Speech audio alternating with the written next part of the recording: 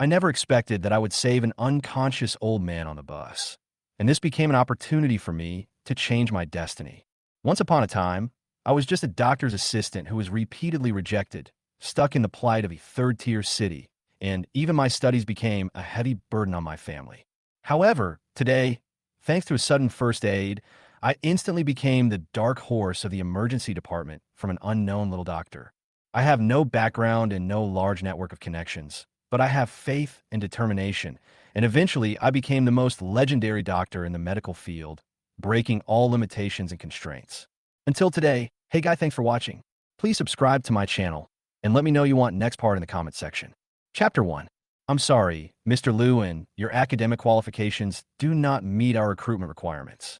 The minimum requirement of our institute is a doctoral degree. Listening to the interviewer's polite but cold words, I lower my head, but my heart felt like a huge rock was pressing on it.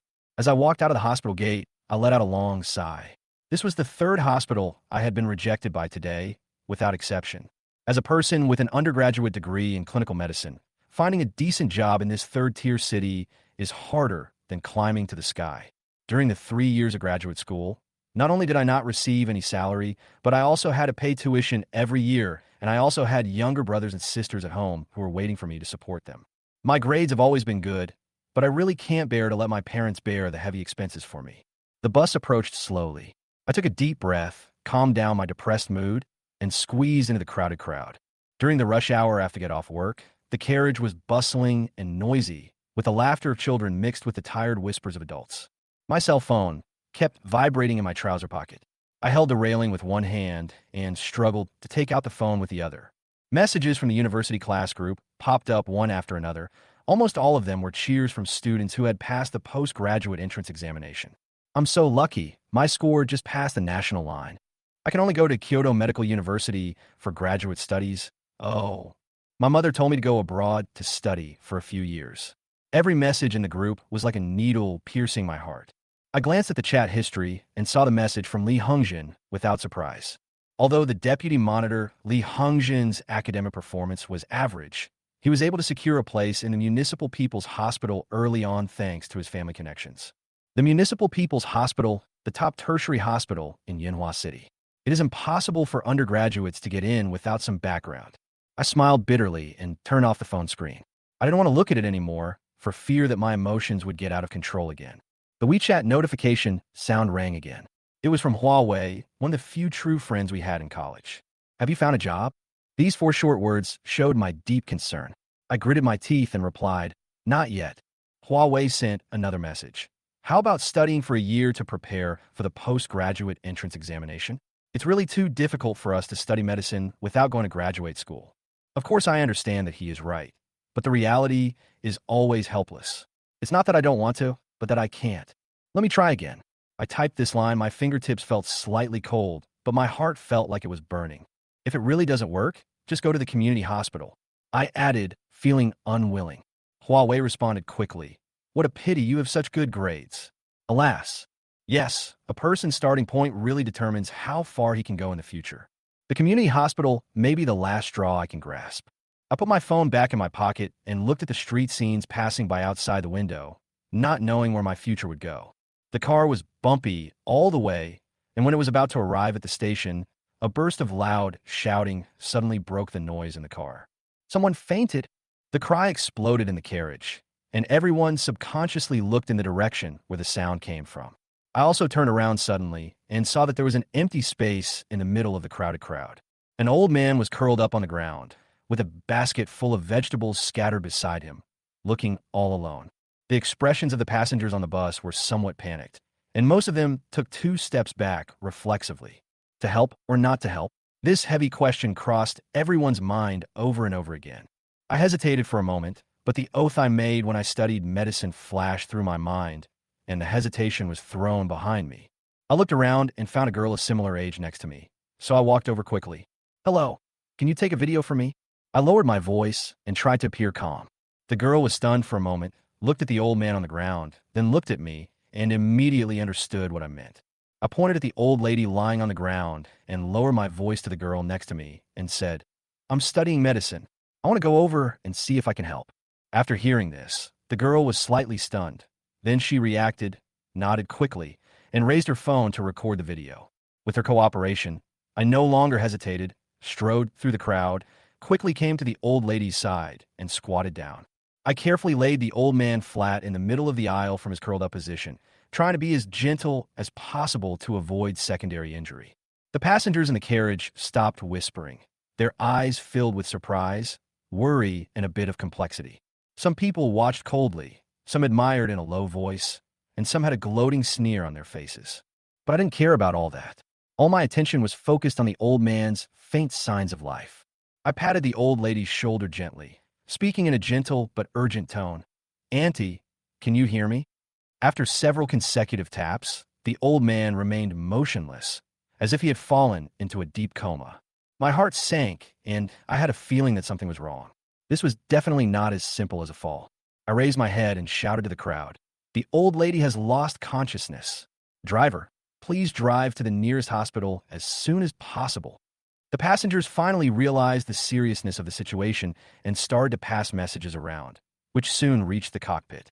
The driver stepped on the accelerator decisively and rushed towards the nearest emergency hospital regardless of the traffic lights. I turned back to continue checking on the old man's condition, gently running my fingers along the side of his Adam's apple, looking for the carotid artery pulsation. The pulse should be easiest to feel at the position 2 fingers wide from the Adam's apple. I held my breath and felt it carefully. However, the cold reality made my heart tighten. My pulse was so weak that it was almost non-existent. I looked up and observed the old man's chest. There was still no movement, and the air seemed to be frozen at this moment. Oh no! My heart and lungs suddenly stopped. An emergency alarm immediately sounded in my mind. Sudden respiratory and cardiac arrest means the situation is extremely critical and cardiopulmonary resuscitation must be started immediately. Otherwise, the consequences will be disastrous. I quickly tilted the old lady's head to one side to prevent vomit from blocking her airway. My movements were quick and decisive. Then I half knelt beside her, folded my hands, and accurately found the pressure point in the middle and lower part of the sternum. During my internship in hospital, I participated in countless cardiopulmonary resuscitation drills, and the key points that my teacher repeatedly reminded me flashed through my mind. Lean your upper body forward slightly, straighten your elbows, and press down with your body strength, maintaining a frequency of 100 to 120 times per minute. The depth of each compression must reach 5 to 6 centimeters and cannot be too shallow, otherwise it will not work. Moreover, the standard procedure is to press 30 times and perform 2 artificial respirations to effectively maintain blood oxygen supply. As I pressed rapidly, I weighed whether I could do the dual tasks of artificial respiration and compressions by myself. Just as I was about to stop and adjust, a figure squeezed over from the crowd and said in a steady and powerful voice, "Hey boy, let me help you." I looked up and saw a middle-aged man in his 40s with sparse hair and a calm and determined look. "I'm going to give you artificial respiration. Don't stop." He said it simply, with a reassuring sense of professionalism. "Okay." I nodded without asking any more questions, because I knew that every second was extremely precious right now. He took out a portable mask from his pocket, quickly put on the old lady's mouth and nose, and began to perform artificial respiration. Pinching the nose, sealing the mouth, blowing air, each movement is skillful and standard, and it is obvious that he has received professional training. While he was breathing, I continued to perform chest compressions, keeping the force and frequency consistent. The two of them cooperated seamlessly. Their movements were smooth and continuous, and the crowd in the carriage gradually quieted down, leaving only our cries of rescue. Some passengers took out their mobile phones to record the scene, while others prayed silently. The atmosphere was heavy and solemn. After 5 cycles of CPR, I checked the old lady's pulse and breathing again. When I touched it, there was still no pulse, nor could I feel the slight rise and fall of the chest. My heart sank. I shook my head gently and whispered to the bald man, "I haven't recovered yet." His expression was stern, and he said in a deep voice, "Keep going. Don't give up." I gritted my teeth, wiped the sweat from my forehead, and got back to the intense pressing operation. Chest compressions may seem simple, but standard operations are extremely physically demanding, and my arms felt as heavy as if they were filled with lead. "Do you want to change it?" The middle-aged man asked me in a low voice at the right time, his eyes full of concern. "No, I can still hold on." I shook my head, took a breath, and continued pressing. Changing people in the middle of the process can easily cause interruption of compression, which is extremely dangerous for the patient. I don't want to take this risk. The other party nodded, didn't say anything more, just silently follow my rhythm. After several sets of CPR, my arms were almost numb and my back was already soaked with sweat.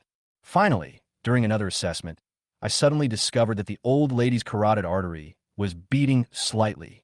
I could hardly believe the feeling of my fingertips and confirmed again that her breathing was gradually recovering. The middle-aged bald man and I looked at each other and both breathed a sigh of relief. Although the old man had not yet regained consciousness, his heartbeat and breathing had recovered, and he was temporarily out of the brink of death. I slowly withdrew my hand from pressing. My palms still felt numb, but the tension in my heart finally relaxed. As long as the vital signs were stable, there was no need to continue CPR. At this time, the bus also stopped steadily at the door of the nearest hospital, MANHUA People's Hospital. Through the window, I saw the eye-catching red words of the emergency building. Without saying a word, the bald man and I carefully supported the old lady and hurried to the emergency department. Sweat was running down my neck, but I had no time to care. I just want to go faster and faster. As soon as he rushed into the emergency building, the middle-aged man suddenly shouted at the top of his voice, "Come quickly. There is an emergency patient." The voice seemed to tear through the air, attracting everyone's attention. The nurse behind the triage desk stood up suddenly and looked at us nervously. Seeing this, the bald man turned around and shouted to me, "Young man, go register. I'll take the patient in." I nodded, my heartbeat still not calming down, but I ran to the registration window as fast as I could. But after feeling the old man's body, I couldn't find anything to prove his identity. I could only hang up an anonymous number, and I sighed inwardly. In this world, there are always some kindnesses that are destined to be unrewarded, but I still don't want to give up. The emergency room was bustling with activity. Doctors quickly opened intravenous access, laid out electrocardiograms, and measured blood pressure and blood sugar. Their movements were skillful and quick, and the atmosphere was tense and heavy. The attending physician, Chung Peng, was giving instructions nearby. When he looked up, he suddenly caught a glimpse of the bald man standing beside the bed and immediately showed a look of surprise. "Huh, Dineen, why are you in the emergency room?" Chung Peng couldn't help but exclaimed. The middle-aged man in ordinary clothes in front of him turned out to be In Ji Chao, the vice president of Yunhua People's Hospital. In Ji Chao rubbed his sore shoulders and smiled tiredly. "My car broke down recently, so I took the bus and this happened. Fortunately, I pressed it back, but I'm not conscious yet. The dean is really amazing. He can save people on the road." Chung Peng complimented him, but his face showed admiration from the bottom of his heart. People who save lives are worthy of respect.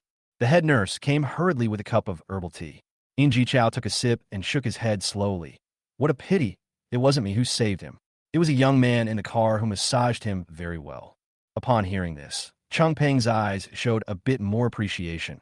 It's not easy to find young people who dare to save people nowadays. There was some emotion and respect in his voice. In this era, saving people has become a luxury. Everyone is afraid of getting in trouble and just stands by and watches. But that young man rushed forward without hesitation. "Okay, stop talking nonsense." In Ji Chao put down the cup, his eyes darkened. "Hurry up and contact the family. If you can't get in touch, report to the medical department. Save the people first."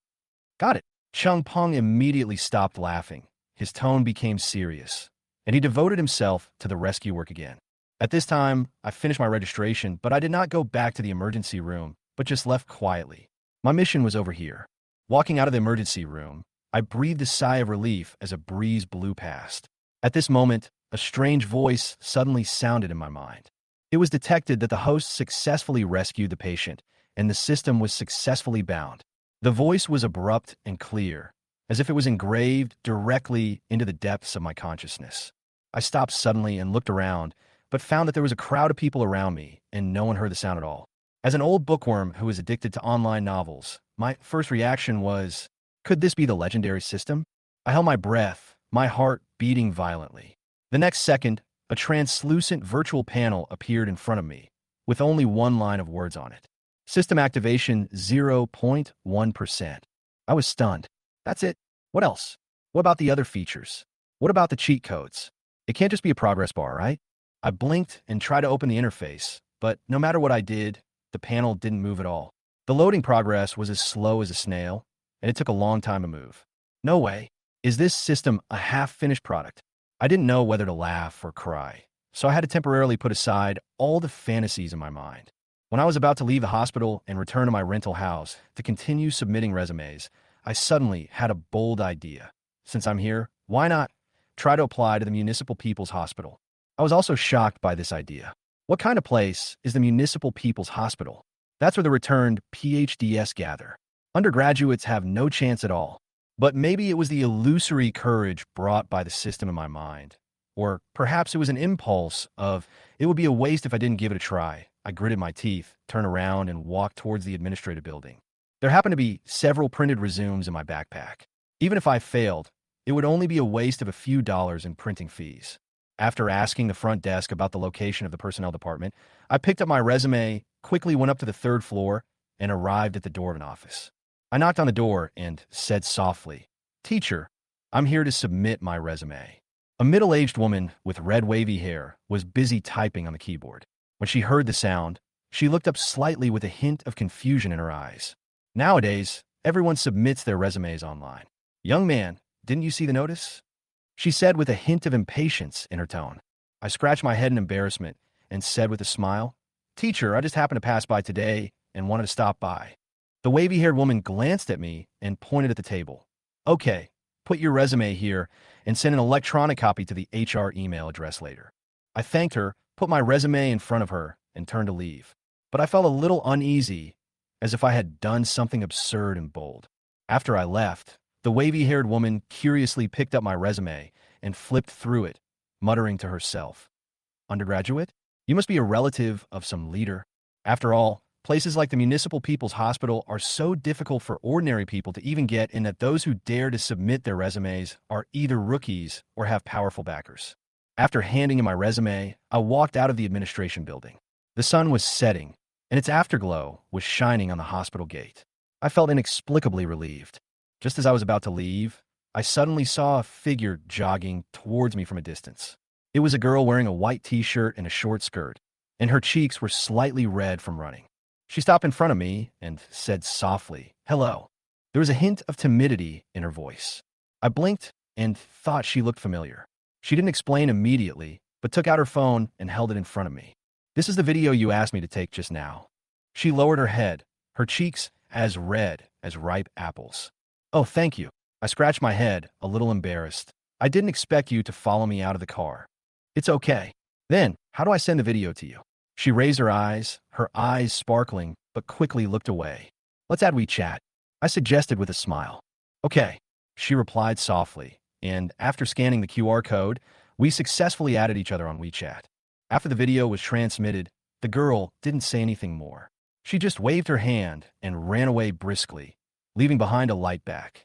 I stood there, watching the video saved on my phone, and an indescribable warmth welled up in my heart.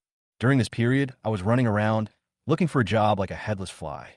Even though the incident of me saving someone on the bus was reported by the media, I had no time to pay attention. People on the bus took a lot of videos of saving people and uploaded them to the internet, but unfortunately the angle was too far away and my face could not be seen clearly in the videos. But it doesn't matter. Saving lives is not for fame. What I care more about is that the recruitment season is about to end. If I can't find a suitable hospital this week, I will have to report to the community hospital and end this futile journey. At the same time, the system in my virtual panel is still activating. System activation 56.2%. I don't know what this mysterious system can bring, but I know that it is better to rely on myself than on others. Right now, I can't put all my future on the unknown. The class WeChat group was still lively. Suddenly, the class monitor Lee Hungjin sent a short video. Curiosity drove me to click it, and it turned out to be a video of me rescuing a patient on a bus. The group immediately went wild. This doctor is so professional. His movements are so standard. Maybe he's the attending physician. Looking at his back, he looks so young. Maybe he's a resident. By the way, why does this background look familiar? I glanced at the comments and smiled bitterly. Yes, I was the one saving the life in the video. But I still quietly closed the group chat and didn't intend to explain. In my opinion, saving lives is my duty and not worth showing off. At this time, my phone vibrated again. Huawei sent a message. "Is that you in the video?" Before I replied, he sent another message. If you don't reply, it means you agree. I smiled bitterly, thinking, you are not asking. You are directly convicting. Huawei then advised me, don't go to the community hospital. Study for the postgraduate entrance examination. You deserve a better future. My heart ached, and I replied, I wanted to, but my brother and sister will be in high school and college next year, and the pressure at home is too great. I can't just take care of myself. Huawei was silent for a while, and only replied, what a pity. Our conversation came to an abrupt end. He was truly sorry for me, and I could only sigh in my heart. I closed the chat box, opened my secondhand notebook, and continued to refresh the recruitment information of major hospitals. I was staring at the screen in a daze when my cell phone rang. It was an unfamiliar number. I frowned. There have been too many spam calls recently, but I was afraid of missing an important notification, so I had to answer it patiently. Hello, is this Lewin? A middle-aged woman's voice came from the other end of the phone. Yes. I answered subconsciously, mentally ready to hang up the phone. This is the personnel department of Manhwa People's Hospital. You submitted your resume earlier. We have a position in the emergency department with a 6-month probation period. Are you willing to accept it? My heartbeat suddenly stopped. Manhwa People's Hospital. I couldn't believe my ears and hurriedly confirmed. Excuse me. Can you say it again? Manhwa People's Hospital. Emergency department position. At this moment, joy and shock intertwined in my heart. I accept. I almost blurted out, trying hard to suppress the trembling in my voice. Although it was only a probation period, I was extremely lucky to be able to work at the Municipal People's Hospital. Even if I was rejected after half a year, with this experience, it would be much easier to find a job in the future. What's more, my system is still being activated. Half a year is enough time for me to grow into a better person. After hanging up the phone, I couldn't wait to call home. Mom, I found a job, not in the community hospital, but in the Municipal People's Hospital. My mother's voice choked up on the other end of the phone. They had worked hard all their lives, just hoping that I could live a better life. Now, I finally didn't let them down. As for the others, I chose to remain silent. Who would believe it? Everyone would just think I was bragging. Forget it. The innocent will be innocent. In the next few days, I began to prepare for my new job, feeling both nervous and excited. The first time I walked into the emergency department building of the Municipal People's Hospital wearing a white coat, I couldn't tell whether I was nervous or excited. In the past, I could only look up at this place, but now I'm a part of it. But I understand that behind this honor is a heavier responsibility. It was late at night, and I was sleeping lightly on the small bed in the duty room. Suddenly, a rapid knock on the door woke me up. Dr. Liu, the patient in bed 3, is sick again. I jumped up, my heart pounding, put on my white coat, grabbed the stethoscope on the table, and rushed to the emergency room. It's a 75-year-old lady with chronic obstructive pulmonary disease, heart failure, and kidney failure. Her condition is critical. Sue Lily, the nurse on duty, gave a brief report while leading me to the bed. Sister Lily, where is Teacher Chow? I looked around and didn't see the teacher Chow Tianwei. He is rescuing a newly arrived cardiac arrest patient. So let you take over first. Sue Lily pointed to the emergency room opposite. I took a deep breath and suppressed my panic. It was my first time facing a critically ill patient alone, so it would be strange if I wasn't afraid. But I know now is not the time to be afraid. Next to my ears, the system panel quietly updated a line of words. System activation 98.99%. I walked quickly to the bedside, and the scene in front of me made my heart tighten. The old lady sat upright on the bed, breathing heavily. Her lips were blue and purple, her eyes were empty, and she was struggling and desperate. She seemed to want to speak, but no sound came out, only the heavy breathing tearing the air. The ECG monitor at the bedside beeps piercingly, like an invisible knife stabbing into my nerves. My heart rate is 140 beats per minute. In atrial fibrillation, my blood oxygen is only 85%, and my blood pressure has soared to 190 out of 100. I glance at the instrument, and all the data is clear at glance. Doctor, please, you must save my mother. A middle-aged woman in plain clothes half knelt beside the bed, tightly grasping the old lady's cold hand, tears streaming down her face. Family members, please step aside and cooperate with us in the rescue, I said calmly and forcefully, and quickly picked up the stethoscope to conduct a physical examination. In such a critical moment, not even a second can be wasted, but basic assessment must not be omitted. The moment I put the stethoscope on the old lady's chest, Various bubbling and spitting sounds intertwined and drilled into her eardrums. My heart sank a little. This was the sound of water flooding in her lungs. In just a few seconds, I scanned her body. Her neck veins were distended. Her lower limbs were severely swollen, and all the signs led to one conclusion: acute left heart failure. Insert zero point 0.2 milligrams of digoxin and 20 milligrams of furosemide. Increase the oxygen intake. Insert another vial of chlorpheniramine. Ventilator, laryngoscope, endotracheal tube kit, all ready. As I gave the doctor's orders, I kept a close eye on the old lady's changes. Sue Lily was stunned for a moment, but she quickly reacted and executed the orders swiftly. I knew that there was no room for hesitation at this moment. I kept getting cardiac stimulants and diuretics, but my heart didn't calm down. My blood oxygen level was still dropping. Acute left heart failure, to put it simply, means that the alveoli are filled with water and gas exchange fails. Normal blood oxygen saturation should be above 95%, but hers is only 84%. If oxygen supply is not improved as soon as possible, the consequence will be irreversible brain damage. I glanced outside and my heart sank. Teacher Chow hasn't come back yet. Dr. Liu, the patient over there is also in critical condition, and Teacher Chow can't leave. Sue Lily approached and reminded in a low voice. I gritted my teeth and made a prompt decision. Prepare the non-invasive ventilator. Although I was nervous, I knew this was the only option. Soon, the ventilator was installed, and I carefully put the mask on the old lady's mouth and nose. After the machine was turned on, the blood oxygen data finally slowly climbed up. 85%, 88%, 90%. Seeing the number stabilize, I felt a little relieved. Sue Lily also smiled slightly. But the next second, the shrill alarm sounded again. Beep, beep, beep. My heart skipped a beat, and I looked at the ECG monitor. The waveform in front of me was chaotic, and my eyelids jumped. Ventricular fibrillation. Extremely dangerous arrhythmia. One wrong step means death. Without thinking too much, I rushed over across my hands and quickly performed chest compressions. Ventricular fibrillation means that the heart has stopped pumping blood effectively, and only manual compressions can maintain life. The old lady was completely unconscious. Her eyes rolled up, and there was white foam at the corners of her mouth. Quickly bring the defibrillator. I shouted at the top of my lungs, but Sue Lily had already quickly pushed the device over. The middle-aged daughter was so frightened by this thrilling scene that she collapsed to the ground, clasped her hands together, and prayed tremblingly. First defibrillation, 200 joules. I pressed and gave instructions loudly, and Sue Lily handed me the electrodes skillfully. Everything was ready. I aimed at the 2 defibrillation sites and shouted, "Everyone, get away from the bed." After confirming, I decisively pressed the discharge button.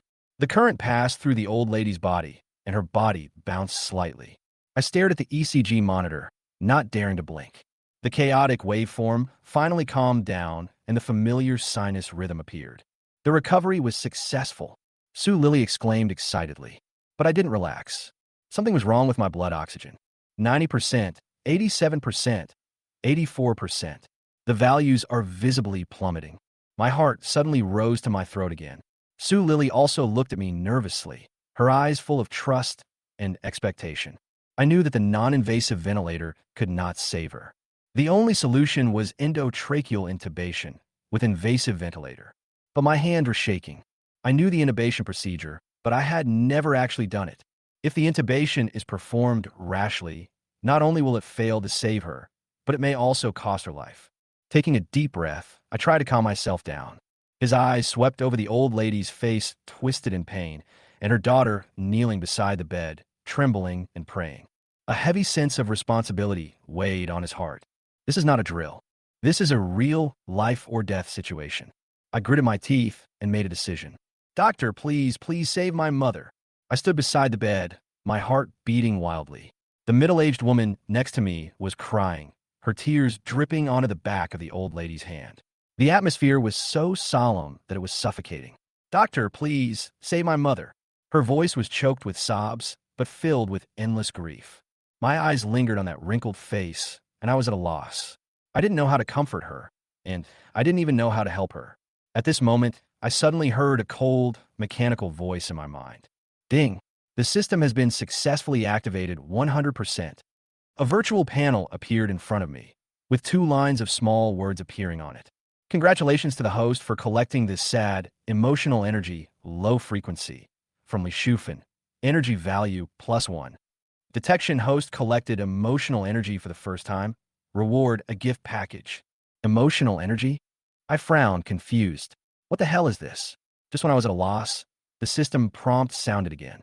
Do you want to open the gift package immediately? Of course. I confirmed without hesitation. Who can refuse a newbie gift package? The sooner you open it, the sooner you can enjoy it. Ding! The host has opened a gift package. Congratulations on receiving the reward. Universal Basic Skill Card. You can actively select skills. Energy value +10. Skill card. I was moved. I could actually choose a skill card? This was beyond my expectation. The system interface jumped, and a long list of skill options appeared. Debridement, dressing change, suturing, cardiopulmonary resuscitation, defibrillation. I glanced at the options and marveled inwardly. It was a surgeon's dream tool. However, my eyes stopped at one skill, endotracheal intubation. This is a skill I urgently need. I chose it immediately without any hesitation. A cool feeling came over me, and my mind was instantly filled with all the knowledge about tracheal intubation.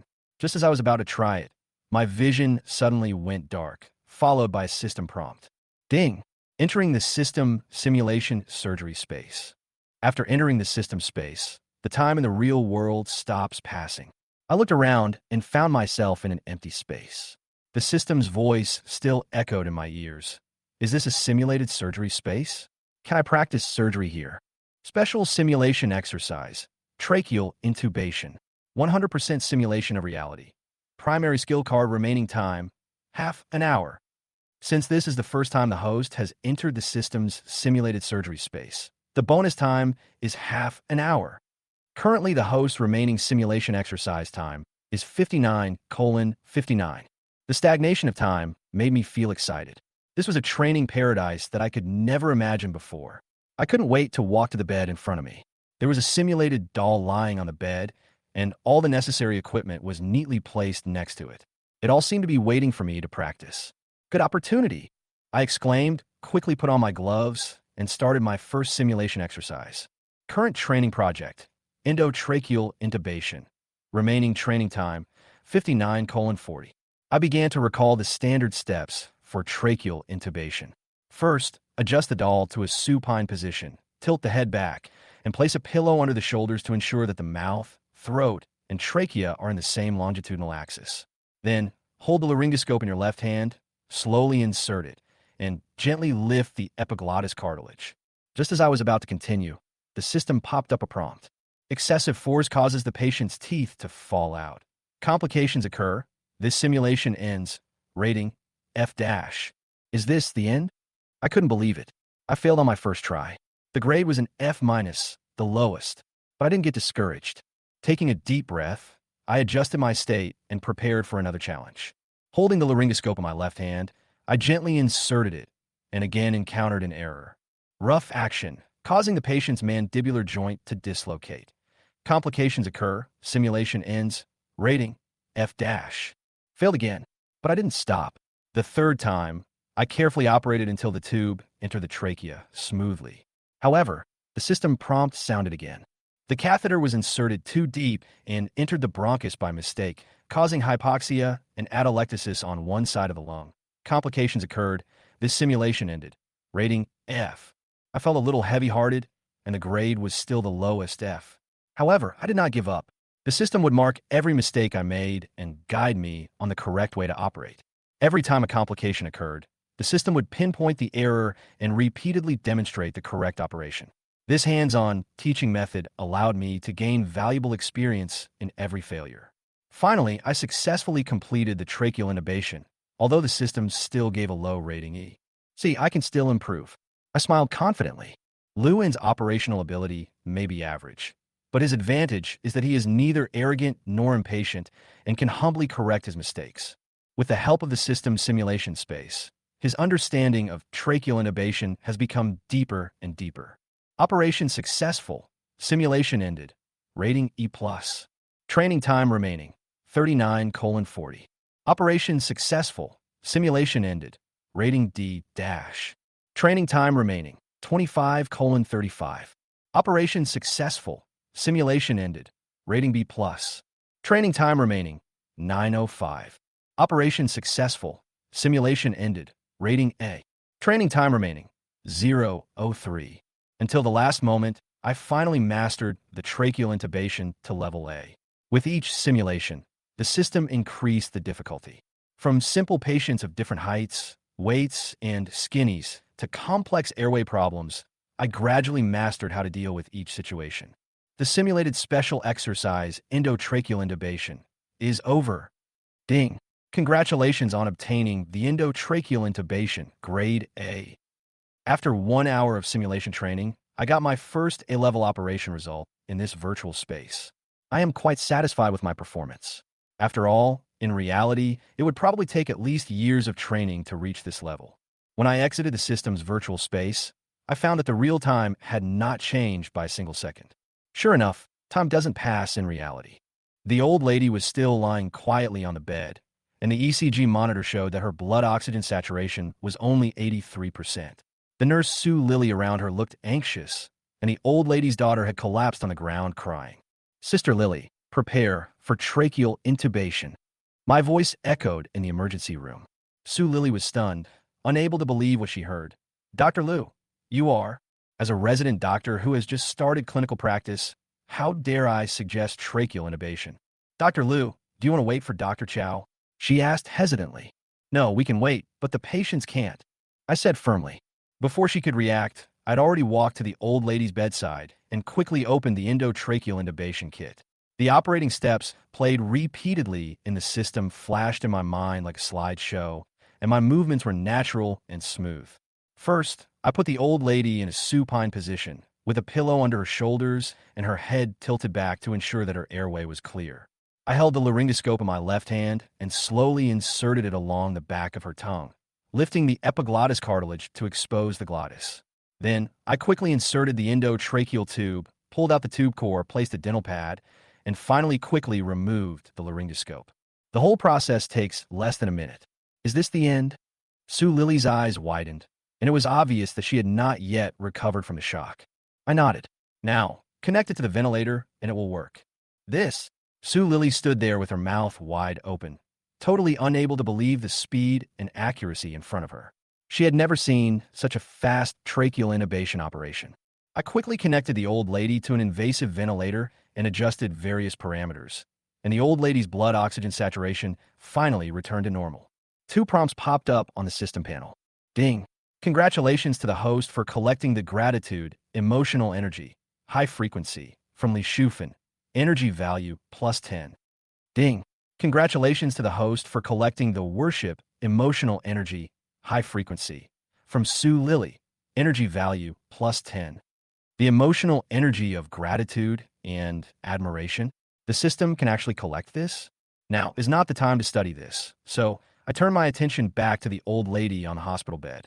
At this time, there was a burst of hurried footsteps outside. Where is the patient who needs intubation? A middle-aged doctor ran quickly into the emergency room. The person who came was my instructor, Chow Tian-Hui, the attending physician of the emergency department. Although he had no expression on his face, his hurried steps showed that he was anxious. Dr. Chow, the patient is here. Sue Lily gestured to him. Chow Tian-Hui looked at the old lady on the bed. A trace of doubt flashed in his eyes. Is this patient already intubated? No, this is the old lady in bed 3.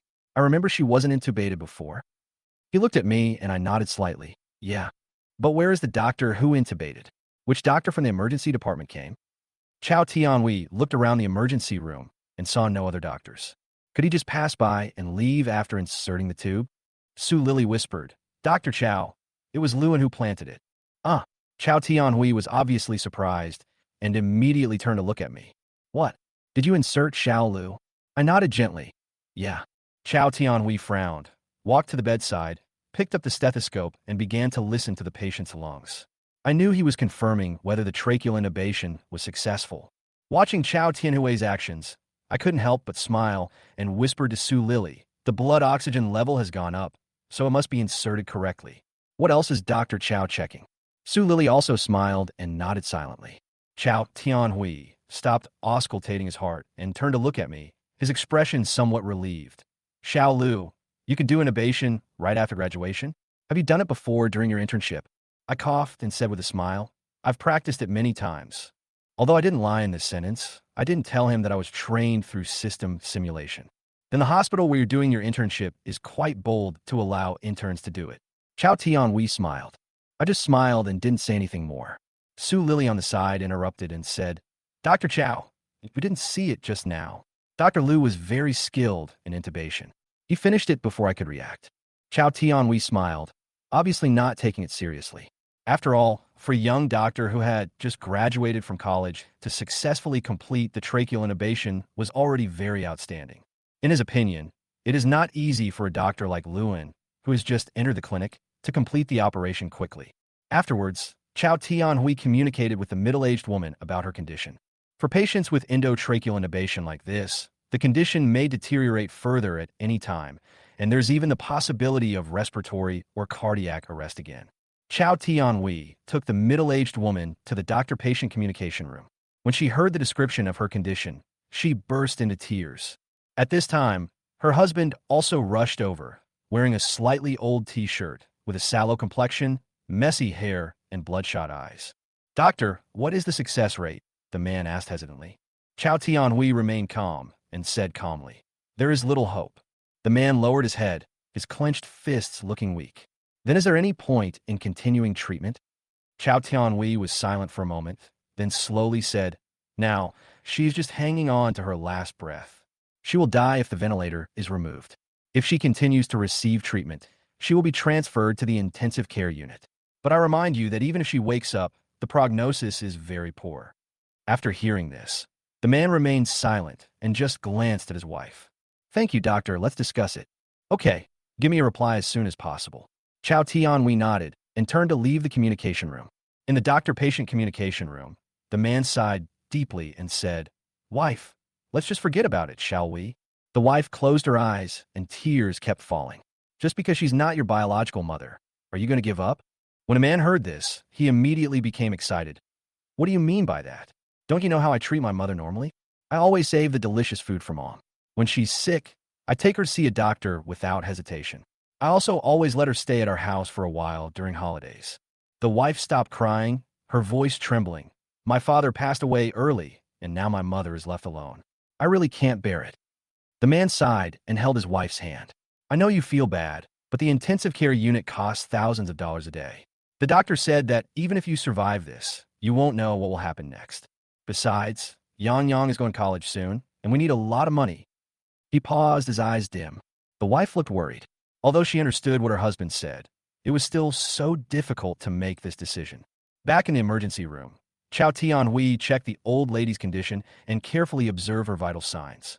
No matter what the family members decided, as a doctor, he would only go all out to treat every patient. Xiao Lu, what disease do you think this patient has? Chao Tianhui turned and looked at me. I answered without hesitation. Based on the patient's symptoms, signs, and auxiliary examinations, I think it is an acute heart failure, combined with respiratory failure, renal failure, and other multiple organ failures. Chao Tianhui nodded slightly. Yes. Acute heart failure is very common in the emergency department, especially at night, and the condition is better during the day. Do you know the reason? I was stunned for a moment and recalled what I learned in undergraduate studies. At night, the sympathetic nerves are excited, and when you lie down, the amount of blood returning to the heart increases, which increases the burden on the heart. Chao Tianhui nodded with satisfaction after hearing this. That's a good answer. I can see that you have a solid foundation of knowledge. Why didn't you take the postgraduate entrance examination? Medical major is a 5-year undergraduate program, and many people choose to continue their studies after graduation. But people like me, whose family conditions are average, still choose to receive regular training. My family situation doesn't allow it. Not only is the tuition high, but there's no salary either. I have to rely on my family for support. I said indifferently. Chao Tianhui smiled and said, If you have the opportunity in the future, it will be better to take the postgraduate entrance examination. Thank you for the advice, Teacher Chao. I responded with a smile. At this time, a prompt pops up on the system panel again. Ding.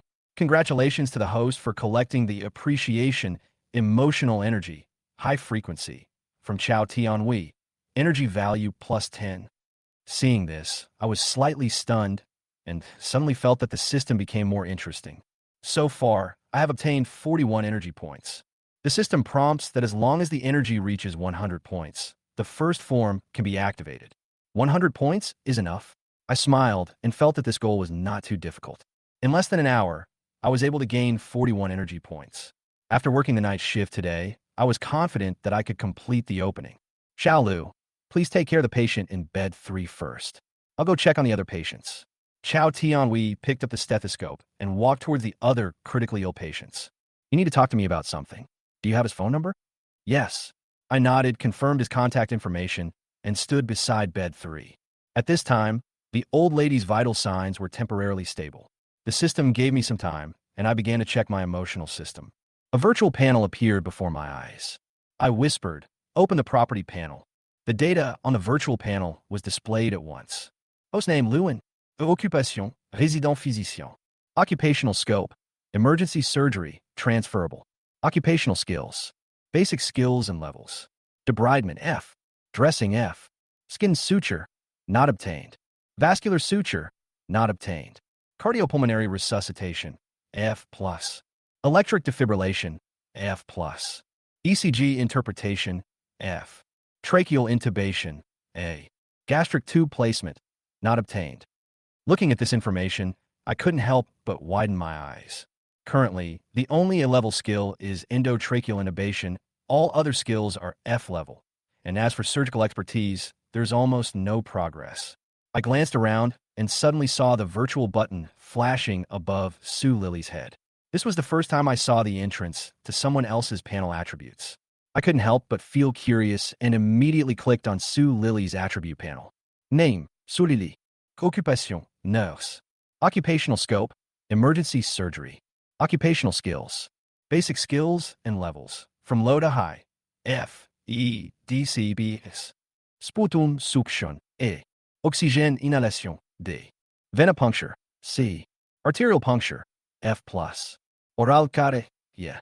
Nasogastrique feeding care, yeah. Endwelling catheterisation, D. Enema, F. I was stunned for a moment. I could actually see other people's skill panels. Although these skills were one level higher than mine, they were still at the elementary level. What surprised me most was that venipuncture, also known as injection, was her most proficient skill. She noticed that I was staring at her, and her pretty face suddenly turned red. Lewin, what are you looking at? I quickly looked away and coughed lightly to cover up my embarrassment. Sorry, I was distracted. She smiled and didn't seem completely convinced by my excuse. I don't want to find a boyfriend who is a surgeon. I heard your circle is very chaotic, and it's easy to have scumbags. I was stunned, huh? She immediately revealed a mischievous smile and said, "We are in the same industry. I'm too busy with work and cannot take care of my family." I was stunned and said, Just then, the family members of the old lady in bed 3 came, and Sue Lily immediately changed the subject. Dr. Liu, the middle-aged woman's voice was a little choked. "We would like to know how much does a day in the intensive care unit cost?" I briefly explained the cost to her.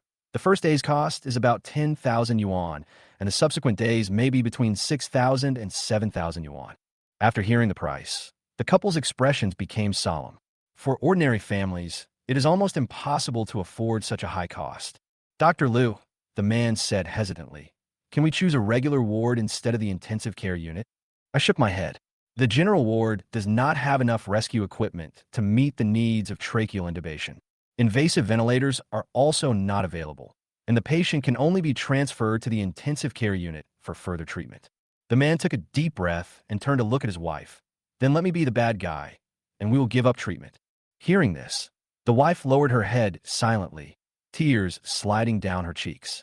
I know this is a decision they made after careful consideration. A few hours later, the old lady was sent home. After the ventilator was removed, the old lady's blood oxygen saturation dropped rapidly. Perhaps she had stopped breathing when she just got home. I watched her leave silently, feeling indescribable. I just performed tracheal intubation and almost pulled her back from the hands of death. But now, I'm watching her give up treatment and choose to go home. "You feel bad, right?" Chao Tianhui's voice suddenly came. I nodded slightly. I think if the family members insist a little longer, the old lady may still be saved. But the more likely scenario is that she will lose both her money and her life. Chao Tianhui said calmly. Even if she wakes up by chance, her life will be extremely dependent on others. This will be a heavy burden for a family that is already in financial difficulty. Chao Tianhui is right, and I understand the family's decision. But this is not easy to accept. Every life is unique in this world. Xiao Lu, it's normal for you to feel sympathetic when you first start working in the clinic. Chao Tianhui looked at me with a calm expression. As you experience more, you will gradually get used to it. I nodded, but I still couldn't let it go. Every job should not be numb. As a doctor, I hope to find a balance between emotion and responsibility. Xiao Lu, today's night shift is very busy, and you may not have time to rest. Okay, Teacher Chow. I had already given up the idea of going back to the duty room to rest. Moreover, I wanted to continue collecting emotional energy and activate the first form of the system. I began to assist Chao Tianhui in handling other emergency patients. Xiao Lu, the patient who accidentally drank pesticides has had his stomach washed. Pay attention to monitoring liver and kidney function. Okay, this patient who cut his wrists is emotionally unstable. Pay attention to communicating with him. If there is any fluctuation, notify me immediately. Understood. This patient who fell off his bike needs to undergo an abdominal CT scan and follow up on the results. Got it. In the process of assisting Chao Tianhui, I gradually adapted to the fast-paced emergency work. I also found that I could only collect emotional energy when I personally came into contact with the patients and the patients experienced emotional changes. Doctor, can I go home? A young boy came up to me, and I recognized him as the one who fell. Does your stomach still hurt? I put down the medical record in my hand. It doesn't hurt anymore. I told you I'm fine. Why did you have to come to the hospital? He spoke with some impatience. I turned on the hospital's imaging system and found that he had not done an abdominal CT scan. You didn't do a CT scan? I said it was okay, but my mother asked me to come for a checkup. She insisted on doing a CT scan. It's so annoying. He continued coldly. You doctors are afraid of taking responsibility and dare not make judgments, so you asked me to do these tests. Ding. Congratulations to the host for collecting the disgust, emotional energy, low frequency, from Towley, energy value +1. I looked at the system panel and felt the change in the young man's mood. Chapter 9. A scam hospital? Ding. Congratulations to the host for collecting the regret, emotional energy, low frequency, from Towley, energy value +1. I understand Tao Lee's emotional changes. Many times, only when people are faced with life and death situations do they begin to regret and realize how wrong their previous decisions were. Teacher Chow, the blood pressure is 95/60 mmHg. I measured Tao Lee's blood pressure again and reported to Chao Tianhui. Okay, the CT room is ready. Push the patient over for a CT scan right away. Got it, I replied. Then, with the help of Sue Lily, I pushed the bed towards the CT room. About 5 minutes later, the CT scan results came out. It's really a ruptured liver. There's a lot of blood in the abdominal cavity. I stared at the CT images, my heart sinking. The liver is fragile and rich in blood vessels, and it is easy to rupture and bleed when attacked by external violence or sharp objects. If hepatic artery bleeding is not controlled in time, the patient may die from hemorrhagic shock at any time. Teacher Chow, we can't go back to the emergency room. We must go directly to the operating room now. I quickly contacted Chao Tianhui. Patients with traumatic liver rupture are often in critical condition, especially those with peritoneal hemorrhage and unstable vital signs. If they cannot undergo surgery in time, the mortality rate will be very high. You're right, Chao Tianhui responded. Don't waste time. Take the patient directly to the operating room. I will communicate with the family. Got it. I hung up the phone and immediately looked at Sue Lily. Sister Lily, I have already communicated with Teacher Chow. I will not go back to the emergency department, but go directly to the operating room. Okay, I got it. Sue Lily has realized the urgency of the matter. Although traumatic liver rupture is uncommon, once it occurs, the consequences are extremely serious. With the close cooperation between Sue Lily and I, the patient was successfully sent to the emergency operating room. Not long after, Chao Tianhui rushed to the operating room. Teacher Chow, the patient has entered the operating room. I hurriedly reported. Chao Tianhui changed in a surgical gown and quickly walked to the operating table. Xiao Lu, the family has agreed to the operation. You come with me. Huh? I go on stage. I was stunned and pointed at myself. I had just arrived at the emergency department and hadn't even had much practice in debridement and suturing. Why were I suddenly asked to perform surgery? My assistant is busy today and can't come. Chow Tianhui said while washing his hands. You can just assist me by the stage. Are you willing? Yes, of course. I was stunned for a moment, but then I quickly reacted and expressed my opinion. This kind of opportunity doesn't come often, and it's what every doctor dreams of. Okay, then don't waste time. Hurry up. Gao Tianhui Uget. He took me into the emergency operating room, through the resuscitation room and the dressing room, and finally to the wash basin outside the operating room. Do you know how to wash your hands? Chow Tianhui looked at me. Yes, I nodded. Hand washing during surgery is very different from ordinary hand washing. The purpose is to remove as much bacteria as possible from the hands, so there are strict procedures and time requirements. Chow Tianhui watched me wash my hands. It was obvious that he didn't ask me to be his assistant by chance. He wanted to test my basic skills. Although I washed slowly, I did each step very accurately. Chow Tianhui nodded and said, "Pay attention to the scope of disinfection next time. Also disinfect the area above the elbows. That is the sterile area." I understand. I nodded and kept this in mind. Chow Tianhui instructed me and reminded me of the precautions for the operation. We entered the operating room. Old Wu, how is the anesthesia? Chow Tianhui asked the anesthesiologist. The anesthesiologist looked at me and said, "The anesthesia induction is going smoothly. We can start now." Okay, let's start now. Gao Tianhui note that. The operation began. Disinfection, laying towels, exposing the surgical field. Every step was carried out quickly and accurately. Well done. You must have been on the operating table many times before. Chow Tianhui gave me an appreciative look. Wu Chong sneered, obviously feeling that there was nothing praiseworthy about these steps. During the internship, I learned how to use a professional retractor. I responded simply. During the internship, I often volunteered to participate in the operation. Although I couldn't operate on the stage, I tried my best to learn a lot. I'll do the operation next, and you'll assist me and pay attention to my every step. Chow Tianhui continued. The scalpel cuts open the skin, cuts through the superficial fascia, and reaches the anterior layer of the rectus sheath. As the scalpel goes deeper, the abdominal cavity is completely exposed before our eyes. Suction device. I quickly picked up the suction device and began to clean the blood and blood clots in the abdominal cavity. Cleaning the blood is a very critical step, which requires both maintaining a clear field of vision and finding the specific location of liver damage. The situation is not good. The liver is ruptured over a large area, and the amount of bleeding is too much. Chow Tianhui said in a heavy tone.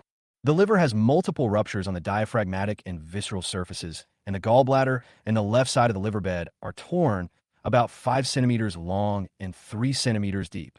I immediately felt a sense of oppression, and using the suction device, I had sucked out as much as 1,200 milliliters of uncoagulated blood in the abdominal cavity.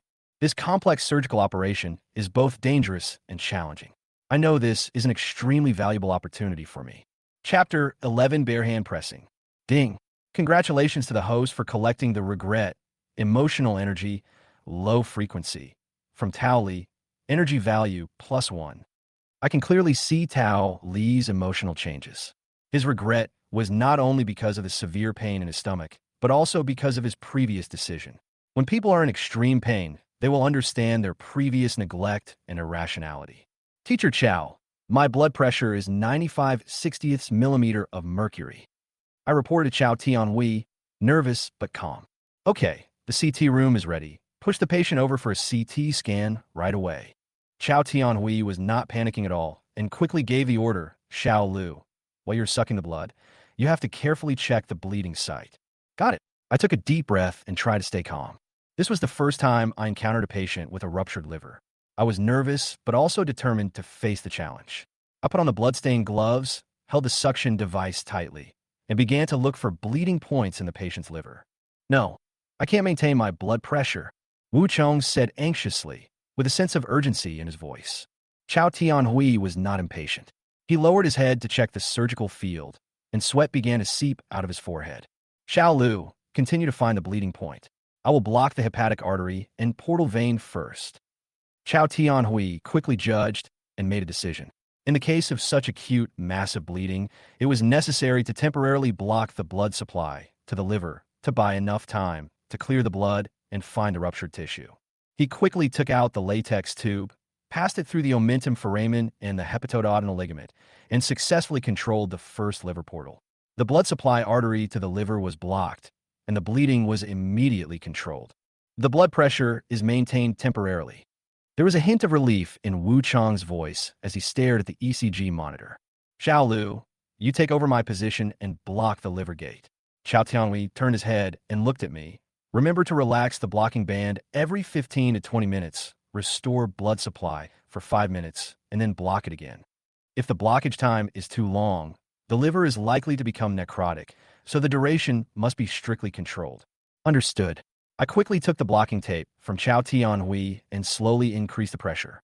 Chao Tianhui then began to examine other parts of the patient, using his left hand to explore the right lobe of the liver, the visceral surface, the portal of passage, and the inferior vena cava, looking for the source of the trauma. We found the wound, Chao Tianhui said calmly, his eyes focused. Next, I'm going to perform liver rupture repair and cholecystectomy. I listened carefully, my heart filled with awe and a sense of challenge. Teacher Chao, I seem to see hematoma at the root of the mesentery. I reminded, feeling a little nervous. Chao Tianhui was stunned for a moment, followed my finger, and found the hematoma of the mesentery. Without any hesitation, he immediately started to cut and remove the blood. Lao Chao, I didn't expect that your student is so observant. Wu Chong smiled. The vital signs were temporarily stable, and Wu Chong was relieved and started a joke. Chao Tianhui remained calm. Pay attention to the blood pressure. The patient's blood pressure may drop again during suture. Wu Chong spread his hands helplessly and continued to monitor the patient's blood pressure. During the operation, the ECG monitor kept sounding alarms, and the patient's blood pressure was like a roller coaster, sometimes high and sometimes low. In addition to pressing the liver portal, I also had to help Chao Tianhui draw out the accumulated blood to ensure a clear surgical field. Fred número 10. The operating nurse immediately handed over the needle and thread. For this kind of injury, it is best to use number 10 silk thread to make intermittent sutures between the wound edges and the liver capsule. Chao Tianhui explained the key points of the operation to me while suturing. The suture should be 1 to 1.5 centimeters away from the wound edge, with a needle distance of 1 centimeter. It is best to pass the suture through the bottom of the tear to avoid leaving dead space. For deeper liver lacerations, when there is still bleeding at the laceration or the surrounding tissue is too fragile to be sutured directly, parallel mattress sutures can be performed. I carefully wrote down every detail. At this moment, Wu Chong suddenly shouted, Lao Chao, what are you doing? Why is the patient's blood pressure dropping again? Chao Tianhui looked at the ECG monitor in confusion. His blood pressure had indeed dropped to 74/52 mmHg. I turned back and reported to Chao Tianhui. Teacher, I put on the blocking band. Chao Tianhui looked at the liver portal and confirmed that the operation was fine, but his brows were furrowed. Continue to infuse fluids and stabilize the patient. Wu Chong responded quickly. Fluid replacement in progress. 1,800 milliliters of blood was lost during the operation, and 4,550 milliliters has been replaced, including 2,250 milliliters of crystalloid, 1,100 milliliters of colloid, 800 milliliters of red blood cells, and 400 milliliters of plasma. Hearing this data, Chao Tianhui frowned deeply. Even after fluid infusion and blockade, the patient's blood pressure still could not be stabilized. Old Wu, check the blood. You don't have to tell me, I've already checked it. Wu Chong handed Chao Tianhui a blood gas analysis result. This is acute metabolic acidosis. Chao Tianhui made a quick judgment. Immediately infuse half a bottle of sodium bicarbonate to correct acidosis. Received. The operating nurse immediately began to prepare the liquid. Old Chao, acidosis causes a disorder in the internal environment, but it shouldn't be so severe that the blood pressure cannot rise, right? Wu Chong was still staring at the monitor, his mind full of questions. Chao Tianhui nodded slowly. Acidosis is indeed one of the reasons, but there must be other problems.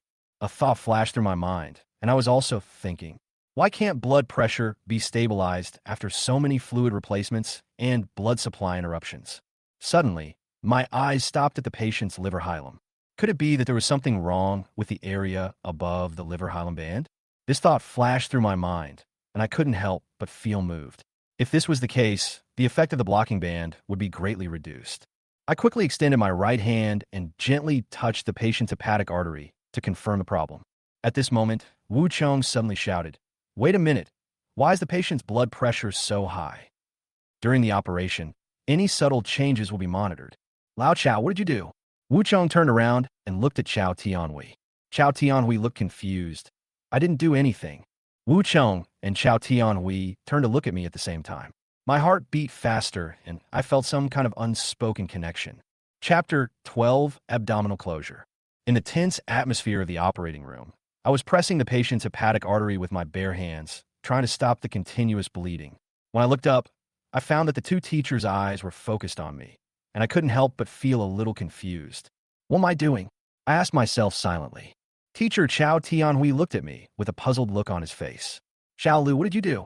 My hand blocked the view, so the two teachers couldn't see my specific operation clearly.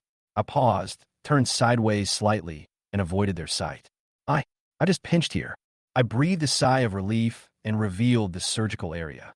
Chao Tianhui and Wu Chong took a closer look, and their eyes widened instantly. "Damn, you are pressing with your bare hands?" Wu Chong's voice was filled with astonishment. As an experienced anesthesiologist, Wu Chong had never seen such an operation, especially in the hands of a resident. What's even more surprising is that I was the one who did this. Chao Tianhui was also stunned, obviously not expecting me to be able to perform such an operation. Although he had seen similar operations, they were always performed by the deputy director or director himself. He did not expect that his apprentice could actually do this. However, after a brief moment of surprise, Chao Tianhui immediately came to his senses and his tone became urgent. "Xiao Lu, keep pressing, don't stop." I nodded, knowing that I might have accidentally pressed the bleeding point of the liver, which temporarily stabilized the patient's blood pressure. Although my hands were a little sore from keeping them in the same position for a long time, I still persisted and had no intention of relaxing. This is not a simple operation. Every second may affect a life. Ding. Congratulations to the host for collecting the highly appreciated emotional energy, high frequency, from Chao Tianhui. Energy value plus 20. Ding. Congratulations to the host for collecting the highly appreciated emotional energy, high frequency, from Wu Chong. Energy value plus 20. This sudden high praise stunned me for a moment, but then I felt an inexplicable joy in my heart. My energy value originally had 52 points, and now it has increased by 40 points, totaling 92 points. I am only 8 points away from unlocking the first form of the system. As the soreness in my hands gradually became fuller and stronger, I even enjoyed this feeling. The operation finally came to an end, and Chao Tianhui announced, "The liver repair is complete. The gallbladder removal is complete. 2 drainage strips are placed, and we are ready to close the abdomen." Hearing this, everyone breathed a sigh of relief.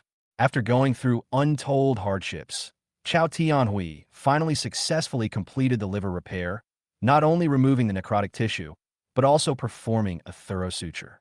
For the next abdominal closure and suture, you must watch carefully and remember the key operations. Chao Tianhui looked at me with a smile. I was stunned, and my heart was filled with gratitude. "Thank you, Teacher Chao. I am very lucky to have a clinical mentor who is willing to teach me skills." Although medical technology has advanced, some people still hold the old idea of teaching the apprentice and starving the master. Don't be so grateful. Things like abdominal closure are originally done by graduate students or resident doctors.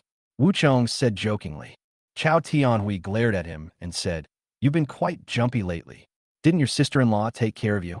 Upon hearing this, Wu Chong immediately fell silent and lowered his head. I just smiled in my heart and didn't react much. After all, I know that I'm not an expert. I can do simple skin sutures like this, but I have no experience in operations involving blood vessels or fat. I can be considered a novice.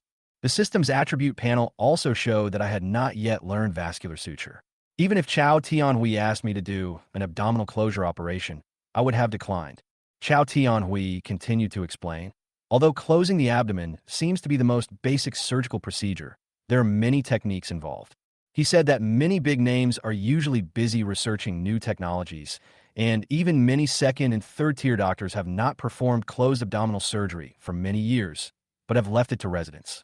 "What are the basic principles of abdominal closure?" he asked. I blurted out, suturing without leaving any cavity. Chow Tianhui nodded. So, do you know any specific methods of closing the abdomen?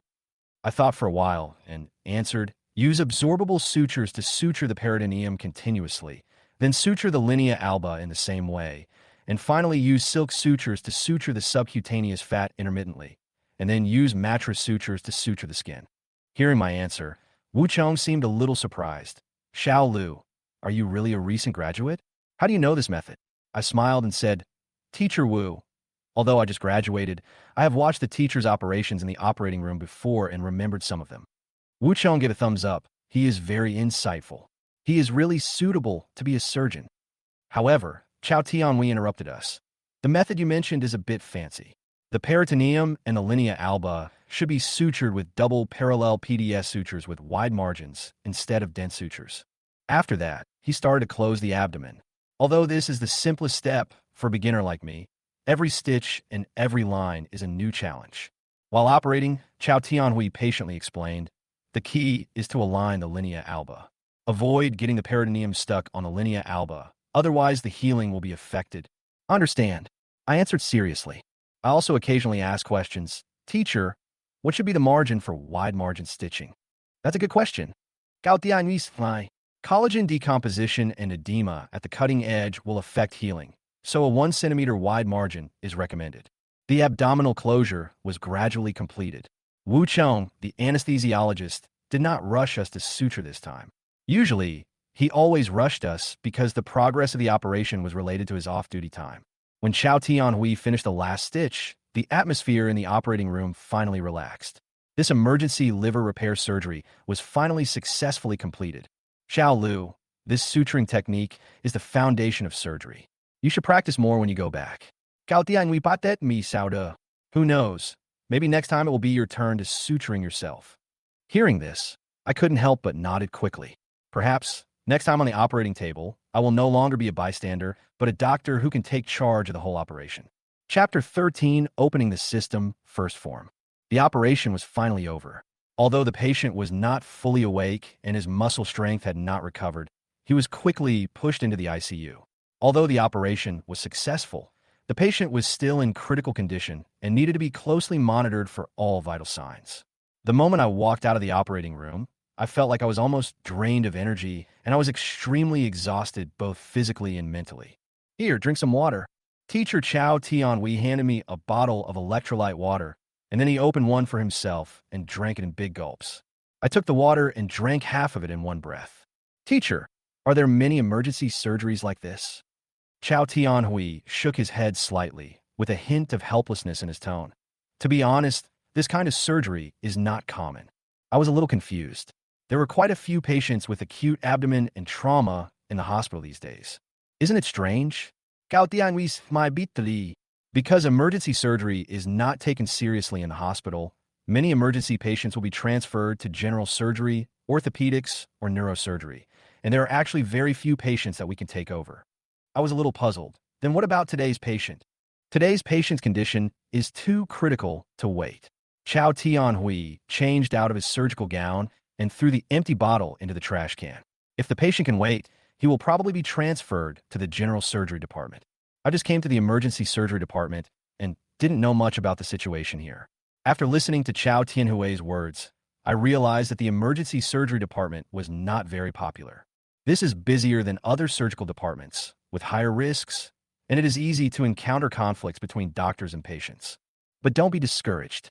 You can learn things in emergency surgery that you can't learn in other departments. Seeing that I was silent, Chow Tianhui smiled and comforted me. He obviously didn't want to discourage me. After all, I was a rare talent. Teacher, don't worry. I think emergency surgery is good. I smiled, but I was a little determined. This is not perfunctory. Now I can only work hard here and try my best to contribute to the patients. Do a good job. I believe in you. Chow Tianhui patted my shoulder and smiled with satisfaction. Let's go back to the department. When I returned to the department, it was almost dawn. Chow Tianhui and I were busy in the operating room last night, and other doctors had already replaced us on duty. Xiao Lu, go back and rest today, and don't participate in the early handover. Chow Tianhui said to me, Teacher, don't you want me to make up the medical records? I hesitated. In fact, I didn't want to leave the hospital so early, especially since I was only 8 energy points away from activating the first form of the system. As long as I could obtain high-frequency emotional energy once, I could unlock the first form.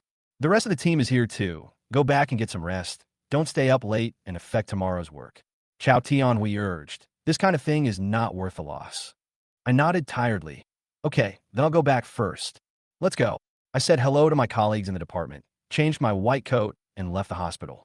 When I walked out of the hospital gate, I felt a sense of relief I had never felt before. The pungent smell of disinfectant in the hospital disappeared, and my mood also relaxed. Although my body was still tired, I felt satisfied in my heart. This night's experience, rescuing critically ill patients and saving lives. This may be the true meaning of being a doctor. I wanted to share this joy with my friends, but when I opened my phone, I saw that there was no one in my address book I could talk to. Warwick might be able to do it, but he is currently on shift change and should be very busy. I sighed, put my phone back in my pocket, and got on the bus back to my rental house.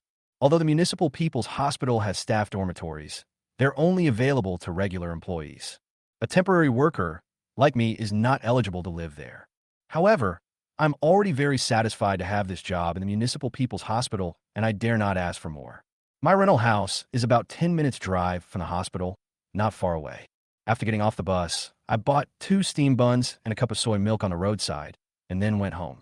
This small rental house with 1 room and 1 bathroom is so simple that there is almost no furniture, but I have kept it in perfect order. The only thing worth a bit of money was the secondhand laptop on the desk, which I had saved up for a long time before finally finding online. Without it, it would be inconvenient to write papers and find information. After washing up and having breakfast, I lay on the bed, looking up at the old ceiling, feeling mixed emotions. It has been a week since I came to the Municipal People's Hospital. I have become familiar with the operation of the department. My work is gradually getting on track, and my parents' worries have been alleviated a little. Ding, ding, ding. The ringing of the mobile phone interrupted my thoughts. I picked up the phone and saw that it was a WeChat message from Huawei. Have you found a job? Yes. Where? Municipal People's Hospital. Don't make me laugh. Have you really found a job? If not, I have a relative who works at the 5th Municipal Hospital. It's a little bit related. As long as you pass the interview, you can get in, but there's no regular position. I was a little touched when I saw this. It's quite nice of Warwick to be able to do this. I'm not kidding. It's really the Municipal People's Hospital. Huawei was silent for a moment, then sent a message. Which department? Emergency surgery. Do you know that I'm also in the Municipal People's Hospital? I was stunned for a moment before I realized that Huawei was admitted to MANHUA Medical University as a graduate student, and the Municipal People's Hospital happened to be the affiliated hospital of MANHUA Medical University. Are you doing postgraduate study in the Department of General Surgery at the Municipal People's Hospital? I asked. Yes, my supervisor is Zhou Zi, the director of the Department of General Surgery. Huawei replied, I will go to the Department of Emergency Surgery to find you after I get off work at noon. I was on night duty last night, and I'm not in the department today. Then I'll come find you tomorrow morning. Just look up my name in the hospital's OA system address book. What if there's a duplicate name? I smiled helplessly. Huawei had to come in person. Okay, I'll wait for you tomorrow morning. I closed the chat window and smiled. Although I don't have many friends in college, having friends like Warwick is enough. Just as I was about to go to sleep, the system's reminder sounded again. Ding! Congratulations to the host for collecting the highly gratitude, emotional energy, high frequency, from Towley, energy value plus 20. I was stunned. Did Towley just wake up from anesthesia? I didn't expect that he would give me such a big gift. 20 energy points, plus the previous 92 points. I now have enough to activate the first form of the system. Ding! Detected that the host has reached the conditions for activating the first form. Do you want to activate it? I smiled slightly, thinking to myself, finally here. Open the first form of the system. The system is really old. System's first form function. Consume 100 energy points to determine the severity of any patient's condition. This function is simply amazing. My eyes immediately lit up. One of the most important responsibilities of a doctor is to judge the severity of the disease. This is also one of the biggest challenges facing clinicians. Take colds and coughs, for example. Many people may just have common upper respiratory tract infections, but some may develop into fatal fulminant myocarditis, which has a very high mortality rate. With this function, I can judge the condition at any time, avoid missing critical moments, and reduce the risk of misdiagnosis. I couldn't help but ask, is this the only function of the first form? Before I could think about it, the system popped up another prompt. Ding! System all is open.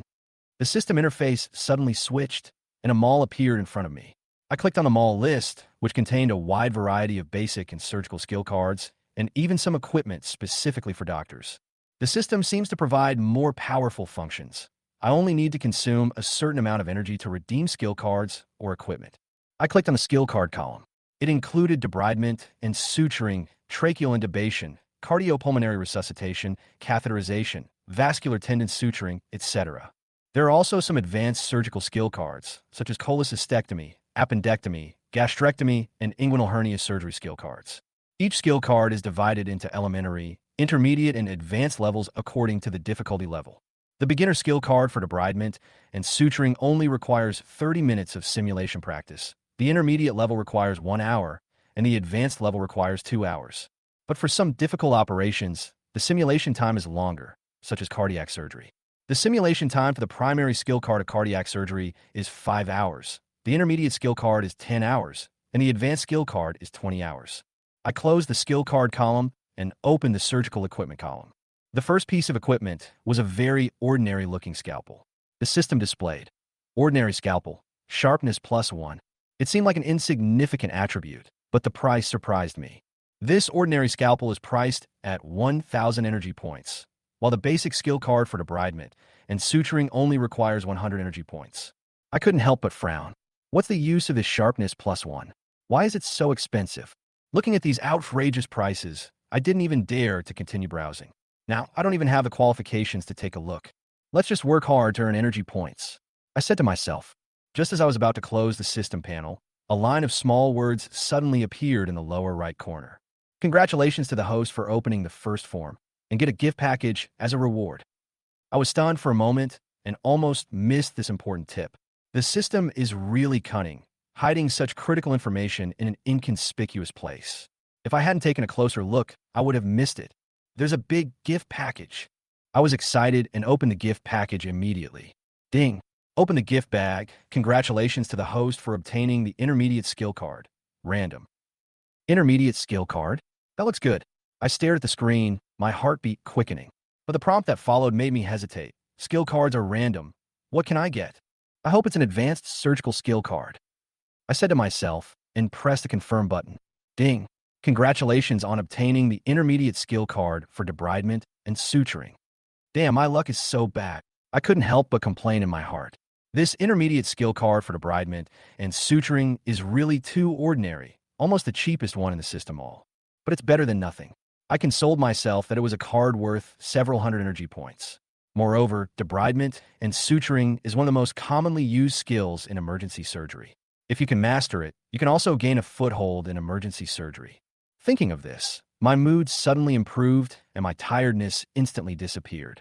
I couldn't wait to enter the system simulation surgery space and start my first simulation practice. Ding! Enter the system simulation surgery space. The system gave a prompt, and then the real world seemed to freeze. There was nothingness all around, and gradually, a simulated operating table and a simulated doll appeared in front of me. Various surgical instruments were placed next to the operating table, including tools I had seen before and tools I had never seen before. This is much more difficult than endotracheal intubation. I took a deep breath and told myself to calm down. Debridement and suturing are not just operations, but also involve many details. Any negligence may affect the healing of the wound. I started my first debridement operation. First, I covered the wound with sterile gauze, then wiped the oil around the wound with ether, cleaned the skin with a soft brush and disinfectant soap and water, and finally rinsed it with cold water. I was very careful during the whole process. However, the system quickly popped up a prompt. Incomplete cleaning of the skin will result in residual oil stains, which will affect the subsequent healing process. This simulation is over, rating F. How could this happen? I was a little surprised. I thought I had been very careful. It turned out that I had not done enough in some subtle places. The system's reminder made me realize the shortcomings. I readjusted the procedure and continued the simulation. After a few adjustments, the debridement process improved and the system gave a new rating. A small amount of oil remains, which slightly affects the later healing process. This simulation is over. Rating D dash. Although the rating is not high, I am not discouraged. After all, practice makes perfect, and I will keep improving. With the continuous reminders from the system, my operations became more and more precise, and I finally achieved. A trace amount of oil remains, which does not affect healing for the time being. This simulation is over. Rating B dash. My debridement skills have improved significantly in this simulation. Although it has not reached the perfect standard, at least I have mastered it. I will definitely get better and better with the next practice. I looked at the system panel and found that more than 10 minutes had passed since the simulation, so there was still plenty of time left. I was full of confidence in the next practice and decided to keep working hard. Chapter 15. Chain Rear End. After the debridement, I started practicing suturing. The wound on the simulated doll in front of me is mainly on the skin.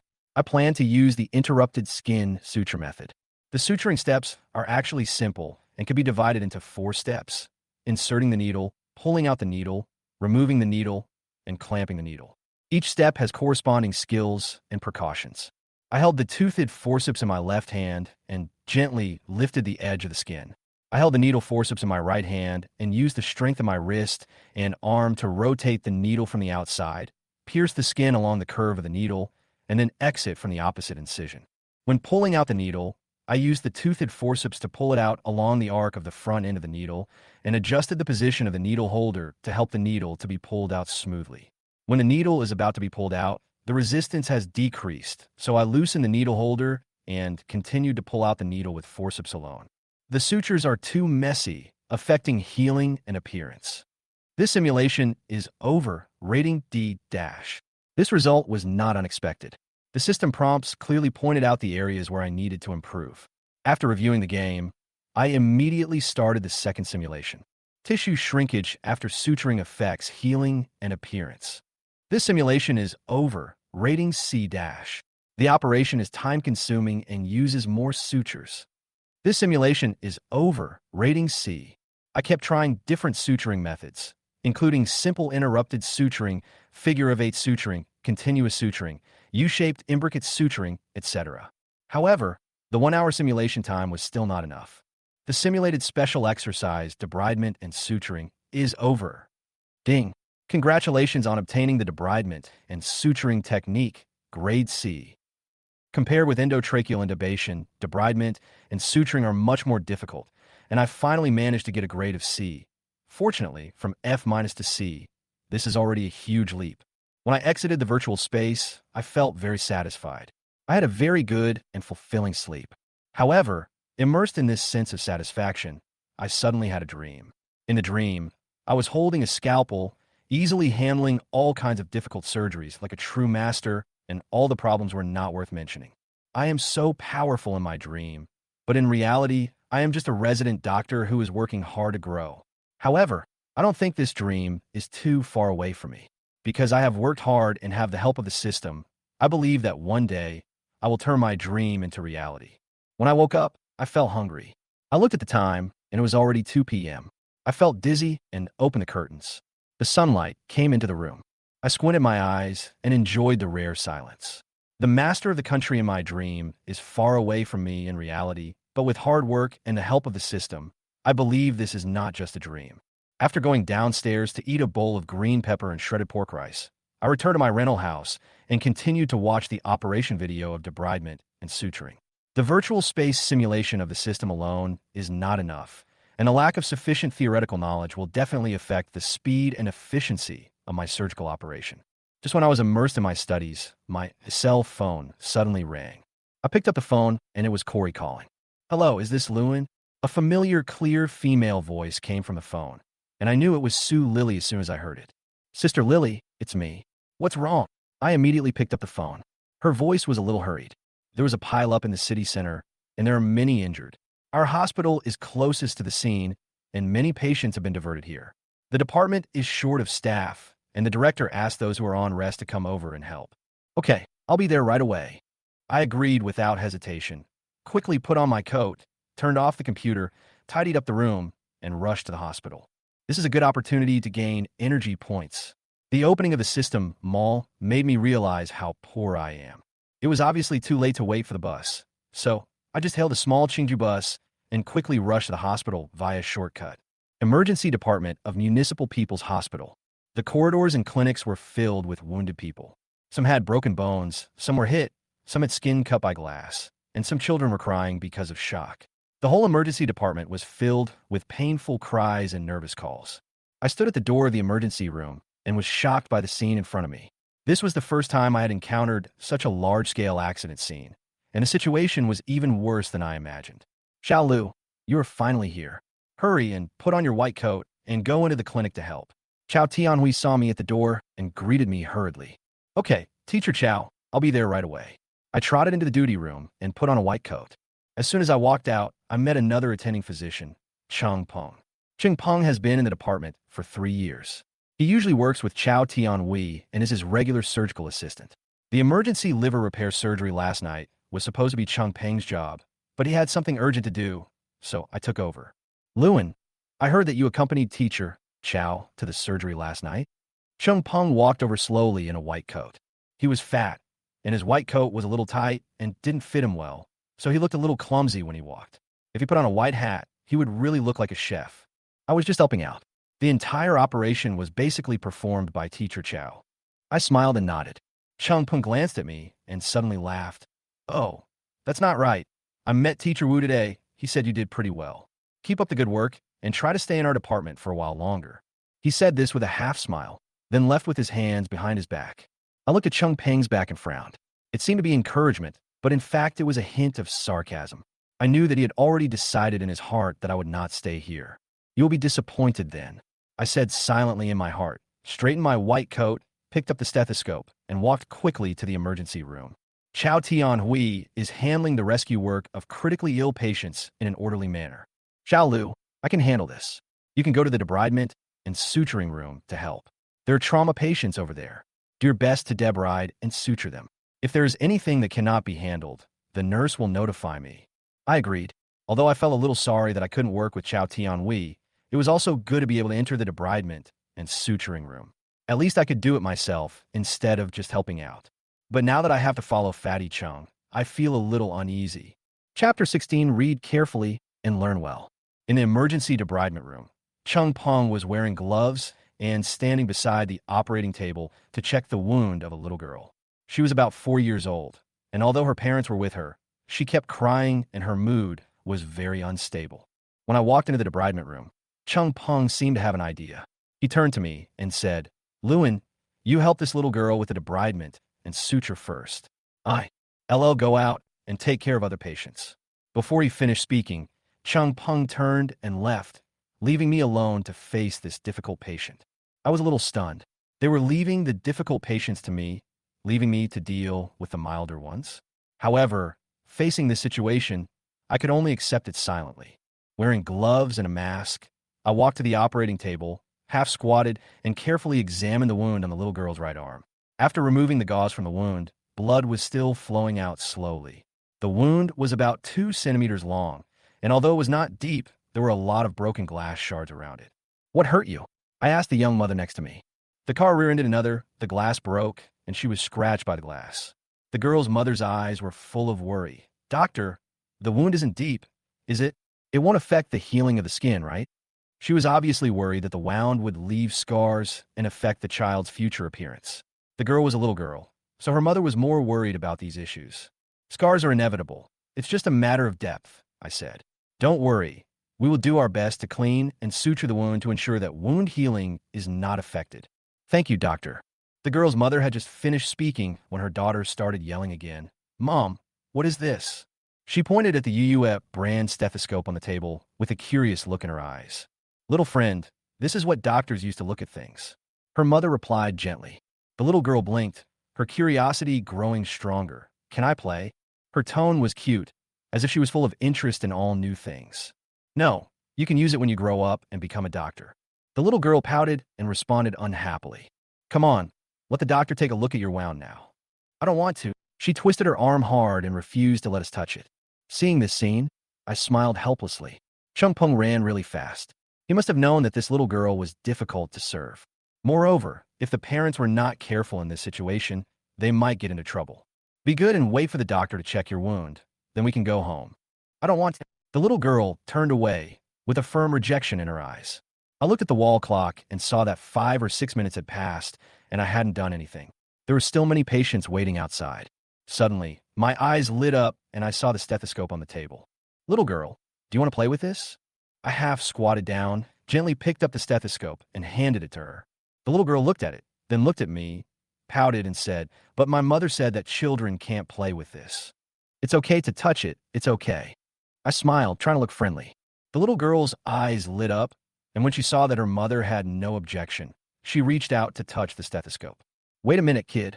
I suddenly showed my fangs, pulled the stethoscope back into my hand, and said with a smile, "In exchange, after you touch this, the doctor brother can take a look at your wound." She nodded excitedly, her eyes full of desire for the stethoscope, and she didn't notice the wound on her arm at all. Seeing that she agreed, I breathed a sigh of relief and handed her the stethoscope. While she was concentrating on playing with the stethoscope, I finally started the debridement. Cleaning the wound is not difficult. The key is to be careful enough. I carefully cleaned the broken glass around the wound and wiped the dirt around the wound, trying to be gentle as possible to avoid causing discomfort to her. "Dr. Liu, you are so patient with children." The girl's parents smiled when they saw my careful operation.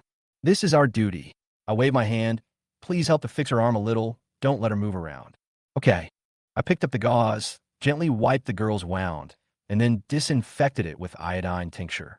Throughout the process, I tried to make my movements gentle and delicate. Just as I was about to start stitching, the girl's mother suddenly asked, "Doctor, can you try to avoid leaving scars?" I frowned, smiled bitterly, and said, "Andy, I've already said that scars are inevitable. It's just a matter of depth. What if it leaves a deep scar?" She looked worried. "Well, if you're worried, I'll call our senior doctor." I put down the needle clamp. "My current level may not be able to meet your requirements. It's not that I don't want to take responsibility, but I know that my current ability is not enough to achieve perfect suture." After hearing this, the girl's mother nodded hurriedly. "Thank you, Dr. Liu." I stood up, walked outside, and decided to ask Chung Peng to handle it. Walking out of the debridement room, I saw Chung Peng chatting with a nurse from afar.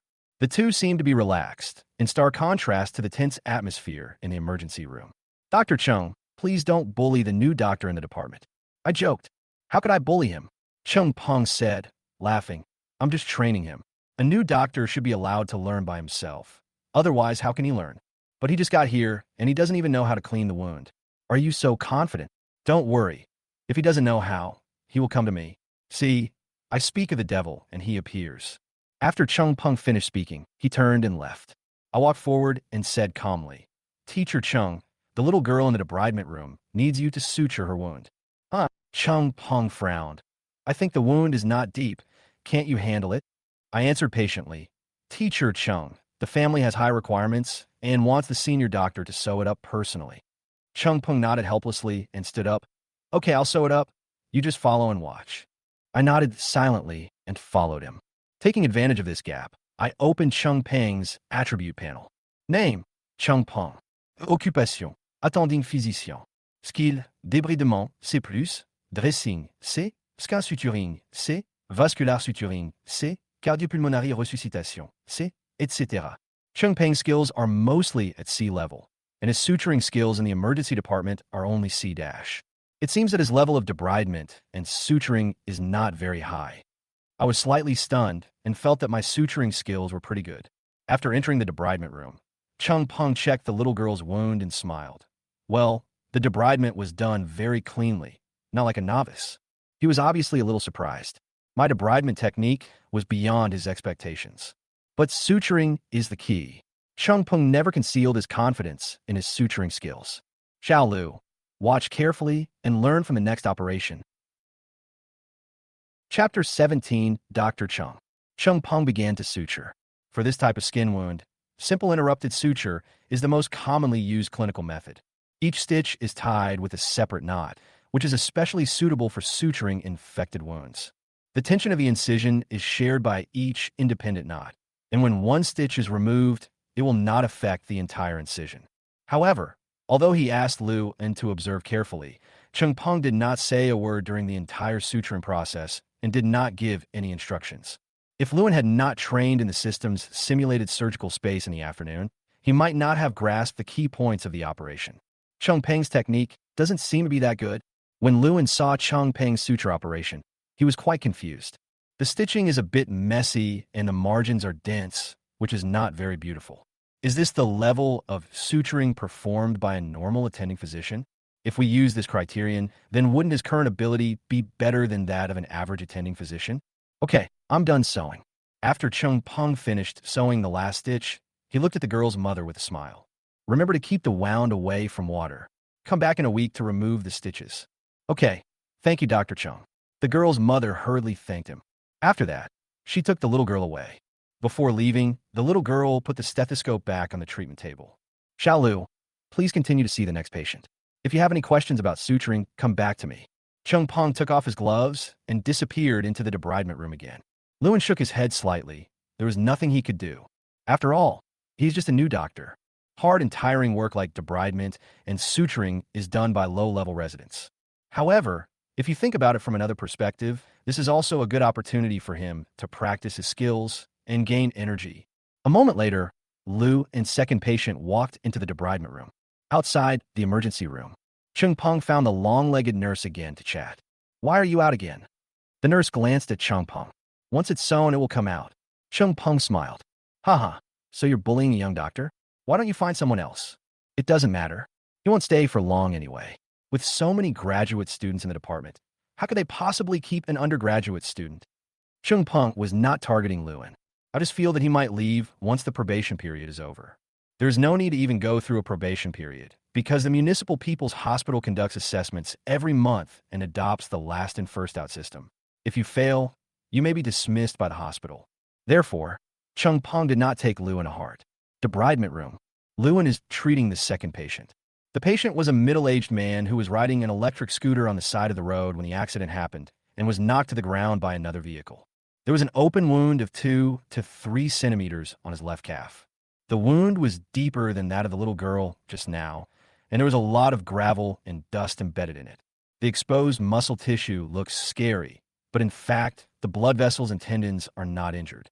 It only needs to be cleaned and sutured. Uncle, let me rinse your wound a few times to prevent infection.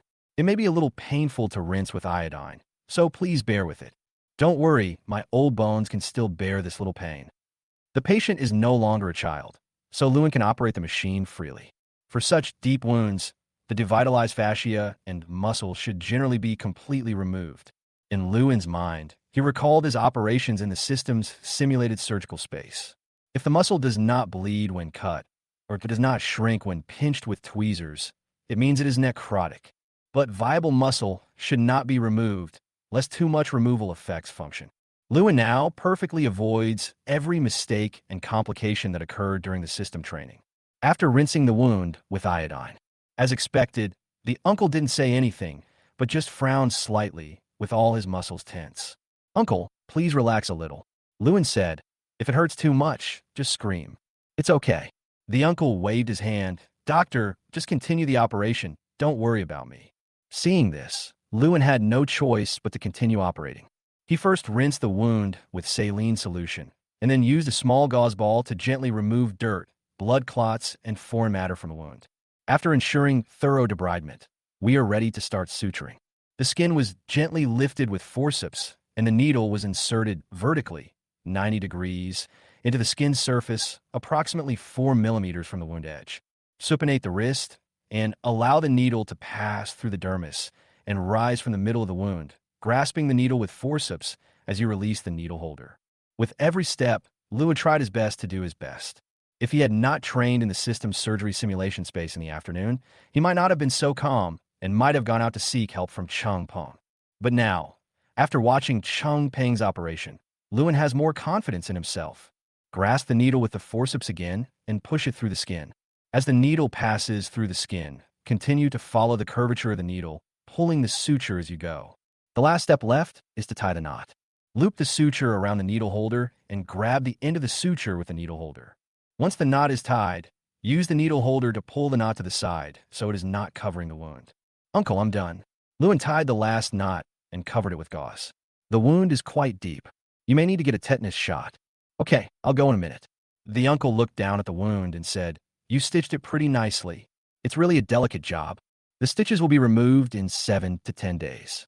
Remember, during these few days, the wound cannot come into contact with water, and the right leg cannot be stressed or heavy. Lewin also gave some instructions on what to pay attention to when being discharged from the hospital. I see. Thank you. The uncle grinned. Doctor, you look young, but I didn't expect your technique to be so skillful. Congratulations to the host for collecting the appreciation, emotional energy, high frequency from Zhang Jihong. Energy value plus 10. Lewin saw the system prompt and smiled slightly. The level of doctors in our hospital is quite good. Don't lie to me. The uncle shook his head quickly. A few months ago, my left arm was injured. I came to your department late at night to get stitches. It seemed that the doctor named Chung did it. He was a bit fat. It didn't heal for more than half a month after the stitches. I came back for a checkup, and they said the wound was infected. I had to open it and stitch it again. Although it is healed now, there's still a scar. As he said this, the uncle rolled up his sleeves. I saw a very obvious scar on his left arm, about 2 centimeters long. Before you sewed it up, I was worried that your technique wasn't good enough. The uncle put down his sleeves. I was thinking about whether to call your superior, but when I saw you washing my wound very carefully and seriously, I thought you might be pretty good, so I should let you try. Thank you for your trust in me, uncle. Lewin smiled. After being hurt once, most people are likely to be frightened and would not allow the young doctor to try again. He did not let his uncle down. At this moment, the door of the debridement and suture room was pushed open. Xiao Lu, are you done with the wound cleaning? Do you need my help with the suturing? Chung Peng put his hands behind his back and slowly walked into the debridement room. But when the uncle saw Chung Peng, his face suddenly turned pale. Chapter 18, Cosmetic Tension-Reducing Suture. Debridement and Suturing Room. The atmosphere is quiet for a moment. Chung Peng frowned and looked at the middle-aged man in confusion. He felt that this person looked somewhat familiar, but he couldn't remember where he had seen him. Xiao Lu, this is... Before he could finish, the middle-aged man interrupted him. Dr. Chung, why is your memory so bad? As for this scar, you won't forget it, right? As he spoke, the middle-aged man rolled up his sleeves, revealing the scar again. Chung Peng looked over and his expression changed slightly. It's you. He can't remember all the patients because he sees too many patients. However, when he saw the special scar, he immediately remembered it. Don't worry. I'm not here to argue with you. The middle-aged man said coldly. Last time your director apologized to me, and the matter was over. This time, I came here to see a doctor. Chung Peng glanced at the middle-aged man, and his lips moved slightly. As a bystander, Lewin probably understood the reason for the incident. The Dr. Chung that the uncle mentioned before is Chung Peng. Chung Peng had sutured the uncle's wound once before, but an infection occurred after the operation, so he had to suture it again, leaving an obvious scar. But Lewin didn't know what exactly happened, so he had no say and just stood aside silently. Xiao Lu, come out with me first. Chung Peng sighed deeply, then waved to Lewin. Lewin took off his gloves and walked out of the debridement and suture room with Chung Peng in confusion. In the corner of the corridor, this patient is difficult to handle. Please be careful. If you can't handle it, we will go find Teacher Chow. Chung Peng frowned, looking serious. Lewin saw that Chung Peng paid great attention to this patient. He cleared his throat and said calmly, Teacher Chung, I've finished sewing. What? Upon hearing this, Chung Peng was shocked and a hint of surprise appeared in his eyes. You've already sewed it? Oh no, he's going to argue with us again. I have to go find the director right away. After saying this, he hurried out, ignoring Lu An's attempts to stop him. But I think the sewing is okay. Lewin looked at Chung Peng's hurriedly leaving back, feeling quite helpless. Returned to the debridement room. The uncle was adjusting his trouser legs, preparing to leave. Uncle, I'll write you a prescription. Go get a tetanus shot. The stitches will be removed in a week. Be careful not to get wet or overwork. Okay, thank you. The uncle nodded with a smile. This was completely different from his attitude towards Chung Peng just now. After repeated instructions, Lewin sent the old man away and continued to treat the next patient. Grade C debridement and suture techniques are sufficient to handle the vast majority of patients. Moreover, his techniques became more and more skillful, and he collected a lot of high-frequency energy from his patients. Congratulations to the host for collecting the gratitude, emotional energy, high frequency from Jiang Jinyu. Energy value plus 10. Congratulations to the host for collecting the gratitude, emotional energy, high frequency from Song Bao. Energy value plus 10. Congratulations to the host for collecting the gratitude, emotional energy, high frequency from Song Dajuan. energy value plus 10. Debridement and suture are performed outside the room. Su Lily looked at the door of Lu En's clinic with an extremely surprised expression, because patients come in and out very frequently. In just half an hour, Lewin had seen 5 patients. When did this guy become so fast at wound cleaning and suturing? He can even catch up with Wang Jun next to him. Wang Jun is the attending physician of another medical team in the emergency surgery department. He is more qualified than Chung Peng and is quite skilled in debridement and suturing techniques. Su Lily quietly pushed open the door of the debridement and suture room and leaned closer to take a look. Lewin was found stitching up a young girl. The girl suffered injuries on her face. Although the wound is not big, it may leave a scar on the forehead if it is not treated properly. This is quite a big deal for a young girl. Su Lily was secretly complaining in her heart and raised questions. When encountering a patient like this, doesn't Lewin go and call Chao Tianhui? Can he handle it alone? However, since the patient was present, Su Lily did not dare to speak out to stop him and could only watch Lu En's operation silently. She thought that if Lewin made any mistake, she must stop it in time. Lewin picked up the needle holder and said softly to the girl in front of him, "You have injured your facial skin. If you use conventional debridement and suturing, there will definitely be scars, so I'll try to use cosmetic suturing to make your scars here lighter." "Okay, thank you, doctor." The girl's voice was soft and very crisp. She glanced at Lewin, then lowered her head slightly, revealing the wound on her forehead. Lewin is like a newborn calf that is not afraid of tiger. This kind of skin trauma is actually not difficult to treat. However, in order to make the scars less obvious after surgery, the surgeon needs to have superb suturing skills. The emergency department generally deals with critical and severe illnesses, and the doctors are very skilled in debridement and suturing techniques, but they have not specifically learned or trained in cosmetic suturing. On the side, Su Lily opened her mouth in surprise when she heard Lu En's words. Lewin actually knows how to do cosmetic sutures. Did she hear it right? She has been working in the Municipal People's Hospital for many years. So far, she has only heard that Chao Tianhui knows some cosmetic suturing techniques, and no one else knows them at all. Could it be that during the week that Lewin has been here, Chao Tianhui has taught him all his most hidden skills? Su Lily suppressed her inner shock and continued to watch Lu En's operations. When Su Lily saw him pick up the cosmetic sutures, her eyelids jumped. If an ordinary doctor uses cosmetic sutures and the head nurse finds out, he will be scolded to death. I wish Lewin good luck. Lewin did not rush to suture the wound. Instead, he picked up a scalpel and slowly trimmed the wound edges to make the wound cross-section wedge-shaped. He then closed the wound with adequate tension using absorbable sutures. The needle is inserted deep under the skin on one side, passes through the dermis, and comes out at the junction of the dermis and subcutaneous fat. Then the needle is inserted at the junction of the dermis and subcutaneous fat on the opposite side. Su Lily also noticed that after Lu En's subcutaneous suture was completed, the knot was tied deep inside. There are no sutures in the dermis under the cut edge, which can avoid continuous stimulation of the epidermis and dermis by foreign bodies and leave scars. Lu En's cosmetic suture operations are as smooth as flowing water. There is no drag or stagnation. Su Lily was mesmerized for a moment. "Sister Lily, why did you come in?" It wasn't until Lewin called her that she came to her senses. "Lewin, your stitching is so beautiful."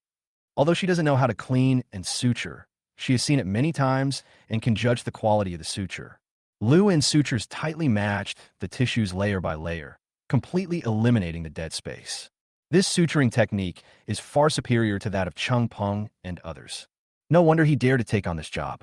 This cosmetic suture is a rare commodity in the emergency department. Congratulations to the host for collecting the appreciation, emotional energy, high frequency from Su Lily, energy value plus 10. Congratulations to the host for collecting Lin Yu's gratitude, emotional energy, high frequency, energy value plus 10. Lewin smiled shyly. Thank you, Sister Lily, for the compliment. This time, after the suture, he not only received praise from the patient, but also received praise from Su Lily. Lewin understood that the more people he performed this suturing technique in front of, the more rewards he would receive. However, he could tell from Su Lily's expression that his cosmetic sutures might not be common in the emergency department. Unless it is an emergency, it is best to avoid showing off your skills in front of others. He still understood the principle that a tree that stands out in the forest will be destroyed by the wind. Office of the Director of the Emergency Department. Chung Peng stood in front of the office with a serious expression. Director, the patient who caused trouble in our department last time is here again. Lu Yajun, director of the emergency surgery department, frowned. Which patient? There were quite a few patients causing trouble in the emergency department, and for a moment he didn't know which one Chung Peng was talking about. That wound was infected, so it was sutured a second time. There was an obvious scar left after the operation. Oh, Director Lu nodded slightly.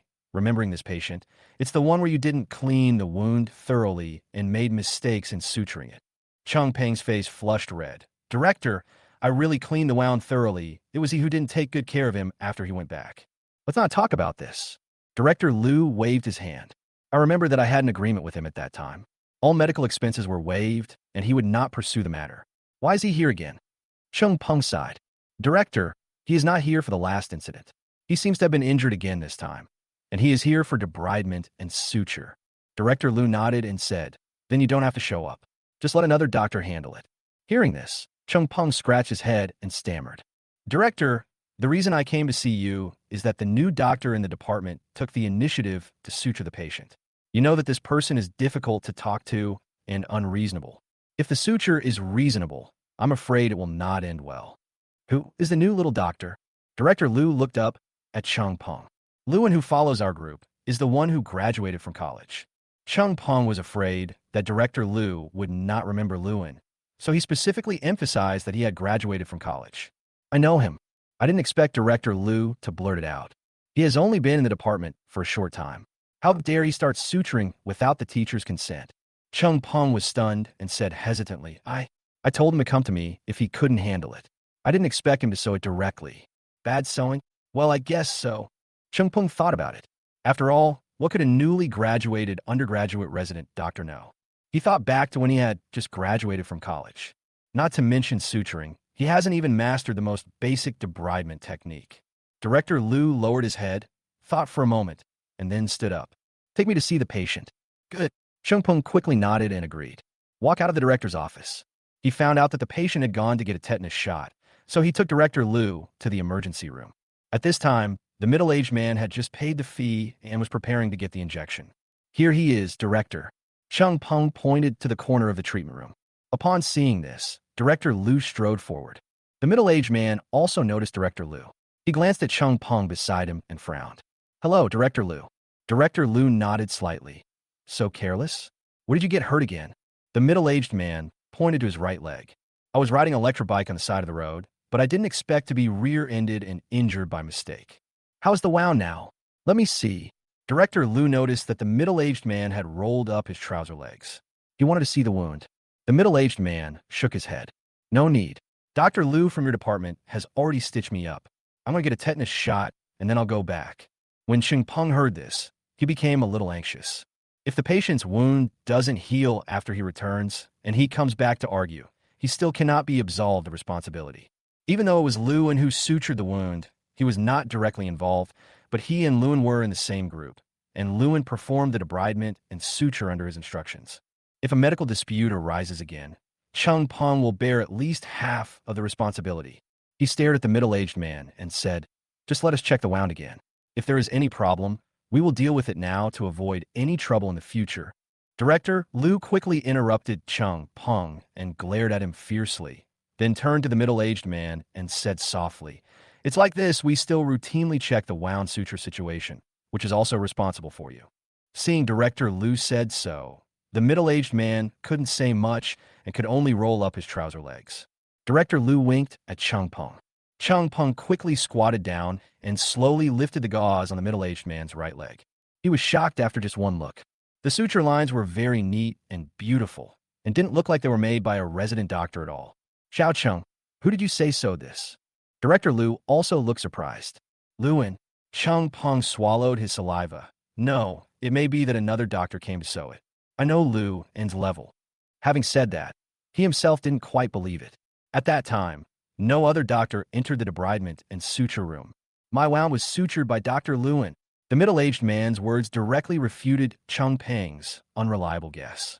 He gently lowered his trouser legs, stared at Chung Peng, and said word by word, don't think I'm the kind of patient who comes to the doctor to argue for no reason. I wouldn't do that for a few hundred medical expenses. When Chung Peng heard this, he was slightly stunned and was speechless for a long time. I'm worried that you'll harm other patients. If you can make mistakes in such a simple operation like debridement and suturing, what about other major surgeries? The middle-aged man's words were so cold that they stabbed into Chung Peng's heart like a knife. Director Liu, I'm going home after getting my tetanus shot. Don't worry, I won't argue with you. I'm sorry for coming all the way to see me. Director Liu nodded with a wry smile. After you go back, take good care of your wound and come back to remove the stitches at the time the doctor tells you to. After saying this, he took Chung Peng away, back to the director's office. Chung Peng followed Director Liu closely, wanting to say something, but something was stuck in his throat. Director Liu sat in his office chair with his hands on the back of his head, his face extremely serious. Xiao Chung, how do you explain this? Chung Peng lowered his head.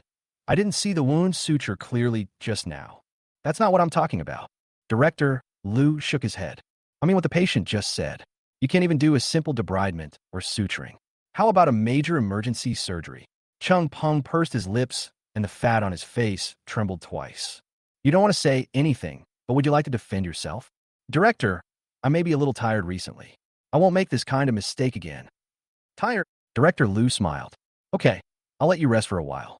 You don't have to perform emergency surgeries in the next month. Just rest at home. When Chung Peng heard this, he immediately became anxious. It's okay if you skip it once or twice, but if you don't go for surgery for a month, your salary and performance will be much less.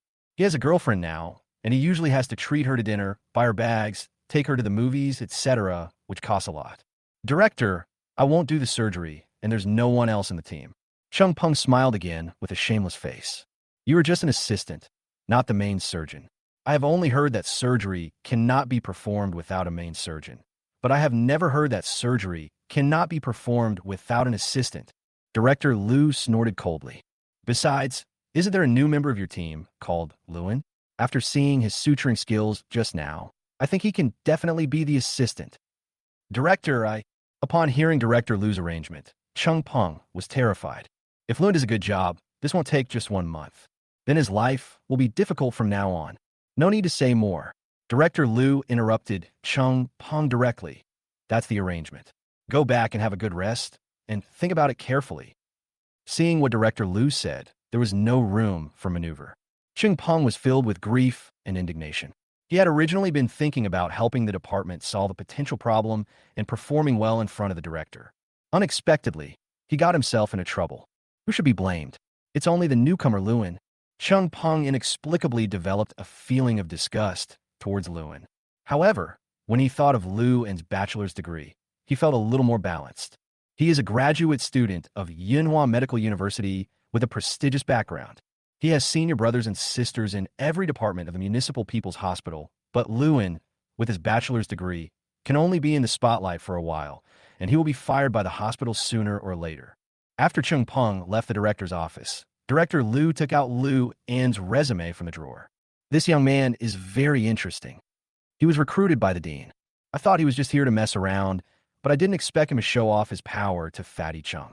Congratulations to the host for collecting the disgust, emotional energy, low frequency from Chung Peng. Energy value +1. Congratulations to the host for collecting the curiosity, emotional energy, high frequency from Liu Yijuan. Energy value +10. In the debridement and suture room, when Lewin saw the system prompt, he was a little confused. Why did Chung Peng hate him for no reason? Why is Director Liu curious about him? However, since it can earn emotional energy, it is acceptable. He had just treated a few more patients and had earned a total of 125 energy points. Looking through the system mall, you can already redeem low-level debridement and suturing techniques. But Lewin was not in a hurry to exchange it.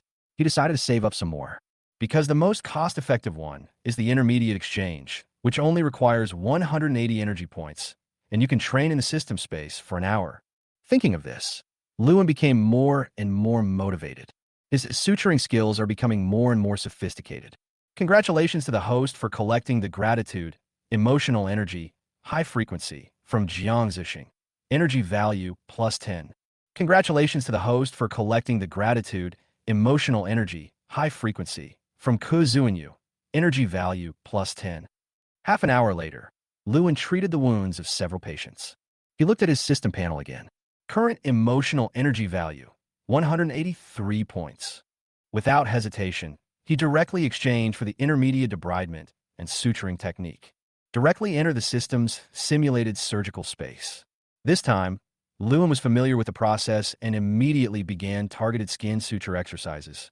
This debridement and suturing technique is mainly used for skin suturing. When it comes to suturing blood vessels and tendons, you need to redeem more professional skill cards. After training in the system space for an hour, Lewin's proficiency in skin suturing improved rapidly. He also specially trained in cosmetic tension-reducing suture techniques. His intuition told him that if he could master cosmetic tension-reducing sutures in emergency surgery, there would definitely be unexpected surprises. Ding! Congratulations on getting the B+ grade for debridement and suturing skin. With another half an hour of training, I should be able to reach A level. Lewin is now full of confidence, and he wishes he could get a few more patients so he can try out the upgraded debridement and suture technique. However, after 2 hours of hard work by all the medical staff in the emergency department, all the injured in this serial rear-end collision have been treated. Lewin stretched and rubbed his sore shoulders. Maintaining the suturing posture for a long time can easily cause muscle damage. He was just about to leave the debridement and suture room when he unexpectedly rushed in again. Lewin, I didn't expect you to do such a big thing without saying a word. Chapter 19, Become an Assistant. Lewin was slightly stunned, then turned around and looked at Sue Lily in confusion. Sister Lily, what are you talking about? Sue Lily smiled and patted Lewin's shoulder. You don't know yet, do you? Director Liu just issued a notice that from now on, you'll be the first assistant for emergency surgeries in your group. Real. Lewin's expression froze, with a hint of surprise and astonishment in his eyes. Wasn't it always teacher Chung who was the first assistant before? Why did you suddenly let me be the first assistant now? I still want to ask you the reason for this. Sue Lily looked at Lewin with a suspicious expression. You can enter our hospital with just a bachelor's degree, and now Director Liu has promoted you to the position of first assistant. You have a very deep background. Before, everyone was wondering whether Liu had any background or connections. Otherwise, with his undergraduate degree, he wouldn't even be able to enter the door of the Municipal People's Hospital. However, Lewin's connections are not strong enough. If the connection is strong, you will not just be a contract worker, you will definitely be given a regular position as soon as you arrive. What kind of background do I have? Lewin shook his head helplessly. His family was extremely poor. His parents were laid-off workers, and he had no relatives working in the medical system. You don't have any background? Sue Lily glanced at Lewin in disbelief. Then I don't understand.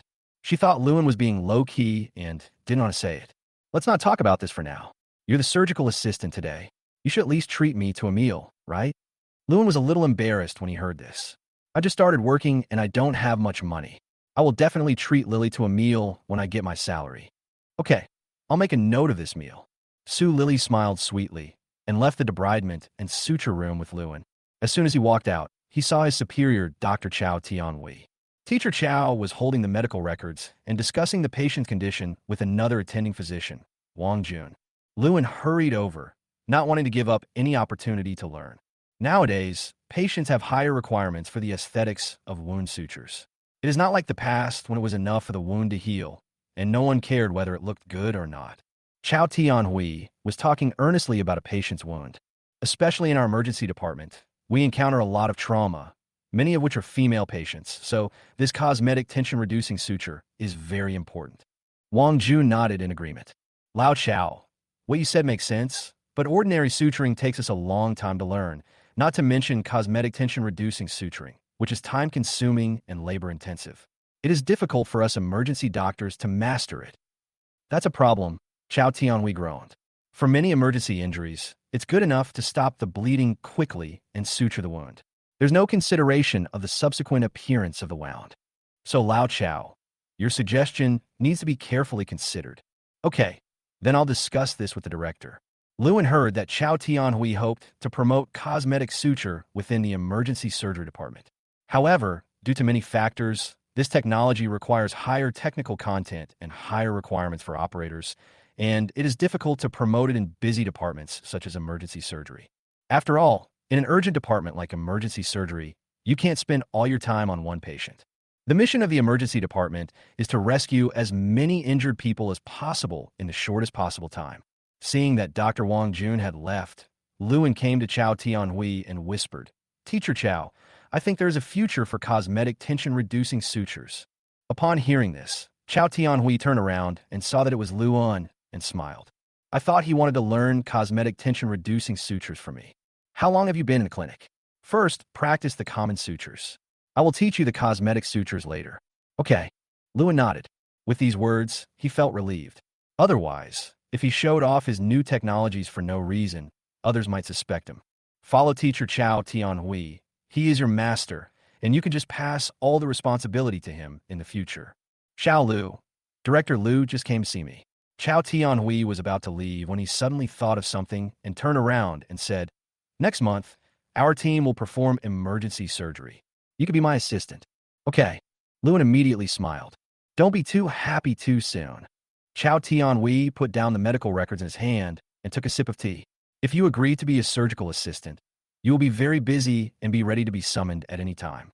Fatty Chung is probably too lazy at ordinary times, so this time the director approved it and gave the position of surgical assistant to you.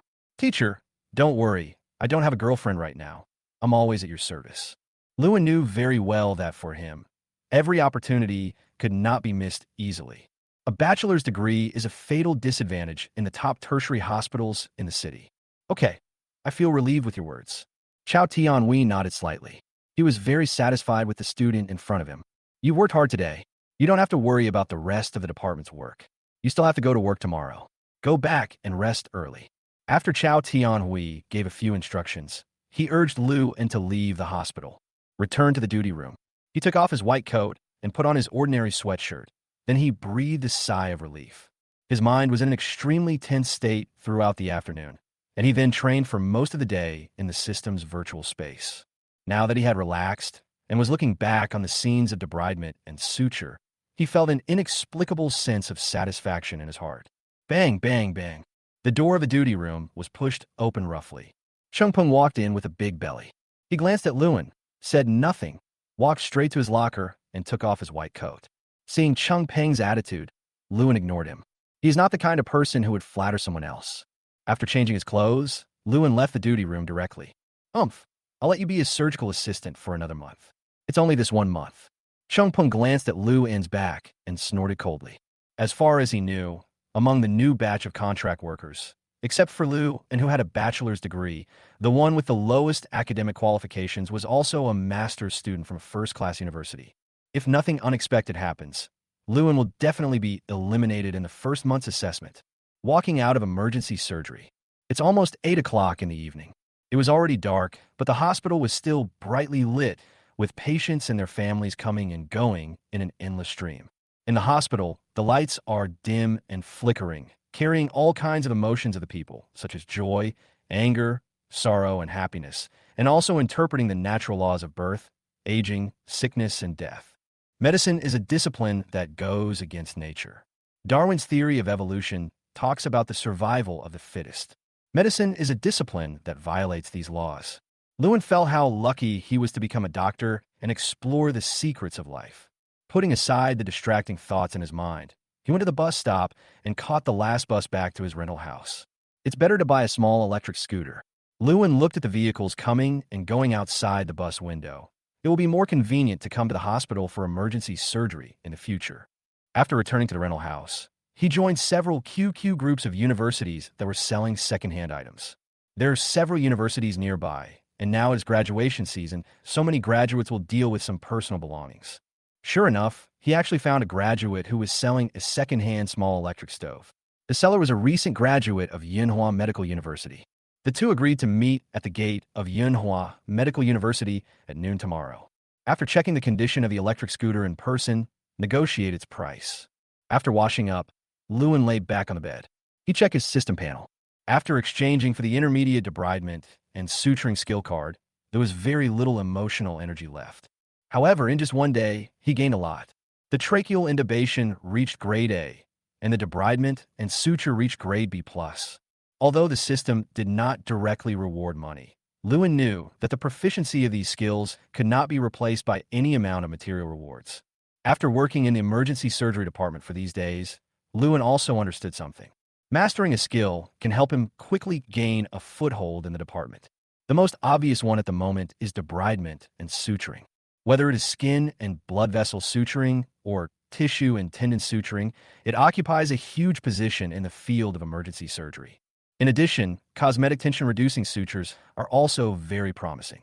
Lewin's short-term goal is to master the debridement and suture techniques and gain a firm foothold in the Municipal People's Hospital. As he was thinking, he fell asleep. No words were spoken that night. The next day, Lewin got up early. Yesterday, he and Huawei made an appointment to meet at the hospital entrance this morning. After washing up, I bought a basket of buns at the breakfast shop downstairs. The bun shop is not big. There are only 2 or 3 tables in the shop. But business was extremely good, and there was a long queue of people coming and going for breakfast. Lewin didn't eat in the store. He took the buns from the boss, scanned the code to pay, and then ate while walking. After getting off the bus, and before reaching the hospital entrance, he saw a familiar figure in the distance. "Lewin, I'm here." Huawei stood at the hospital gate and waved vigorously at Lewin. Although they were quite far away, Lewin recognized him immediately. That iconic bald head is really eye-catching. Walking forward and gently patting Huawei's chest, Lewin smiled and said, "You're here so early, have you had breakfast? I just want to see you earlier." Huawei touched his bald head and looked Lewin up and down. "Are you really here at the Municipal People's Hospital? Are you kidding me? You said I was already here. What's the point of lying to you? Wouldn't it be exposed as soon as I go to the emergency department?" Lewin glanced at Huawei unhappily. "Haha, you're right." Huawei smiled. "I just don't believe this news." "Don't mind it." Lewin shook his head calmly. "Don't say you don't believe it. When I received the admission notice from the personnel department of the Municipal People's Hospital, I didn't believe it myself." "Lewin," Huawei put his arm around his shoulders and said with a smile, "I haven't heard that you have any relatives in the Municipal People's Hospital." "I really have no relatives here." "Does your family have any acquaintances?" "Neither do I." "No background connection?" "No." Huawei turned his head suspiciously and looked at Lewin. "If I didn't know you, I might think you were lying. Just consider it my bad luck." Lewin smiled. He himself didn't even know why he was recruited into the Municipal People's Hospital. But this is also good. We can study and work in the same hospital and take care of each other in the future. After graduation, Huawei was very happy to see Lewin again. "I thought that after graduating from college, we would go our separate ways and it would be difficult to see each other again." "No problem, but you have to take care of me. You are the dean's student." Lewin was also relaxed in front of Huawei. The two chatted all the way and joked with each other. "I am just a temporary resident doctor. I may leave the hospital at any time." Huawei had also heard about the monthly elimination system of the Municipal People's Hospital. There's no other way. The number of people who can be converted to full-time employees each year is limited, so we can only select the best from the best. "Hey, I believe in you." Huawei patted Lewin on the shoulder. "You are always in the top 10 in the grade every year. If you can't stay, who can stay? Then I'll borrow your good words." The two came to the door of the emergency surgery department. Lewin pointed to the department staff at the gate and introduced them. "See, there's a photo of me. I didn't lie to you, did I?" Huawei carefully examined the photo on the wall and nodded slightly. "Lewin, you look very photogenic. This photo makes you look very handsome." "Stop joking." Lewin checked the time. "It's almost time to hand over your shift. You should go back." "Yeah." Huawei suddenly lowered his voice. "By the way, did you know that Li Hongjin is also in our hospital?" "I've heard of it. He got in through the back door. I heard that one of the vice presidents is his uncle." "I haven't heard of that. However, he is different from you. Although he also has a bachelor's degree, he has a definite contract and is not a temporary worker. From this point of view, Huawei believes that Lewin has no background. Otherwise, he should have been a regular employee like Li Hongjin, instead of being a temporary worker who could be fired at any time." Hearing this, Lewin shrugged and said, "I just focus on doing my own thing. I'm not interested in other people's affairs." "You're still the same as before. You like to be alone." Huawei shook his head slightly. "You still need to integrate into the collective life. Otherwise, life will be too boring. It's not boring to watch surgical videos." "Okay, just pretend I didn't say that." The two separated at the entrance of the emergency surgery department. "It's almost 8 o'clock, so I'm going to hand over my shift early." Lewin quickly changed into his white coat and stood in the doctor's office in the emergency department. All the doctors, nurses, residents, and interns in the department are in the office. The nurses first began to hand over the patients who were newly admitted yesterday, followed by deceased patients, critically ill patients, and surgical patients. There are 3 medical teams in the emergency surgery department. Director Liu leads one group, Chao Tianhui leads one group, and Wang Jun leads one group. Director Liu's title is Associate Chief Physician, while Chao Tianhui and Wang Jun are both senior attending physicians, only one step away from being Associate Chief Physician. However, this one step may very likely block some people for a lifetime. This group of people are called permanent doctors. Chapter 20: Unusual Chest Pain. Which of you used cosmetic sutures yesterday? After the nurses finished their shift, the head nurse suddenly stood up. There are many new doctors in Corey, and it is not impossible that the wrong sutures are used. The one used in the number 2 debridement and suturing room, was it accidentally removed, or is it used directly? Did you know that cosmetic sutures are much more expensive than ordinary sutures? The head nurse folded her arms and stared at the new doctors in the department with hawk-like eyes. All the old doctors in the department looked at each other. Director Liu also looked around and looked at everyone with curiosity. As everyone knows, Chao Tianhui is the only one in the emergency surgery department who knows how to perform cosmetic sutures. But he was in the emergency room yesterday and did not go to the suture room. So who else can use cosmetic sutures? The same thought came to everyone's mind. Probably the new doctor used it wrong. Using the wrong one is a small matter, but it is an expense for the department. In order to avoid such incidents from happening again in the future, the head nurse needs to nip it in the bud.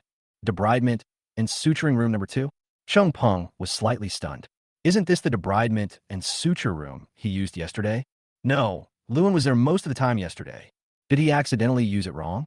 Chung Peng felt a little gloating in his heart and immediately turned his head to look at Lewin, head nurse. It was Lewin who used the number 2 debridement and suture room yesterday. Lewin was discussing the condition of a liver repair patient with Chao Tianhui. When he heard someone calling his name, he quickly looked up. The head nurse looked at Lewin. Did you use cosmetic sutures yesterday? Lewin nodded subconsciously. Be careful next time and don't use it wrongly. The head nurse said with a serious expression.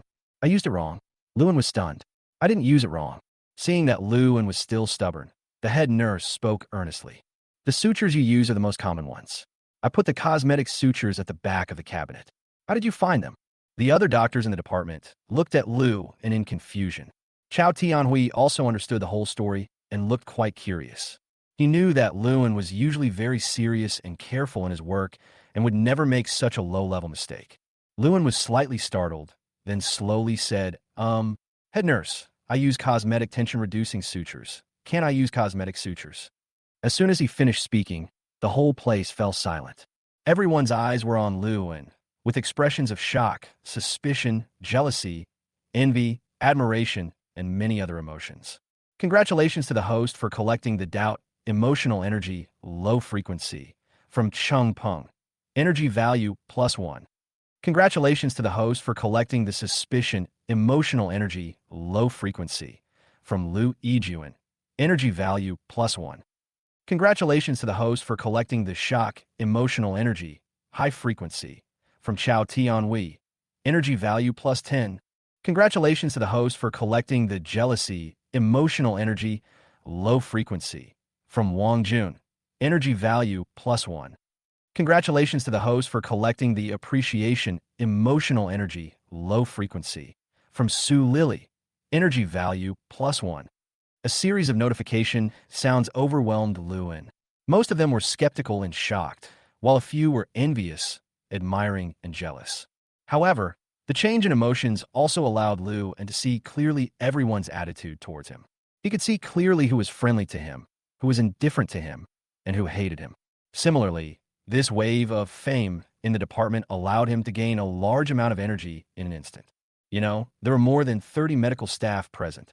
The system prompt sound stops. Lewin looked at the system panel.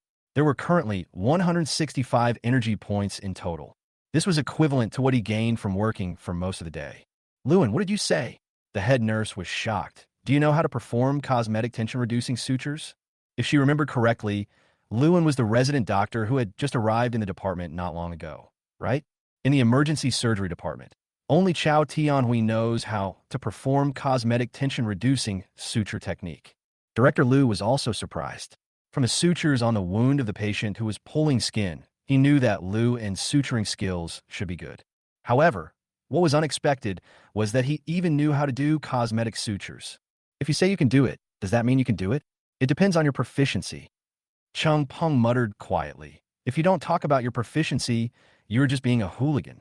Otherwise, I said I can do it. Although these words are full of envy and jealousy, they are not without reason. The head nurse also came to her senses. She knew that Lu En was Chao Tianhui's student. Could it be that Chao Tianhui taught his unique skills to his students so quickly? Thinking of this, the head nurse immediately understood and was no longer as surprised as before. Most people present attributed Lu Anhui's cosmetic tension-reducing suture to Chao Tianhui, and I think his skills are probably just at the entry level. Only the person involved, Chao Tianhui, is still in shock and doubt. Luan came to him yesterday and said that he wanted to learn cosmetic tension-reducing sutures. So how come he learned it today? Maybe he learned it during his internship? Chao Tianhui thought. Everyone was trying to come up with a reasonable explanation for Luan. At this time, Lu Yajun suddenly took a step forward. The department immediately fell silent. Director Lu cleared his throat and said slowly, "Recently, several new residents have come to our department. Senior doctors need to let go while keeping a tight rein on the job to avoid medical errors. However, when there are opportunities to practice, you should give more hands to the young people. Also, regarding the surgical assistant, I already said yesterday that Luan will temporarily take over as Chao Tianhui's assistant." Once these words were spoken, Chung Peng's path was completely blocked. At least in the past month, Luan has taken the position of first assistant. He had originally planned to go and plead for mercy again today, and for this purpose, he even brought some local specialties from his hometown to Lu Yajun. Now it seems that it is completely unfeasible. Luan is now legally qualified to participate in any emergency surgery in the team. Lu Yajun also discussed several departmental issues, most of which revolved around avoiding medical disputes as much as possible and how to improve departmental efficiency. After talking for about 10 minutes, the early education class ended. Today is Monday, so Director Lu would say that. Chao Tianhui whispered to Lu, and he is not so long-winded at ordinary times, and you can't even see him. Lu nodded. If the shifts were handed over like this every morning, no one would be able to bear it. By the way, Xiao Lu, who did you learn the cosmetic tension-reducing suture technique from? Chao Tianhui's voice was so low that no one else around could hear it. That was during my internship. Luan said calmly that now he could only push all the things onto the internship. Oh, that's pretty much what I guessed. Chao Tianhui nodded. Luan also smiled awkwardly and didn't say much. Xiao Lu, if you have the chance, come to the beauty clinic for tension-reducing sutures and let me see your proficiency. We can also exchange techniques with each other. Chao Tianhui's words were very humble, and he did not regard Luan as just a student. Okay. Luan naturally nodded. After the little episode, everyone started to check the room. The emergency surgery department also has beds, but there are relatively few patients. The development of the emergency surgery department of the Municipal People's Hospital is not very good.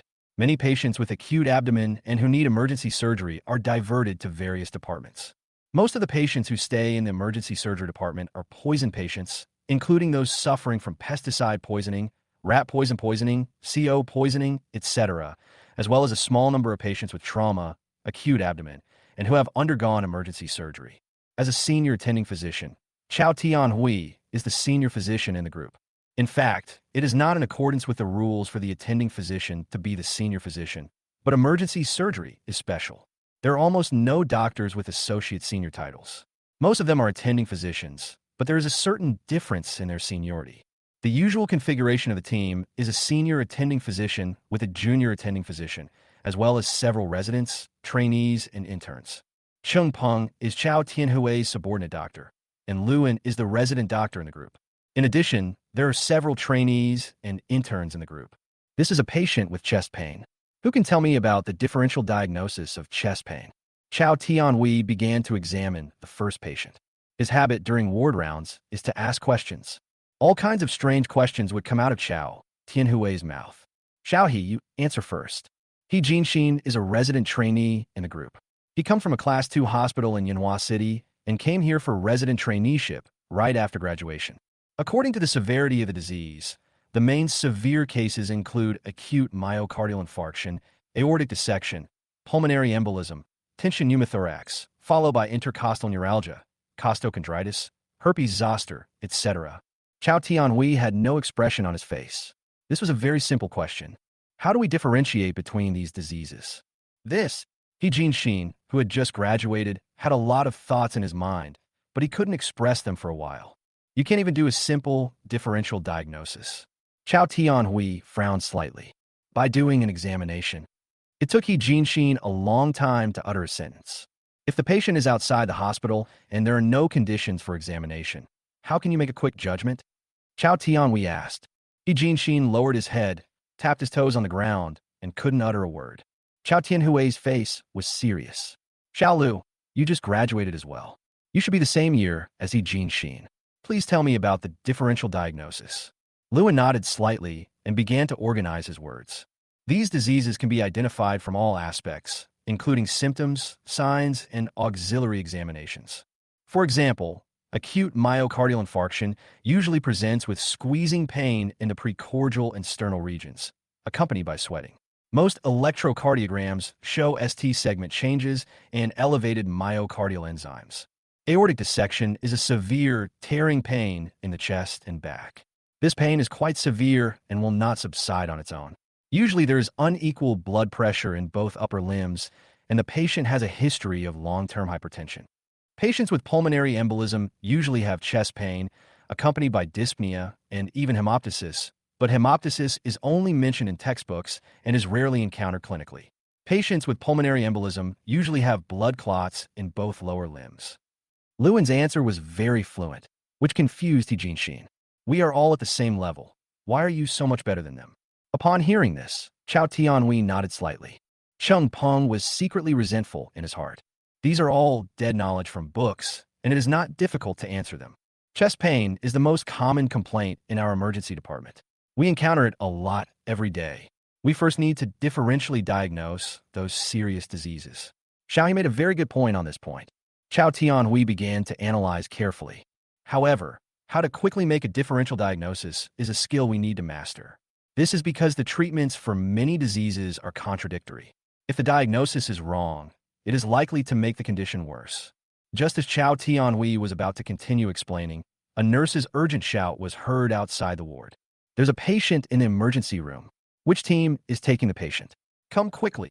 Chao Tianhui immediately stopped the current story and said to Cheng Peng, Fatty, you go see the emergency patients first. I will continue the ward rounds with the others. Okay. Cheng Peng nodded. Xiao Lu, you go with Fatty. Chao Tianhui looked at Luan again. Upon hearing this, Cheng Peng quickly said, Teacher Chao, I can do it alone. Chao Tianhui frowned. What did the director say just now? Have you forgotten it so quickly? When encountering this kind of patient, you should give young doctors a chance. All right. Cheng Peng reluctantly took Luan out of the ward. Luan wanted to see new patients, but he didn't want to follow Cheng Peng. If teacher Chao Tianhui hadn't spoken, he definitely wouldn't have followed. Arrived at the emergency room, an old man was lying in the ward. His lips were slightly pale, and his breathing was relatively steady. Su Lily is connecting him to an ECG monitor, and his vital signs appear to be normal. There was a middle-aged woman standing next to the bed, who seemed to be the patient's family member. Cheng Peng immediately walked forward, picked up the stethoscope, and began to examine the patient. Seeing this, Luan asked the middle-aged woman next to him, Who are you, the patient? The middle-aged woman looked anxious. I am the patient's daughter. How did he get sick? What's the main reason for his discomfort? Luan continued. Looking at the patient's condition, he would definitely not get anything out of him. My dad has been feeling chest pain and dizziness since last night, and he hasn't gotten better yet. You're coming to the hospital now? Let him come, but he said he would be fine after a rest and refused to come. What illness did the patient have before? He has high blood pressure and diabetes. Oh, and he was hospitalized last year. The hospital said he has coronary heart disease. Luan quickly asked, How was coronary heart disease diagnosed? I did a heart and hand CT scan, and the doctor said many of the blood vessels were severely narrowed. Put a stent. No. The middle-aged woman shook her head. My father refused. Are you taking medicine for coronary heart disease now? The middle-aged woman was quite hesitant. I eat it occasionally when I feel uncomfortable, and I don't eat it when I feel better. Okay, I understand. Luan frowned. This is another stubborn old man. After being diagnosed with coronary heart disease, he refused to have a stent placed or take any medication. If you feel uncomfortable, just hold on. At this time, Cheng Peng finished examining the patient and he also heard the patient's family's description of the medical history. Through the description of symptoms, signs, and medical history, he had a clear understanding of the patient's condition. Xiao Lu, take an electrocardiogram. Chung Peng said lightly. Good. Lewin immediately pushed open the EKG machine and quickly did an EKG. Teacher Chung, this is right bundle branch block. Upon hearing this, Chung Peng immediately asked the family members standing by. Was the previous EKG normal? Did the doctor mention right bundle branch block? The middle-aged woman shook her head. I had an electrocardiogram before, and it showed some myocardial ischemia, but there was no right block.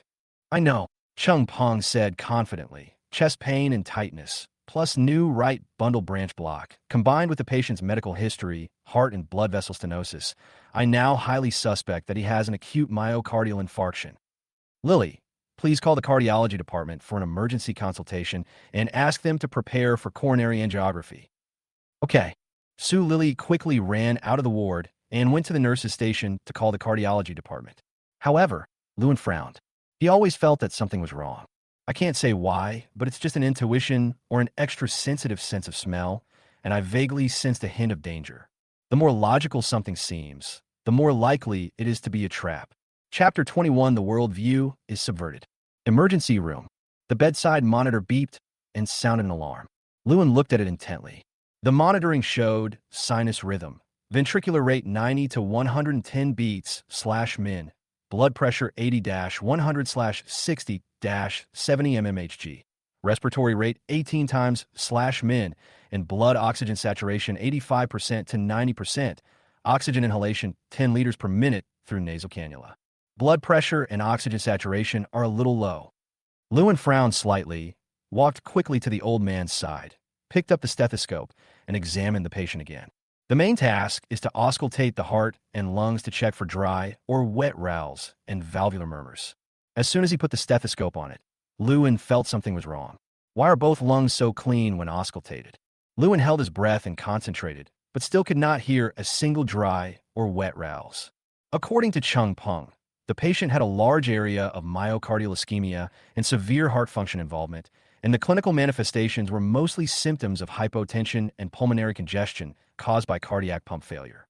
Although the old man had signs of shock, such as a rapid heart rate and low blood pressure, there were no wet rales in both lungs and no signs of pulmonary congestion. This is very strange. Secondly, there was another point that made Lewin very confused. When the old man was breathing oxygen at 10 liters per minute, his blood oxygen saturation fluctuated between 85% and 90%, which is obvious hypoxemia. If the hypoxemia is caused by pump failure due to acute myocardial ischemia, when SpO2 drops to such a level, both lungs would be filled with moist rales and the patient's wheezing symptoms would be very obvious. How to explain this relatively stable hypoxemia? All kinds of doubts flashed through Lewin's mind, and he felt more and more that this was not a simple acute myocardial infarction. Teacher Chung, I think it may not be cardiac in origin. Lewin took a step forward and walked quickly to Chung Peng's side. Not cardiac? Chung Peng sneered. You don't understand electrocardiograms? Or do you not understand the patient's medical history? No matter from which angle you look at this patient, the chest tightness and pain are caused by the heart. Lewin knew that Chung Peng might have some opinions about him, but now was not the time to consider these issues. Teacher Chung, I have seen some patients with heart pump failure. Their conditions were definitely not as stable as they are now. I think considering all the symptoms and auxiliary examinations of the patients, the possibility of pulmonary embolism cannot be ruled out at present. Lewin wanted to continue speaking, but Chung Peng interrupted him impatiently. Are you the attending physician? Or am I? You still say pulmonary embolism? I would have said it was dissection. Are you going to mention all the other diagnoses for chest pain as well? Chung Peng didn't listen to Lewin's advice at all. He waved his hand and said, read the textbook knowledge carefully before you come to the clinic to see patients. When the patient's family saw Chung Peng scolding Lewin, they felt that they had met a good doctor and were grateful. Lewin was quite helpless. He really had no control over the diagnosis and treatment of this patient. He is currently just a resident, the lowest level creature in the hospital. Just then, the cardiologist for emergency consultation arrived. Hey, Mr. Liu, you're finally here. Chung Peng smiled and walked towards a middle-aged male doctor. The middle-aged male doctor had a square face, wore glasses, and walked with great vigor. You called me for an emergency consultation again. I want to see what the disease is. Lu Jun glanced at Chung Peng with an extremely indifferent expression on his face. Don't worry, Mr. Lu. We definitely didn't call the wrong consultation this time. Chung Peng smiled and led him to the patient's bedside. This patient has been admitted to your cardiology department before. The coronary CTA showed multiple vascular stenosis. This time he has chest pain and tightness again. Compared with the previous electrocardiogram, there's a new right bundle branch block. So you think the patient has suffered a sudden acute myocardial infarction? Chung Peng nodded repeatedly. New onset of right bundle branch block, coupled with chest pain, is most likely an acute myocardial infarction. This is the standard answer in the textbook, and Chung Peng is confident in his answer. Lu Jun read the medical records and then examined the patient. Have the results of the emergency cardiac enzyme test come out? It's out. Chung Peng nodded. Myocardial enzyme is negative, but this indicator only rose after 4 hours of chest tightness and chest pain. The most typical abnormal laboratory indicator for patients with acute myocardial infarction is elevated troponin. However, it does not increase immediately after chest pain. After myocardial cells are damaged, it usually takes 3 to 4 hours for troponin to be released into the blood. Only then can blood tests detect troponin. Have you checked the D-dimer? It's being tested. What about blood? When breathing oxygen, the blood oxygen saturation is around 90%. Liu Yun found it slightly. I meant, have you checked your blood gas? Not your blood oxygen saturation. No, I haven't checked yet. Chung Peng smiled awkwardly. I'll check now.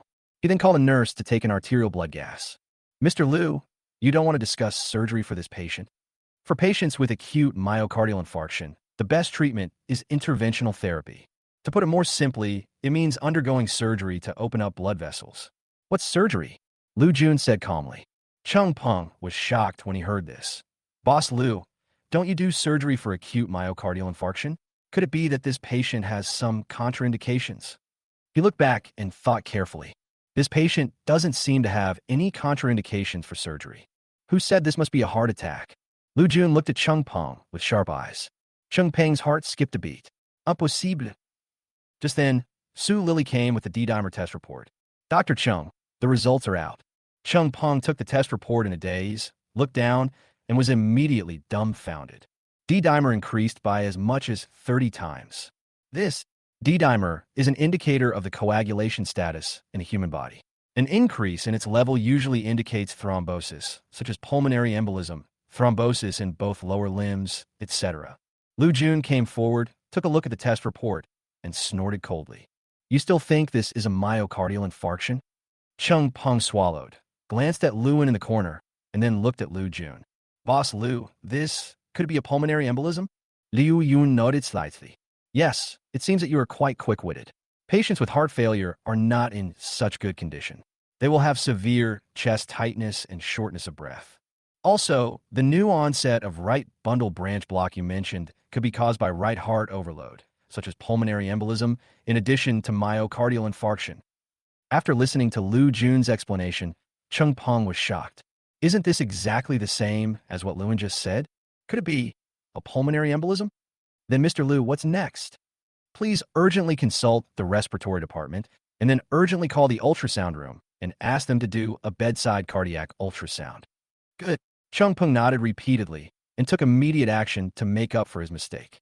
In the emergency room, Lewin stood beside the bed, paying close attention to the patient's condition. The cardiologist came for consultation, and he also saw it. But Chung Peng didn't let him go forward, and he was too lazy to try his luck. At this time, Su Lily gave Lewin a copy of the patient's D-dimer test report. He picked it up and took a look. Doesn't this further prove that it's a pulmonary embolism? Lewin was a little anxious and just hoped that the cardiologist who came for consultation could see this. Just then, Lewin suddenly caught a glimpse of the ultrasound machine in the corner of the ward. If I can prove that the patient's heart function is fine and that the right heart load is increased, wouldn't that be enough? As long as I have the evidence, Chung Peng will have to listen to me. The cardiac ultrasound machine in front of you is a perfect opportunity. Ultrasound can be used to clearly visualize each chamber of the heart and assess changes in its structure and function. If the patient has myocardial infarction and pump failure, the heartbeat will definitely be extremely weak. If it is pulmonary embolism, then his heart function is normal, but the right heart is overloaded and the pulmonary artery is elevated. These indicators can all be seen in cardiac ultrasound. However, cardiac ultrasound technology is more professional than cosmetic tension-reducing suture technology. As a resident who had just arrived at the department, Lewin certainly did not know how to operate the cardiac ultrasound machine. But his biggest reliance now is the system. Lewin opened the system all. I quickly found the column for ultrasound technology. Cardiac ultrasound technology basic skill card. Simulation duration 30 minutes. Priced at 100 energy points.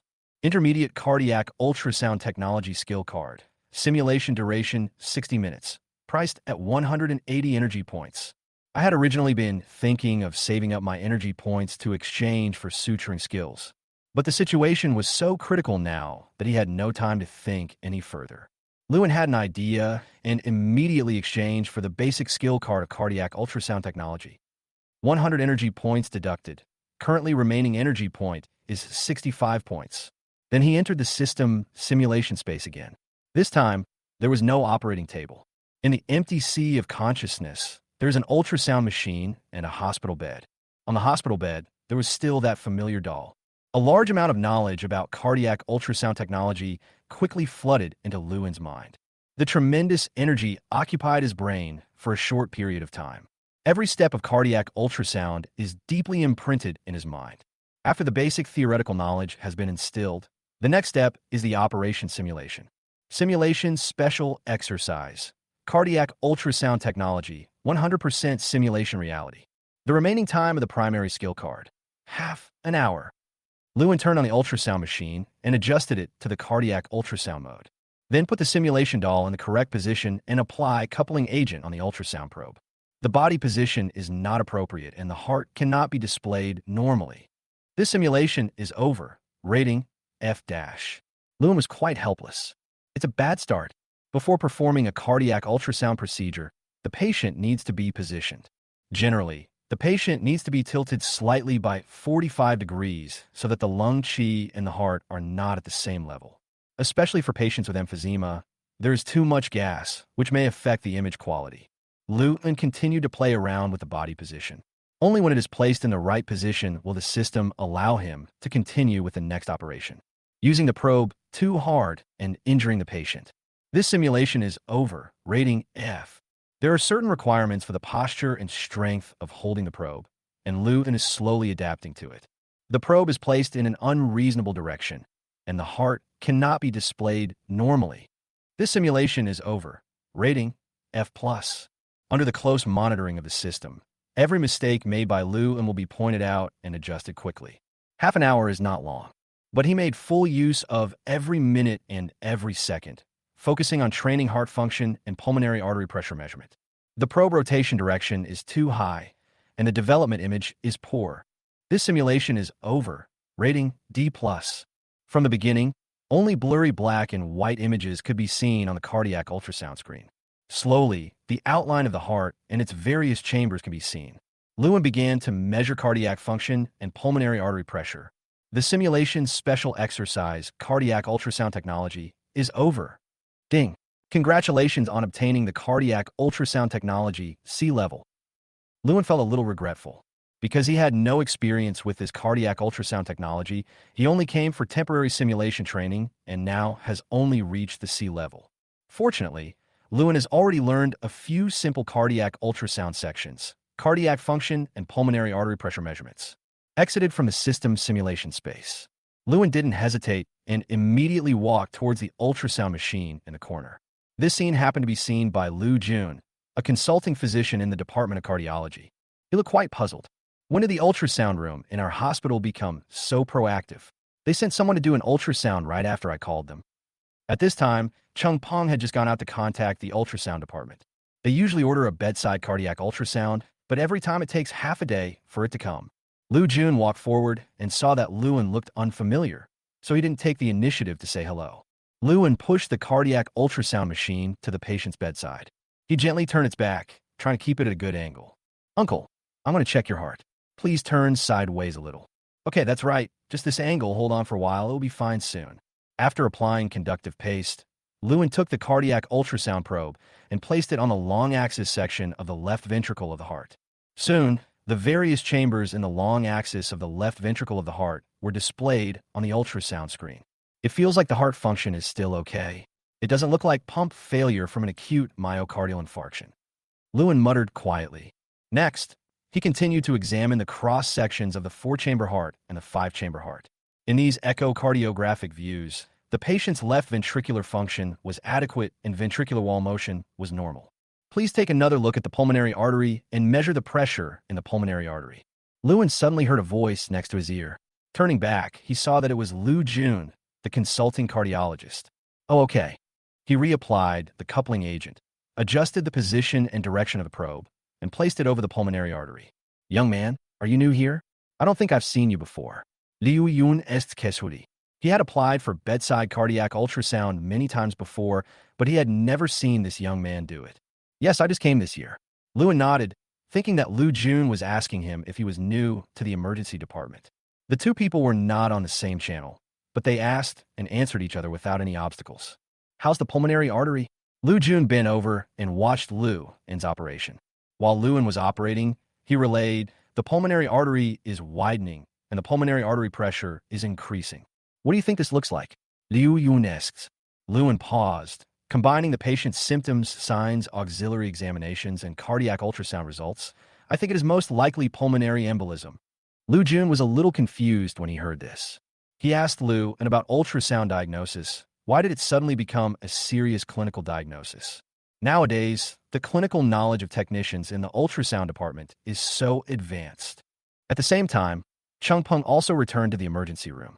When he saw Lu operating the cardiac ultrasound machine, and Lu Jun was watching on the side, he felt that his entire worldview had been turned upside down. Chapter 22, The Enemy Surrendered Too Quickly. Emergency room. Fatty Chung, come here quickly. Lu Jun looked up and saw Chung Peng coming in. He quickly waved at him, signaling him to come over quickly. The results of the heart ultrasound here are in. Chung Peng was stunned, swallowed his saliva, glanced at Lu Jun, then glanced at Lewin beside him, and then trotted forward.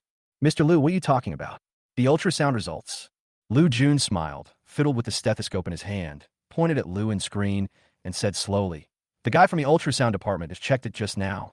The patient's heart function is normal. The left ventricular ejection fraction is 56%, the pulmonary artery is widened, and the pressure is increased. It is very likely a pulmonary embolism. After Lewin's ultrasound examination just now, combined with previous medical history data, Lu Jun has basically concluded that the patient is most likely suffering from pulmonary embolism, instead of the acute myocardial infarction that Chung Peng mentioned at the beginning. Mr. Lu, do you mean that the ultrasound doctor is here? Chung Peng was stunned. He looked around but did not see the ultrasound doctor. No, isn't this it? Lu Jun angrily pursed his lips at Lu, and who was sitting in front of the ultrasound machine. After hearing what Lu Jun said, Lewin realized that the doctor in front of him mistook him for a member of the ultrasound department. It turns out that the two of them were talking so much just now, but they were not on the same channel. Teacher, I'm sorry, you made a mistake. Lewin stood up quickly. I'm not a doctor in the ultrasound department. I'm a new doctor in the emergency department. My name is Lewin. Upon hearing this, Lu Jun turned his head in surprise and stared at Lewin, completely confused. What did you say? Are you the new doctor in the emergency department? Not from the ultrasound room. Lewin nodded repeatedly and handed his name badge to Lu Jun. Lu Jun picked it up and took a look. It was Lewin, an emergency surgery resident. At this time, Chung Peng on the side also said, Mr. Lu, he is indeed a newcomer in our emergency department.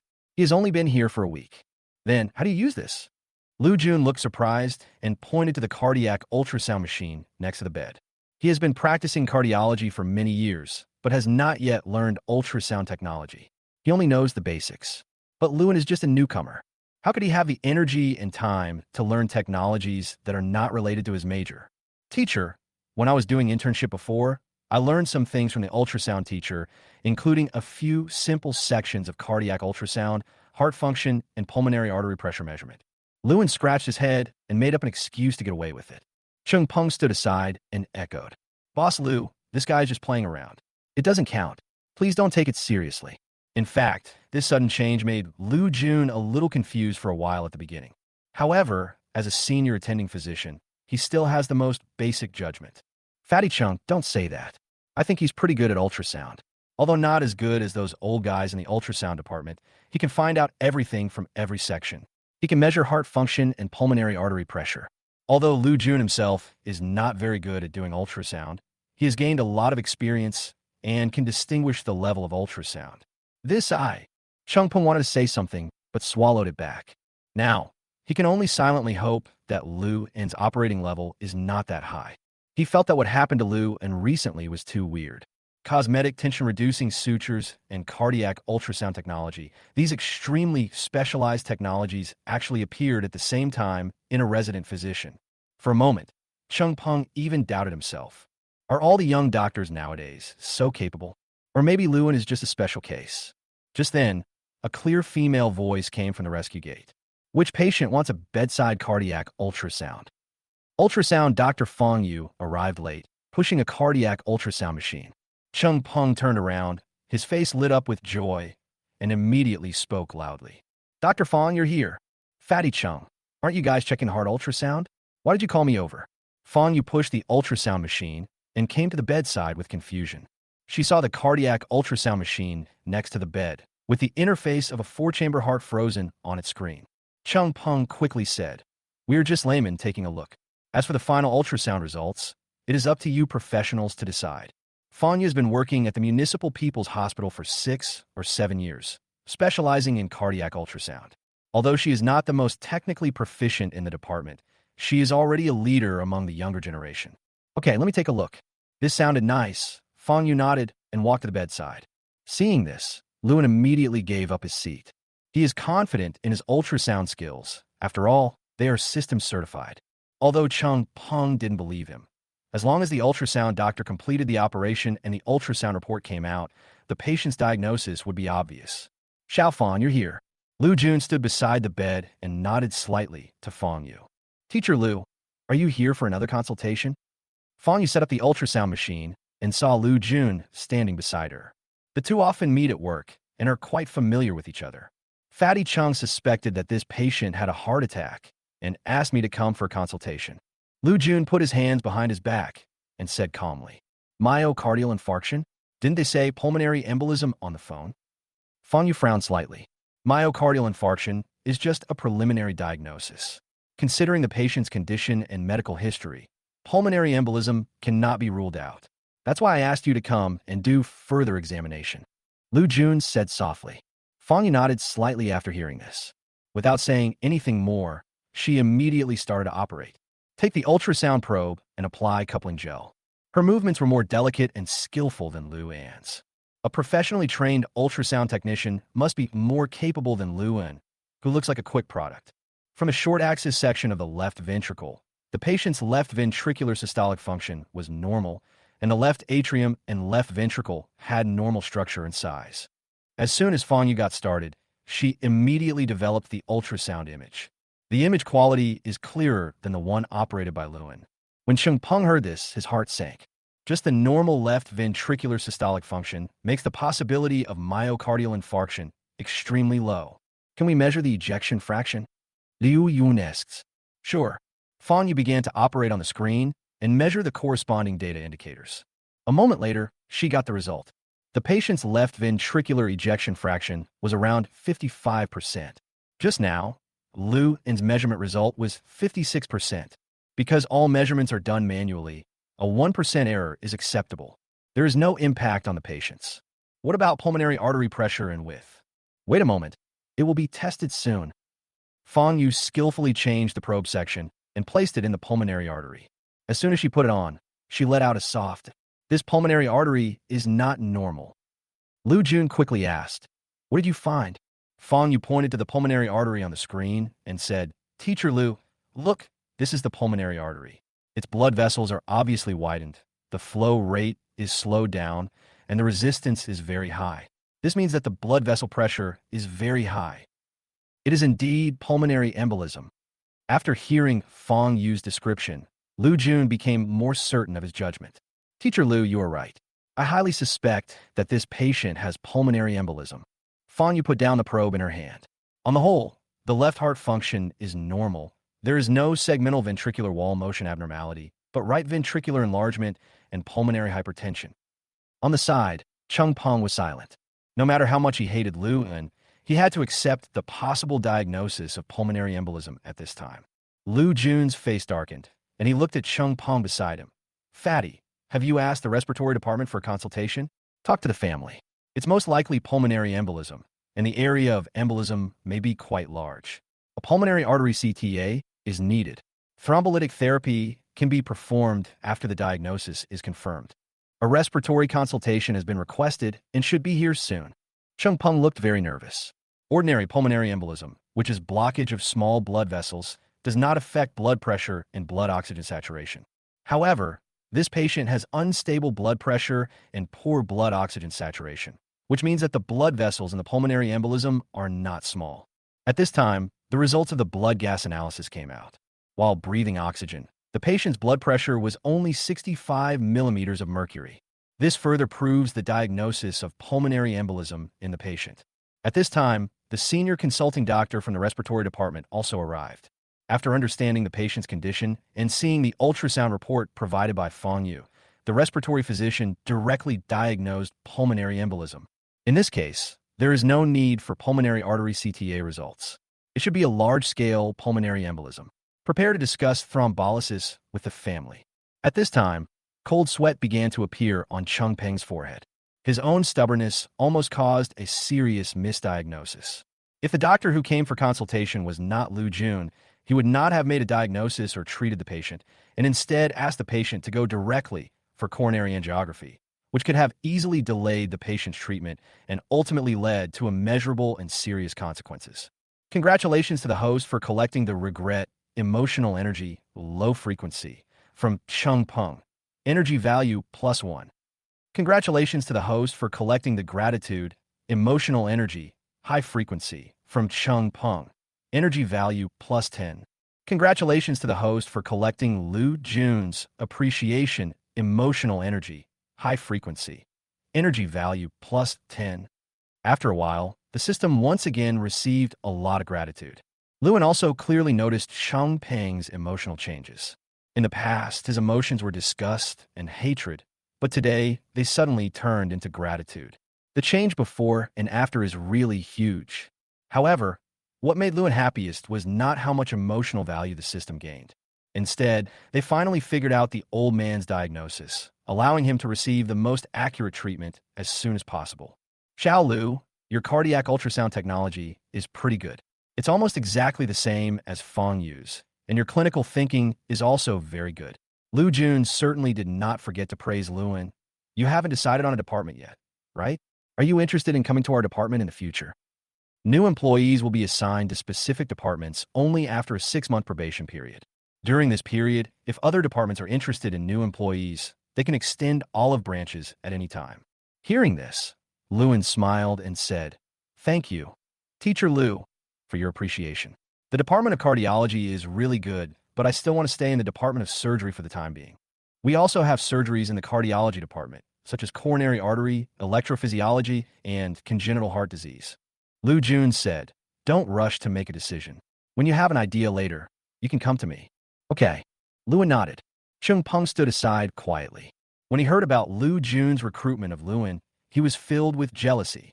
Working in the Department of Cardiovascular Medicine is indeed easier than working in the emergency department, not to mention that the prospects are better and the salary is much higher. Unexpectedly, Lewin refused it out of the blue. Chung Peng thought to himself, he was really too young and would definitely regret it in the future. If there were other good places for the doctors in the emergency department to go, they would have gone there long ago. Only a very small number of people choose to stay in the emergency department. After all, the working environment in the emergency department is one where the work intensity is high and the pressure is high, and the salary is not proportional to the effort. Most importantly, the emergency department is one of the departments most likely to have doctor-patient conflicts. Before Lu Jun left the emergency department, he gave Lewin a few more words of advice. "Xiao Lu, if you want to come to the cardiovascular department in the future, just come to me." "Okay, thank you, Mr. Lu." Lewin had a good impression of Lu Jun, the chief resident of the Department of Cardiology, especially after this little episode. The two added each other on WeChat so they could contact each other if they had any questions in the future. As for the patient himself, after communicating with his family, they agreed to thrombolytic therapy. Xiao Lu, this patient. Chung Peng suddenly realized that he and Lu and might not be the same kind of people. From his cosmetic, tension-reducing sutures to the current cardiac ultrasound technology. What Lewin brought him was shock and doubt again and again. Chung Peng gradually realized Lu In's excellence. So why would he go against such a person? Jealousy can very likely change a person beyond recognition. After figuring this out, Chung Peng still secretly found Lewin. Teacher Chung, the patient is undergoing thrombolysis and is not feeling any discomfort for the time being. When Lewin saw Chung Peng coming, he thought he was here to cause trouble again. Also, I have written down the consultation opinions of the cardiology and respiratory departments. You can take a look at them. That's not what I meant. Chung Peng shook his head quickly. I meant that I treated you badly a few days ago. I hope you don't take it to heart. Congratulations to the host for collecting the confession, emotional energy, low frequency, from Chung Peng. Energy value +1. Lewin thought it was a big deal and waved his hand. He doesn't care about people who are full of negative energy. When someone has too much contact with such a person, he himself may become more and more full of negative energy. The only thing he wants to do now is to improve his professional ability and treat more patients. As for the things Chung Peng usually did behind his back, Lewin knew that sooner or later someone would take care of him. But this guy is interesting. It's only been 2 days since they began to declare surrender. Chapter 23, Buying a Car. Blood oxygen is rising. My blood pressure has stabilized. Lewin stood on the hospital bed with a smile on his face. Thrombolytic therapy is very effective. After the blood clot in the lungs was dissolved, the patient's condition improved significantly. Doctor, is my dad okay? The patient's family was still not quite sure about the condition. She originally thought it was a heart problem, but after a round of examination, she found out it was a lung problem. The family member didn't quite understand, but she was willing to listen to the doctor's advice and chose thrombolytic therapy. At present, it seems that the vital signs are stable. Lewin said, but the specific treatment effect still needs to be reviewed by pulmonary artery CTA. In addition, the side effects of thrombolytic drugs may cause bleeding risks, so we need to observe closely. Upon hearing this, the family members breathed a sigh of relief. As long as the situation is stable. Thank you, doctor. The female family member looked around. Seeing that there were no other doctors around, he quickly pulled Lu into a corner. Lewin thought something was wrong, and while he was wondering, he found that the female family member took out an envelope from her bosom. Doctor, this is a small token of my appreciation. The female family member had a smile on her face, and she stuffed the envelope into Lewin's pocket in a very covert manner. Lewin was shocked. Wow, the family's preparations are really comprehensive. I just came to the hospital, and I prepared a red envelope. However, he didn't dare to accept it. Auntie, you don't have to do this. We definitely can't accept it. The female family member's attitude changed so quickly. Before, she scoffed at Lu In's diagnosis and was glad that Dr. Chung Peng was present. But in the blink of an eye, she sent a red envelope to Lu In. Doctor, it's okay. There are no cameras around here. The female family member quickly lowered her voice. I'm sorry, I really can't accept it. Lewin took a step back. Although he was short of money and not the kind of person who claimed to be morally upright, he knew what money he could take and what he could not take. To take a step back, what if the family gave him money first and then reported him later? This kind of thing is not impossible to happen. Doctor, the female family member wanted to say something, but Lewin interrupted her. Auntie, please use this money to buy food for the old man. There's no need to do this. We will treat all patients equally and do our best to treat them. After saying this, Lewin didn't give the female family member time to react and walked away immediately. The female family members hesitated for a moment. Is there a reason why you can't give money as a gift? Back to the bedside. Lewin continued to pay attention to the old man's condition. His vital signs were stable, and he had no obvious symptoms of chest tightness or pain. Everything is moving in the right direction. Congratulations to the host for collecting the respect, emotional energy, high frequency, from Zhang Yufan. Energy value +10. Lewin raised his eyebrows. Respected emotional energy? Was it the first time he had harvested this kind of emotional energy? If I think about it carefully, it is most likely the female family member just now. Lewin smiled slightly and refused the red envelope, but it also earned him a wave of emotional energy. Xiao Lu, are you free at noon today? Let's go out for lunch together. At some point, Chung Peng suddenly came up to Lewin. Lewin was stunned, still not used to Chung Peng's transformation. Teacher Chung, I have an appointment at noon. Lewin said apologetically. It's okay, what about tonight? Can. Lewin nodded and did not reject Chung Peng's kindness. We're all colleagues. We see each other every day. There is no need to be so fussy. What's more, you can go there to eat for free, so why not? Then it's settled. I'll come see you tonight. Chung Peng felt better when he saw Lu and agreed. By the way, don't call me Teacher Chung. It sounds strange. I'm only a few years older than you. Just call me Brother Chung. Lewin did not refuse and smiled. Okay, Brother Chung. The two chatted for a few minutes and then went back to their own business. After treating this patient with pulmonary embolism, Lewin once again gained a lot of energy. There are currently 112 emotional energy points, enough to exchange for a low-level skill card. However, he thought that saving up more money and exchanging it directly for more advanced skill cards would be more cost-effective. Emergency Department Nurses Station. After finishing her ward rounds, head nurse Yu Shioli came to the pharmacy. She ran into Sue Lily, a young nurse in the department. Hey Lily, how's the surgeon I introduced you last time? Yu Shioli looked at Sue Lily with a smile on her face. With her position, she has a lot of resources at her disposal, and one of her daily pleasures is to introduce potential partners to the single medical staff in the department. Moreover, these head nurses never get tired of acting as matchmakers. Head nurse, I don't like surgeons very much. Sue Lily shook her head. What's wrong? Yu Shioli was stunned. This man is an orthopedic surgeon. He should be quite rich. He is also tall and handsome. Don't you like him? Sue Lily frowned. I heard that surgeons are prone to being scumbags. Oh, these are all exceptions. Yu Shioli held her forehead and sighed. Don't be led astray by others. Anyway, if I have another doctor, my family won't be taken care of, so I don't want to find a colleague. Marriages between medical staff are more likely to understand each other, but it is quite tiring, and both of them can hardly take care of the family. What you said makes sense. Next time I'll introduce you to someone who is not in the same industry as me. Okay. Sue Lily smiled. Oh, by the way, what do you think of the new young doctor in our department? Who is it? Lewin. Sue Lily was startled, then slowly said, he is still in the probation period, and he only has a bachelor's degree. He can't stay, right?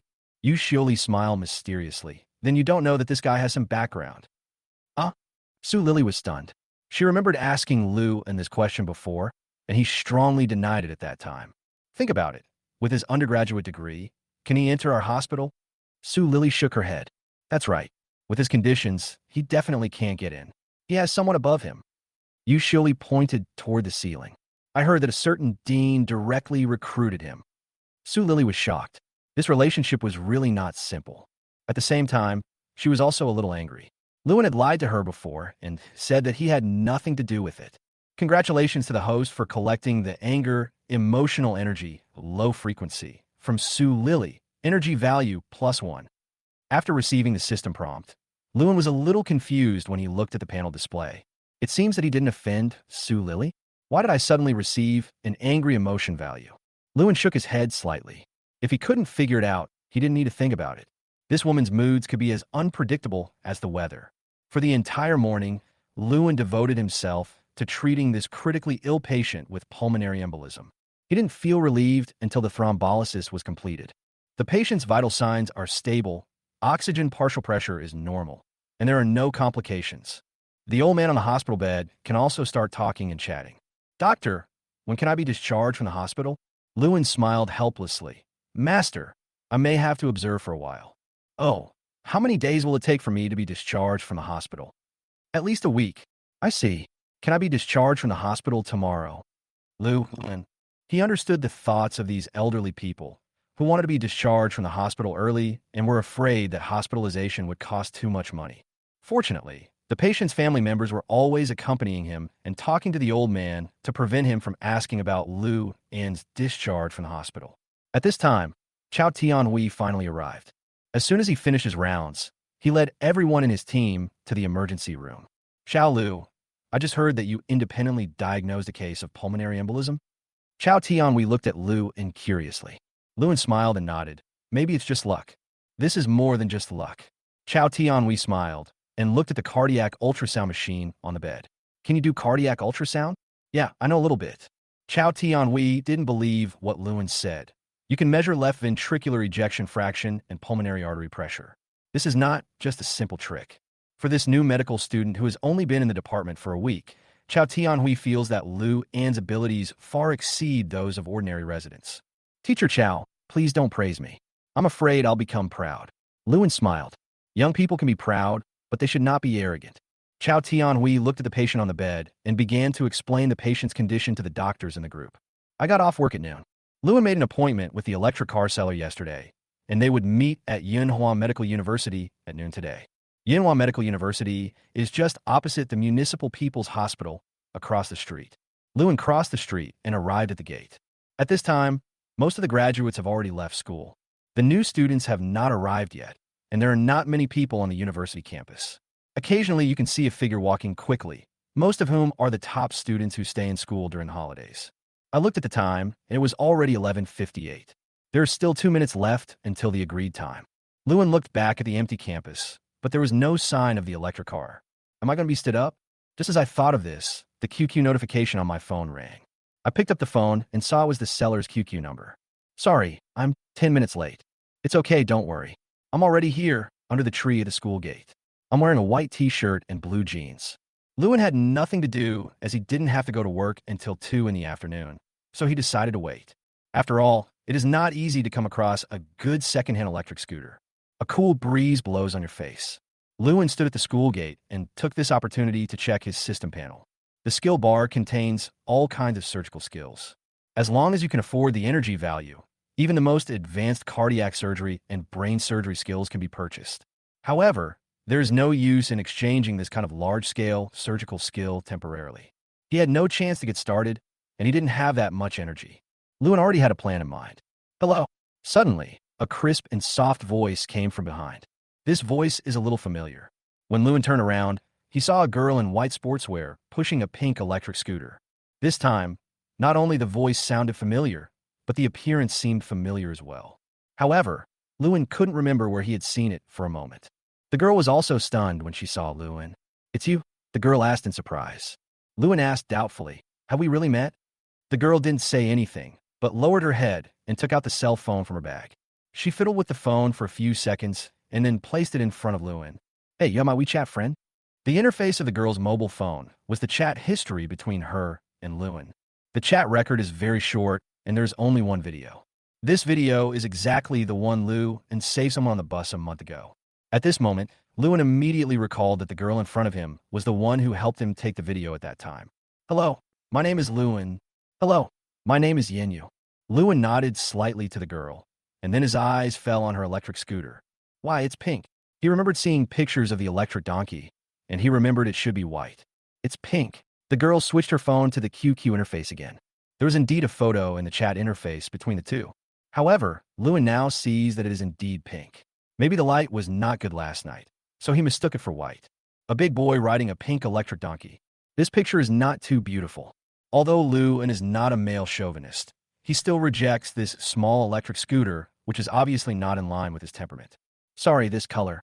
Yenyu saw Lewin's expression and understood what he meant. Don't worry, my car is very new and can definitely be sold.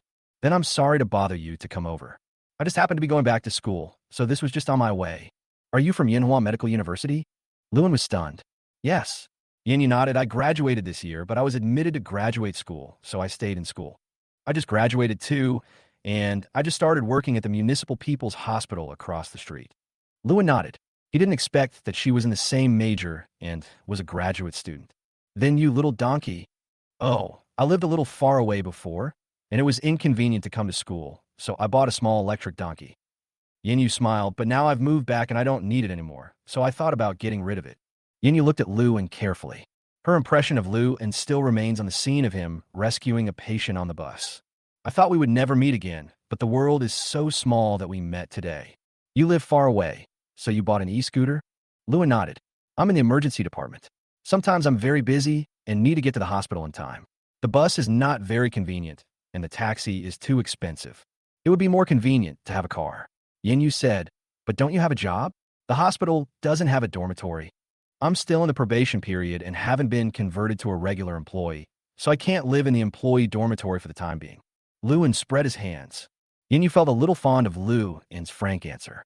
Many boys will deliberately show off in front of her to show how great they are. So you live far away? If you take the bus, it will probably take half an hour.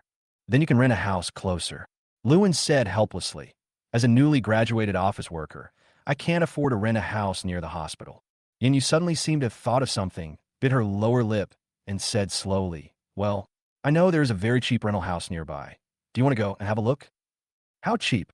Very cheap. Okay, let's go check it out. While it was still early, Lewin followed Yin Yu as if possessed. About 5 minutes later, the two stopped at the gate of a community near the hospital. This place is indeed very close to the Municipal People's Hospital, and it only takes 5 minutes to walk there at most. But looking at the beautiful environment of the community, Lewin was puzzled. Will the rent in this neighborhood be cheap? Chapter 24, Cardiac Tamponade. Yin Yu, is the rent here cheap? There was a big question mark above Lewin's head. The beautiful environment and exquisite decoration show that this community is not cheap. It's really cheap. Yin Yu's voice is very clear and very comfortable to listen to. How much is the rental house you mentioned per month? It should be 800. Yin Yu narrowed her eyes and smiled. 800? That's 200 less than my current rent. Lewin's eyes lit up. A penny can make a hero fall. He has just graduated and is short of money. Because the landlord only rents to students and hopes that the tenants will take good care of the room, the price is not high. Yin Yu said, yeah, that's understandable. Lewin nodded. So do you want to take a look? Yin Yu raised her head slightly and looked at Lewin with a smile. You have the key now? Yes, I also rented here. There is one room left that has not been rented out. The landlord asked me to help ask. Lewin raised his eyebrows slightly. You live here too. Well, you're not going? Go. Then please lead the way. It would be best for Lewin if he could live near the hospital. After locking the electric scooter on the first floor, Yin Yu took Lu into Unit 5, Building 2. The rental house is on the third floor with 3 bedrooms, a living room, a bathroom, and a kitchen. Yin Yu pushed the door open skillfully and introduced the room to Lewin. Do you live alone now? Lewin asked. There was another classmate before, but he moved out after graduation. Lewin looked around the room. The environment was much better than his current one, and the rent was not expensive. I'm paying for the rent by myself now, which is a bit tight, so I'm thinking of finding someone to share the rent with and just pay monthly. Lewin nodded. It can be said that this is a pretty perfect place to rent. The only thing that worries Lewin is that living with a person of the opposite sex might be a little inconvenient. If you want to stay, you can choose one of these 2 rooms. The hesitation in Lewin's heart suddenly disappeared. Yin Yu, a girl, didn't think it was a big deal, so he, a grown man, didn't hesitate to do so. Okay, my lease on the house over there is expiring these few days. If possible, I will move in the day after tomorrow. Now Lewin doesn't have to buy an electric scooter, and he can also have a suitable place to live.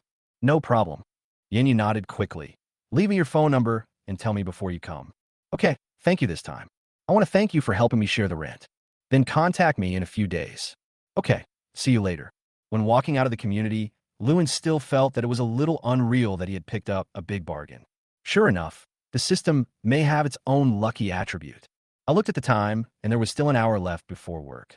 Lewin returned to the hospital slowly, had lunch, and then went back to the emergency department. At this time, there is still half an hour before work starts. Lewin, you're here just in time.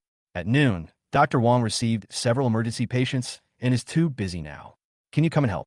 Head nurse Yu Shioli was pushing rescue equipment and moving between the beds. Okay, I'll be right there. Lewin also glanced at the department, which was filled with busy figures. He quickly went to the duty room, changed into a white coat, and walked quickly into the emergency room. Lewin, the patient in bed 3, is feeling chest tightness. Go take a look. Receive. Lewin came to bed number 3. The patient was an extremely thin old lady. She sat upright on the hospital bed, her lips cyanotic, and she was gasping for breath. Lewin's eyes were solemn. Right from the start, he was a tough guy. Dr. Liu, the patient's blood pressure is low, only 85/45 mmHg. The heart rate is very fast, 130 beats per minute, and the blood oxygen level is around 90%. Okay, let's increase the oxygen volume first. Lewin came to the bedside and began to check on the patient. Mother-in-law, what's wrong with you? The old lady was in a state of extreme agitation and ignored his questions. Lewin picked up the stethoscope and placed it on the old lady's heart and lungs. A faint beating sound was heard.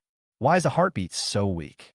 He frowned and thought of a clinical term, distant heart sounds. A normal heart sound is a strong beat. Once there is a problem with the heartbeat will change, become weak, or even undetectable. The heart sounds are distant. As the literal meaning suggests, the sounds seem to come from a very far away place.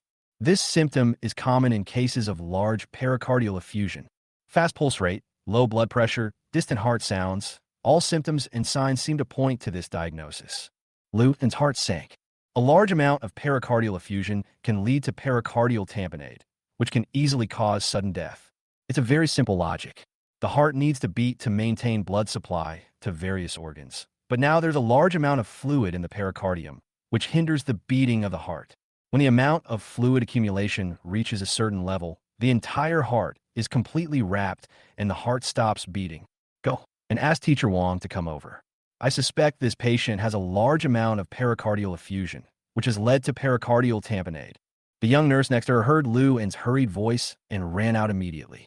Next to the bed stood a 20-year-old young man. When he heard Luan's words, his face changed drastically. "Doctor, my grandma has a large amount of pericardial effusion." Luan looked back and nodded. "I now highly suspect that it is pericardial tamponade.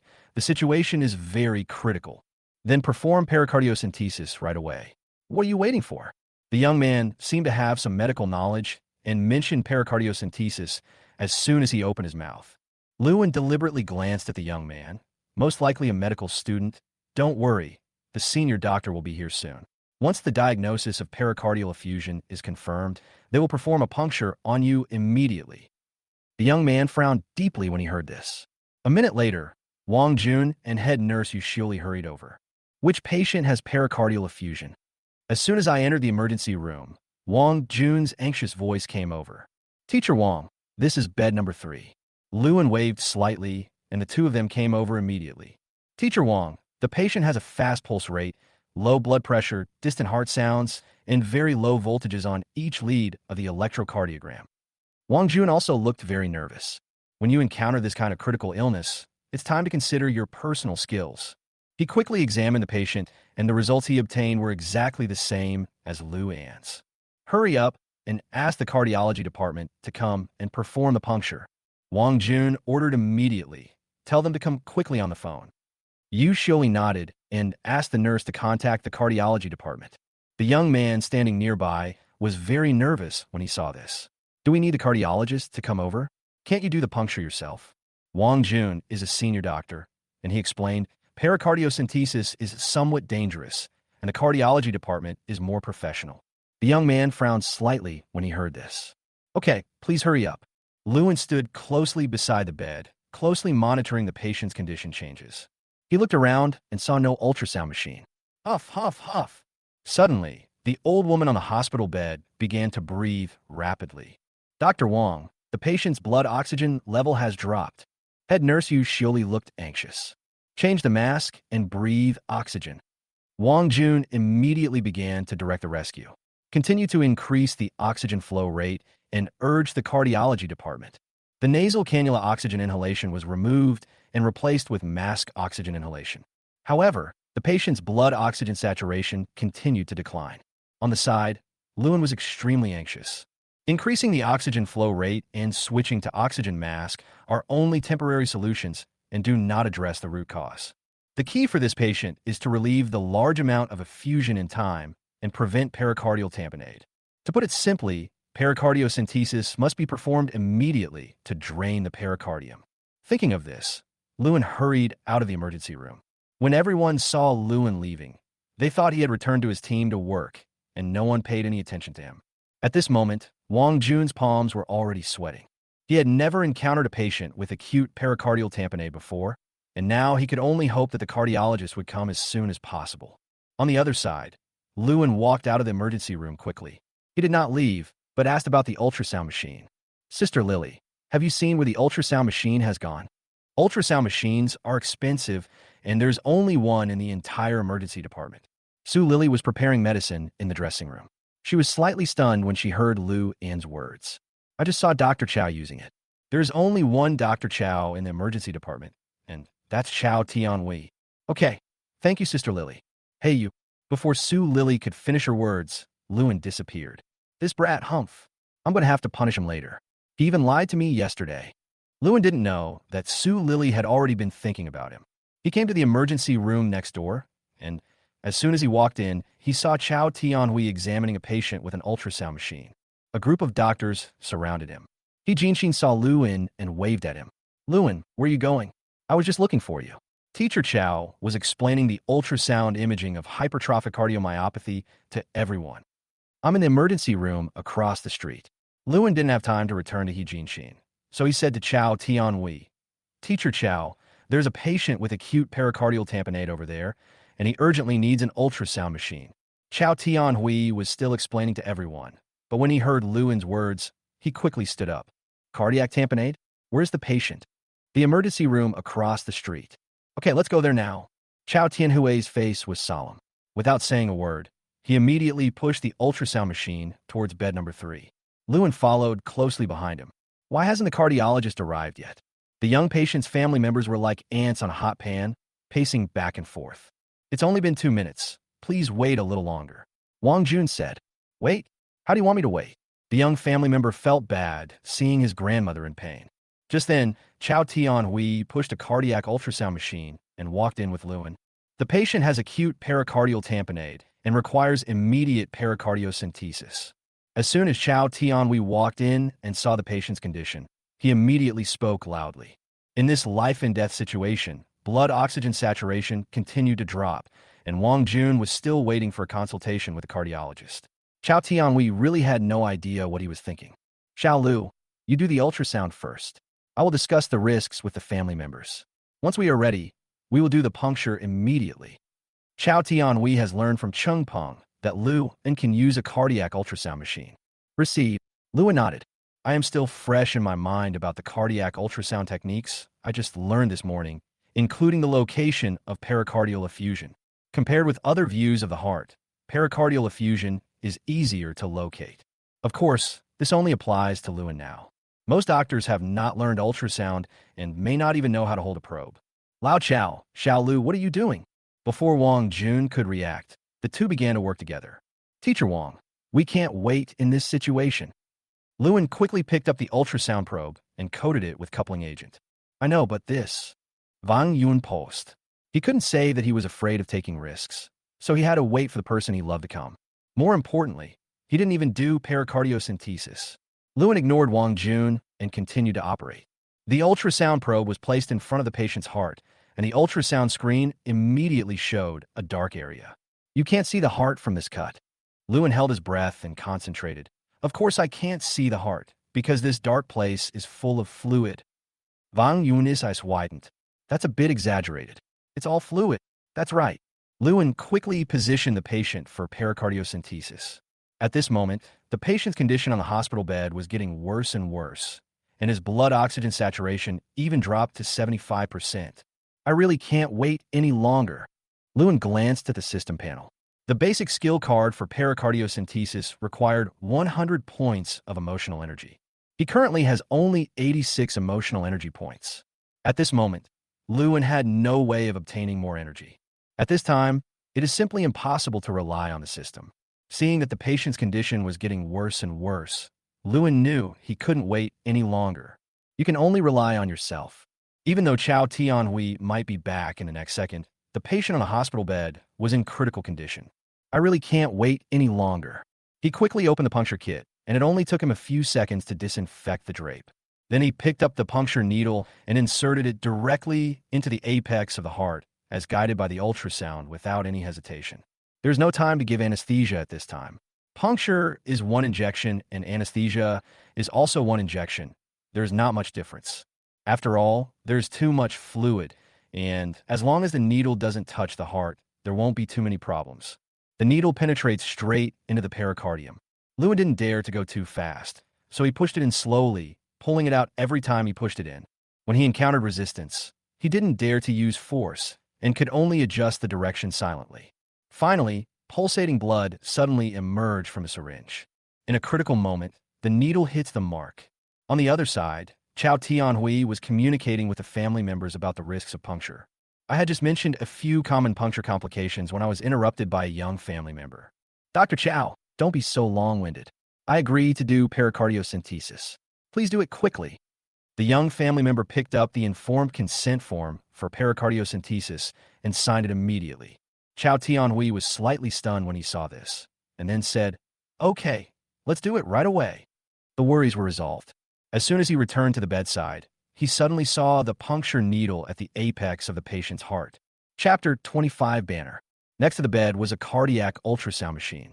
Lewin put on gloves, picked up the puncture needle, found the heart, and steadily inserted it into the patient's apex. As the puncture needle entered, bloody fluid immediately flowed out slowly from the puncture port. At this time, Chao Tianhui came back from the doctor-patient communication room and quickly walked to the bedside. He also noticed that the patient was having difficulty breathing, so he reacted immediately and shouted loudly. Xiao Lu, after the puncture, drain the accumulated fluid quickly. At the side, the attending physician Wang Jun also looked nervous. He could also see that something was not right with the patient and that he was in a state of extreme pericardial tamponade. In acute pericardial tamponade, only rapid release of fluid can relieve the compressed pericardium. Only in this way can the heart crisis be fundamentally resolved. Simply increasing the amount of oxygen intake or switching to oxygen inhalation through a mask is only a temporary solution and not a fundamental solution. Teacher Chow, I'm already in, Lewin said hurriedly. Bloody liquid spurted out from the puncture needle. The pressure on the patient's pericardium drops rapidly. The patient's heart rate visibly slowed down. The patient's blood pressure has risen again. Head nurse Yu Xioli stood nervously beside the bed, staring closely at the changes on the bedside monitor. Xiao Lu, don't stop, keep playing. Chao Tianhui continued. At present, the amount of accumulated fluid that has been released has exceeded 100 milliliters. According to normal operation, the amount of fluid released during the first pericardiocentesis should not exceed 100 milliliters. Otherwise, excessive release of effusion may cause pericardial re-expansion, which will have a worse impact on the human body. Receive, Lewin replied as he released the accumulated fluid. At this moment, the patient's pericardial effusion at the drainage site has exceeded the normal amount. Lewin held his breath and continued to drain the pericardial effusion. Only by relieving pericardial tamponade as soon as possible can the patient return to normal. As the pericardial effusion continued to drain, the patient's rapid breathing gradually subsided. Blood pressure is back up. Heart rate is down. Head nurse Yu Xioli closely monitored the patient's vital signs. Okay, got it. Lewin held the puncture needle tightly and stared at the monitor without blinking. The symptoms of pericardial tamponade are extremely serious, but they will quickly improve once the pressure on the pericardium is relieved. As the patient's vital signs stabilized, Lewin breathed a sigh of relief. This time, he did not seek help from any system. Instead, he relied solely on his own abilities to successfully perform pericardial puncture and drainage. For a fledgling resident doctor, this thrilling experience was enough to be remembered forever. Xiao Lu, good job. Chao Tianhui exclaimed in praise. Although it is just a small puncture needle, the courage and determination contained in it are not something that ordinary people have. Pericardiocentesis carries significant risks. Once the puncture needle touches the heart, it is very likely to cause heart rupture. Heart rupture is the most serious complication of pericardiocentesis. Teacher Chow, shall we place a catheter next? Lewin asked. Yes. Chao Tianhui nodded slowly. For now, we don't know the nature of the pericardial effusion. Place a drainage tube to prevent further accumulation of effusion. Okay. Lewin nodded.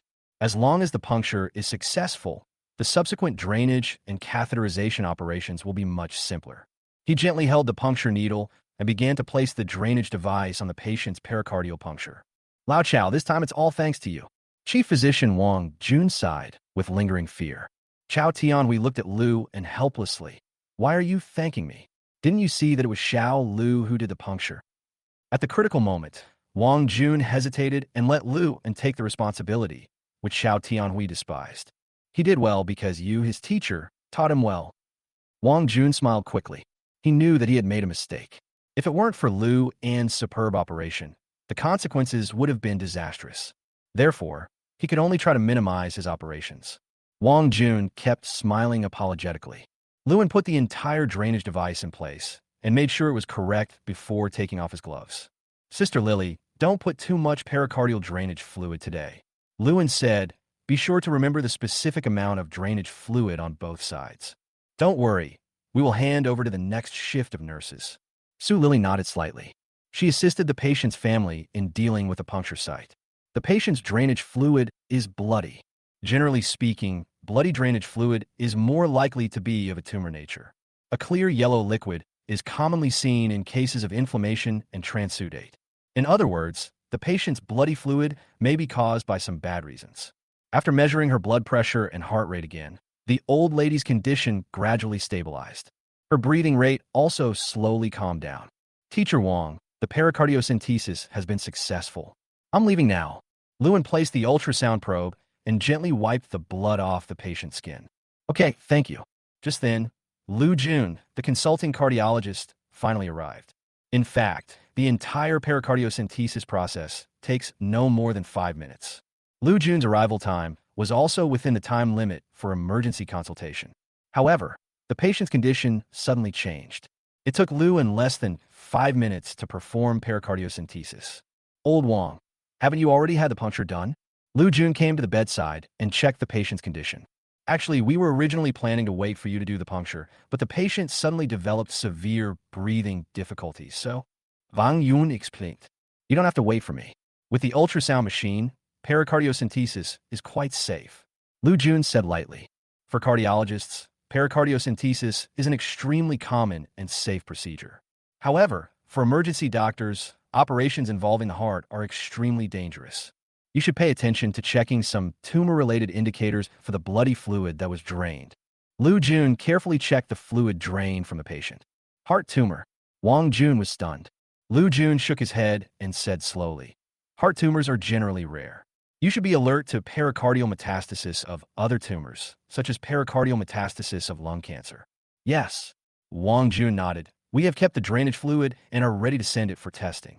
The pericardial tamponade seemed to be a serious condition, but at this moment, after pericardiocentesis and drainage, the danger was immediately resolved. The pressure on the pericardium is relieved and the heart can contract normally again.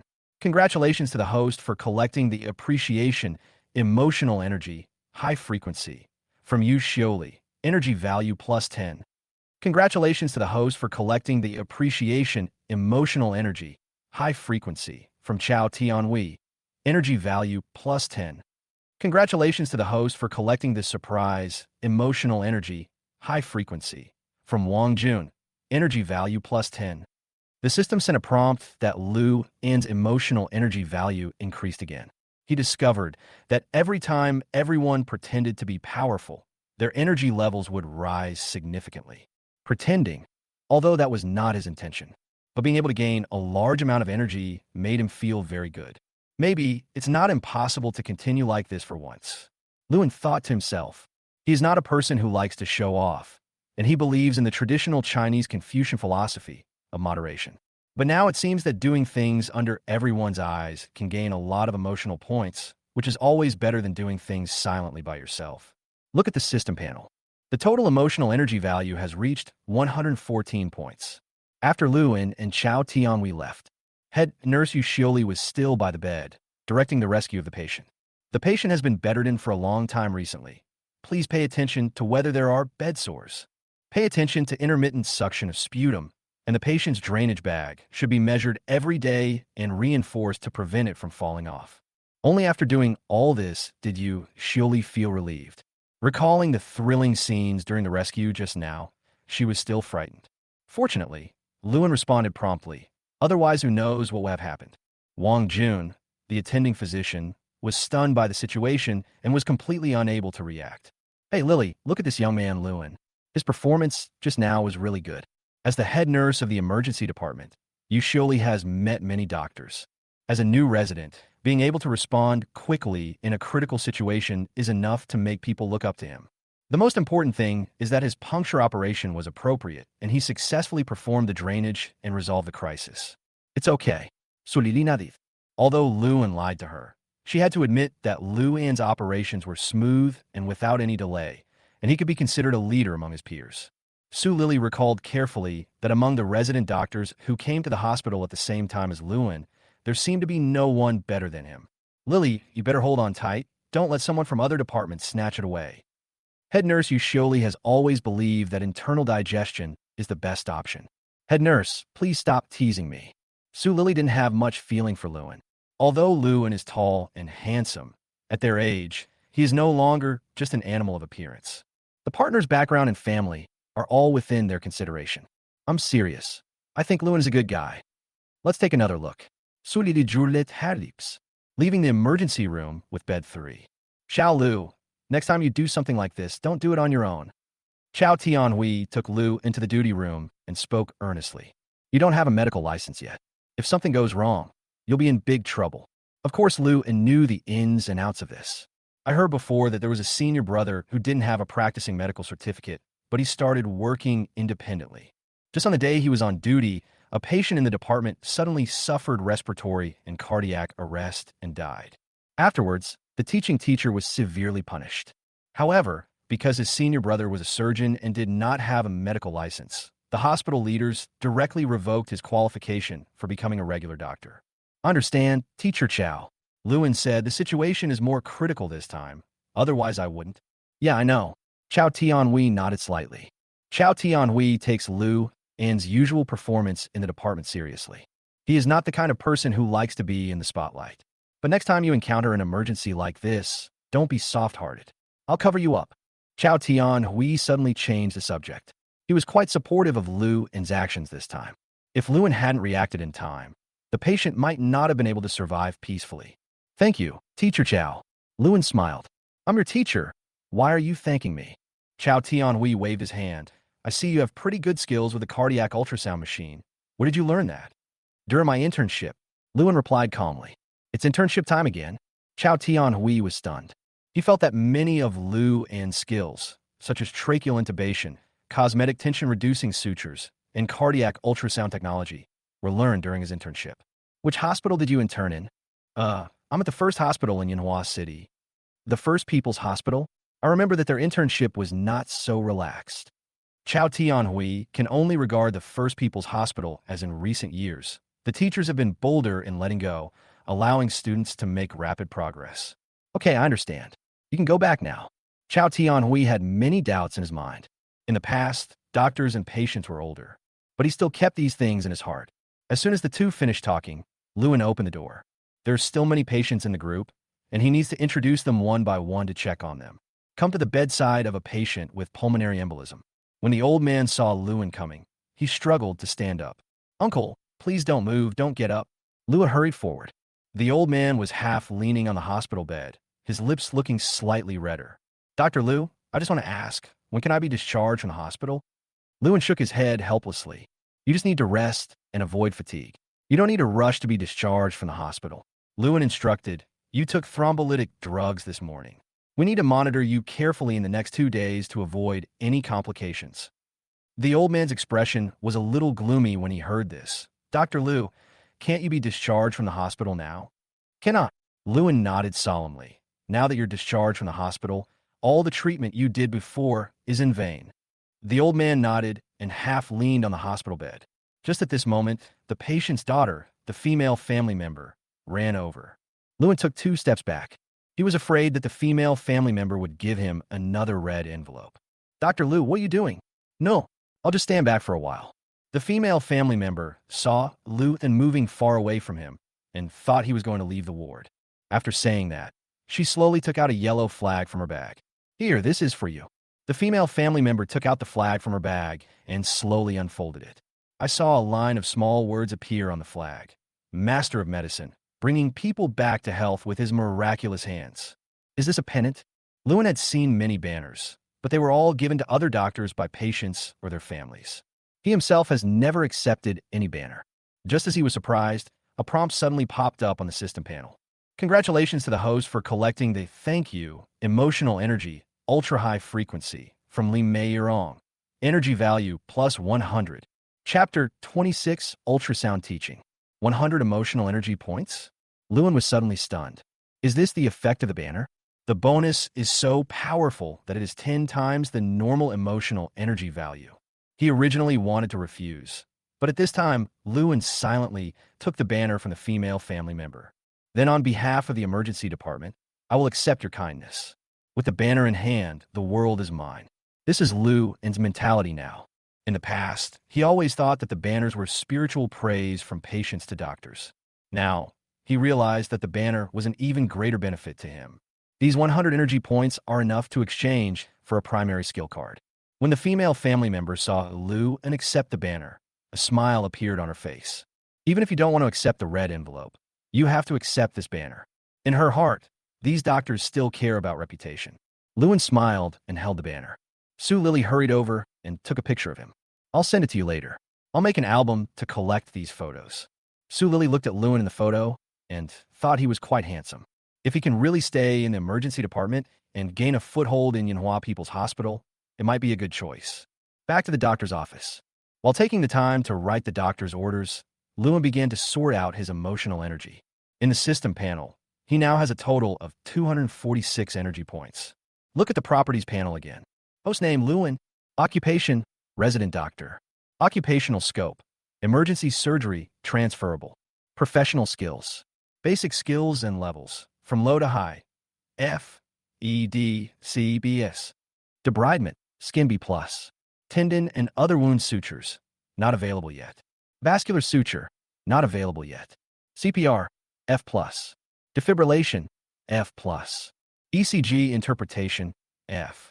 Endotracheal intubation, A. Gastric tube implantation, not available yet. Cardiac ultrasound technology, C. Surgical expertise, level 1 surgery. Inguinal hernia repair, not available yet. Appendectomy, not available. Gastroduodenal ulcer perforation, not available yet. Secondary surgery, not yet available. Level 3 surgery, not yet available. Level 4 surgery, not yet available. In just less than 2 days, Lewin's debridement and suture, tracheal intubation, and cardiac ultrasound techniques were greatly improved. Before today, he himself couldn't believe it. The system simulates the surgical space, greatly compressing his growth time. The only drawback is that the surgical skills are still blank. Lewin has a long way to go in his future surgical career. For the time being, he will focus on his suturing skills. In emergency surgery, if you can master the suture technique, you will definitely be in great demand. The intermediate skill card for debridement and suturing has an energy value of 180 points, and the advanced skill card has an energy value of 350 points. Lewin decided to save up his energy and directly exchange it for an advanced debridement and suturing skill card. Back to the emergency room. He continued to check on the conditions of each patient in the group. The patient who had just undergone pericardiocentesis and drainage is now in a stable condition. For this, Wang Jun specially came to thank Lewin and bought a cup of milk tea for everyone in the group. However, what puzzled Lewin was that, generally speaking, he could receive gratitude point from others.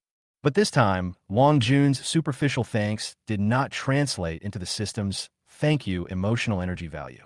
Lewin thought about it, and the only explanation for this was that Wang Jun's gratitude this time was not sincere and was just a superficial show. Therefore, the system did not receive any prompts.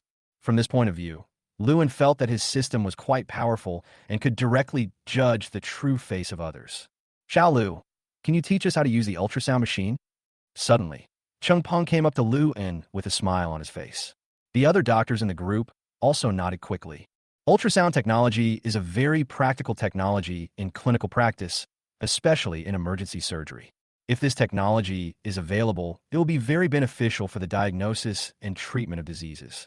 However, it is difficult for ordinary doctors to learn ultrasound technology without someone to teach them personally. In the emergency department, there aren't many people who know how to do ultrasound, and even fewer who are willing to teach.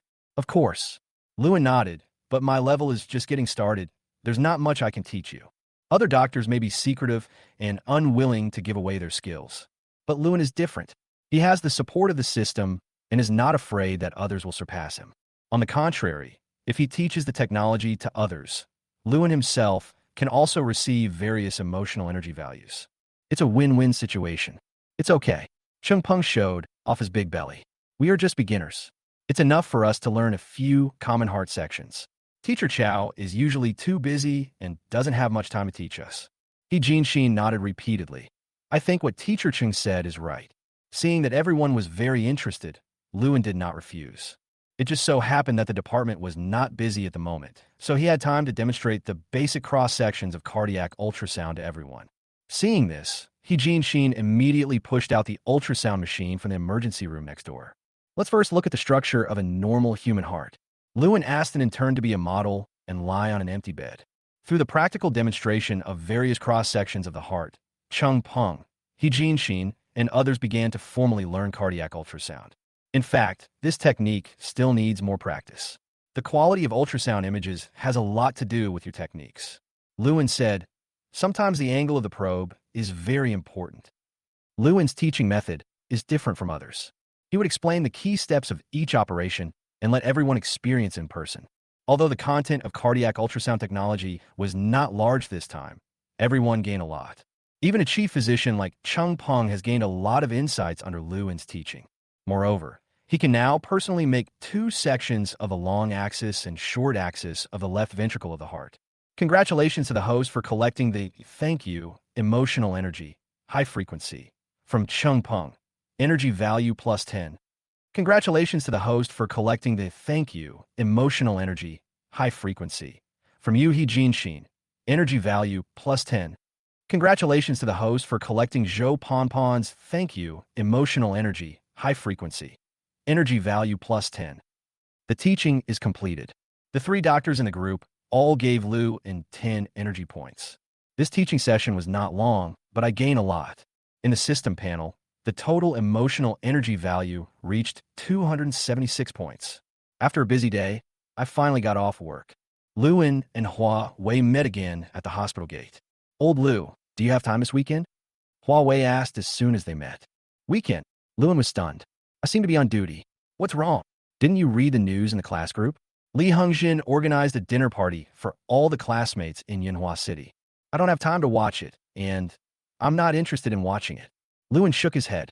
He had been looking for a job for some time and had no time to pay attention to the messages in the group. Now that I have started working, the emergency surgery department is very busy and I have no time to chat in the group. He has always blocked group messages, so unless he clicks on them on purpose, he really has no idea what is going on. Then you're not going? Huawei said. No.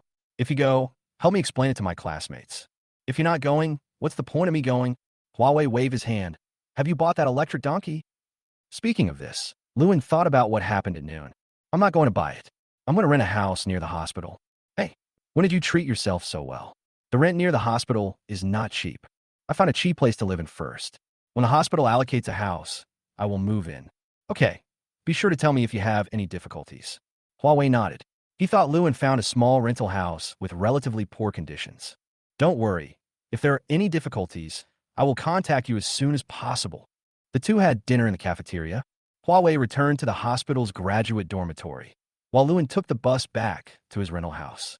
Just returned to the rental house. Lewin's cell phone rang. I took out my cell phone and saw it was my mother calling. Hey, Shaolin. My mother's familiar voice came from the other end of the phone. Mom, have you eaten dinner? I ate it. Mother Lu smiled. I called to ask you, have you started working recently? It's been a week. Lewin said, my colleagues here are very friendly, and the instructor is willing to teach me everything. Mom, starting next month, you don't have to send me money. I will start paying my own salary. That won't work. Mother Lu said quickly, you just started working, your salary is definitely not high, and you have many expenses. I'd better ask your father to give you living expenses. Mom, it's really not necessary. Lewin said helplessly, you and Dad don't have to worry about me. I'm working now and slowly getting back on track. I will help you reduce the burden in the future. Lewin chatted with his mother about family matters for a long time before hanging up the phone. The care of his family makes him feel at ease. Over the past 20 years, his parents have been the ones who have supported him and borne the pressure of life. From now on, he finally has the ability to lighten their burden and make their lives better. Lewin packed up some of his seldom used things, some of which could be sold directly and some of which would be moved to the new house. He didn't have much luggage and could move there at any time. The rental house here is still a few days away. Lewin was not going to wait any longer, but wanted to move to the new house as soon as possible, which would be more convenient. At 8 o'clock in the evening, Lewin thought Yinyu might not be asleep yet, so he called her. Yinyu, can I move in tomorrow? After receiving Lewin's call, Yinyu was in a happier mood and quickly said, of course, I told you. You can come over anytime you want. I just have a day off tomorrow. When you come, give me a call, and I'll come out right away. Yinyu, you don't have to pick her up. Lewin said, then we have to find someone to move the luggage. Yinyu whispered again, I have very little luggage. Yinyu, thank you for your kindness. I will contact you tomorrow. Okowo, once the house problem is solved, everything else will be easy. Lewin was preparing to wash up and go to bed. The annoying cell phone ringtone rang again. I picked it up and saw it was a call from Chao Tianhui. Luan quickly answered the phone. Xiao Lu, there's an emergency surgery. Come here quickly. Luan was shocked. Got it, come right over. With just a few simple words, Luan hung up the phone, put on his coat, and ran out. Fortunately, there are shared bicycles near the first floor of the rental house. He quickly swerved a car and rushed to the hospital at lightning speed. Emergency Department Rescue Ward. Lying on the hospital bed was a female patient who was about 70 years old. She curled up in the corner, holding her stomach, her face pale. Chao Tianhui looked serious. He stood silently by and scanned the patient's abdomen with an ultrasound machine. Doctor, what's wrong with me? The woman asked weakly. Chao Tianhui frowned slightly. Acute cholecystitis, multiple gallstones in the gallbladder. Looking at the situation now, I need surgery to remove this thing. He placed ultrasound images of the patients all on one side. Surgery. The woman frowned. Can we not do it? I'm just taking medication now. I think it's working well. The pain is not as severe as before. Chao Tianhui shook his head. It has to be done. Your attacks are too frequent now. If you don't deal with it now, you may be at risk of gallbladder cancer in the future. The woman was still a little hesitant and didn't reply for a long time. Where are your family members? He was eating outside and came here after he finished eating. You're already in the hospital, and he still has the time to eat outside? Chao Tianhui was quite helpless with his family member. Tell him to come over quickly. Okay, I'll call him. When Luan rushed to the emergency department, the patient's family had not yet arrived. For patients undergoing general anesthesia surgery like this, the signature of their family members is required. Teacher, are you still waiting for family members? Yes. Chao Tianhui nodded, looked at the time, and frowned. If it really doesn't work, we can only report it to the medical department first, and we will perform the operation in advance. Good. Luan is still looking forward to this operation. Cholecystectomy is one of the most common emergency surgical procedures. Today is also his first surgery as an assistant. Another 10 minutes passed. The patient's pain recurred, and his family still hadn't seen him at all. Xiao Lu, we can't wait any longer, Chao Tianhui said sternly. Report the patient's condition to the medical department, contact the patient's family, and record the conversation. As long as the family agrees, perform the surgery immediately. Okowo. Luan began to contact the medical department and the patient's family separately. But at this moment, the patient's painful groans were heard again in the ward. No, it hurts. Chao Tianhui hurried forward and gently pressed the patient's abdominal pain with his hand. As soon as his right hand lightly touched the patient's skin, the patient's expression immediately became painful. Oops, this could be a piercing. Chao Tianhui's heart sank to the bottom in an instant. Chapter 27. False Spontaneous Breathing. Emergency Surgery, Director's Office. No, we must wait for the family members to come. Director Lu had a serious expression on his face and stared closely at Chao Tianhui in front of him. We can report it to the medical department, but if something goes wrong, who will bear the risk? We'll take the responsibility. This patient must not be allowed to undergo surgery before his family members come. Upon hearing this, Chao Tianhui became extremely anxious. But director, the patient already has signs of septic shock. If surgery is not performed promptly, the symptoms will worsen at any time, and by then, there will be no chance for surgery. Don't tell me so much. Patient safety is important, but department safety is also important, Director Lu said coldly. If something goes wrong, the hospital will blame me. But Chao Tianhui still wanted to continue fighting, but Director Lu directly ordered him to leave. Instead of arguing with me here, you might as well contact the patient's family and ask them to come to the hospital as soon as possible. Oh, Chao Tianhui sighed and walked out of the director's office. Luan walked towards him. Teacher, has the director agreed? Chao Tianhui shook his head. No, they just let us wait for the family members. Luan's face darkened. Everyone can see the patient's condition. If surgery is not performed in time, the infectious shock is likely to worsen and lead to death. Teacher, what should we do next? The patient is not in good condition, and she seems to have had a heart attack before. Hey, let's go see the patient first. Chao Tianhui took Luan back to the emergency room. The patient was still lying in bed, holding his stomach, his face full of pain. In patients with an acute abdomen, analgesic therapy is not recommended because it often masks changes in the condition. But now the diagnosis is clear and the patient cannot bear the pain. The severe pain causes excessive excitement of the nerves, which will aggravate the patient's condition. Give him an injection of tramadol.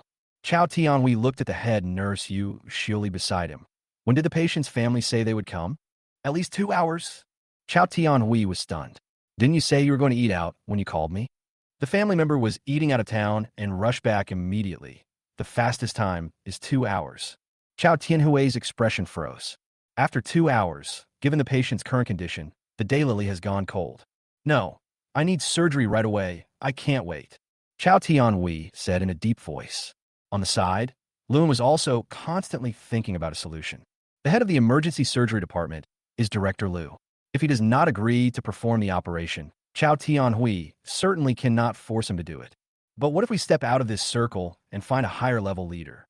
Although there is suspicion of reporting beyond the level, the situation is urgent and we have no choice but to do so. Teacher, can we report this patient's condition to a higher level leader and let them make the decision? Lewin's voice slowly sounded in Chow Tian-hui's ears. He was stunned. Yes, he could not disobey Director Liu's orders. No one in the emergency department would cooperate with him. But Director Liu cannot disobey the orders of higher leaders. As for what happens afterwards, if Director Liu comes to settle accounts with him and blames him for reporting to a higher level, Chow Tian-hui will not be afraid. His goal is to perform the operation smoothly and resolve the patient's crisis. Wait a minute, I'm going to go out and make a phone call. Thinking of this, Chow Tian-hui took out his mobile phone and went to the corner of the emergency room. Lewin knew that he was contacting higher-level leaders. Office of the Vice President. In Ji Chao is processing hospital documents. He has a headache now. With the medical reform, hospitals are facing the pain of transformation. How to survive better in a medical environment is a major challenge facing managers. Ding, ding, ding. The phone rang suddenly. In Ji Chao took a deep breath, put down the documents, and picked up the phone. Hello. Dean, it's me. I want to trouble you with something. It's Xiao Chao. What's the matter? Tell me. In Ji Chao still has a good impression of Chow Tian-hui, the emergency doctor. He is pragmatic and hardworking, and is a doctor who gets things done. It's just that I'm too stubborn, so after all these years, I'm still just an attending physician. With his qualifications, he could have been promoted to associate chief physician long ago. However, the hospital has limited places, and Chow Tian-hui is always eliminated in the queue for promotion. Director, there's a patient here with acute cholecystitis and suspected perforation. He is currently showing signs of septic shock. Chow Tian-hui said, emergency surgery is required, but the patient's family is not here. You can report this matter to the medical department. In Ji Chao frowned. This is not uncommon. Many patients do not have their family members around when they fall ill. I have reported this to the medical department. The medical department is aware of this matter and asked us to operate according to the routine diagnosis and treatment. Chow Tian-hui said helplessly, but Director Liu wants to wait for the family members to come and sign before agreeing to the operation. How long will it take for the family members to arrive? In Ji Chao frowned even deeper. It will take at least 2 hours. We definitely can't wait. There was a moment of silence on the other end of the phone. Chow Tian-hui was very nervous. Dean is the last candidate he can think of at the moment. If Director Yin cannot agree to the surgery, then he can only wait for the family members to arrive. After a while, In Ji Chao's voice came from the other end of the phone again. Xiao Chao, do as you wish and perform the surgery. I'll call Director Liu. When Chow Tian-hui heard this, he breathed a sigh of relief. Thank you, Dean. Do your best and don't let me down. After hanging up the phone, Chow Tian-hui's eyes became firm. He returned to the emergency room and looked at the head nurse Yu Xioli standing beside the bed. Head nurse, prepare for surgery. Yu Xioli was stunned. The director agreed. Cao Tianhui note that Sao. It doesn't matter whether Director Liu agreed or not. The surgery is now being performed without any obstruction from anyone. Okay, complete the bedside handover and notify the operating room. We will transfer the patient immediately. Head nurse Yu Xioli began to give instructions to the young nurse. Everyone started to get busy. Seeing this, Lewin felt a little more at ease. I guess the phone call just now worked. Although Mr. Chow is usually straightforward and easily offends people, he still has a strong backing. Xiao Lu, let's go to the operating room right away. Okowo. The two of them immediately walked quickly towards the emergency operating room. At this time, in the director's office of the emergency department, President Ian, I will definitely listen to you. But if something goes wrong during the operation, don't worry. I'll take full responsibility. Dean, since you said so, I will definitely support you with all my strength. If you're fine, then leave it as it is. Hearing the busy tone coming from the other end of the phone, Lu Yajun's face turned extremely pale. What does it feel like to be reported to a higher level by your subordinates? Chao Tianhui, you really don't take me seriously. Lu Yijun's eyes flashed with a gleam of brilliance. After so many years, you are still the attending physician. Don't you understand the truth? Lu Yijun has a love-hate relationship with Chao Tianhui. In the entire emergency department, Chao Tianhui's medical skills are at the ceiling level. He is the backbone. Whether it is suturing technology or surgical skills, they're all top-notch. However, Chao Tianhui had a strong personality and offended too many leaders.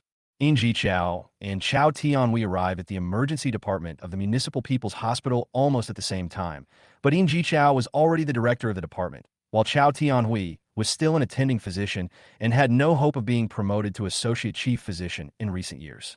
Step into the operating room again. Lewin was no longer as unfamiliar as he was the first time, and he followed Chao Tianhui to wash his hands. The patient's condition is very complicated, and he is showing signs of shock. We need to act quickly. I understand. Lewin nodded. He just checked the price of gallbladder surgery on the system panel. The gallbladder surgery basic skill card requires 500 emotional energy points. With his current balance, he cannot redeem it yet. This time, he can only rely on his own efforts for the gallbladder surgery. The patient currently has gallbladder perforation and acute peritonitis, so laparoscopic surgery is not suitable and laparotomy is required. Before the operation, Chao Tianhui began to explain the indications for the operation to Lewin. At the same time, we are waiting for the anesthesiologist to induce anesthesia for the patient. Lao Chao, I just heard from Lao Yu that your patient's family hasn't arrived yet. Anesthesiologist Wu Chong was sitting in front of the operating table. Gao Tianhui not that. How dare you perform surgery? You may be the only one in the entire emergency department who has the courage to do this. Wu Chong smiled, then glanced at Lu and behind Chao Tianhui. You brought your little apprentice with you this time? Why didn't Fatty Chung come? Fatty Chung is in love and has no interest in surgery recently. Chao Tianhui said lightly. Hey, Fatty Chung, that liquor. Didn't you break up with him a while ago? Why is he hooking up with another girl recently? Wu Chung was like a chatterbox. He never stopped talking and kept chatting with Chao Tianhui. How's the anesthesia going? Chao Tianhui quickly brought the subject back. Wu Chong turned his head and glanced at the bedside monitor. Wait, it will be ready soon. However, Chao Tianhui waited for a while, but Wu Chong had not yet completed the anesthesia. Hey, that's weird. Why are you still breathing? The patient's breathing waveform on the handheld monitor is not entirely the waveform after anesthesia. There is also a normal breathing waveform. This means that the patient is still breathing on his own. Is it because the muscle relaxants are not enough? Wu Chong frowned, began to adjust the drug dosage, and closely monitored the patient's breathing waveform. Old Wu, what's wrong? Chao Tianhui quickly noticed the abnormality on Wu Chong's side. It's okay. The patient is still breathing on his own. Maybe the muscle relaxant is not enough. I'll add some more. Wu Chong waved his hand. After a while, Wu Chong's calm expression began to change slightly. The dosage of muscle relaxants has exceeded the routine dosage, but the patient still has a spontaneous breathing waveform on the bedside monitor. That's not right. Why can the patient still breathe on his own? Wu Chong began to recheck the anesthesia medication. The medication is correct. Chao Tianhui stood beside the operating table and could only watch Wu Chong solve the problem. He is not an anesthesia professional and has no idea about these professional technical problems. On the side, Lewin watched Wu Chong's operation and roughly understood the difficulties encountered in anesthesia. However, judging from the patient's condition, he had no reaction and the anesthesia was very successful. I've increased the dosage, but it still doesn't work. Wu Chong shook his head. Lao Chao, wait a minute, I'll call the director to take a look. Just when Wu Chong was about to leave the operating room, Lewin suddenly spoke. Teacher, I think the normal breathing waveform on the monitor does not mean that the patient has spontaneous breathing. As soon as he finished speaking, Chao Tianhui and Wu Chong in the clinic looked at Lewin in surprise. Lewin pointed to the patient's heart and said, I found that there was something wrong with the patient's heartbeat. Upon hearing this, Chao Tianhui gently pulled open the patient's shirt. Xiao Lu, what do you mean by this? Wu Chong asked. A normal heartbeat's strongest point should be at the apex of the heart, Lewin explained, but this patient's strongest heartbeat point is clearly shifted downward. Is there anything wrong with that? Wu Chong is an anesthesia major and has only a superficial understanding of clinical knowledge. I see. Chao Tianhui suddenly looked at Lu and Xiao Lu. What you mean is that the patient's heart is dilated and the apex beat point is moving downward, so when the heart beats, it drives the movement of the lungs. Therefore, what is shown on the monitor is a normal breathing waveform. Upon hearing this, Lewin nodded quickly.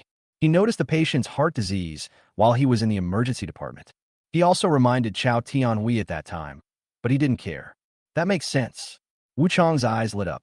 Xiao Lu, this reason convinces me. But just in case, I'll call the director over to take a look. A moment later, Wu Chong brought the director of the anesthesiology department to the operating room. Xiao Wu, what's the matter that makes you so anxious?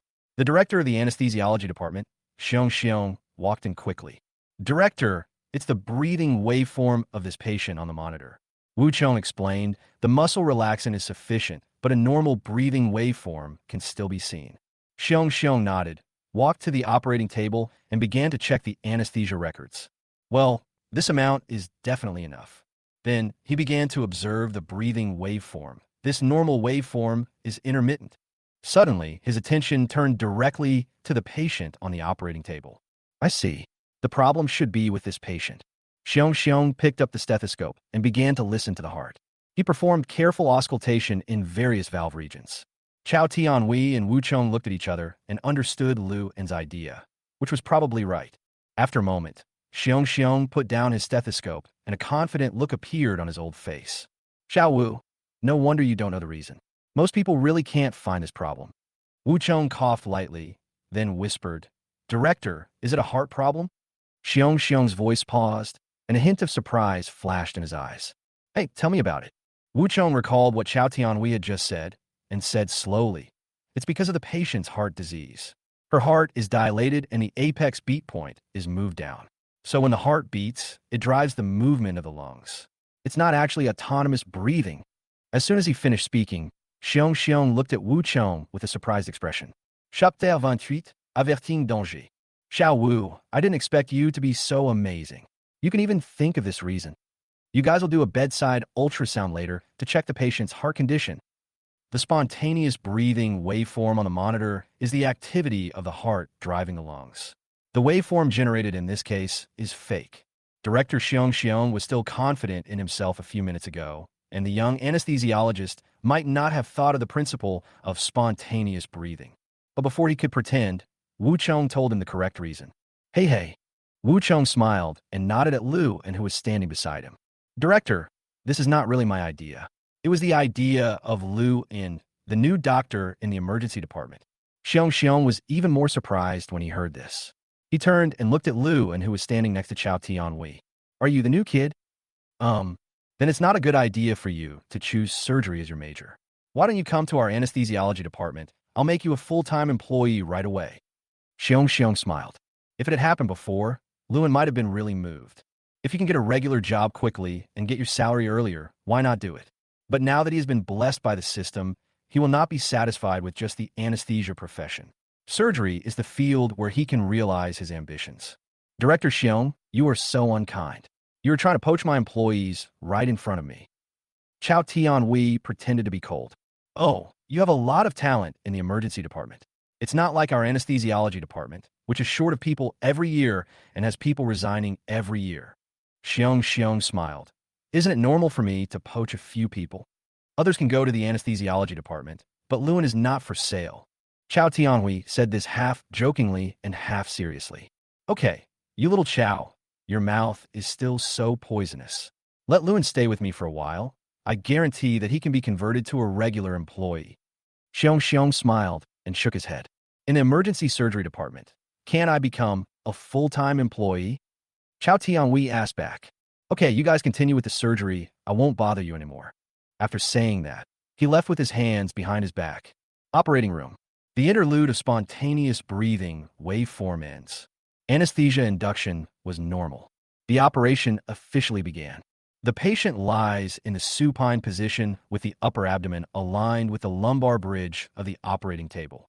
Xiao Lu, where's the incision usually made for gallbladder surgery? Chao Tianhui asked. He likes to ask questions, especially some seemingly basic questions, which can actually reflect the attitude of the practitioner. Lewin thought for a moment and said, generally, we use a right upper transabdominal rectus incision or a right upper paramedian incision. In addition, for obese patients and patients with wide costal arches, we can use a right subcostal oblique incision. Yes, that's good. You have a solid foundation of knowledge. Chao Tianhui nodded slightly. You performed the laparotomy on this patient. He handed the scalpel to Lewin. Lewin was slightly stunned, and then suddenly he was overjoyed. From retractor to laparotomy, this is a great progress. He nodded, took the scalpel, and made an incision about 8 centimeters long below the right rib margin. Then the subcutaneous tissue and rectus abdominis muscle were bluntly separated to expose the abdominal cavity. Lewin's technique was a little unfamiliar, but he still completed it smoothly. After exposing the abdominal cavity, the first step is not to find the gallbladder, but to explore the liver. Next, Chao Tianhui began to teach the details of each step. Lewin stood beside him and could intuitively feel the first step. First, examine the color and texture of the liver to see if there's enlargement or atrophy, abnormal nodules, sclerosis, or abscesses. Also, examine the diaphragmatic and visceral surfaces of the right lobe and the left lobe.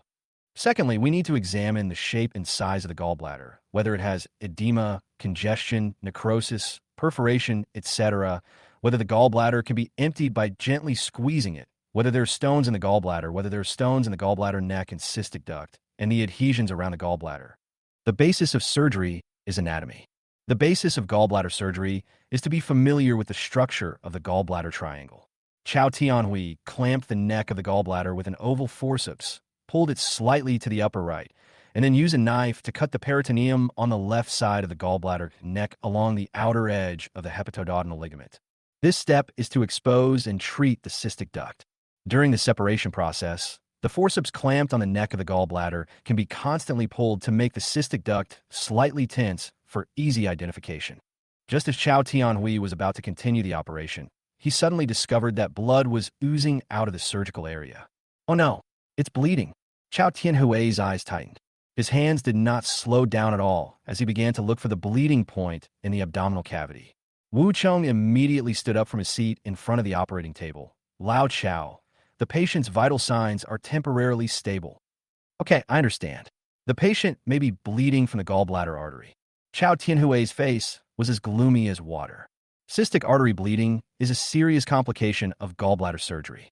Xiao Lu, a tractor. Good. Lewin stood opposite Chao Tianhui, staring at the surgical area with a serious expression. His task is to absorb the flowing blood and keep the surgical field as clean as possible. Where's the bleeding point? Chao Tianhui kept searching. The patient already had signs of septic shock and now had heavy bleeding. If the bleeding is not found quickly, shock may occur again at any time. While Lewin was using the suction device to draw blood, he began to feel for the gallbladder area with his other hand. If we cannot find the bleeding point of the cystic artery, can we block the blood vessels upstream of the cystic artery? With this idea in mind, he immediately started to implement it.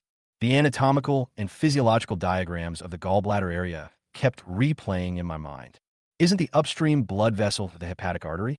Yesterday, Lu and Chao Tianhui just underwent a liver repair surgery. He knew the location of the hepatic artery very well. Lewin immediately inserted the index and middle fingers of his left hand into the omental foramen and pressed the hepatic artery on the hepatoduodenal ligament with his thumb. Hey, the blood seems to have solidified. There's no new blood coming out.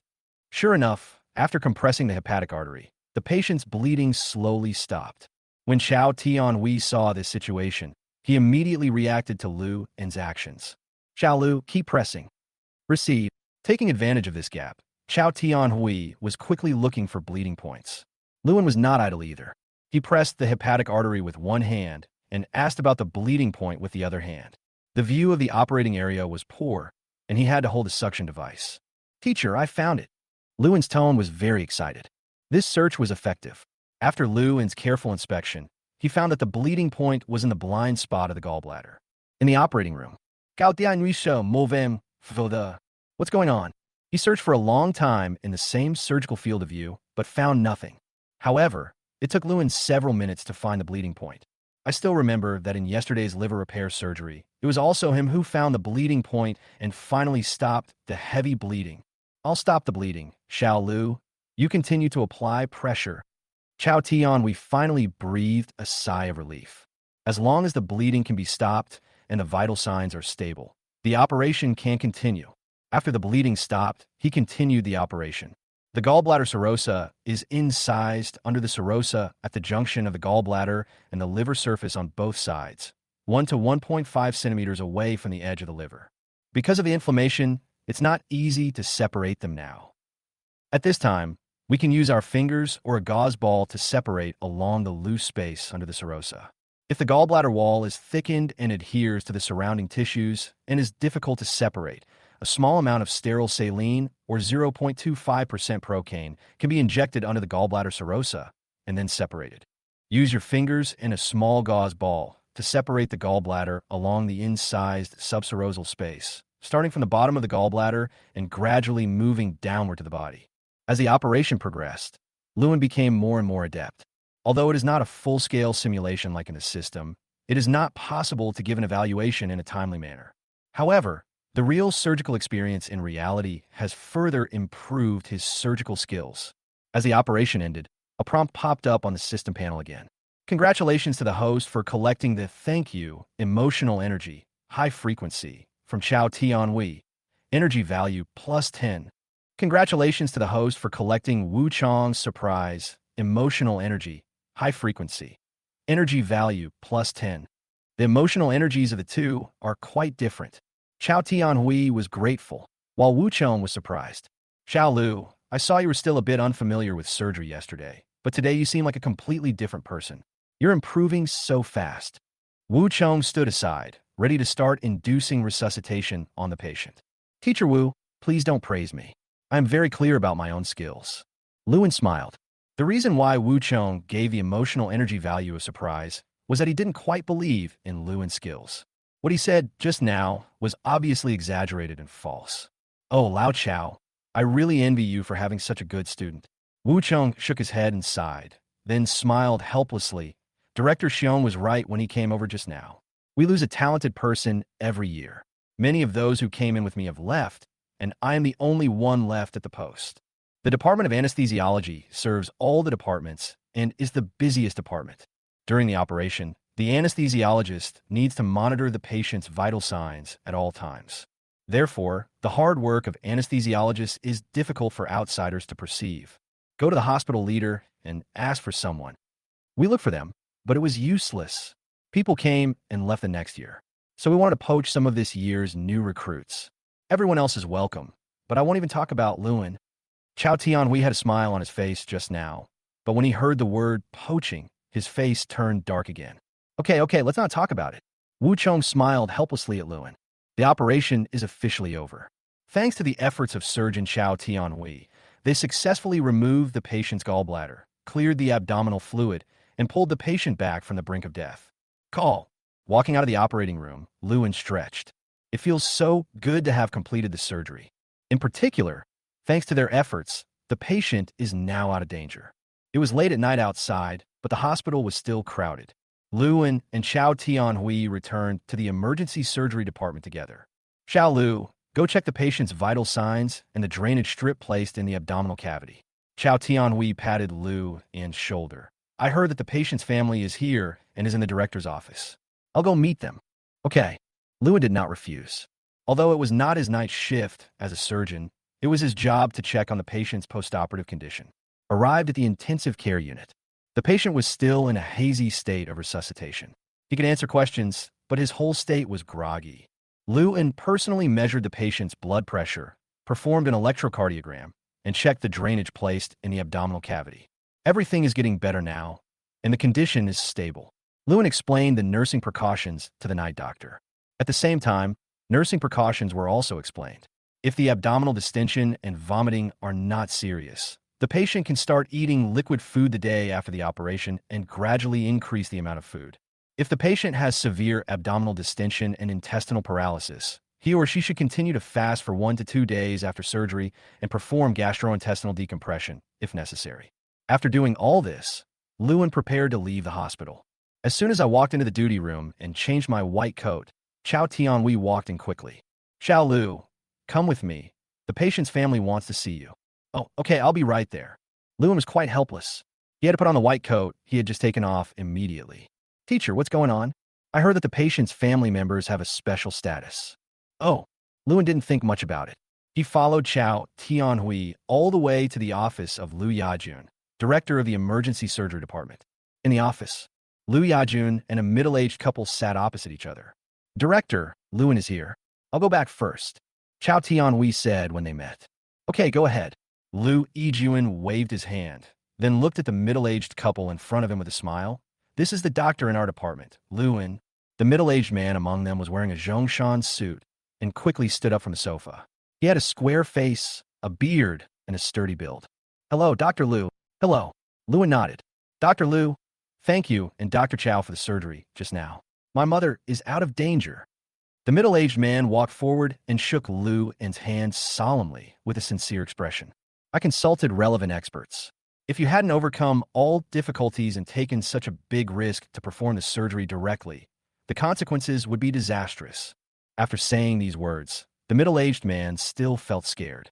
Lewin felt that these middle-aged men were extraordinary from their temperament and appearance. This is what we should do. Any doctor would do the same.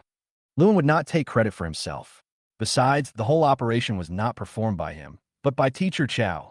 On the side, Liu Yijun immediately responded, Mr. Fong, your mother is out of danger this time, which is a great thing. But Dr. Liu is right. Any doctor would definitely do the same. The middle-aged man paused slightly, then took out a business card from his briefcase and handed it to Lewin. Dr. Liu, this is my business card. If you have any difficulties in the future, you can come to me. Lewin took the business card and looked at it. It clearly showed the title of chairman of Manhua City Fanghai Group. Wow, he's the chairman of a private enterprise. No wonder director Liu values him so much. Chapter 29, Living Together. In addition, I donated 1 million yuan worth of medical equipment to the emergency department of Yunhua People's Hospital on behalf of the group. Fang Hai waved his hand, his tone very sincere. Lewin was slightly shocked when he heard this. What a generous act. Although 1 million may be just a drop in the bucket for these entrepreneurs, the fact that they can spend this money shows their attitude. Thank you so much, Mr. Fong. Liu Yajun's brows immediately lit up with joy, his tone filled with excitement. Director Liu, this is also to help your emergency team improve to a higher level. Fang Hai smiled. I hope it will benefit more Yunhua people in the future. Don't worry. This is the responsibility of our Yunhua City Hospital, Liu Yajun said seriously. Next, the two of them spoke very officially. Lewin stood aside, feeling quite tormented. No wonder Teacher Chao left so early. These conversations are so meaningless. 20 minutes later, their chat finally ended. Lewin left the director's office and finally breathed a sigh of relief. Next time something like this happens, he can only learn from Teacher Chao and stay away from it. Xiao Lu, don't leave yet. Come with me to see Mr. Fong's mother later. Just as Lewin was about to leave, Director Liu stopped him. Although he was reluctant, since the director had spoken, Lewin had no choice but to agree. Come to the bedside. Fang Hai was talking to his mother, and then he asked the hired nurse to take good care of her. Director Liu, you are here. Seeing Liu Yajun coming, he nodded slightly. Mr. Fong, this operation went smoothly. Now we just need to see the recovery and care after the operation. We should pay special attention to some complications. Liu Yajun began to patiently explain some precautions after the operation. Thank you, Director Liu. Fong's mother said very weakly on the bed. Dr. Liu just told me everything. Ms. Fong's mother looked at Liu and with gratitude. When she first came to the hospital, during the most painful time, it was Lewin who accompanied her and constantly encouraged her. Lewin smiled and said, take good care of yourself and cooperate with our medical staff to get discharged from the hospital as soon as possible. Okay. Mr. Fong's mother nodded, then closed her eyes, probably because she was a little tired.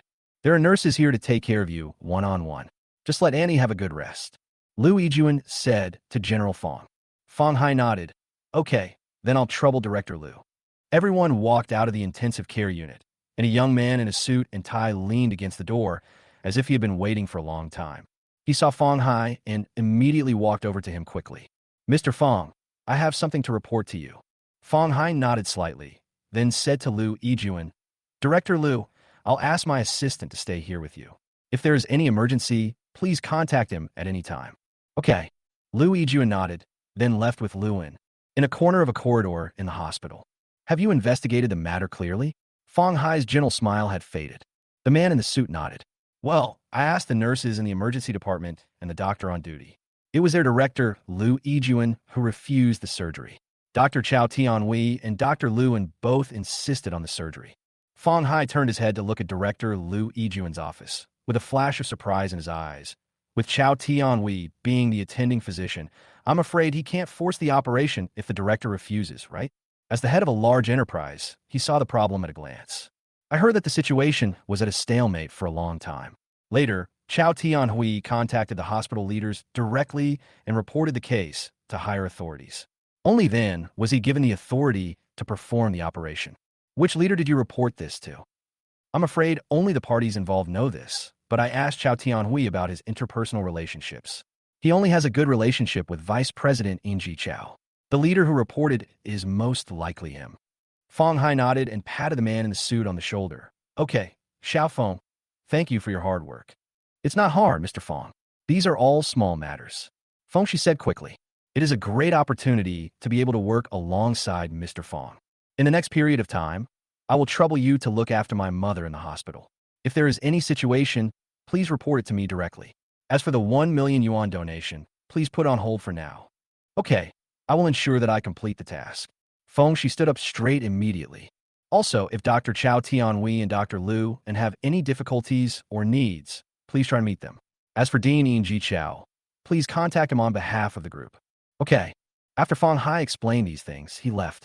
As the president of the group, his time is very precious, and it is not easy for him to come to the hospital. I can finally leave the hospital. Lewin looked back at the door of the hospital's emergency department, sighing in his heart. Before I came here, I wanted to start working as soon as possible. But after I arrived at the hospital and entered the clinical field, I realized how busy an emergency doctor is. This time he discovered how much free time and happiness he had when he was studying or even doing an internship. After returning to the rental house, Lewin was physically and mentally exhausted. After washing up, he quickly fell asleep. That night, he had a dream.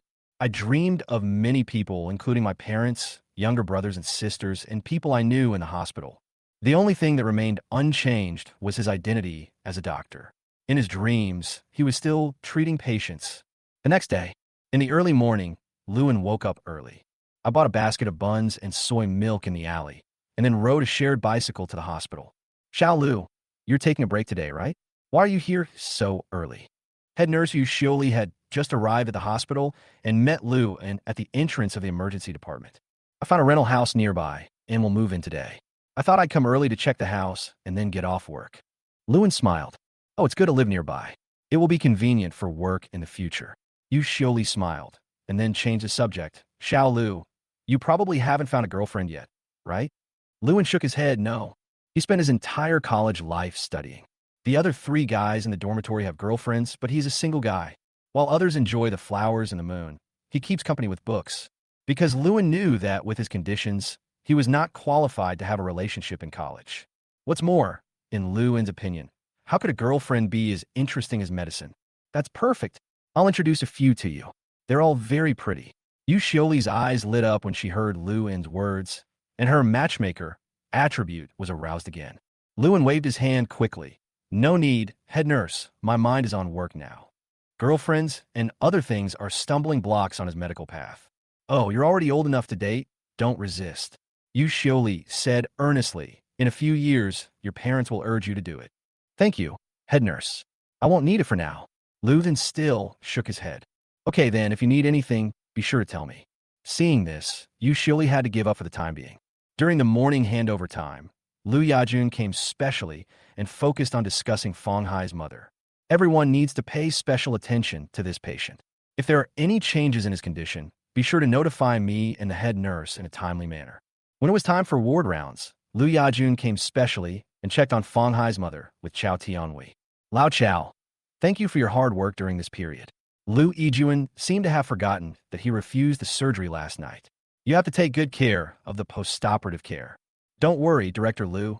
No matter who it is, I will do my best. Chao Tianhui said lightly. To him, every patient is equal. He performed surgery at his own risk yesterday, and today he will not give her any extra care just because of her special status. Liu Yajun was used to his tone and felt really disappointed with him. Then he turned to Luin and said to him, Xiao Lu, you are the attending physician, so you have to pay more attention to it. Luin's idea is similar to Chao Tianhui's. However, sometimes necessary etiquette still needs to be observed. After checking the ward, Luin also obtained the gratitude, emotional energy values of several patients. In the system panel, his total energy value has reached 386 points. Teacher, I have something else to do today, so I'll leave work first. Okay, go ahead. I'll call you if anything happens. Now Luin is an assistant in surgery and is ready to be called at any time. Back at the rental house, Luin packed all his luggage. Then go to the landlord to check out and get back the deposit for the rental. Hey, Xiao Lu, why don't you continue to live here? The landlord was a 40-year-old middle-aged woman wearing a red short t-shirt and looking fat. It's not easy to find a house as cheap as mine in Manhwa. The landlord is a rather difficult woman. She is usually very fussy and always likes to quarrel with her tenants. If the rent here wasn't really cheap, Luin really wouldn't have rented here. The house is good, but it's a little far away. Luin said, I rented another place closer to the hospital. Oh, a house near the hospital is not cheap, is it? The fat on the landlord's face trembled. I'll let you live here cheaply because you just graduated. If you want to come back in the future, we won't have such a cheap price here. Thank you for your care, big sister. I have decided to move out. Luin smiled. Of course, he wouldn't believe the landlord's lies to deceive children. Seeing that Luin was determined to leave, the landlord's face suddenly turned unhappy. He walked into the rental house and said, Okay, let me take a look at your house. There is nothing damaged. Then you can check out. Then I'll trouble you, big sister. The room was not big to begin with, and you could see the entire thing at a glance. Luin has cleaned the house, and it looks tidy and clean. But the landlady looked left and right, and she wished she could install an 8-fold scope. Finally, she found a damaged place. Xiao Lu, the door handle seems to be broken. The landlord pointed at the plastic door of the bathroom.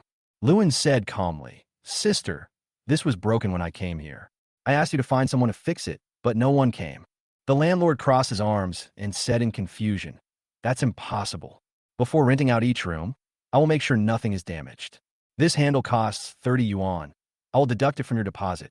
Seeing that the landlord began to deny it, Luin took out his mobile phone and opened WeChat. Sister, you may have forgotten that I took photos on the first day of my stay and sent them to you on WeChat. Luin kept the WeChat chat history and did not delete it. The landlord's face changed slightly, and then he said, Maybe I forgot. I'll look somewhere else. 2 minutes later. Why is this trash can broken? A trash can cost 40 yuan. Sister, your room doesn't provide a trash can, so I bought this at the $2 store. In the end, the landlord was really helpless with Luin. His deposit was returned in full. Xiao Lu, I just realized today how amazing you are. The landlady had a gloomy face. It was the first time that someone had escaped unscathed from her business. Big sister, goodbye then. Luin waved his hand, picked up his suitcase, and left. Arrived downstairs in the community near the hospital. Luin called Yenyu. The phone beeped twice and then was connected. Luin, you're here? Yenyu's clear voice came out. Yeah, downstairs. Are you home? Yes. I'll be right down. You don't have to. Before Lu Andy could finish his words, Yenyu hung up on him. 2 minutes. Yenyu was wearing a white pleated skirt and ran downstairs with a red face. Luin, let me help you carry your luggage. No, I only have one suitcase and I can carry it myself. Okay then. Yenyu narrowed her eyes and smiled. Come up with me. Your room has been cleaned and there's a clean quilt. You can use it first, but some toiletries are missing. You have to buy them yourself. Okay, thanks. Going up to the 3rd floor and walking into the room, a faint fragrance floats in the air. The room is beautifully decorated and fully furnished. The kitchen is usually free and can be used for cooking, Yenyu said. Luin smiled and shook his head. I don't have time to do it. I usually eat in the hospital. Which room do I stay in? You live in the room on the right, near the balcony. Yenyu sat on the sofa. I live in the middle one. Luin pushed the luggage and opened a room. The room was twice as big as his previous rental and was fully equipped with a wardrobe, computer desk, and air conditioner. After putting down his luggage, Luin returned to the living room. Yenyu, shall we sign the contract now? Yenyu was curled up in the corner of the sofa, watching TV. Okay, the contract is on the coffee table. If you think it's okay, just sign it. Luin sat at the other end of the sofa and picked up the contract on the table. The content of this contract is no different from a regular rental contract. with one deposit and one payment. It's signed. Lewin quickly wrote his name on the contract. Well, just transfer the monthly rent to my WeChat account, and I'll transfer it to the landlord. Lewin didn't hesitate and directly transferred the money to Yanyu. If you come across such an exquisite and cheap community, it would be a great bargain. Okay, we'll be roommates from now on. Yanyu put the contract in the cabinet in the living room and looked at Lu and beside her with a smile. By the way, I have to remind you that if you want to bring someone back, you must let me know in advance. Lewin nodded. He doesn't have many friends, so this kind of thing rarely happens to him. Go back to your room. Lewin made the bed and took out his computer and clothes. He has all the basic necessities of life and does not need to buy anything else. After tidying up the room briefly, it was time for lunch. Feeling hungry, Lewin decided to go back to the hospital cafeteria to eat. At this moment, there was a sudden knock on the door, and Yin Yu's voice also came in. Lewin, I cooked a few dishes. Would you like to eat with me? Lewin pushed open the door. Yin Yu was wearing a kitchen apron and standing at the door in a pretentious manner. On the dining table in the living room not far away, there were 3 dishes, and the aroma was overflowing. Suddenly, Lewin's appetite increased. Come and eat. There are too many dishes. I can't finish them all by myself. It will be wasted. Yin Yu smiled. Okay, that's troublesome. Lewin did not continue to refuse. It was obvious that Yin Yu specially cooked a few more dishes and invited him to dinner. As soon as the dish was served, before he could even see what it was, Lewin's phone rang. Lewin was very familiar with the last digit of the landline phone number, 6232. This was the department's phone number. He immediately stood up and answered the phone. Hello, Lewin? Yes, I am. Lewin, I'm the head nurse. A restaurant in Nanxiao suddenly exploded and caught fire. Many injured people were sent to our emergency department. Before the head nurse finished speaking, Lewin knew that this was a request for support. Head nurse, I'll be back to the department right away. After hanging up the phone, Lewin looked at Yin Yu with an apologetic look on his face. Sorry, there's an emergency in the department. I have to go back. It's okay, go and get busy. Yin Yu said quickly. Okay, I'll treat you next time. Lewin returned to his room, put on his coat, and changed into sneakers. Yin Yu nodded slightly and silently memorized this sentence in her heart. Then, Lewin opened the door and ran toward the hospital. Because it was dinner time, there were many customers in the restaurant and many passersby were also affected. At this time, the emergency department of Manhua People's Hospital was crowded with patients suffering from burns, bruises, and barrage-shock. Chapitre 34 Constitution. Lewin, why did you come so quickly today? Head nurse Yu Xioli is helping with triage and maintaining order at the reception desk. Head nurse, I have moved to a place near the hospital. Lewin said, no more words. I'll go to the duty room to change clothes. Okay, go ahead. Now is not the time to chat. Lewin quickly walked to the duty room and put on a white coat. Cheng Peng and He Jinxin from the group happened to come to the department and were changing clothes in the duty room. I heard that this accident was quite serious. Cheng Peng said quietly as he put on his white coat. It seems that a restaurant caught fire and then exploded. This restaurant is not small. Well, our hospital is the closest, so most of the patients are sent here. Hey, another tough battle to fight. Okay, stop chatting, change your clothes, and go help right away. Chao Tianhui glanced over here. Everyone stopped talking, changed their clothes, put on masks and hats, and ran to the emergency room. Everyone, assign your tasks.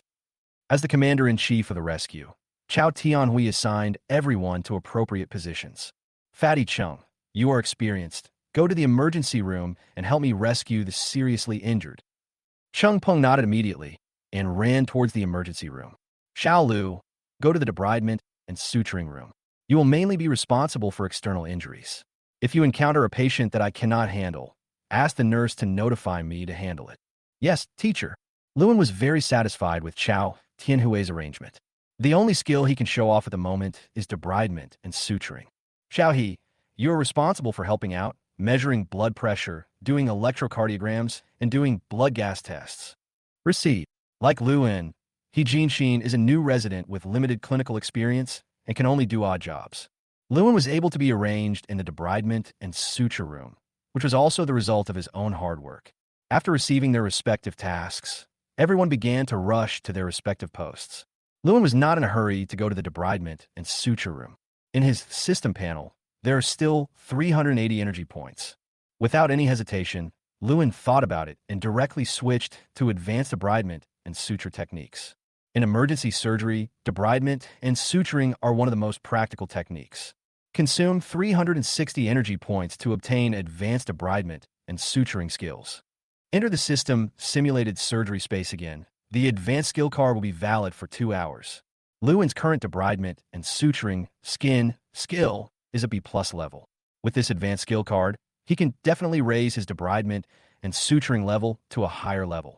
Special simulation exercise, debridement and suturing. 100% simulation of reality. Remaining time of advanced skill card, 2 hours. With the previous simulation experience, Lewin began to carry out targeted training, including special trauma debridement, such as burns, gunshot wounds, electric shock injuries, etc. Since the skill level is already B+, operational complications are rare. Deep burn operation successful. Simulation completed. Rating B+. Deep burn operation successful. Simulation completed. Rating A-. Electric shock injury operation successful. Simulation completed. Rating A-. After 2 hours of uninterrupted practice, Lewin's debridement and suturing skills improved rapidly. He is constantly trying more difficult simulation environments. When the time of the advanced skill card expired, his skill level finally stayed at A+. The simulated special exercise, debridement and suturing, is over. Ding! Congratulations on obtaining the debridement and suturing technique, a plus grade. Lewin was slightly disappointed. In fact, with 10 minutes left, he had already reached the A+ level. He wants to reach S level, but then, no matter how he simulated his training, he could not break through the S level barrier. Lewin had a hunch in his heart. Even if he was given another 2 hours, he might not be able to reach S level. It seems that this S level skill cannot be acquired by just relying on time. He still needs to think carefully about how to get promoted. Withdrew from the system's simulated surgical space. Only then did Lewin quickly walk into the debridement and suture room. The debridement operation is usually performed by a doctor and a nurse in collaboration. The one who cooperated with Lewin this time was the nurse Sue Lily. Sister Lily, start calling the first patient in. Lewin's expression was very serious. The situation this time is more serious than the last simple rear-end collision case, and there will definitely be many patients suffering from burns. However, all critically ill patients were diverted to the emergency room, and those who came to the debridement and suture room were patients with relatively stable conditions. Good. Sue Lily nodded slightly and started calling out numbers. Doctor, please check on my son. The first person to enter the debridement and suture room was a young woman of about 30 years old, followed by a little boy of 7 or 8 years old. The little boy's right arm was wrapped in gauze, which was soaked with blood. Don't worry, let me take a look at the wound first. Lewin first calmed the parents down, then let the little boy lie on the debridement table and slowly remove the gauze on his right arm. There was an open wound about 3 centimeters long on the right upper arm. Judging from the shape of the wound, it should have been scratched by a sharp glass-like object. We were quite far away from the restaurant at the time, but the air pressure was too high and some glass fragments flew over and accidentally pierced me. After saying this, the female head patted her chest with lingering fear. Fortunately, only the arm was injured. If his head or eyes were injured, the little boy would not be in this condition now. After observing the wound on the little boy's right arm, Lewin began to clean the wound. Little boy, it may hurt a little, but it will be gone in a moment. The little boy turned his face away and buried his head in his mother's arms, looking nervous. Will it be very painful? Lewin smiled and said, You are a little man now. Are you still afraid of pain? If you feel very uncomfortable, just shout it out. The little boy nodded, but still didn't dare to look at the wound on his arm. Sue Lily stood aside and handed gauze and saline solution to Lewin. He first cleaned the skin around the wound on his right arm alternately with soapy water and saline.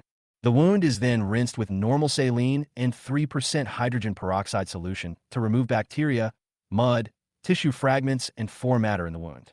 After the wound is flushed, the skin is disinfected with iodine, a towel is laid, and preparation for debridement is performed.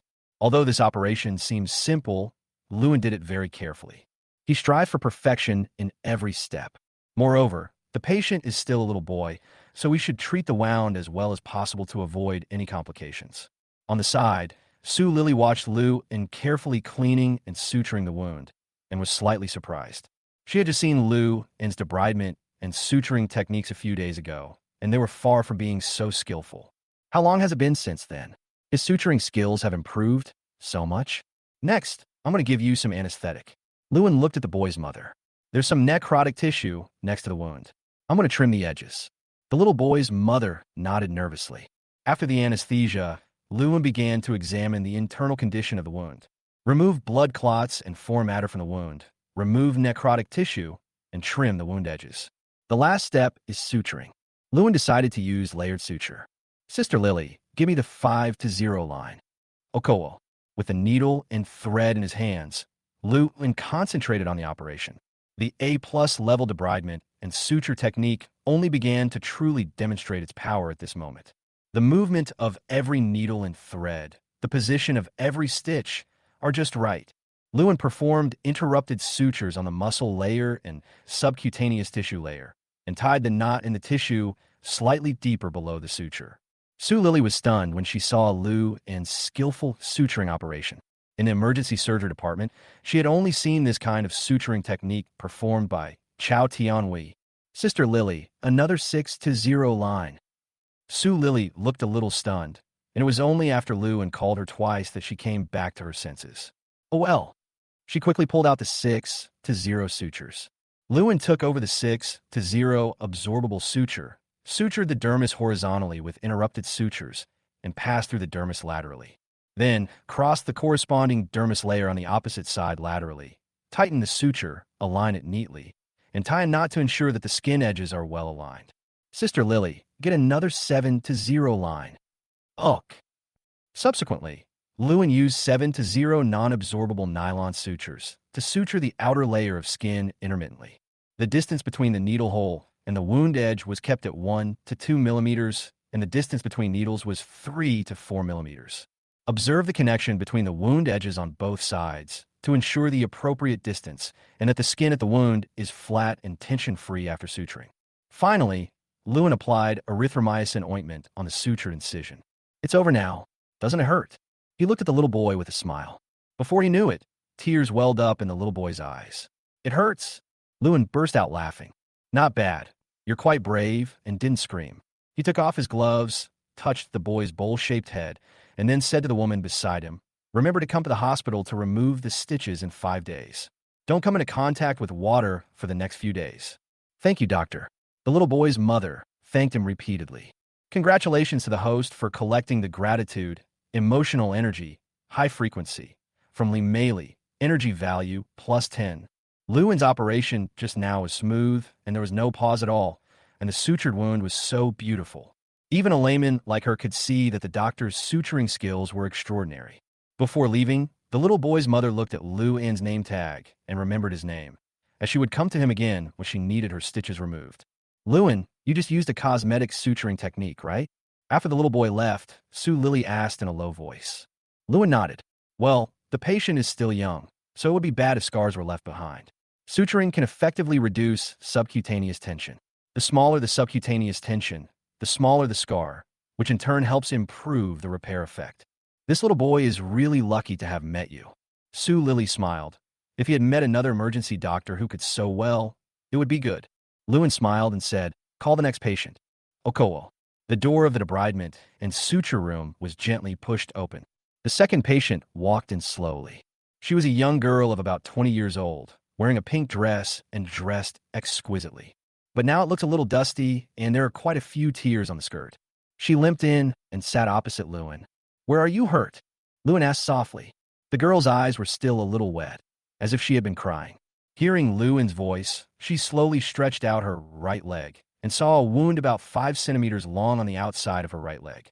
There was gauze pressed on the wound, and the bleeding had stopped. And here, she also stretched out her right hand and saw some burn scars on her elbow. Lewin first checked the wound on his leg, and then the burn scar. "Doctor, will I be left with scars in these 2 places?" the girl asked cautiously, her eyes fixed on Lewin's expression. As long as Lewin hesitated a little, she would feel anxious. Without even thinking, Lewin said, "The scar will definitely remain." Upon hearing this, the girl's expression became a little tense. Seeing this, Sue Lily said quickly, "As long as it is a wound, it will definitely leave a scar. No matter how good the suturing technique is, there will be a scar in the end." It's just that our doctors can use suturing technology to make the scar lighter, and even from the outside, it is completely invisible. Really, really? The girl stopped crying immediately and turned to look at Lewin beside her. Lewin nodded slightly. In most cases, as long as the wound is not serious and sutured in time, it can be done. However, the girl's next words caught Lewin off guard. But I seem to have a scar-prone physique. She revealed 2 old wounds. Both were small wounds, but they left obvious scars. This, Lewin frowned. It was the first time he encountered such a situation in real clinical practice. Scar constitution is a special clinical constitution.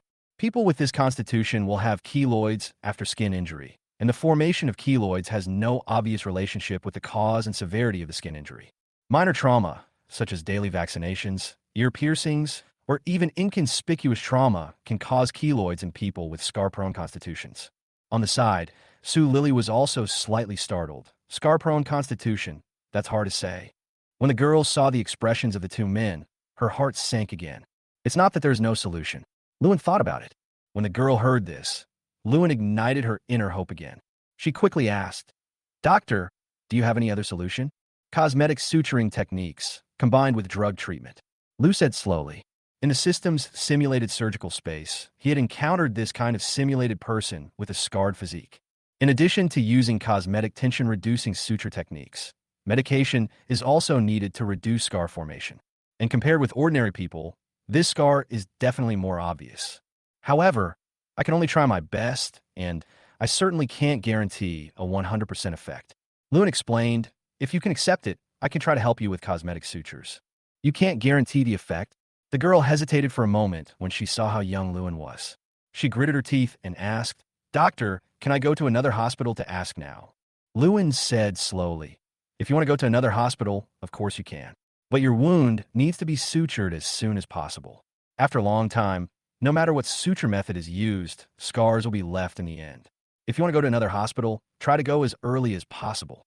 He will not force the patient to make a decision, nor will he make any decision on behalf of the patient.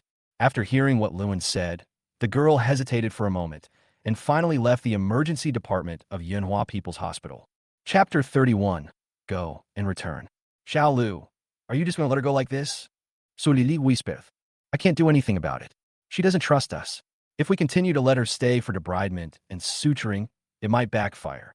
Lewin's attitude was very calm. Seeing a doctor is not like buying and selling goods. He doesn't need to sell anything.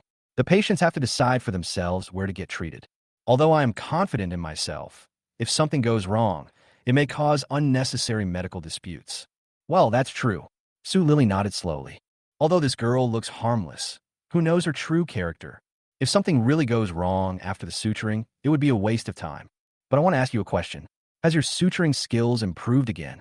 Su Lily sat next to Lewin with a suspicious look on her face. She had wanted to ask this question a long time ago.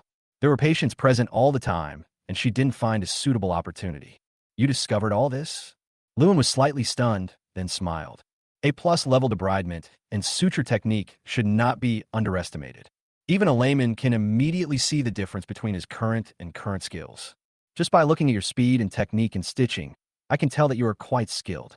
Su Lily spoke very clearly, although she didn't know what specific method Lewin used.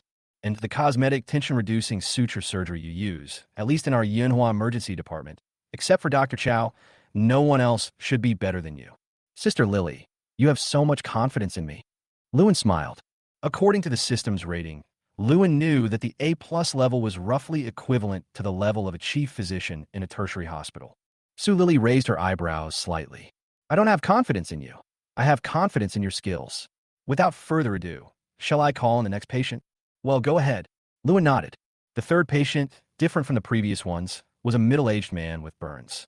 Only debridement is required, and no suturing is required. The burn was on the back, not very large, about an oval with a diameter of 5 centimeters.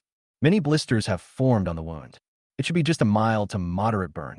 After Lewin checked the wound, he said, "I need to clean your wound to avoid infection and affect the healing process later." "Good." The middle-aged man lay on the debridement table, exposing his back. Lewin put on gloves, picked up gauze and alcohol, and began to clean the wound step by step. "Ouch, it hurts." Middle-aged people are rough guys, but they cannot avoid the pain brought by debridement at this time. Bear with it. It will be fine soon. Because the patient kept moving around, Lewin was unable to clean the wound steadily, and he was also afraid that his movements would be too big and cause secondary injury. Doctor, can you give me some painkillers? Lewin was quite helpless and stopped cleaning the wound. Can't you bear it? I've been afraid of pain since I was a child. The middle-aged man pursed his lips and said pitifully. His appearance and tone were totally inconsistent with his body shape. Okay, I'll give you some anesthetic. Lewin had no choice but to ask Sue Lily to take a bottle of anesthetic. In fact, the amount of anesthetic is not much. It is more of a psychological comfort effect. Thank you, doctor. The middle-aged man's mood was obviously much more relaxed, and the muscles in his back began to relax. Lewin cleaned all the wounds, disinfected them again, and applied dressings. Okay, it's done, but it might leave a scar. I'm a grown man, so why should I be afraid of scars? The middle-aged man's mentality had improved at this time, but he didn't know that 5 minutes ago, he was still shouting and screaming about being afraid of pain. Don't touch water these days, and don't eat spicy food. Lewin warned. Okay. At the emergency entrance of Yunhua People's Hospital, Zhang Yao limped out. She was so unlucky today. She came to the convenience store to buy something, but she didn't expect something happened at the restaurant next door. She suffered this unexpected disaster. The doctor just now was too young. I guess his skills are not good enough. He said the effect is not certain. I'd better go to another hospital. Lewin's words made her feel a little uneasy. She is a student at the art college, and getting a scar on her leg or body would affect her career. This is something she cannot tolerate. However, she was alone in Manhwa and could not ask her family for money, so she certainly could not afford to find an expert doctor. Now I can only try my luck at the emergency department next door. The nearest hospital to Yunhua People's Hospital is Yunhua 3rd Hospital, which is also a grade 3A hospital. Its overall strength is slightly weaker than that of Yunhua People's Hospital. Zhang Yao came to the emergency department of the 3rd hospital and made an appointment for emergency surgery. When she showed the scar on her calf, Nguyen Zheng, an emergency surgeon at the 3rd hospital, just glanced at it and said, "It's not a big wound, but it needs to be sutured." Dr. Wan, is my wound easy to treat? It's very simple, Wan Ingzheng said lightly. For emergency surgeons, this type of wound is extremely common and relatively easy to treat. Will it leave scars? Hearing Zhang Yao's words, Wan Ingzheng looked up in confusion. This girl is very pretty, but isn't she a little silly? Such a big cut will definitely leave a scar. It will leave scars, that's for sure, Wan Ingzheng said slowly. Can you try not to leave any? Zhang Yao looked at the doctor in front of her expectantly. Don't think too much. Scars will definitely be left, and for an emergency trauma wound like yours, the scars may be very obvious. I can only try to clean the wound as much as possible to make the scar shallower. Wan Ingzheng took a close look at the damage around the wound. But I have to remind you that it is very difficult to make a shallow scar for a wound like yours. I forgot to mention that I still have a scarred physique. Wan Ingzheng's eyelids jumped. Scar-prone constitution? You don't want to leave scars. Zhang Yao was stunned. Wan Ingzheng's answer was beyond her expectations. Isn't there some cosmetic suture method that can make the scar lighter? You know a lot. Wan Ingzheng looked at Zhang Yao curiously. He thought the girl in front of him was a medical student, but judging by her dress, appearance, and the way she asked questions, she didn't look like a medical student. The suturing method you mentioned is generally used in plastic surgery. The purpose of our emergency surgery department is to suture wounds and save lives. As for whether the wound looks good or not, that is not a factor we consider. You mean I need to go to a plastic surgeon for a wound like this? No, don't misunderstand me. Your wound is handled by our emergency surgery department. The cosmetic suture you mentioned is a plastic surgery technique. So, you don't know how to do cosmetic sutures? Zhang Yao widened her eyes. Wan Ingzheng said helplessly. Every profession has its own specialty. Why should I learn cosmetic suture? Modern medicine is becoming more and more sophisticated and specialized, and the technical barriers between different disciplines are actually very deep. But I went to the emergency department of the Municipal People's Hospital, and the doctor there said that cosmetic sutures could be used, Zhang Yao said quickly. The emergency surgery department of the Municipal People's Hospital? Wan Ingzheng was stunned. Wan Ingzheng recalled the doctors in the emergency surgery department of the Municipal People's Hospital. Their director, Liu Yijuan, has been taking the upper-level route for many years and basically no longer engages in technical matters. So it is definitely not him who would do the suture. As for the others, the only possibility is Chao Tianwei. It's most likely this guy Lao Chao. I also know that he has this kind of cosmetic suturing technology. One Ingjing thought. Zhang Yao now finds it hard to believe that cosmetic suture is a rare skill for emergency surgeons. If that's the case, then you can go find him. Why did you come to us? Ah. Zhang Yao was speechless for a moment. I didn't expect that the young doctor who looks so young is so capable. 10 minutes later, Zhang Yao once again stood at the gate of the emergency department of Manhua People's Hospital. After going around in circles, I finally returned to the starting point. Hey, little girl, why are you here again? Head nurse Yu surely saw Zhang Yao and asked curiously. The little girl is very pretty and stands out in the crowd, so it is easy to remember her. Well, I'm here to see Dr. Liu for sutures. Zhang Yao whispered. You didn't suture it just now? Yu Shioli was stunned. Your wound can't wait, but there are a lot of people in the debridement and suture room. You may have to wait in line. Otherwise, you can go to the hospital next door. We have too many patients and other doctors are busy too. I'd better wait. Zhang Yao shook her head. Other doctors couldn't even do cosmetic sutures. So what would happen if she went there? Okay, just go and get your number. Zhang Yao came to the waiting hall outside the debridement and suture room again. She took a look and found that there were 4 patients waiting in front. Moreover, if you don't queue up now, other patients will come later. Debridement and suture in the room. Sister Lily, how many patients did we see? After Lewin finished stitching up a trauma patient, he rubbed his sore arm. Maintaining high-intensity sutures for a long time was too much for him. However, what made him happy was that every time he treated a patient, he would receive corresponding emotional energy value. In the blink of an eye, his energy value rose to over 100 again. That was the 8th one. Su Lily flipped through the medical records. Lewin, you're too fast. You're twice as fast as old Wang in the suture room next door. He's only seen 4 patients. Teacher Wang's patients may have more serious conditions. Lewin smiled. No way. Su Lily shook her head. His patients are similar to ours. They all need sutures for external injuries and debridement for burns. Sister Lily, let's not talk about this. Please call the next patient. Good. Su Lily found that Lewin was a very low-key person and never commented on others behind their backs. When the next patient walked into the debridement and suture room, Lewin and Su Lily were both obviously stunned. Why are you back? The person who came was Zhang Yao, who had returned. She had been waiting at the door for 20 minutes, and this was the speed at which Lewin sewed. Otherwise, she would have to wait even longer. Zhang Yao walked slowly to the debridement table and glanced at Lewin. Dr. Liu, after thinking about it, I decided to let you sew me up. Lewin nodded slightly. It's fine for me to sew it up, but I'll repeat what I said before. I can't guarantee that the scar will become lighter. Yeah, I know. This time, Zhang Yao was very cooperative. Lewin knew that she had probably gone to other hospitals, and after shopping around, she came back to him. After all, cosmetic suturing technology in emergency surgery is a rare commodity. Okay, lie down. You've already wasted too much time. Lewin disinfected and washed his hands again and put on surgical gloves. Zhang Yao nodded slightly, lay on the operating table, and gently pulled up her skirt. Under the skirt was a snowy thigh, and further down was a wound wrapped in gauze. The first step Lewin had to take was to clean the wound. I'll use some numbing medicine and start cleaning your wound. Yeah. Zhang Yao pursed her lips, looking worried. In emergency suture, debridement is very important.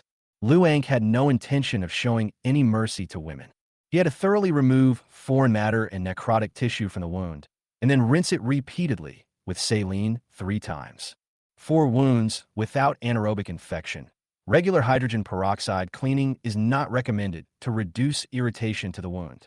Pain. Zhang Yao frowned. She even wondered whether the doctor had used anesthesia. Why does it hurt so much? But when he thought that it might disrupt the doctor's operation, he closed his mouth and said nothing. This made Lewin think more highly of her. After all, the middle-aged man's expression was more exaggerated than hers. Because the wound needs to be cleaned and infection avoided, the process is more complicated. Zhang Yao uttered a slight nasal sound. The debridement is finally over. The next step is suturing. Traditional suturing methods often use thick needles and large threads. Although this saves time and effort, it does not adequately relieve the tension on the wound, resulting in poor wound healing. Postoperative scar hyperplasia and widening are common. Moreover, if the patient has a scar-prone constitution, this situation will be more obvious. Lewin first gave an injection of anesthetic and used lidocaine for local infiltration anesthesia around the wound. And when performing local infiltration anesthesia, he uses a small needle. This can reduce the patient's pain and local tissue edema, and is more conducive to the healing of scars in the later stage. After completing the preparations, Lewin began to perform cosmetic tension-reducing sutures. He first sutured the dermis with 6 to 0 absorbable sutures, and then sutured the epidermis with 5 to 0 sutures. The distance between needles is about 3 millimeters, and the distance between the wound edge and the needle hole is about 2 millimeters. The distance between the wound edges on both sides should not be too close or too large, so as to keep the wound smooth and tension-free after suturing. This cosmetic suture took a full quarter of an hour. Compared to Lewin's regular sutures, this was a very long time. But if others knew that cosmetic suture only takes half a minute, they would probably be so surprised that their jaws would drop. Sue Lily is a nurse after all. She knows that Lewin's skills are excellent, but she doesn't have a deep understanding of how good he is. The reason why cosmetic suture is not popular in the emergency department is that it is time-consuming. The emergency room doctor's time is very precious. Many times, it is simply not possible to spend a lot of time on cosmetic sutures. Only people like Lewin or Chow Tian-Wei, who are very skilled in suturing techniques, can perform cosmetic tension-reducing sutures in the shortest possible time without delaying the rescue of other patients. After the suturing was completed, Lewin applied chloramphenicol ointment to the wound and covered it with absorbent dressing. Change the dressing after 3 days, remove the sutures after 5 days, and use a scar patch 10 days after the operation. Lewin instructed. Zhang Yao nodded, memorizing every word Lewin said. At this moment, a loud noise suddenly came from outside the debridement and suture room. He Jinshin, the resident doctor in the group, pushed open the door of the debridement room in a panic. Lewin, come out and help. There's a patient with severe burns. Chapter 32. Blood vessels not found. The situation was urgent, and Lewin had no time to think and rushed out of the debridement and suture room. Where is the patient? Lewin looked at He Jinshin, standing beside him. Emergency room number 3.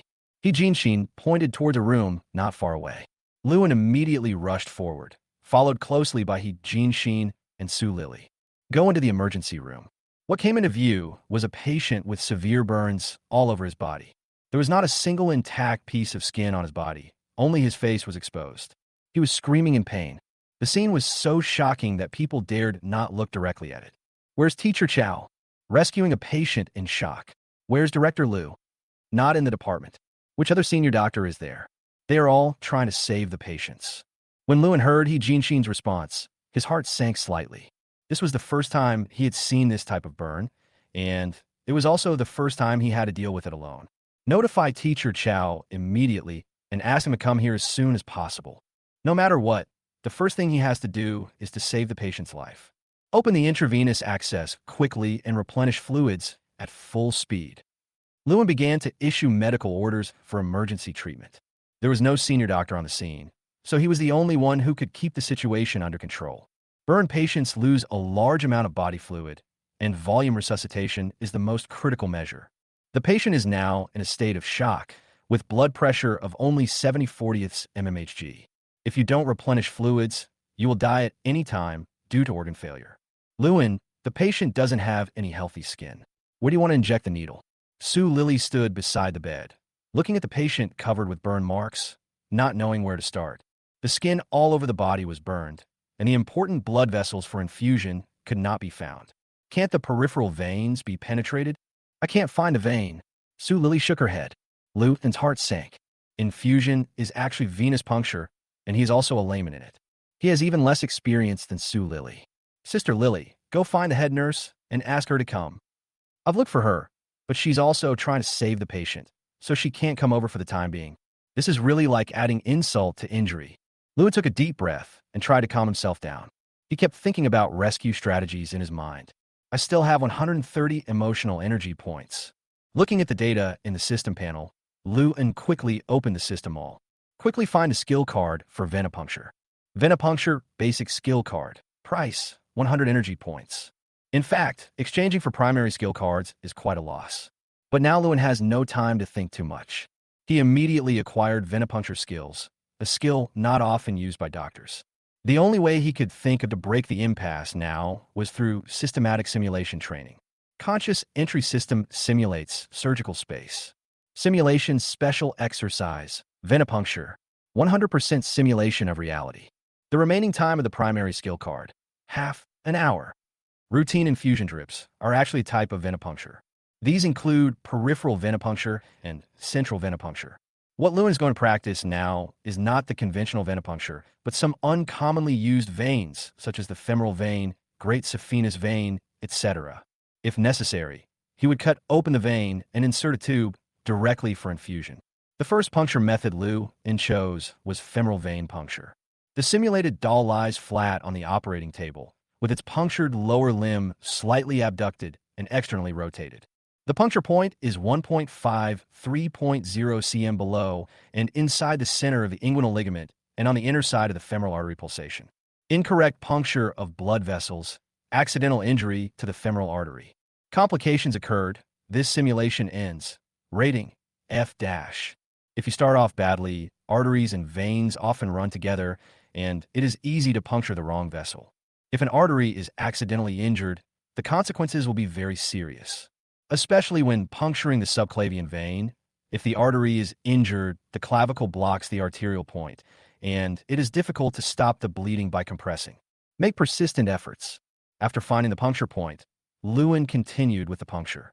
He held the syringe in his right hand and inserted the needle into the fixed puncture point on the index and middle fingers of his left hand. The direction of the needle was at an angle of 30 to 45 degrees to the skin at the puncture site. He followed the direction of blood flow and inserted the needle slowly while suctioning. This time the system did not prompt and the puncture was successful. When the puncture needle enters the femoral vein, venous blood flows back into the injection needle. Puncture too deep, accidentally injuring the accompanying nerve. Complications occurred. This simulation ends. Rating, F. The previous two simulations were just testing the waters. Lewin began to concentrate, carefully searching for the femoral vein and trying the puncture angle and depth.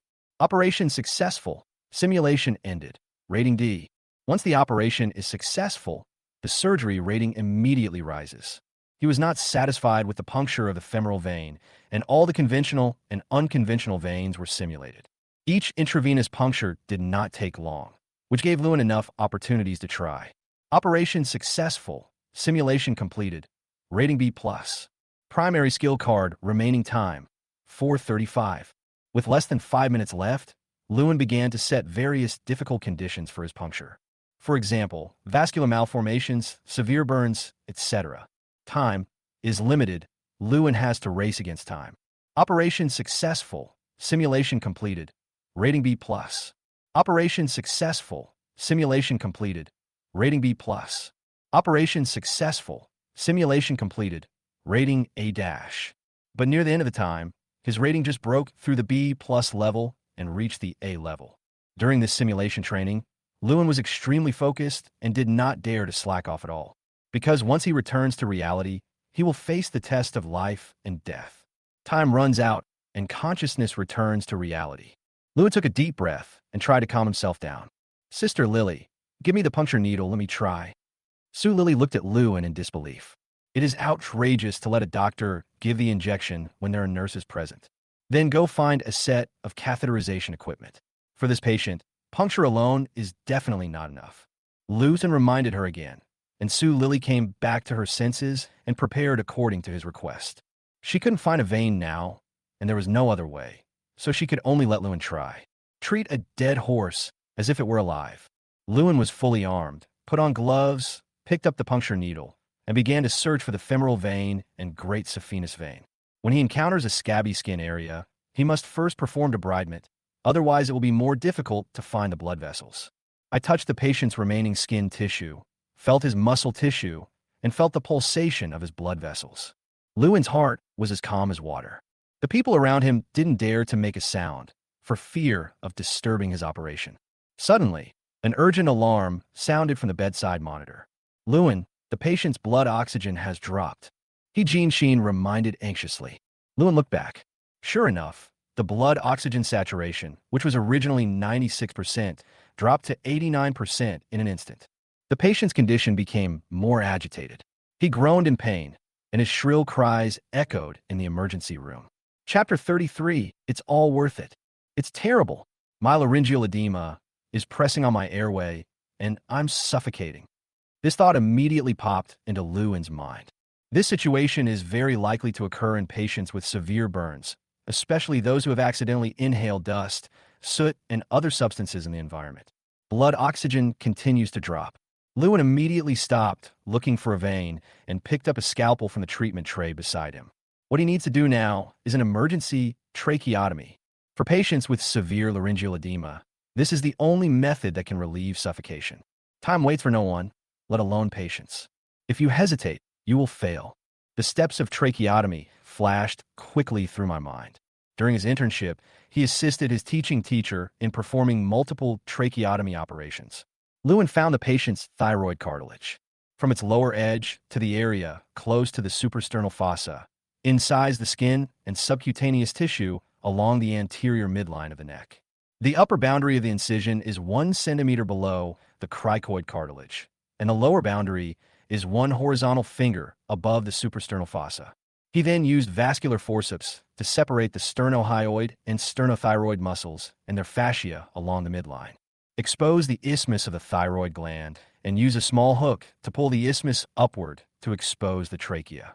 The 2 retractors should apply force evenly to keep the surgical field in the midline at all times. At this time, Lewin used his fingers to explore the cricoid cartilage and trachea to ensure that they remained in the middle position. "Sister Lily, give me the blade." After finding the trachea, Sue Lily quickly handed over the blade. At the 4th tracheal ring, he used a sharp blade to pick open the 2 tracheal rings from bottom to top. Lewin didn't dare insert the tip of the knife too deeply for fear of puncturing the posterior wall of the trachea and the anterior wall of the esophagus and causing tracheoesophageal fistula. "Is there a tracheostomy dilator?" Lewin asked without even raising his head. "I need to find it. It might be in the warehouse. I'll go get it now." Sue Lily was about to leave when she was stopped by Lewin. "Don't bother. Curved pliers will do just fine." Sue Lily nodded, ran to the treatment room, and quickly got a pair of curved forceps. Lewin took the curved forceps, opened the tracheotomy, and inserted a tracheal tube. After inserting the outer tube, he immediately removed the stylet and inserted the inner tube. After doing all this, the trachea was unobstructed and the patient's condition began to slowly stabilize. His blood oxygen level also began to rise on the bedside ECG monitor. "Sister Lily, wash out the secretions in the trachea and check for bleeding." Lewin made way and signaled Sue Lily to proceed. "Okay." Sue Lily was completely shocked and subconsciously began to suction the sputum. Not only him, but Jean Sheen standing next to him was also dumbfounded. The speed and technique of the tracheotomy are simply unbelievable. Jean Sheen had stayed in the ICU during his internship and had seen his instructor perform a tracheotomy. His speed and technique were definitely not as good as Lewin's. Is this the level a newly graduated resident physician should have? Both he and Lewin graduated this year. But Lewin had already started cutting the tubes and suturing, and he wasn't even proficient in cleaning and suturing. Is the gap so big? Jean Sheen looked at Lewin's calm and composed appearance, and he couldn't help but feel envy and admiration without even a trace of jealousy. Because the gap between the two is indeed too big. "Lewin, there is no bleeding and the secretions have been washed away." Sue Lily finished the operation, glanced at Lewin, and waited for his next instruction. "Okay, thank you for your hard work." Lewin inflated the airbag, tied the tracheal tube around his neck with a belt, and tied a knot to secure it. The crisis of suffocation was temporarily resolved, but Lewin knew that the rescue work was far from over. The patient's vein has not been found yet, so fluid replacement is not possible. "Sister Lily, please urge Teacher Chow and the head nurse to come over." "Good." Sue Lily nodded and told the nurse beside her to seek support. Lewin continued to pick up the intravenous puncture tube and began to look for all possible blood vessels, including the femoral vein, great saphenous vein, etc. Time passed slowly, and the patient's blood pressure dropped slowly. Lewin's forehead was already covered with sweat without him noticing. He felt the pressure, felt the patient's life force slowly slipping away. Where exactly? He stared closely at every inch of the patient's skin and touched every blood vessel that might be pulsating. Suddenly, he felt the blood vessels in his hand throbbing slightly. Got it. The pulsating blood vessels are arteries, and veins run alongside them. He slowly peeled away the injured skin tissue and finally found the femoral vein hidden deep inside.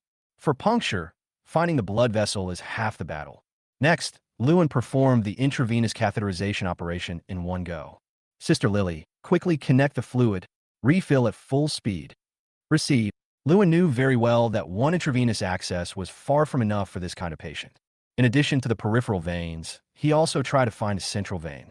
However, the difficulty that comes with it has increased to a higher level. Fortunately, a life channel has been opened, and he can now open other venous pathways more calmly. 2 minutes later, Lewin found the great saphenous vein again and performed intravenous catheterization again. As fluid and energy entered the patient's body, his blood pressure finally stopped dropping. However, seeing the tragic condition of the patient with burns all over his body, the medical staff around him all felt a sense of pain and sadness. It's not time to stop yet. Lewin looked at He Jinshin, standing beside him. We too need to cooperate immediately to clean the patient's wound. He Jinshin was stunned and pointed at his nose. Just the two of us? Lewin nodded immediately. Yes, we can't wait any longer. Otherwise, the eschar formed by skin necrosis will cause more serious consequences. Instead of continuing to talk nonsense and wasting time, he picked up the tweezers and scalpel again and started to clean the wound. After a burn, the skin loses its elasticity and the burned area swells. The eschar formed by deep circular burns on the limbs, neck, and trunk will bind deep tissues, such as blood vessels. If not discovered in time, it will cause damage to healthy tissues, such as blood vessels and muscles. In severe cases, the limbs may suffer irreversible necrosis due to prolonged ischemia and may even require amputation or finger amputation. Lewin began to perform debridement and search for annular eschar. Once touched, cut it open immediately to relieve the pressure. At the beginning, He Jinshin was still holding the tweezers, hesitating and not daring to move forward. It was the first time he encountered a patient with such severe burns. Seeing the tragic scene before his eyes, he was so frightened that he didn't dare to do anything. But seeing Lu In's calm operation, He Jinshin slowly calmed down. He came to Lu In's side, followed his example, and began to perform deep cleaning on the patient's skin. For this type of burn patient, the workload of debridement is extremely heavy and requires long-term patience. Lewin stared at the patient's skin intently, carefully looking for the annular eschar. As the debridement continued, his body became more and more tired, and he even had trouble lifting his hands. Sweat had already soaked his white coat. But when the patient's vital signs gradually stabilized, Lewin knew that everything he had done was worth it. And at this moment, Chao Tianhui finally arrived. Chapter 34. How many secrets does Lewin have? Looking at the patient with severe burns on the hospital bed, Chao Tianhui was also shocked. He was just in the emergency room next door, rescuing a patient with respiratory and cardiac arrest, and head nurse Yushioli was also assisting him. Unexpectedly, the condition of Lu In's patient was very serious. However, judging from the condition of the patient on the bed, it seems to have stabilized. When Lu In saw Chao Tianhui coming, he finally breathed a sigh of relief. He stepped forward and quickly reported, "Teacher, this patient has severe burns. More than 95% of his skin is burned. His blood pressure is low, and he is in a state of hypovolemic shock. I have already performed intravenous puncture and opened 2 intravenous infusion channels. His trachea." Chao Tianhui immediately noticed the patient's trachea. Lewin reacted immediately and explained, "Laryngeal edema caused airway asphyxiation. I have performed an emergency tracheotomy." "You did it." Chao Tianhui was quite confused. The only doctors present at the scene were Lu In and He Jinshin. He knew He Jinshin's level. Even his hands holding the scalpel were shaking, so it was impossible for him to perform a tracheotomy. "Yeah, I did it." Lewin nodded. Chao Tianhui was immediately surprised. Emergency tracheotomy is a skill that only senior attending physicians can master. Lewin is a resident doctor. When did he learn this operation? And looking at the technique of tracheotomy, it's quite good. If you think about it carefully, Lewin now has many skills, including the most basic intubation and tracheotomy, as well as ultrasound technology, cosmetic suturing, etc. Chao Tianhui looked at Lewin deeply. He wanted to know how many secrets this resident doctor had. "Xiao Lu, did you learn how to do a tracheotomy during your internship?" Lewin was stunned. He didn't expect that Chao Tianhui actually remembered the lie he had just made up. Uh-huh. He could only respond twice and get by. Chao Tianhui didn't say much and began to examine the patient more carefully. For patients with severe burns, Early fluid resuscitation is of utmost importance and even determines the overall course of the disease. Half of the first 24-hour fluid intake should be given within 4 to 6 hours of admission, and the other half should be given during the remaining time. The infusion of colloidal components, such as plasma and human albumin, can reduce the loss of plasma protein components and facilitate the reabsorption and disappearance of edema. For Chow Tian-Hui, a senior attending physician who has even stepped into the position of associate chief physician, his clinical experience is Lu En's most valuable asset. A lot of knowledge is not found in books, but is extremely important for clinical diagnosis and treatment. In addition, wound debridement is also very important. I saw you were doing this work just now. It was very good.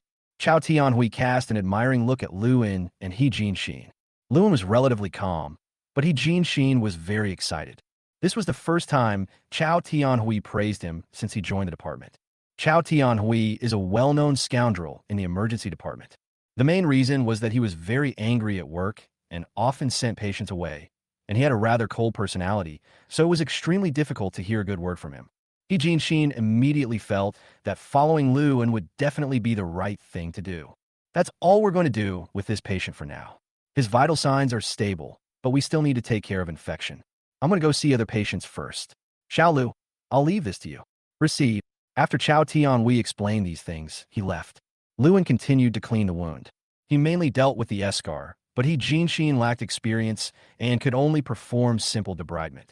For eschar on the chest wall, he made oblique incisions on both sides along the anterior axillary line, extending downward across the costal margin, and then made transverse incisions along the costal margin to meet the incisions on both sides, cutting the chest eschar into 2 pieces. This will improve breathing movements. And for the eschar on the limbs, Lu En usually makes a longitudinal incision on both sides of the limb, crossing the ankle or wrist joint and reaching deep into the deep fascia. If the deep fascia has a lot of tension, it will also be cut. It hurts, it hurts. As the debridement progressed, the patient's painful groans became louder and louder, and the words he uttered became unclear. While cleaning the wound, the patient is subjected to physical torture again. Sister Lily, give the patient a pain pump. Lu En did not hesitate. If the patient continued to suffer pain, he would most likely die from pain. Pain can induce high excitement of the sympathetic nerves, bringing many negative effects to the body. However, things like pain pumps are better used as medicines in hospitals. Outside the hospital, it is a bad drug. After the pain pump was put into use, the patient's condition improved a lot. He no longer howled in pain, nor groaned in a state of despair. But when he calmed down, he began to examine the changes in his body. Half an hour later, Lu En and He Jianxin's debridement work is completed. All the annular eschars on the patient's body were cleaned up. Congratulations to the host for collecting the appreciation, emotional energy, high frequency, from Su Lily, energy value +10. Congratulations to the host for collecting the respect, emotional energy, high frequency, from He Jianxin, energy value +10. When Lu En stopped cleaning the wound, several prompts popped up on the system panel. The few medical staff present were all amazed and impressed by Lu En's rescue operation. The energy value that had just been consumed due to the exchange skill began to slowly recover at this time. Call. Lu En breathed a sigh of relief. The rescue work had finally come to an end. Fluid replacement, debridement, and anti-infection work have been completed. He took off his surgical gloves, walked tiredly to the sink in the emergency room, and rubbed his hands gently. Then he rubbed his face, trying to wipe away the fatigue. This rescue consumed a lot of his physical energy. He hadn't eaten in the afternoon and was already starving. I'll go eat something first and come back later. Lu En said to He Jianxin. You go ahead, I'll watch over here. He Jianxin nodded. He was just helping out and didn't expend too much energy. Lu En left the emergency room and came to the duty room.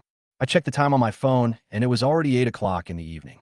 The cafeteria must have closed a long time ago.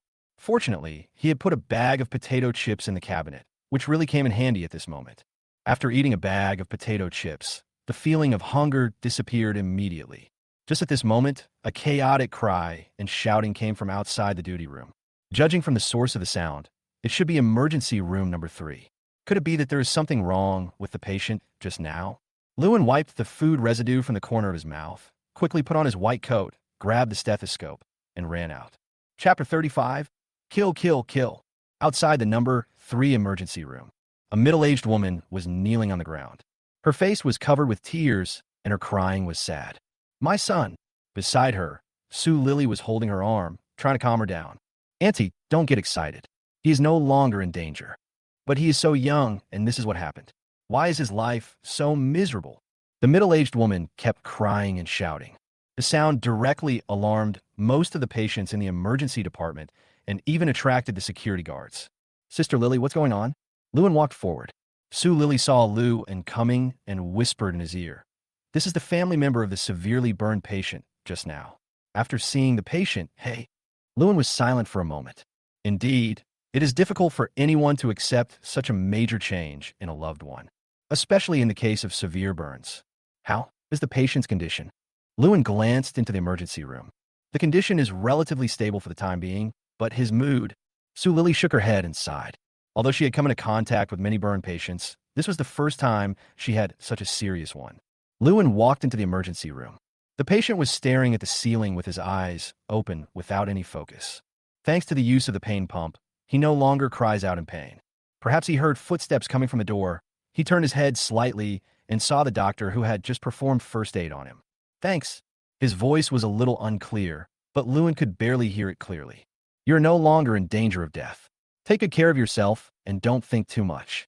Lewin checked the various indicators on the monitor and found that they were all within the normal range for the time being. Doctor, I want a mirror. He stared at Lewin, his eyes revealing a hint of persistence.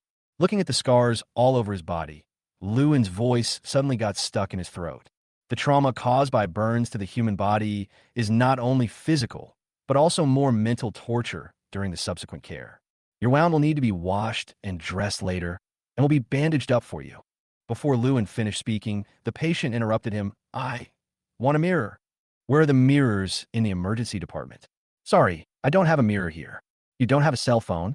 Lewin, this doesn't look like a bad mental state. The thinking is still very normal. He couldn't make up his mind about the mirror. If the patient suffers a mental breakdown, he will be held responsible.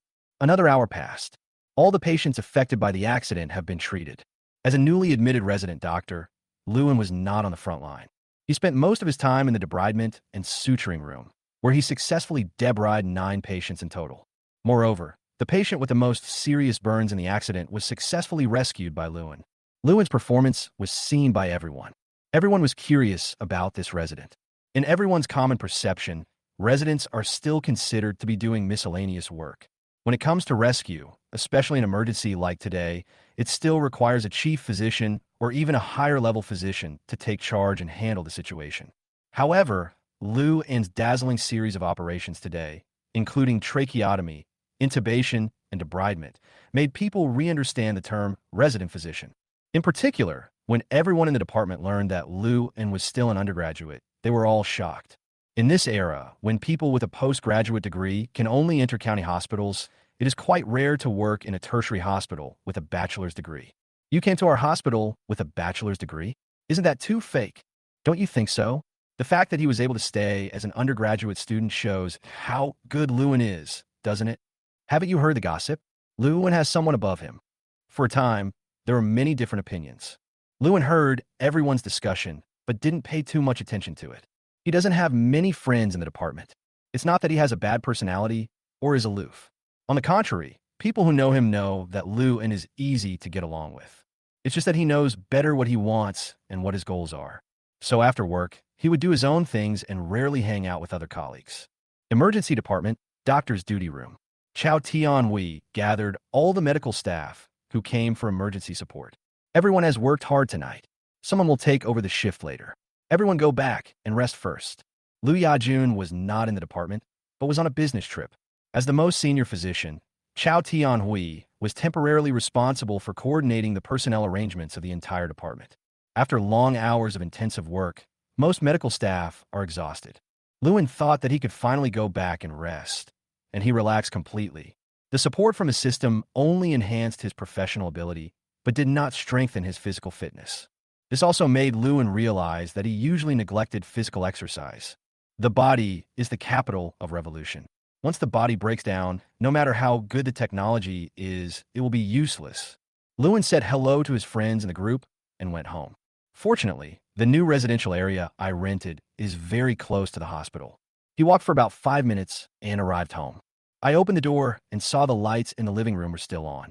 At this time, Yinyu seemed to have heard the noise of the door opening and also poked her head out of the room. Are you fat? She was applying a facial mask, and her voice was unclear. Yeah, the department is quite busy.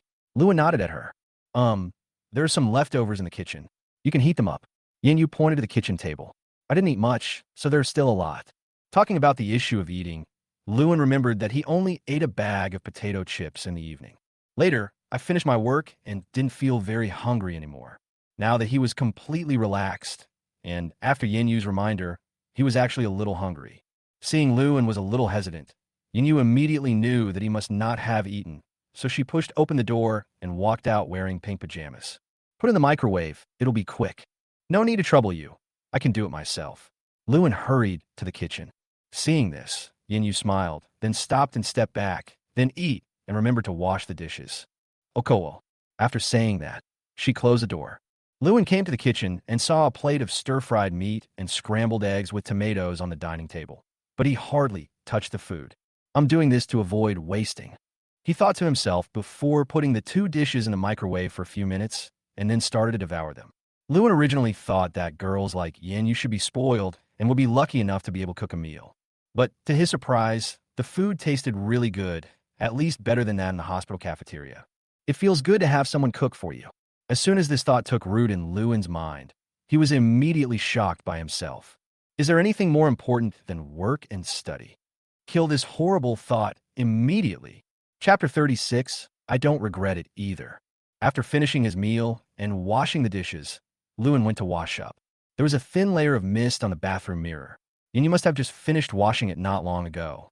On the washstand were many unknown bottles and jars, all with foreign words on them. Lewin didn't have much stuff, just a wash cup and toothpaste. After quickly washing up, he walked out of the bathroom. I saw that the light in Yin Yu's room was off. Lewin carefully returned to his room and lay down on the bed in his new home. There was a faint fragrance in the room, which relieved his tired spirit a little. The softness of the bed has also been improved to a higher level than before. Lewin closed his eyes, and his consciousness began to slowly enter the system panel. Host name Lewin. Occupation, resident doctor. Occupational scope, emergency surgery, transferable. Professional skills, basic skills and levels, from low to high. F, E, D, C, B, S. Debridement and suturing, skin A+. Tendon and other wound sutures, not available yet. Vascular suture, not available yet. CPR, F+. Defibrillation, F+. ECG interpretation, F. Endotracheal intubation, A. Gastric tube implantation, not available yet. Cardiac ultrasound technology, C. Venipuncture catheterization, B+. Tracheotomy, B+. Surgical expertise, Level 1 surgery. Inguinal hernia repair, not available yet. Appendectomy, not available. Gastroduodenal ulcer perforation, not available yet. Secondary surgery, not yet available. Level 3 surgery, not yet available. Level 4 surgery, not yet available. After several days of hard work, the debridement and suture skills have reached A+ level. The levels of other skills have been improved to varying degrees. What made Lewin most gratified was that his ability to handle emergencies had been significantly improved. Although he had practiced emergency tracheotomy before and assisted his teacher in clinical operations, this was the first time he performed it alone. Moreover, after this successful operation, he directly obtained the B+ grade tracheotomy. You have to know that this is without any systematic simulation practice. In other words, real clinical operations in reality can also help him acquire skill levels. Everything is moving in the right direction, and Lewin is full of fighting spirit. Slowly, he fell asleep. No words were spoken that night. The next day, Lewin opened his eyes, took out the mobile phone under the pillow, and found that it was already 7:40. He suddenly jumped up from the bed. Oh no, why did I oversleep? He set the alarm for 7 o'clock, but didn't hear it. I quickly put on my clothes and walked out of the room, only to find Yinyu making breakfast in the kitchen. She poked her head out of the kitchen and was stunned when she saw Lewin. I thought you were taking a day off today. I overslept. Lewin thought that it must be because the bed was too comfortable that he slept so well last night. Would you like something to eat? I'm making breakfast. Yinyu smiled. The kitchen was steaming hot. Probably someone was cooking noodles or something. Thanks, it's too late. Lewin nodded in thanks and went out immediately. Fortunately, the community was close to the hospital, so he walked quickly and arrived at the hospital on time. Doctor's office. All the medical staff sat upright. Director Liu Yajun stood in the center of the office. In addition to him, two other deputy chief physicians of the department were also present. Their deputy chief physicians Wang Jun and Chung Wuqiang. All the residents, trainees, and even interns in the department were there. There was an emergency public health incident in our city yesterday. I happened to be on a business trip, so I rushed back by plane today. Liu Yajun's words rang in everyone's ears. There were a total of 43 wounded people diverted to our hospital last night. 12 of them are in critical condition, including patients with burns, barotrauma, respiratory, and cardiac arrest. Thanks to everyone's united efforts, no one was injured or killed. In particular, one patient with severe burns has been treated actively and his condition is now stable. Such achievements are inseparable from everyone's sincere unity. I am very grateful to all my colleagues and classmates for their hard work, especially Deputy Chief Physician Wang Jun, who was on the front line last night. As he listened, Lewin felt something was wrong. The person who led the rescue last night was clearly teacher Chao Tianhui. Like him, Wang Jun was in the debridement and suture room, doing some mending work. Why was Chao Tianhui omitted when it came to rewarding people for their contributions? Isn't this heartbreaking? Moreover, most of the people in the department were present at the time, and no one was blind. Lewin glanced at Chao Tianhui beside him and found that his expression was extremely calm, without any sign of displeasure. On the stage, Liu Yajun's voice continued. Of course, in addition to the veteran doctors in the department, some young doctors also performed extremely well, such as Dr. Chun Bin, who just came to our department. Lewin glanced at Chun Bin, who was standing opposite him. He graduated with a doctorate from Manhwa Medical University and was assigned to the emergency department this year. Logically speaking, most PhDs would not want to come to the emergency department, which is tiring and dirty. However, Lewin heard from Fatty Chung that the hospital was planning to train Bin to be the next department director and had promised many conditions. Only then did Bin willingly come to the emergency surgery department. Liu Yajun read out many people's names before finally coming to Liu An's. There's also the new resident, Dr. Lewin, who is also doing very well. It was just a simple sentence. If it were in the past, Lewin would definitely not be convinced. But today, when he saw Liu Yajun's attitude toward Chao Tianhui, he felt relieved. Although the department is small, it is actually a microcosm of society. Human relationships and power struggles are everywhere in the department. Lewin was not clear about the situation of the department before, but after spending some time together, he could clearly see who in the department was focused on medical technology and who was obsessed with the upper echelons. Wasn't his original intention of becoming a doctor to treat more patients? At this moment, Lewin was extremely grateful that he was lucky enough to follow teacher Chao Tianhui, a pure doctor. The shift was over and everyone dispersed. Chao Tianhui led the team to start rounds. He walked at the front of the team, took 2 steps, suddenly stopped, and looked back at Lewin. Are you a little unconvinced? Lewin was stunned for a moment, then smiled gently. Teacher, you've been so calm after so many years. I must learn from you. Chao Tianhui looked at Lewin deeply. He found that this student was different, both in terms of professional ability and in terms of thinking. You are still young, so don't learn from me, Chao Tianhui said earnestly. Otherwise, you will be an attending physician for the rest of your life. Teacher, do you regret it? Lewin looked into Chao Tianhui's eyes, as if he wanted to see something from him. Chao Tianhui was stunned. A smile suddenly appeared on his cold face, and then he slowly shook his head. No regrets, never regrets. Lewin smiled and said, Don't worry, teacher. I don't regret it either. Chapter 37 Interview. Yinhua People's Hospital, Emergency Building. A business car from the city television station stopped in front of the building.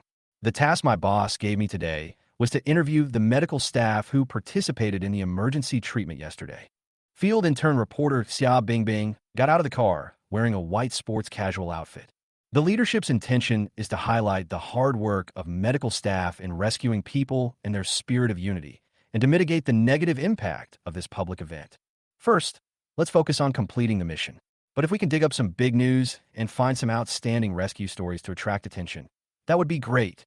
Xia Bingbing is still an intern reporter. Whether she could be promoted to a full-time employee depends on how well she completes this interview assignment. At the entrance of the emergency department, she took a few close-up photos, and then she walked into the emergency building with a camera and several staff members. As for the city's largest TV station, Liu Yajun welcomed their arrival, and he was also instructed by the hospital leaders to receive the reporters well. This is a great opportunity to promote the hospital. Emergency Department, Director's Office. Liu Yajun entertained Xia Bingbing and her group. Director, hello. This time we are here mainly to interview the medical staff who were on the front line last night. Xia Bingbing directly stated the purpose of her visit. In her view, this was an extremely simple task.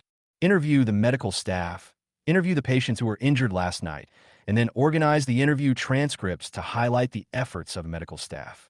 That will definitely be no problem. Sorry to bother you reporters. I will send a doctor to accompany you throughout the whole process. Xia Bingbing looked at Liu Yijun with doubt. Director Liu, you must have presided over the rescue work last night. Can you tell us the details? This will be more convincing. Liu Yajun coughed lightly to cover up his embarrassment. I'm sorry, I was on a business trip yesterday and didn't have time to come back. Don't worry, I will definitely complete your interview mission successfully. Okay, thank you, Director Liu. Xia Bingbing was still a little surprised. Such a major incident happened, and the department director is not here? Liu Yajun quickly called Chunbin in. This is our emergency department's attending physician, Dr. Chunbin. Chunbin was tall and wore gold-rimmed glasses. He looked like a standard surgeon in TV dramas. Okay, I'll trouble you, Dr. Chun, from now on. Chunbin nodded slightly, but he was complaining in his heart. Last night, he came for rotation in the second half of the night and was only involved in the final stages of the rescue work. What does he know? However, he understood that appearing on TV was a good opportunity to promote himself. He had no choice but to go ahead with it. Reporter Xia, please come with me. Chunbin said, the doctors who participated in the rescue work last night are basically waiting in the office. Chunbin took the group to the doctor's office. The doctors and Deputy Chief Physician Wang Jun's team are basically sitting in the office. The only thing missing was the doctors from Chao Tianhui's team, who were yesterday's main force. Xia Bingbing greeted the doctors and Wang Jun's group one by one, and then looked at Chunbin, who was standing aside. Dr. Chun, in addition to doctors, we also want to interview nurses. Oh, and a few patients. Chunbin had already prepared. This is the list of the injured last night. You can select the patients who are still in the hospital to interview. Xia Bingbing nodded slightly. Thank you. You are very thoughtful. She flipped through the patient list and looked through it for a while. After a long while, she raised her head and pointed at one of the names. Dr. Chun, is this patient still in the emergency room? Chunbin looked at the name she pointed to and was stunned. She had found the right person. This was the patient who suffered the most serious burns last night. His situation is special. He and his family do not agree to an interview for the time being. Okay, I understand. Although Xia Bingbing is an intern reporter, and this is not her first time doing field interviews, she still knows about protecting the privacy of those being interviewed. Next, she first interviewed doctors such as Wang Jun and Chunbin. The interview process went very smoothly. The doctors in Wang Jun's team, as well as Chunbin and others, basically told him everything they knew and explained in detail the rescue work of last night. But Xia Bingbing's brows were always furrowed. She always felt like something was missing. Oh, right, it's the details of the rescue. She suddenly understood. Both Wang Jun and Chunbin spoke very well, describing how many patients have been rescued and what work had been done. But it seems that the details have never been discussed. Director Wang, could you please pick a patient and tell us in detail about the rescue process?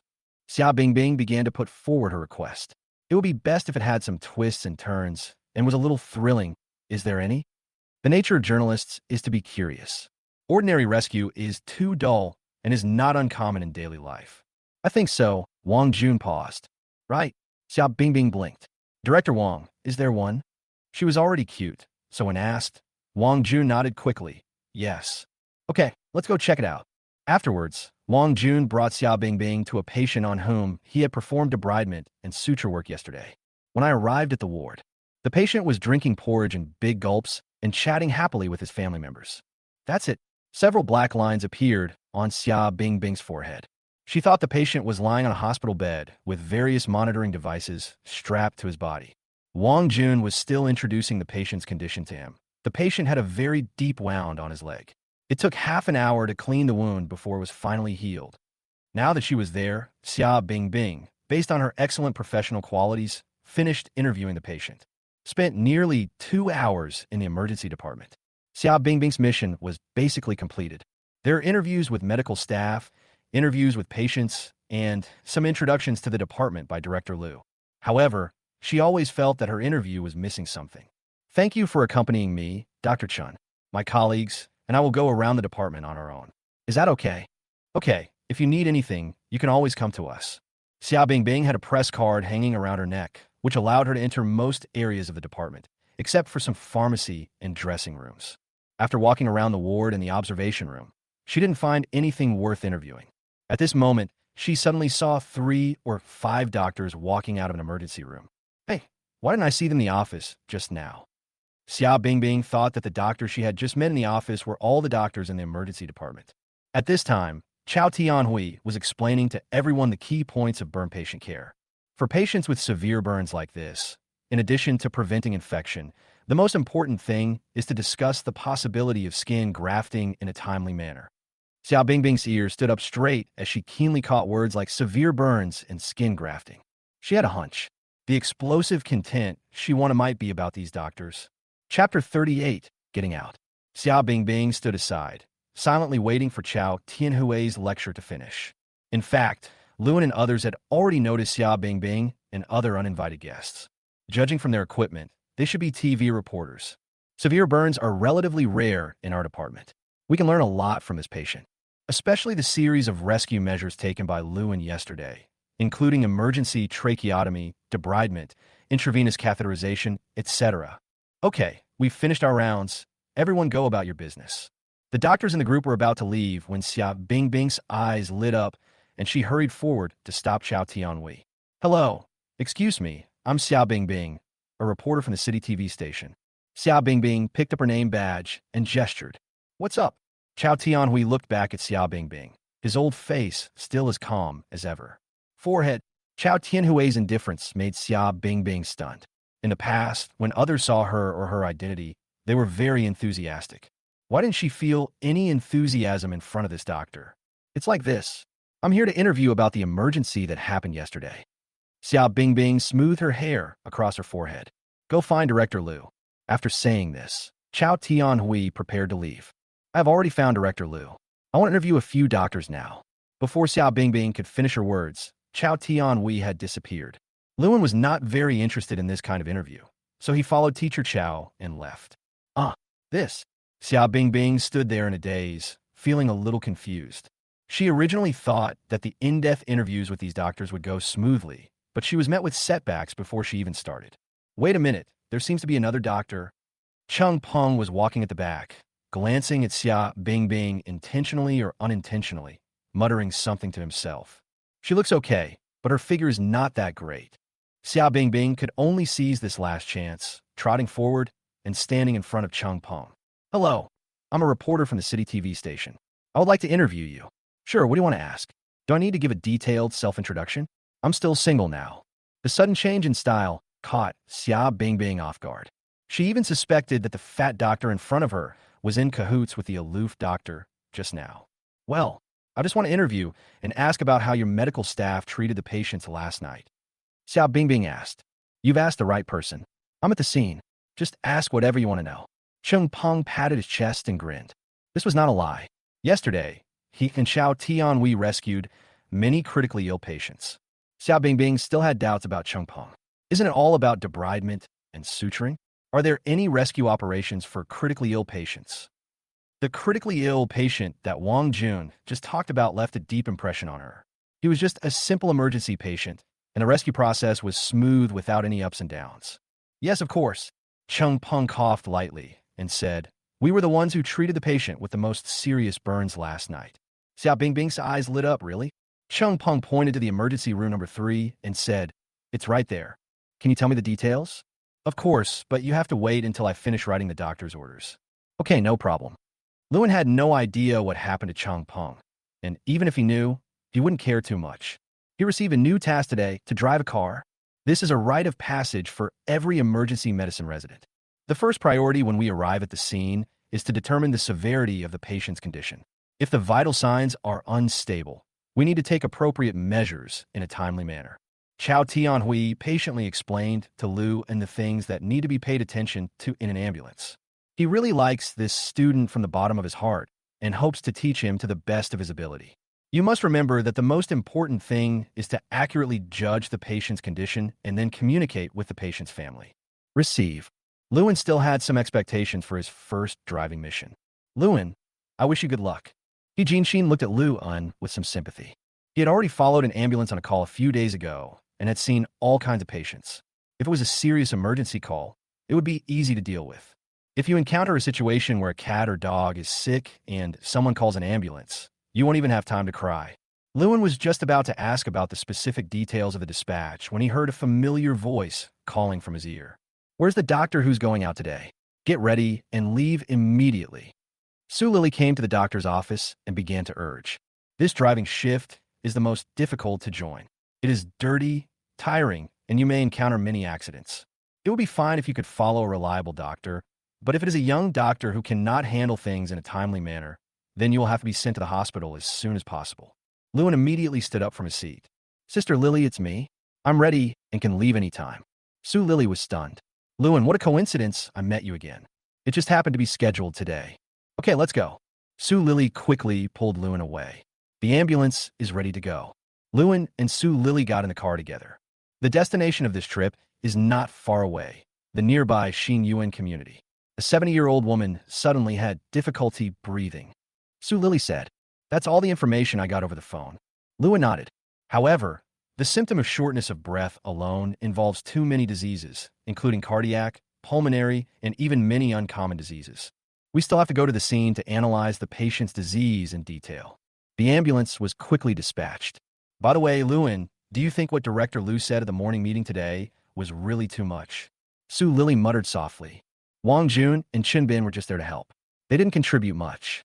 On the contrary, you and Lao Chao worked so hard. Sigh, it's indeed a bit excessive. Lewin nodded. In fact, the working environment should be fair. There are too many cases where rewards and punishments are not clearly defined. There will definitely be problems in the department in the future. So what do you think? I'm just a resident doctor. What else can I do? Lewin shook his head slightly. Just work hard. Maybe these things can only be changed when I have a say. Lewin couldn't achieve Chao Tianhui's state of having no desires or demands. What he does not regret is his efforts to treat patients. But he must get everything he deserves. As the two were chatting, the ambulance rushed to Xinyuan community at lightning speed. Chapter 39, Blood Red! The ambulance slowly drove into Xinyuan community. Xinyuan community is relatively old and is one of the earliest places in urban planning. Most of the residents here are elderly, and because it is an old neighborhood, there is no elevator. The patient's family said on the phone that he was in Building 10. I looked at the map, and it should be inside the community. Su Lily reminded the driver. However, as soon as he finished speaking, the ambulance suddenly stopped. So soon, Lewin looked outside the car in confusion, only to find that the ambulance was parked at the gate of the community. They haven't arrived yet. The fire escape in the community is blocked. Looking outside the car, there were several cars parked next to the fire escape at the entrance of the community. Oh, this is really troublesome. Su Lily's heart tightened. She encountered such a troublesome thing on her first trip today. Now for patients, every second counts. The fire escape was blocked, so the driver had to contact the security guard and ask him to call everyone one by one and ask the car drivers to come down and move out of the way. But just when the call was halfway through, a man who looked like the security captain came out. You are not our owners. You can't just open this fire escape. Upon hearing this, the ambulance driver was furious and shouted, "We are an ambulance. One of your owners called an ambulance, and we are here to save people." That won't work either. Without instructions from a business, we can't open the door. The security guard was still stubborn. Which company called the ambulance? I'll contact them now to verify. Lewin and Su Lily looked at each other speechlessly. This security guard really didn't know how to adapt. I thought this kind of thing was just an exaggeration in novels or TV dramas, but I didn't expect to actually encounter it in real life. The ambulance driver sighed and said, "There's another door in the back. We should be able to get in, but we need to go around it." However, with this back and forth, time was slowly consumed. "Master, let me get off first and go to Building 10 to see the patient. You driving quickly." Lewin felt that he couldn't wait any longer. Waiting for the car to go around to another entrance took another few minutes. It may be a small matter for them, but for patients, it may be a matter of life and death. Well, I'll go down with you, Sue Lily also hurriedly said. The two prepared basic rescue equipment and medical kits, got out of the ambulance, and then jogged all the way to Building 10. The ambulance drove away slowly, looking for another entrance. After entering the residential complex and running about 100 meters forward, Lewin saw the sign for Building 10. Fortunately, it's on the 5th floor. If it was on the top floor, it would take half a day to climb the stairs. Sue Lily handed the first aid kit to Lewin. With her small body, climbing to the 5th floor is already difficult enough, and she can't carry too many things in her hands. Lewin took big steps, taking 2 steps at a time, and climbed the stairs quickly. Go up to the 5th floor, and the door of the room on the left is open. There was a middle-aged man guarding the door. The moment he saw Lewin and Sue Lily, he was extremely excited and shouted into the house, "The doctor is here!" Seeing this, Lewin didn't say anything. He carried the first aid kit and walked quickly into the room. There is a mahjong table in the living room of the room. Mahjong pieces are scattered on the table. On the sofa, not far away, an old lady about 70 years old was lying on the hospital bed. There was a middle-aged man nearby who was looking at the old lady nervously and kept calling her name, but the old lady just closed her eyes and did not respond at all. "Didn't you say on the phone that you were having difficulty breathing?" Just now, Lewin was thinking on the way whether it was cardiac or pulmonary. I didn't expect that when I arrived at the scene, I found that he was unconscious. The communication on the phone was really unreliable. Lewin hurried forward, took out his stethoscope, and asked the family member next to him, "What's wrong with the old lady?" He patted the old lady on the shoulder and called out, but got no response. However, what made Lewin feel at ease was that the old lady's breathing and heartbeat were still there. Sue Lily went forward to measure the blood pressure, and the blood pressure in both upper limbs was the same, both around 140/80 mmHg. One of the middle-aged men immediately stood up and said in a very urgent tone, "My mother was playing mahjong with a few friends at home. It seems that she won a hand and was too excited, and then she fainted. My children and I don't live far away, so we rushed over immediately and called an ambulance." Lewin nodded. "Were you there when the disease broke out? Was she feeling unwell before she fainted?" "I wasn't there." The middle-aged man shook his head, but I heard from my mother's friend that she had a sudden attack. She had been fine before. "Does she have any illness?" Lewin continued. "Well," the middle-aged man paused, and a woman next to him continued, "My mother is usually in good health, but she occasionally gets dizzy and has headaches. She has been hospitalized several times, but the cause of the dizziness and headaches has never been found." Sue Lily whispered, "Looking at the patient's condition, he might have had a stroke. We need to send him to an ambulance immediately." The patient's eyes were closed and he was unconscious, but his vital signs were temporarily stable. Lewin's initial assessment was the same as Sue Lily's, that it was most likely a cerebrovascular accident. However, what puzzled him was that the patient's blood pressure was not very high and there were no obvious neurological signs. Why did I have a stroke suddenly? But now is not the time to look for the cause. Lewin immediately communicated with the patient's family about the condition and needed to send the patient to the hospital quickly. But at this moment, the old lady lying on the sofa suddenly opened her eyes. She looked at the people in front of her in confusion and spoke slowly. "Hey, why are you all here? What's wrong with me?" The old lady's sudden awakening surprised and delighted everyone present. "Mom, you suddenly fainted just now, and you didn't wake up even when I called you." The old lady seemed to be recalling what had just happened, and she rubbed her temples. "Oh, it's just an old problem. Don't worry. I've had it happen several times before, but I'm fine now. Just do what you need to do." The old lady suddenly woke up from an unconscious state, which surprised Lewin. Sue Lily also stared at the old lady in surprise and whispered, "Isn't this fake?" Lewin shook his head. Impossible. He had just examined the patient, and that state of unconsciousness could definitely not be faked. Lewin walked forward and examined the patient again, and found that there was no significant difference from before. "Doctor, does my mother still need to be hospitalized?" The old lady's children looked at Lewin. Before Lewin could answer, he was interrupted by the old lady. "Why go to the hospital? I've had this happen several times before, but you just don't know about it. It will heal on its own in a few minutes." The old lady sat up and waved her hand. "Why go to the hospital and waste money? It's not like I've been there before and nothing was found." After these words were spoken, the children who had been determined to send the old lady to the hospital were shaken. Lewin's heart sank. Although he currently does not know the specific cause of the old lady's illness, The frequent attacks of dizziness, headaches, and even fainting are definitely a problem. Stop talking so much. You're not doctors. What do you know? The middle-aged man who started the conversation stood up and looked at Lu, and we still have to listen to the doctor's professional opinion. Lewin was looking through the system panel. He remembered the first form of the system, which came with a special skill, consuming 100 energy points to determine the severity of the disease. He currently has 125 energy points, so he can give it a try. Lewin had an idea.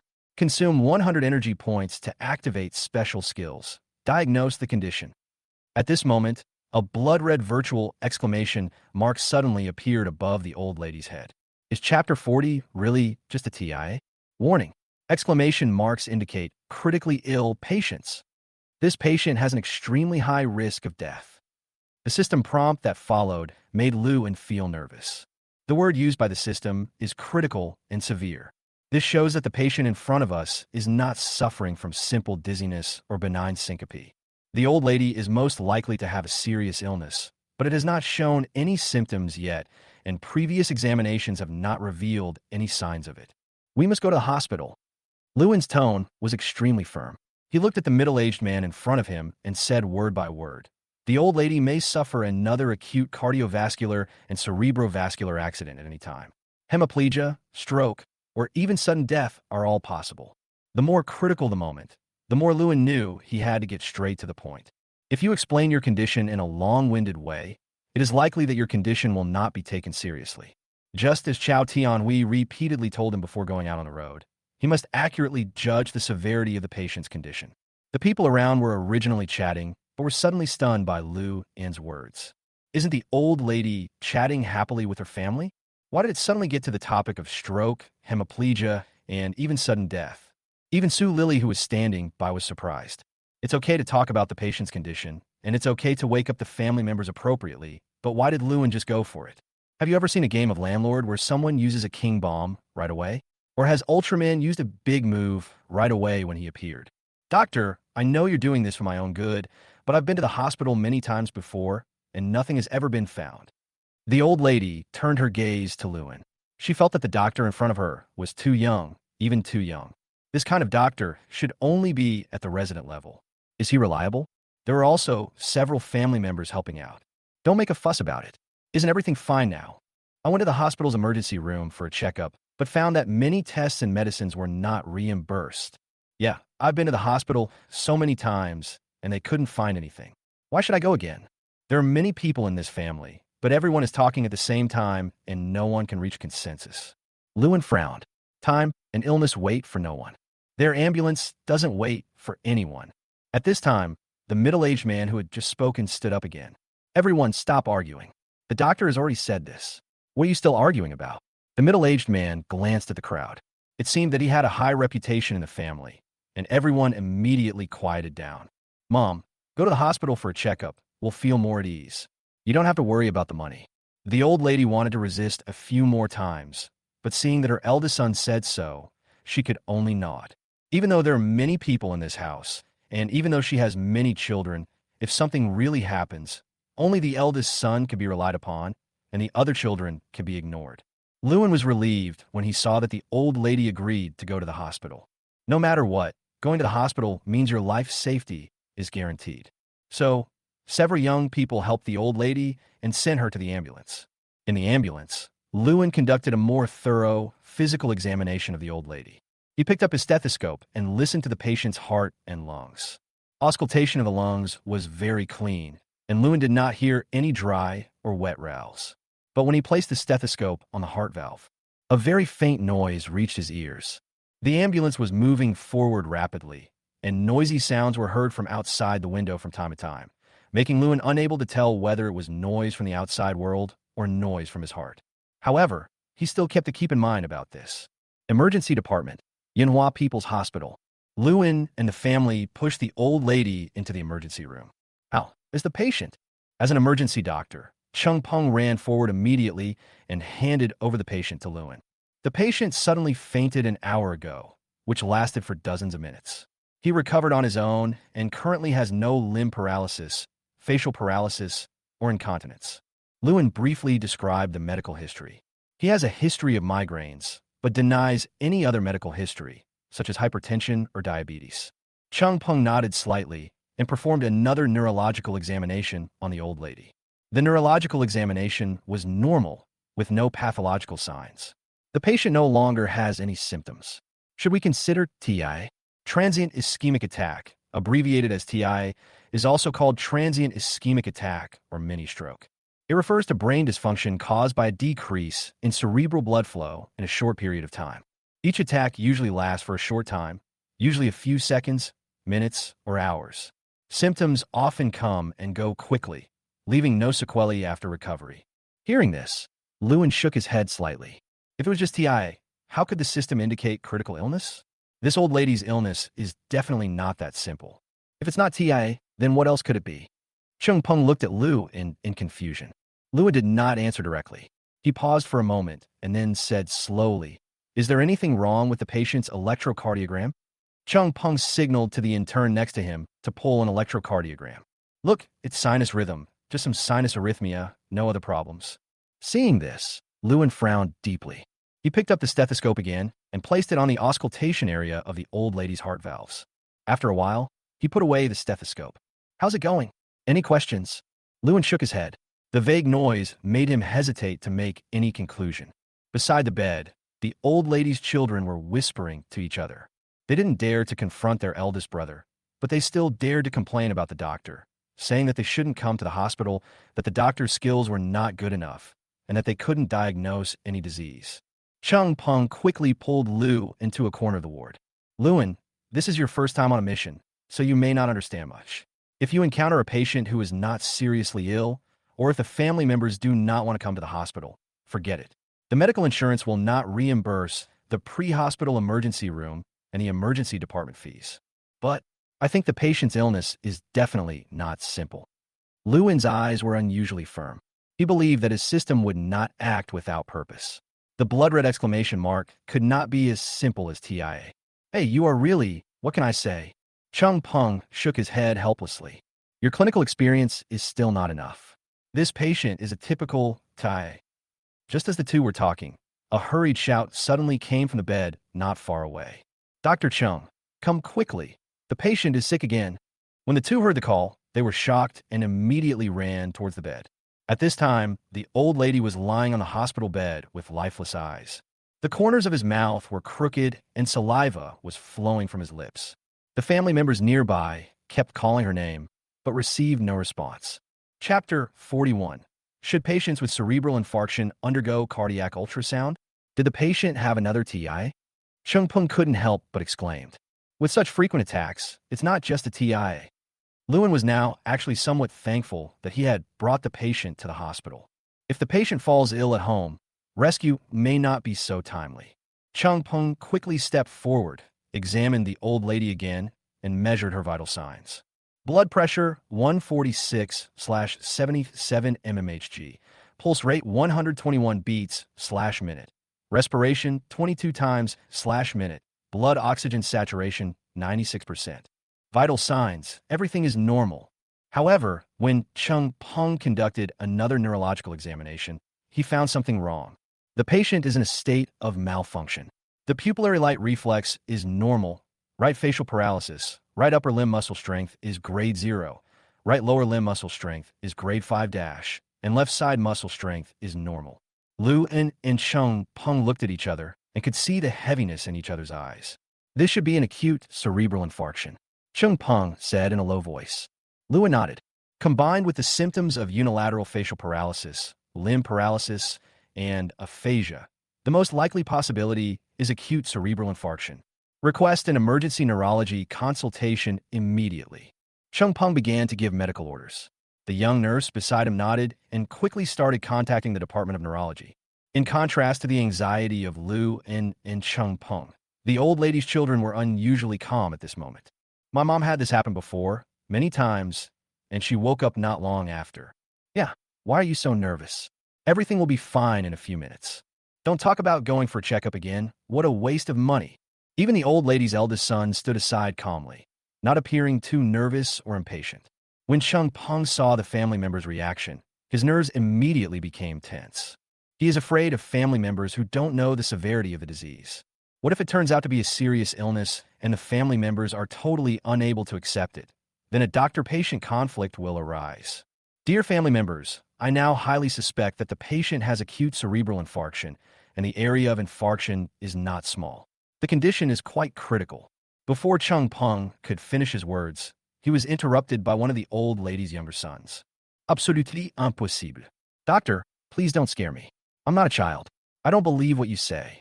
His head kept shaking like a rattle. Chung Peng patiently explained, this is not my guess. It is based on the symptoms and signs currently shown by the patient, and we make reasonable diagnostic assumptions. Then speculation and guessing are similar in nature.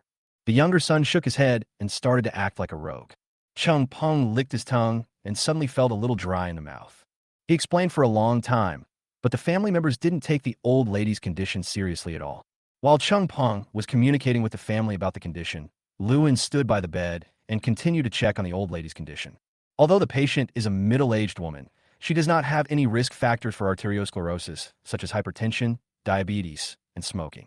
Why do TI-like symptoms occur frequently? Brain? Heart? Tumor? Or some other reason? Just as Lewin was thinking about it, the emergency consultation doctor from the neurology department arrived. Which patient requested the emergency consultation? Xia Gang walked to the door of the emergency department ward and looked inside. With his full beard, he doesn't look like a doctor, but rather an artist. Old Xia, I'm this way. When Chung Peng saw Xia Gang walking into the ward, he almost burst into tears. He spent most of the day explaining to the family. However, the family members seem to still live in their own world. What's going on? Is there anything that you, Fatty Chung, can't handle? Xia Gang came to the old lady's bed with a stethoscope. Hey, old Xia, please stop teasing me. Chung Peng shook his head. I was recently scolded by Director Liu, and I'm very upset. Please help me deal with this old lady. Xia Gang turned his gaze to the patient on the bed. What is the patient's specific condition? The old lady had a TI at home. She had recovered when she was sent to the hospital, but she suddenly became aphasic and had right-side hemiplegia. Xia Gang was conducting a physical examination while understanding the patient's condition. It does look like an acute cerebral infarction. Do you have any medical history? This is very strange. The patient had no special medical history, no high blood pressure, no diabetes, and did not smoke or drink. Xia Gang nodded. Let's still consider acute cerebral infarction. Let's do a CT scan to rule out bleeding, and then do a DWI and head and neck CTA to see where the specific infarcted blood vessels are. Okay, no problem on my end. Chung Peng pointed at the patient's family. Old Xia, please communicate with the family. This is too many tests. They may not be able to accept it. Xia Gang glanced at the family members, then retracted his gaze and looked at Chung Peng. From the way the family member is dressed, I think the conditions are good enough, but they are unwilling to do these few tests. Don't even mention the examination. Chung Peng looked helpless. I just communicated with him about his condition, but they didn't believe he had a stroke. Okay, let me tell you. As a specialist in neurology, Xia Gang's opinion is often more important than that of the first doctor. On the other hand, fortunately the patient's eldest son was there. Although he was skeptical about what Chung Peng and Xia Gang said, he was not short of money. Money cannot cure all diseases, and it cannot buy life. But without money, you can't move forward. The most important thing is that it has been almost 10 minutes since the old lady fell ill, and she still shows no signs of recovery or waking up. This seems to be a little different from the previous situation. The old lady's eldest son felt vaguely uneasy. Listen to your doctor and do all the necessary tests. When he said this, the other family members around him remained silent. It seems that when it comes to money, it has nothing to do with other people. Upon hearing this, Chung Peng quickly wrote out a checkup list. He was really afraid that the family members would suddenly change their minds. After the family paid the fee, the emergency department nurse took the patient through a green channel to examine the old lady. A moment later, the brain CT scan results came out very quickly. The imaging results showed that the patient had unclear boundaries between the cortex and medulla of the left insula, a low-density shadow in the left thalamus, and no signs of bleeding. The purpose of doing a CT scan is to rule out bleeding. Many times, the symptoms of cerebral hemorrhage and cerebral infarction are similar. It is extremely difficult to distinguish between these two diseases based solely on clinical manifestations, symptoms, and signs. In the era without CT, neurologists cannot distinguish between cerebral hemorrhage and cerebral infarction and can only rely on empirical diagnosis and treatment. The treatment principles of this disease are completely opposite. So many patients at that time were used as test subjects without knowing it. Subsequently, the patient immediately underwent CTA of the head and carotid arteries and MRI of the head. These two examinations are mainly used to further determine the location and specific blood vessels of cerebral infarction. The results showed that the left middle cerebral artery was unclear, and there was infarction in the posterior limb of the left internal capsule and the middle temporal lobe, which was consistent with the blood supply area of the middle cerebral artery. It's indeed acute cerebral infarction. Chung Peng was filled with fear. Luckily, Lu En had brought the patient to the hospital. For patients with acute cerebral infarction, the earlier they are treated and the earlier the infarcted blood vessels are unblocked, the better their recovery will be. At this time, Xia Gang was sitting in front of the computer. He stared at the film intently, his brows furrowed deeply, and he did not show the joy that came from a correct diagnosis. Something's wrong. In the patient's head and neck CTA results, no plaques or stenosis were found in the arteries other than the infarcted blood vessels. The most common cause of cerebral infarction is atherosclerosis, plaque rupture, and blood clots blocking blood vessels. But this patient obviously did not have any cerebral vascular sclerosis. At this time, Xia Gang and Chung Peng were surprised to find that Lu En was pushing an ultrasound machine and slowly walking towards them. Lu En, what are you going to do? Do a heart ultrasound. Lu En replied and pushed the ultrasound machine next to the bed. Chung Peng was stunned, his face full of confusion. Why do patients with cerebral infarction need ultrasound? Xia Gang on the side turned his head to look at Lu En and suddenly seemed to think of something, and his eyes suddenly lit up. Chapter 42. Hole in the Heart. Lu En pushed the cardiac ultrasound machine to the patient's bedside. With a determined look in his eyes, he picked up the ultrasound probe and applied conductive paste. Lu En, do you think the patient has a heart problem? Chung Peng came close to Lu En with a puzzled look on his face. He thought Lu En wanted to hone his ultrasound skills, so he practiced on patients.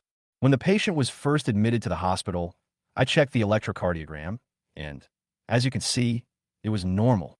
I also checked the cardiac enzymes, and there was no problem. When considering a disease of a certain system, corresponding evidence must be provided.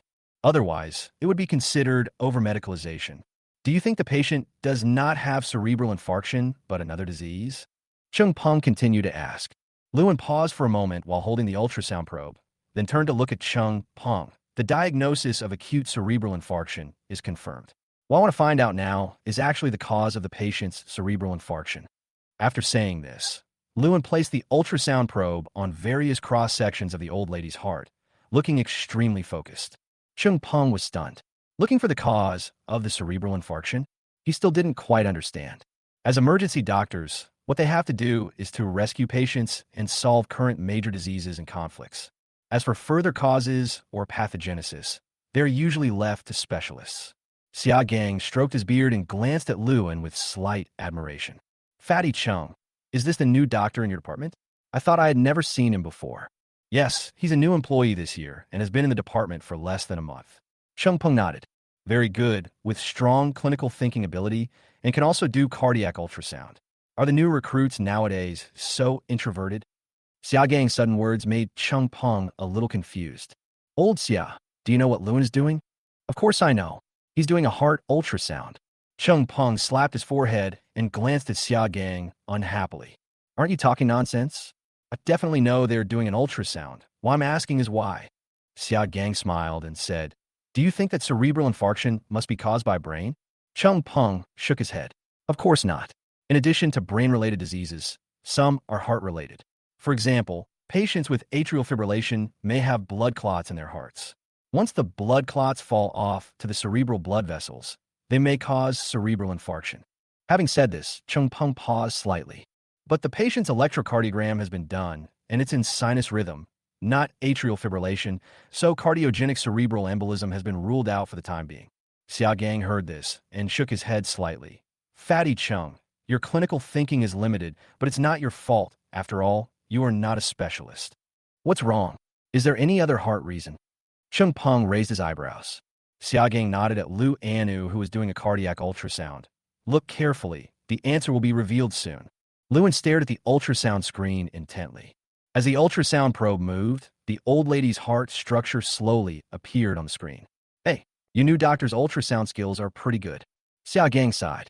However, it is not easy to find the cause through ordinary cardiac ultrasound. Cheng Peng didn't say anything. He stared closely at Lu An's operation, searching his mind for all possible causes of the illness. At this time, Lewin had already looked at all the routine heart sections, including the left ventricular short axis, long axis, four-chamber heart, five-chamber heart, etc., but did not find any abnormalities. On the contrary, the old lady's heart beat very strongly, and she did not have heart failure or abnormal ventricular wall motion, and no obvious thrombus echo was found in the left atrium and left atrial appendage. Let me tell you, it's still a little difficult to find the problem with ordinary ultrasound. Why don't we call the ultrasound department to take a look? Xiaogang suggested. If necessary, we still need to do esophageal ultrasound to confirm the diagnosis. Cheng Peng was a little confused. Why are we suddenly talking about esophageal ultrasound again? The two of them are on the same channel, and I feel like an outsider. Transesophageal ultrasound is a procedure in which a dedicated transesophageal ultrasound probe is inserted into the esophagus of the subject through the mouth, and the test scans from the back of the subject's heart to the front, thereby closely examining the subject's heart structure. It is generally used to determine whether there is blood clot in the heart, or to make a more precise assessment of the heart structure. Lewin frowned. There is also the section under the xiphoid process. I'll look for it again. He placed the ultrasound probe under the old lady's xiphoid process and pointed it in the direction of the heart. In an instant, the four chambers of the heart appeared on the screen. Lewin stared at the screen, not daring to blink. With each beat of the heart, the shape of the heart changes slightly. Beside Lewin, Xiaogang and Cheng Peng didn't dare to make a sound. Even the family members standing by were silent, watching Lu An's operation quietly. Got it. Suddenly, Lu An's serious expression finally showed a hint of emotion. He quickly pressed the pause button, froze the screen, and pointed to a spot on the screen. Here, you can see the defect. Where? Xiaogang immediately stepped forward. The location of the atrial septum. Lewin explained, look here, the patient's atrial septum is continuous and complete. The primary septum and the secondary septum are separated, forming a tunnel shape, and the opening on the right atrial side is relatively large, about 2.1 meters and 7.6 meters in length. After saying that, Lewin gently pressed the old lady's abdominal pain. After abdominal compression, color Doppler showed right to left shunt. The patient may have atrial septal defect and patent foramen ovale. As soon as the words fell, Xiaogang looked at Lu in surprise. Ordinary ultrasound showed that the foramen ovale was not closed. Is this close to the level of specialized ultrasound? Cheng Peng, who was standing by, was stunned for a moment and muttered, patent foramen ovale? Are you saying that the patient's cerebral infarction is related to this? Yeah. Lewin nodded. He was about to continue explaining when suddenly Su Lily's hurried shouts came from outside the emergency room again. Lewin, there's another call. Get ready to go. Okay, coming right up. Lewin quickly stood up and handed the ultrasound probe to Cheng Peng. Brother Cheng, help me deal with this. I have to get out of the car. After saying this, Lewin ran away and disappeared in the emergency room before anyone could react. Cheng Peng packed up the ultrasound probe, wiped the coupling agent off the old lady's body, and looked back at Xiaogang. Old Xia, Lewin just said that the cause of cerebral infarction was due to patent foramen ovale? Yeah, you haven't figured it out yet. I'm a surgeon. Xiaogang coughed twice and cleared his throat. In fact, in recent years, many studies have found that the incidence of patent foramen ovale in patients with unexplained cerebral infarction is significantly higher than that in the normal population. The foramen ovale is a vital passage necessary for fetal development. After birth, the primary septum and the secondary septum of most people come close to each other, adhere, and fuse, gradually forming a permanent atrial septum. If the foramen ovale is not completely fused by the age of 3 years, the remaining slit-like passage is called patent foramen ovale. It is generally believed that the incidence of patent foramen ovale in adults is about 25%, but most of them are asymptomatic and it is difficult to detect with ordinary cardiac ultrasound.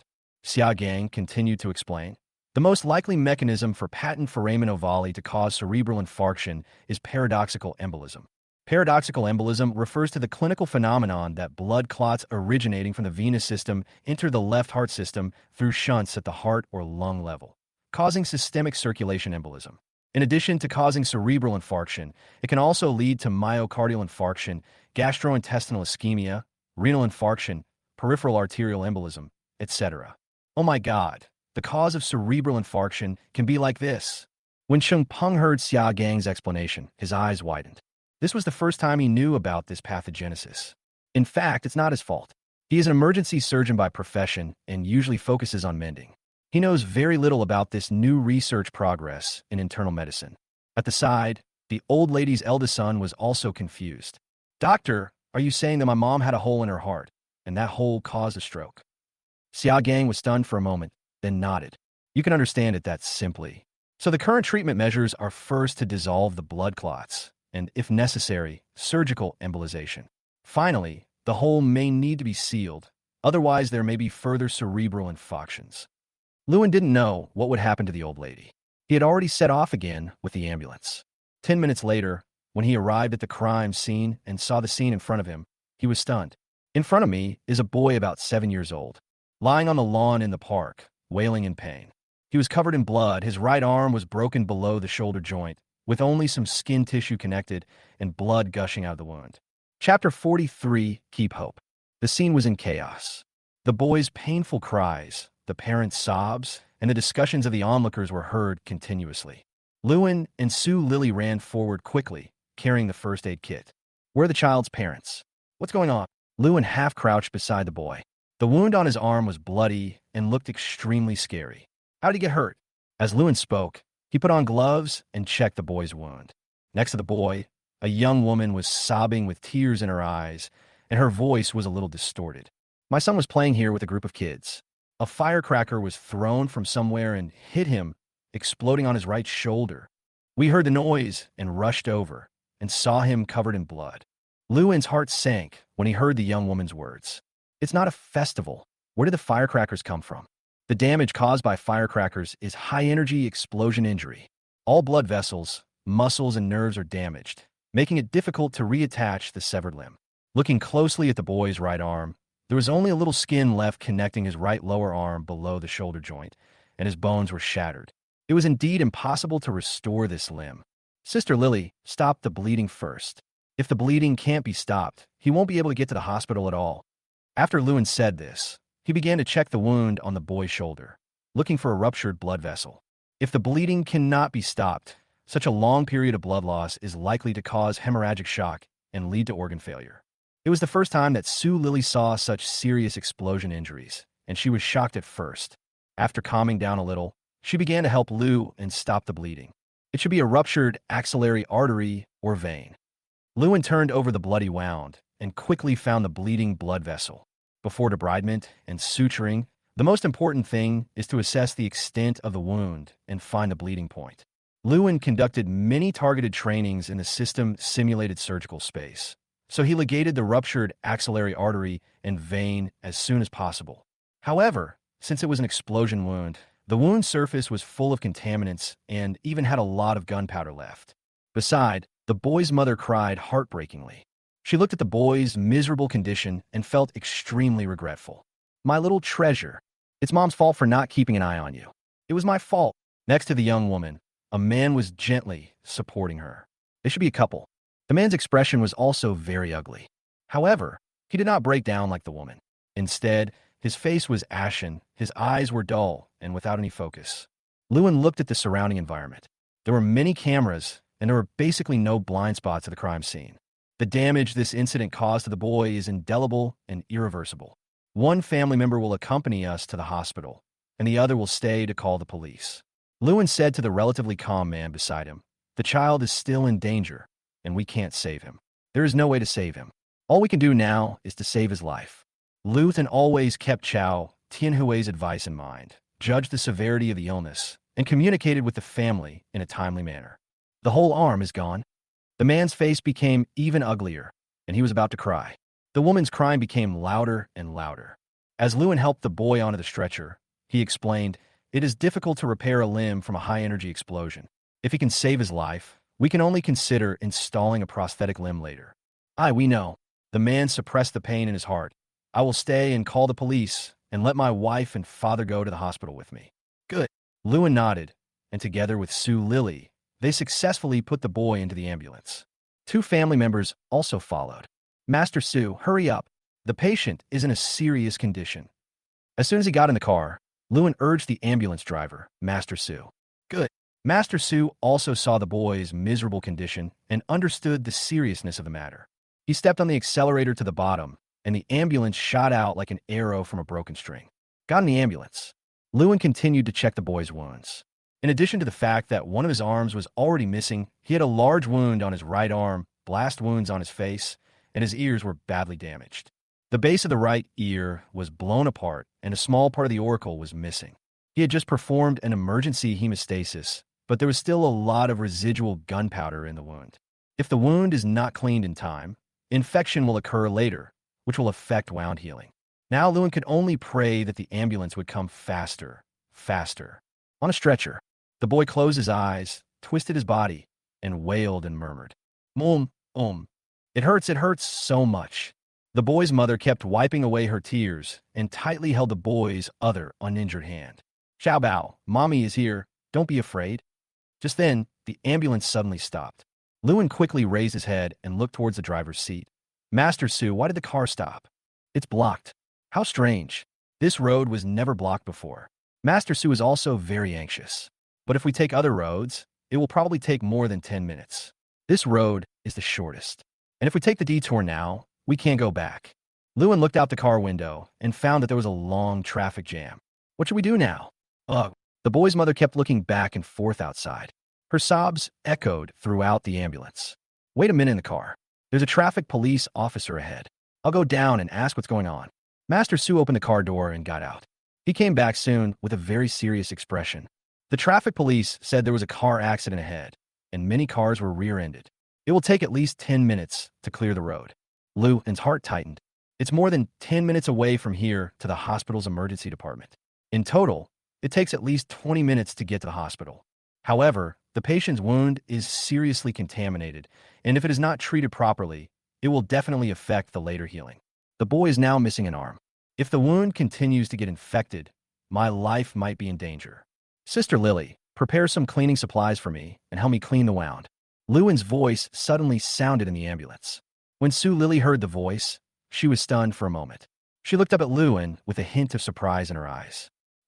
You want to clean the wound here? Lewin nodded slowly. The wound is seriously contaminated.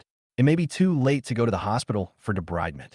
But if something goes wrong, Su Lily lowered her voice and said, there are people to back us up in the hospital, but there is no one in this ambulance. Lewin's eyes were firm. He no longer has an arm. All I can do is to preserve his remaining glimmer of hope. Chapter 44, Newborn Calf. Inside the ambulance, everyone was in a state of high tension. Lewin's eyes were calm.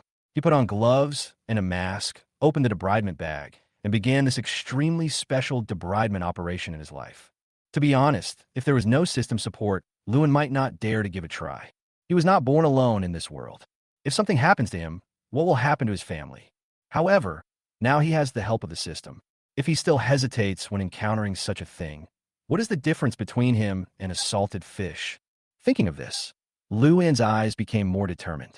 Instead of rushing into action, he analyzed the explosive wound more rationally. This type of explosion wound is generally divided into lacerations, amputation injuries, and destruction injuries. As the name suggests, lacerations are the mildest and cause the most destructive damage, usually accompanied by skin or bone defects and extensive rupture of tendons, nerves, and blood vessels. The little boy in front of me suffered the most serious damage. The wounds are extensively contaminated, reconstruction is difficult, and the recovery is poor. After Lewin thought about all this, he began to clean the wound. He first rinsed the wound with clean water and then rinsed it again with hydrogen peroxide. Then pick up the tweezers and gauze and wipe away the contaminants on the surface of the wound. This process looks simple, but it is very energy-consuming when faced with such an explosive wound. In particular, the injury energy of injured patients is relatively large, and there are often typical tissue contusion areas and concussion areas. Sometimes, it is difficult to identify the activity of soft tissue with the naked eye alone, which makes Lewin's debridement very difficult. Secondly, some tissues undergo a series of pathological changes such as congestion, thrombosis, and exudation after injury, and may transition to the two extremes of survival or necrosis. Everything Lewin does now is closely related to the healing of his wounds. The little boy's mother had stopped sobbing long ago, and she was afraid of disturbing Lu En's operation. She watched Lu En's operation from time to time and looked out the window from time to time, hoping that the road would be cleared as soon as possible. Lewin was lowering his head, staring intently at the wound in front of him. Transforming a contaminated wound into a nearly sterile wound is the basis of treatment. Each of his operations was very gentle, but the overall process was extremely standardized. He tried his best to remove every bit of contaminated tissue and foreign matter and rinsed the wound repeatedly. The only good news now is that the huge energy of the explosion causes many blood vessels to close on their own. The bleeding from the wound has basically stopped. Sweat slowly seeped out of Lu En's forehead, and his arms began to ache from being in the same position for a long time. But the situation was urgent, and he couldn't care less about the pain. Su Lily was handing Lewin various items for wound cleaning. Use tweezers, gauze, and iodine alternately. By the way, wipe his sweat. Su Lily went from being worried at first to gradually calming down and finally being completely relieved. Lewin's performance today was so surprising. His calmness, composure in the face of emergencies, and the professional ability he demonstrated are beyond the level of a resident physician. Moreover, Lewin may be the first person in Manhwa People's Hospital to perform debridement in an ambulance. Do we need to continue cleaning the wound? Su Lily asked. Continue, Lewin said in a deep voice. If we don't clean the wound thoroughly now, there's a high possibility of infection later. Besides, I can only clean the wound as much as possible now. Once we go to the hospital, we will have to continue the operation. Su Lily nodded and continued to assist Lu En with the wound cleaning. At this time, the car finally started slowly again. The blocked road was finally cleared. The vehicles in front saw the ambulance and automatically dispersed to both sides, making way for life. At this time, the driver, Master Su, stepped on the accelerator and the ambulance was on the road again. In the car, Lewin did not stop operating. He continued to clean the boy's deep tissues, then rinsed them repeatedly with clean water and hydrogen peroxide to avoid leaving any hot spots that could cause infection. Sister Lily, give me another piece of gauze. There were already 7 or 8 pieces of blood-red gauze in the debridement tray next to the little boy, and his wound tissue slowly began to recover a hint of blood color from the contaminated black and yellow. As Lewin operated, the little boy's mother's emotions gradually stabilized. Manhwa People's Hospital slowly appeared in front of everyone. When they arrived at the destination, everyone breathed a sigh of relief. Lewin rinsed the boy's wound again and then wrapped it with gauze. From the beginning of the debridement to the end, his overall operation was smooth and without any delay. The ambulance stopped in front of the emergency department. Su Lily had already contacted the emergency doctor in advance. Chung Peng and others saw the ambulance and were already waiting at the door. Everyone carried the stretcher out of the ambulance. Chung Peng and He Jinshin immediately stepped forward quickly. Although they were mentally prepared, they were still shocked when they saw the miserable condition of the boy on the stretcher. Explosion injuries of this severity are rare. Generally, there may be only 1 or 2 cases during the Spring Festival, and most of them are lacerations and amputations. Such destructive injuries may only occur once every 1 or 2 years. Lewin, what's going on? Chung Peng said in a deep voice. The explosion of the firecrackers caused damage to my right arm. Lewin said quickly, Brother Chung, I did a simple debridement in the ambulance, but the damaged blood vessels and nerves need to be treated as soon as possible. Please consult with the burn and plastic surgery department. It is unlikely that the severed limb will be replanted, so we can only consider a prosthesis. Good. Chung Peng nodded and told Yi Jinshin to seek an emergency consultation from a burn plastic surgeon. Then he pushed the boy into the emergency room. At the entrance of the emergency room, Lewin bent down, put his hands on his knees, and breathed slightly. He had consumed too much energy in the ambulance just now, and he urgently needed to rest for a while. Here, drink some water. Su Lily handed over a bottle of mineral water. Thank you. Lewin didn't hesitate to take the mineral water and took a few gulps. You were so brave in the car just now. Su Lily, who was sitting next to him, couldn't help but sigh. If something went wrong, do you know what would happen? Lewin held the bottle of mineral water, looked at the ambulance in front of him, and nodded slowly. Revocation of license, dismissal from the hospital, or even being sued in court are all possibilities. Hey, why are you still doing this? You are really like a newborn calf that is not afraid of a tiger. Su Lily couldn't help but shook her head. But when she recalled Lu En's operation in the car, her eyes lit up. People often say that men who work hard are the most attractive. Lu An's amazing performance in the emergency department in the past few days has refreshed Sue Lily's understanding of a resident doctor. Sister Lily, no more words. I'll go in and see the patient. Lewin threw the mineral water bottle into the trash can, then turned and walked towards the emergency room. In the emergency room, burn plastic surgeon Jean Meow has arrived. When he saw the little boy's destructive wound, he was only slightly surprised, but still within the tolerable range.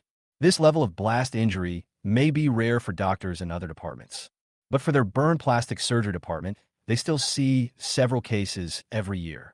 However, when Jean Meow slowly turned over the gauze on the wound and noticed the specific condition of the little boy's wound, he was stunned.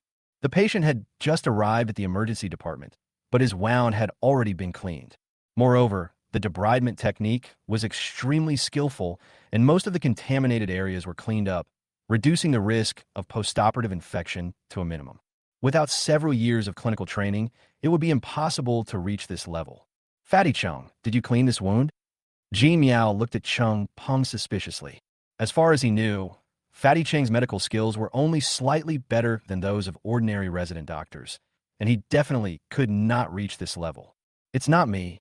Chung Peng shook his head. Jean Meow nodded slightly, thinking that she had guessed correctly. This type of debridement technique can only be performed by a senior attending physician or above. At this time, Chung Peng suddenly pointed towards the door of the emergency room. He was the one who cleaned the wound just now.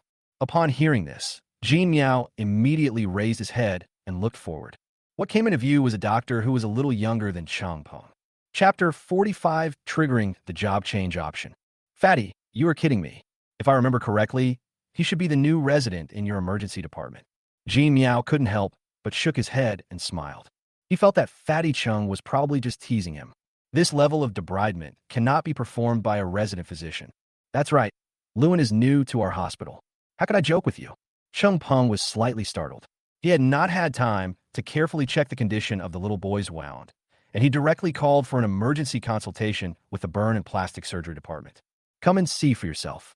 Jean Meow pulled Chung Peng to her side and then turned over the gauze on the boy's body. Look at this wound. Chung Peng glanced at the wound and looked at Jean Meow in confusion. I know about the explosive damage. Hey, I wanted you to see the extent of the wound debridement. Jean Meow said unhappily. You said it was a destructive injury yourself, but wounds like this are seriously contaminated by foreign matter, and even many wounds have gunpowder left over. Now the wound is very clean, and there is no need for debridement. For the next treatment, transfer it to our department, and then we will do suturing and replanting. When Chung Peng heard this, his eyebrows raised slightly. He had not noticed these details before. Now, after hearing what Jean Meow said, he began to carefully examine the wound tissue. It's true. Almost all the foreign matter on his wound has disappeared, and there doesn't seem to be much trace of gunpowder residue. That's because they were all cleaned. Jean Meow said seriously. This cleaning technique is very powerful. There are basically no infected lesions left. Even if I were to do the cleaning, I wouldn't dare say I could do it so well. Hearing this, Chung Peng also understood what Jean Meow meant. This debridement operation was done beautifully, and it didn't seem like something a resident like Lewin could accomplish. Then is there another possibility that there weren't many foreign objects in the patient's wound to begin with? Impossible. Jean Meow shook his head and pointed at a burn on the boy's shoulder. There's an obvious burn wound here, which means that the injury must be very serious, but it has been treated now. Chung Peng paused for a moment after hearing this, and then slowly said, the patient had just arrived at the department, and I didn't do anything at all. It's just that Lewin said just now that he did a simple debridement on the patient in the emergency ambulance. Jean Meow's movements froze. There was an incredible look in his eyes. Fatty, what did you say? He was doing the debridement in the ambulance. Chung Peng nodded. Jean Meow was stunned when he saw this. This was not a debridement done in the department, but under the difficult conditions in the ambulance. He couldn't help but give a thumbs up. This is the first time I've seen such a brave young man. After Jean Meow's words, Chung Peng also realized how difficult it was to perform Lu An's debridement operation in the ambulance. However, he was not too surprised. After all, Lewin had already shocked him enough. While the two were talking, Lewin had already walked forward. Lewin, this is Dr. Jean Meow, the plastic surgery doctor. Chung Peng immediately introduced the two to each other. Dr. Jean, this is Lu In, the new resident doctor in our emergency department this year. Jean Miao treated Lu In with great enthusiasm. He looked Luin up and down and asked curiously, Xiao Lu, did you graduate with a doctorate or a master's degree? Who was your supervisor? Luin smiled helplessly. Does he look that old? Teacher Jean, I graduated from college. Undergraduate. When Jean Miao heard this, she not only did not feel any discrimination, but was rather surprised. It is not an easy thing to be able to stay in Manhua People's Hospital with a bachelor's degree. What's more, the level of debridement he demonstrated today was far beyond that of ordinary attending physicians. Surprised, Jean Miao brought the conversation back to the patient. Now is not the time to discuss academic qualifications. Xiao Lu, is this what you did to clean the wound in the ambulance? Luin did not deny it. The situation was urgent at the time, and the ambulance was stuck on the road. If the wound was not cleaned in time, infection might occur later, affecting the subsequent healing. Well done.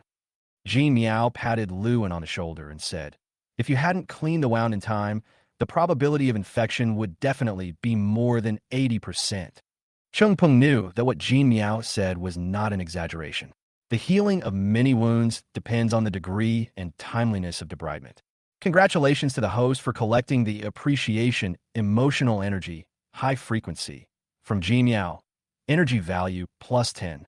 Congratulations to the host for collecting the appreciation emotional energy high frequency from Cheng Peng. Energy value plus 10. The system popped up a prompt, and Luin received 20 points of emotional energy again. He did not take credit for himself, but instead discussed with Jean Miao the follow-up care for the explosion injuries. Jean Miao is an expert in this field, so he can talk about it with great clarity. This type of blast injury is characterized by both contusions and burns, and there may be foreign bodies left. When the wound is closed later, primary debridement often worries about deep tissue exposure, so it is difficult to debride thoroughly, and the postoperative infection rate is high. Luin received professional training in the system space. Whether it is theoretical knowledge or practical operations, he has his own unique insights. Luin thought for a moment and said, this patient has exposed blood vessels, nerves, tendons, bones, and joints. They must be well covered with soft tissue. Delayed closure of the wound may lead to necrosis of these important tissues. In addition, when the wound is closed late, the tissue loses the coverage and nutrition of the soft tissue with good blood supply, which is prone to secondary ring death. On the contrary, the use of skin flaps to repair the wound in the first stage provides the tissue with rich blood supply, which makes it develop in a good direction. You mean, the next treatment for this patient is primary flap repair? Jean Miao didn't even realize that he was discussing the follow-up treatment of patients injured by the explosion with a resident doctor in the emergency department. If this had happened before he came for the consultation, he would never have believed it. I think we can give it a try. Luin said, but the patient's tissue wound is severely injured, so we can only do our best. Well, I will consider your opinion, report to the director, and make a more detailed treatment plan. Jean Miao and Lu had a very pleasant conversation, and he suddenly felt a sense of admiration for their talent. Hey, Xiao Lu, I noticed that you know so much about our burn and plastic surgery department. Are you interested in joining our department? Jean Miao quietly pulled Lu into the corner of the ward corridor, away from other people in the emergency department. They actually had no shortage of people in the burn and plastic surgery department, but when he saw Lu in, a good seedling, he didn't want to miss it. I think you're a good fit for our department. Our department is much better than the emergency department in terms of salary and medical environment. If you're willing to come, I will go to the director and tell him that we welcome young people with skills like you. Just as Luin was about to speak, a prompt suddenly popped up on the system panel. Congratulations! It is detected that the host has obtained a job change opportunity. Currently, the job change can be to burn plastic surgeon. If you choose to change your job, you can obtain an S-level skill in burn plastic surgery. Note, if you successfully transfer to another job, you will not be able to obtain other surgical professional skills through the system. Do you choose to change your job? Chapter 46. Get ready and save the next patient. Luin's eyes lit up. According to the prompt in the system panel, you can actually obtain S-level skills.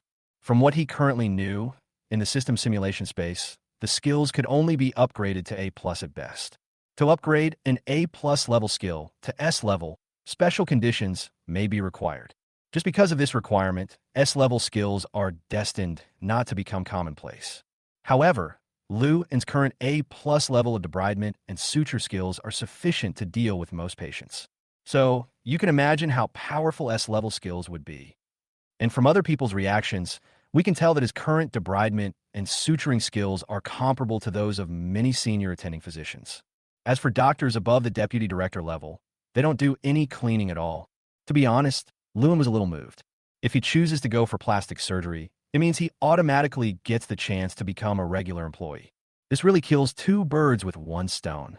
However, if he chooses to switch to plastic surgery, he will lose the possibility of acquiring other surgical professional skills. Those high-end, difficult, and magical surgical operations have been away from him ever since.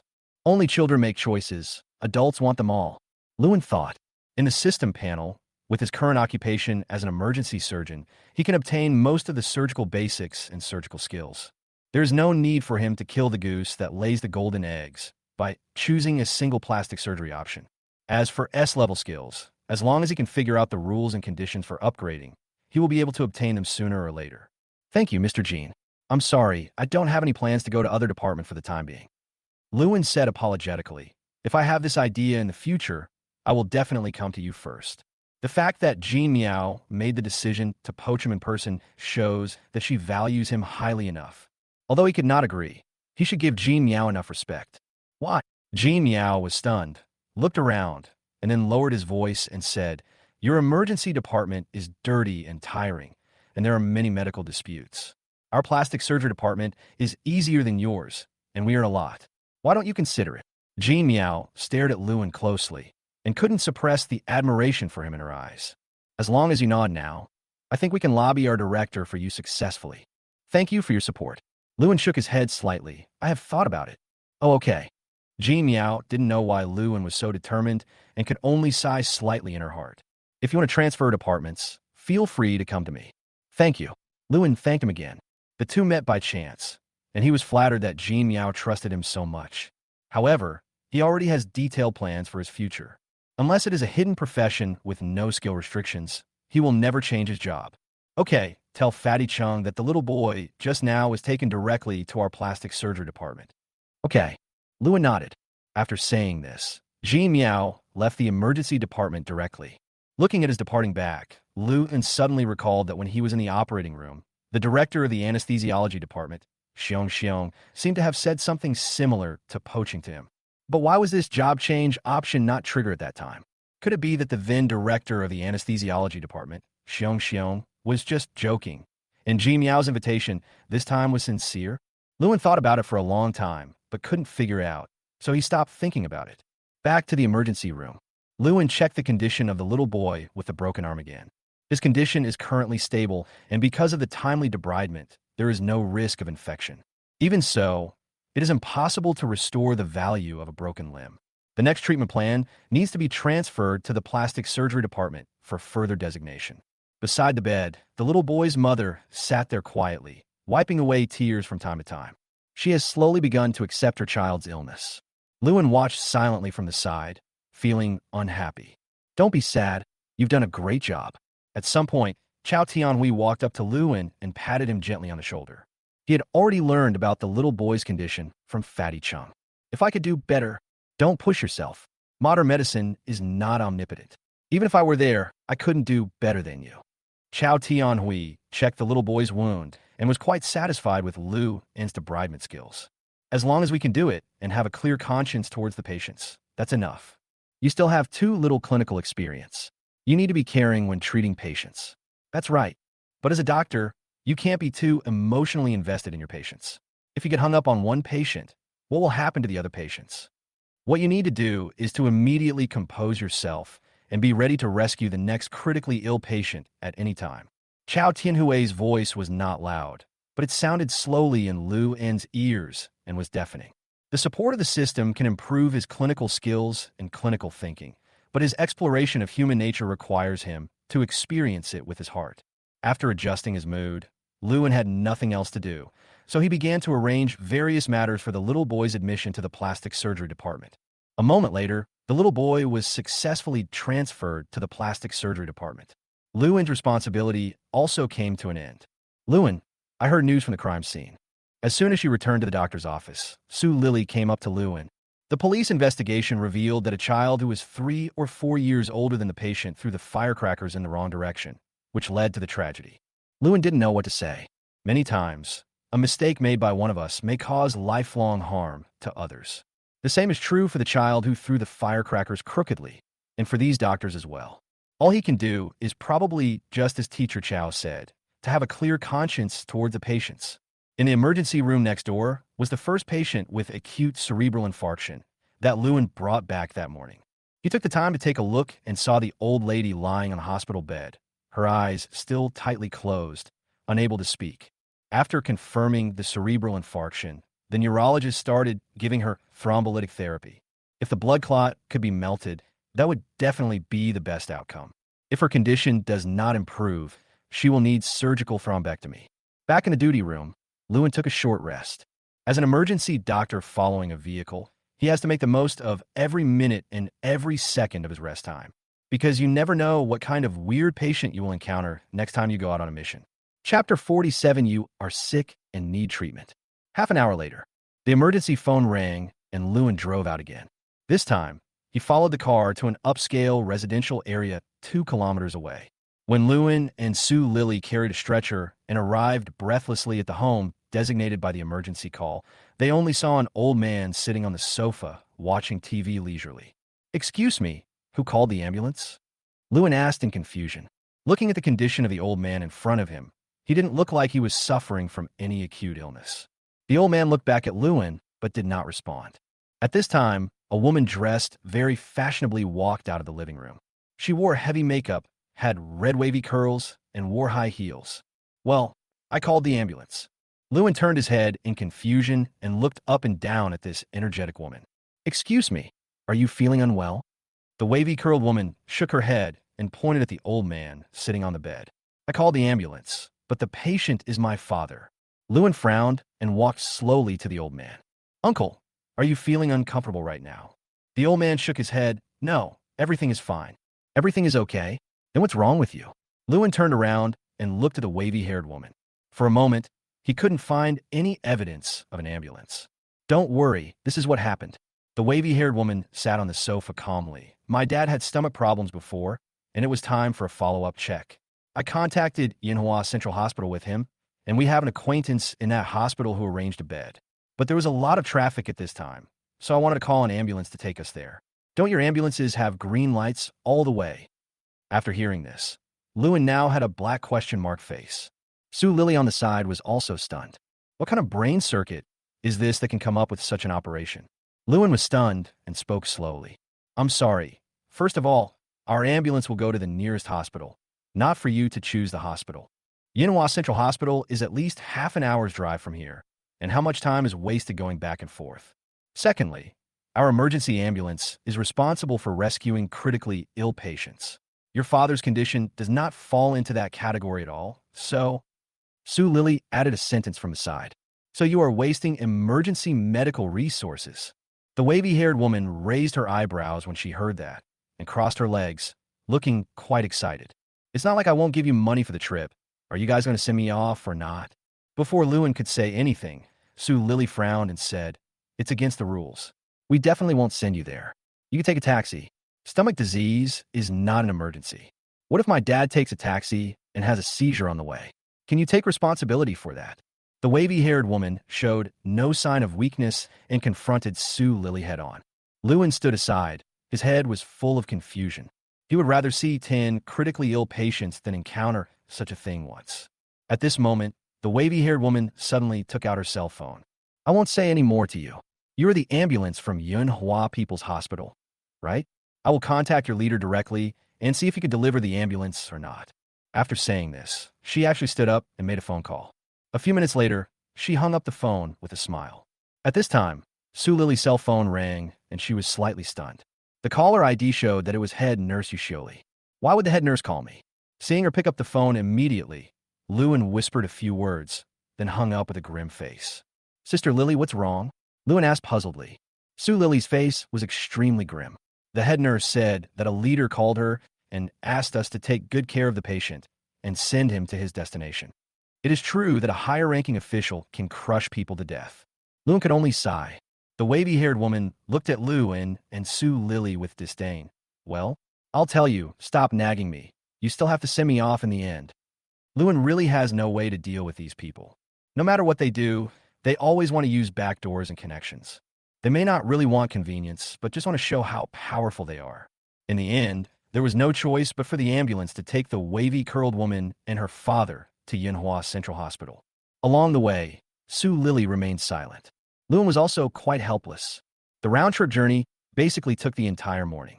I'm telling you young doctors and nurses to stop being so irritable and be more polite. Otherwise, you'll easily suffer from endocrine disorders at such a young age. The wavy-haired woman sat in the ambulance and began to mock Sue Lily in both explicit and implicit ways. Sue Lily was really angry, but after the reminder from head nurse Yu Shioli just now, she didn't dare to confront this woman anymore. She could only calm down and silently endure her sarcasm. Seeing that Sue Lily didn't say anything, the wavy-haired woman became more and more interested and spirited. How much do you nurses make a month? Is it difficult to work the night shift? Do you have a boyfriend now? Lewin sat aside and frowned. He felt that there was something wrong with this wavy-haired woman. Why is she getting more excited the more she talks? The whole person's mood is particularly high. Lewin then looked at the wavy-curled woman and began to look her up and down. After taking a look, he really found the problem. The wavy-haired woman's hands were shaking slightly involuntarily. The amplitude and frequency of the vibration are not high, but it really happened. Lewin, what are you looking at? Sue Lily was even more furious when she saw Lewin staring at the wavy-curled woman. Lewin shook his head at her and said in a low voice, I think this woman is sick. Yeah, you're so right. I also think he's sick. Sue Lily's eyes lit up when she saw this, and she quickly moved closer to Lewin. You really gave me face. I'll treat you to lunch today. Lewin didn't answer her. His eyes fell on the wavy-haired woman again. This time, he didn't look at her slightly trembling hands, but stared at her neck. Suddenly, Lewin seemed to see something and immediately asked the wavy-curled woman, Are you easily hungry recently? The wavy-haired woman was confused by Lewin's sudden question. And sometimes you may feel anxious, have trembling hands, or even have diarrhea? Lewin continued. The wavy-haired woman didn't care at first, but when she heard Lewin's description, her eyes suddenly widened. How did you know this? Because you are sick and need treatment. Chapter 48, A Very Safe Department. After the ambulance dropped off the wavy-curled woman and her father, it immediately returned the same way it came. The wavy-curled woman immediately took her father to the gastroenterology department. After arranging for hospitalization, she did not leave, but returned to the outpatient building of Manhwa Central Hospital. She touched her neck gently. The young doctor's words still echoed in her mind. Do you want to go and have a look? The wavy-haired woman stood in front of the door of the endocrinology clinic, hesitating to move forward. Hello, how can I help you? The nurse at the information desk saw the woman loitering at the door and thought she was in some trouble. No, I just came to take a look. The wavy-haired woman waved her hands quickly. Come and take a look? The nurse at the information desk looked at the woman, quite puzzled. This isn't a vegetable market or shopping mall, so why would you come take a look? Here is an introduction to the diseases in our department. You can take a look. The nurse at the information desk handed the woman a small health education notebook. Oh, thank you. The woman took it, but didn't pay any attention to it. She was still wondering how likely it was that the young doctor in the ambulance would speak. Inadvertently, she opened this little health education booklet. One of the headlines is the symptoms of hyperthyroidism. She widened her eyes, sat on the chair in front of the information desk, and began to look down. The more she read, the more frightened she became. The symptoms in the book were exactly the same as hers. Could it be? Is it really that I'm sick? She swallowed, touched her neck again, and turned her gaze to the windowsill where the door was hung. Half an hour later, the wavy-haired woman walked into the endocrinology department's consulting room. She was holding an ultrasound report in her hand, which stated the thyroid gland is diffusely enlarged, with abundant blood flow and presenting a sea of fire sign. You have a typical case of hyperthyroidism. The endocrinologist took one look at the ultrasound, then felt her thyroid gland, and immediately gave a diagnosis. The wavy-haired woman nodded. It turns out that what the young doctor in the ambulance said was absolutely correct. She really has hyperthyroidism. Is this disease dangerous? The wavy-haired woman asked cautiously. If it is not controlled for a long time, there will definitely be dangers, such as hyperthyroid crisis, hyperthyroid heart disease, etc. The endocrinologist scared her with just a few words. Doctor, what should I do now? It's discovered in time, so you can take medicine to control it from now on. Wei began to ask more detailed questions.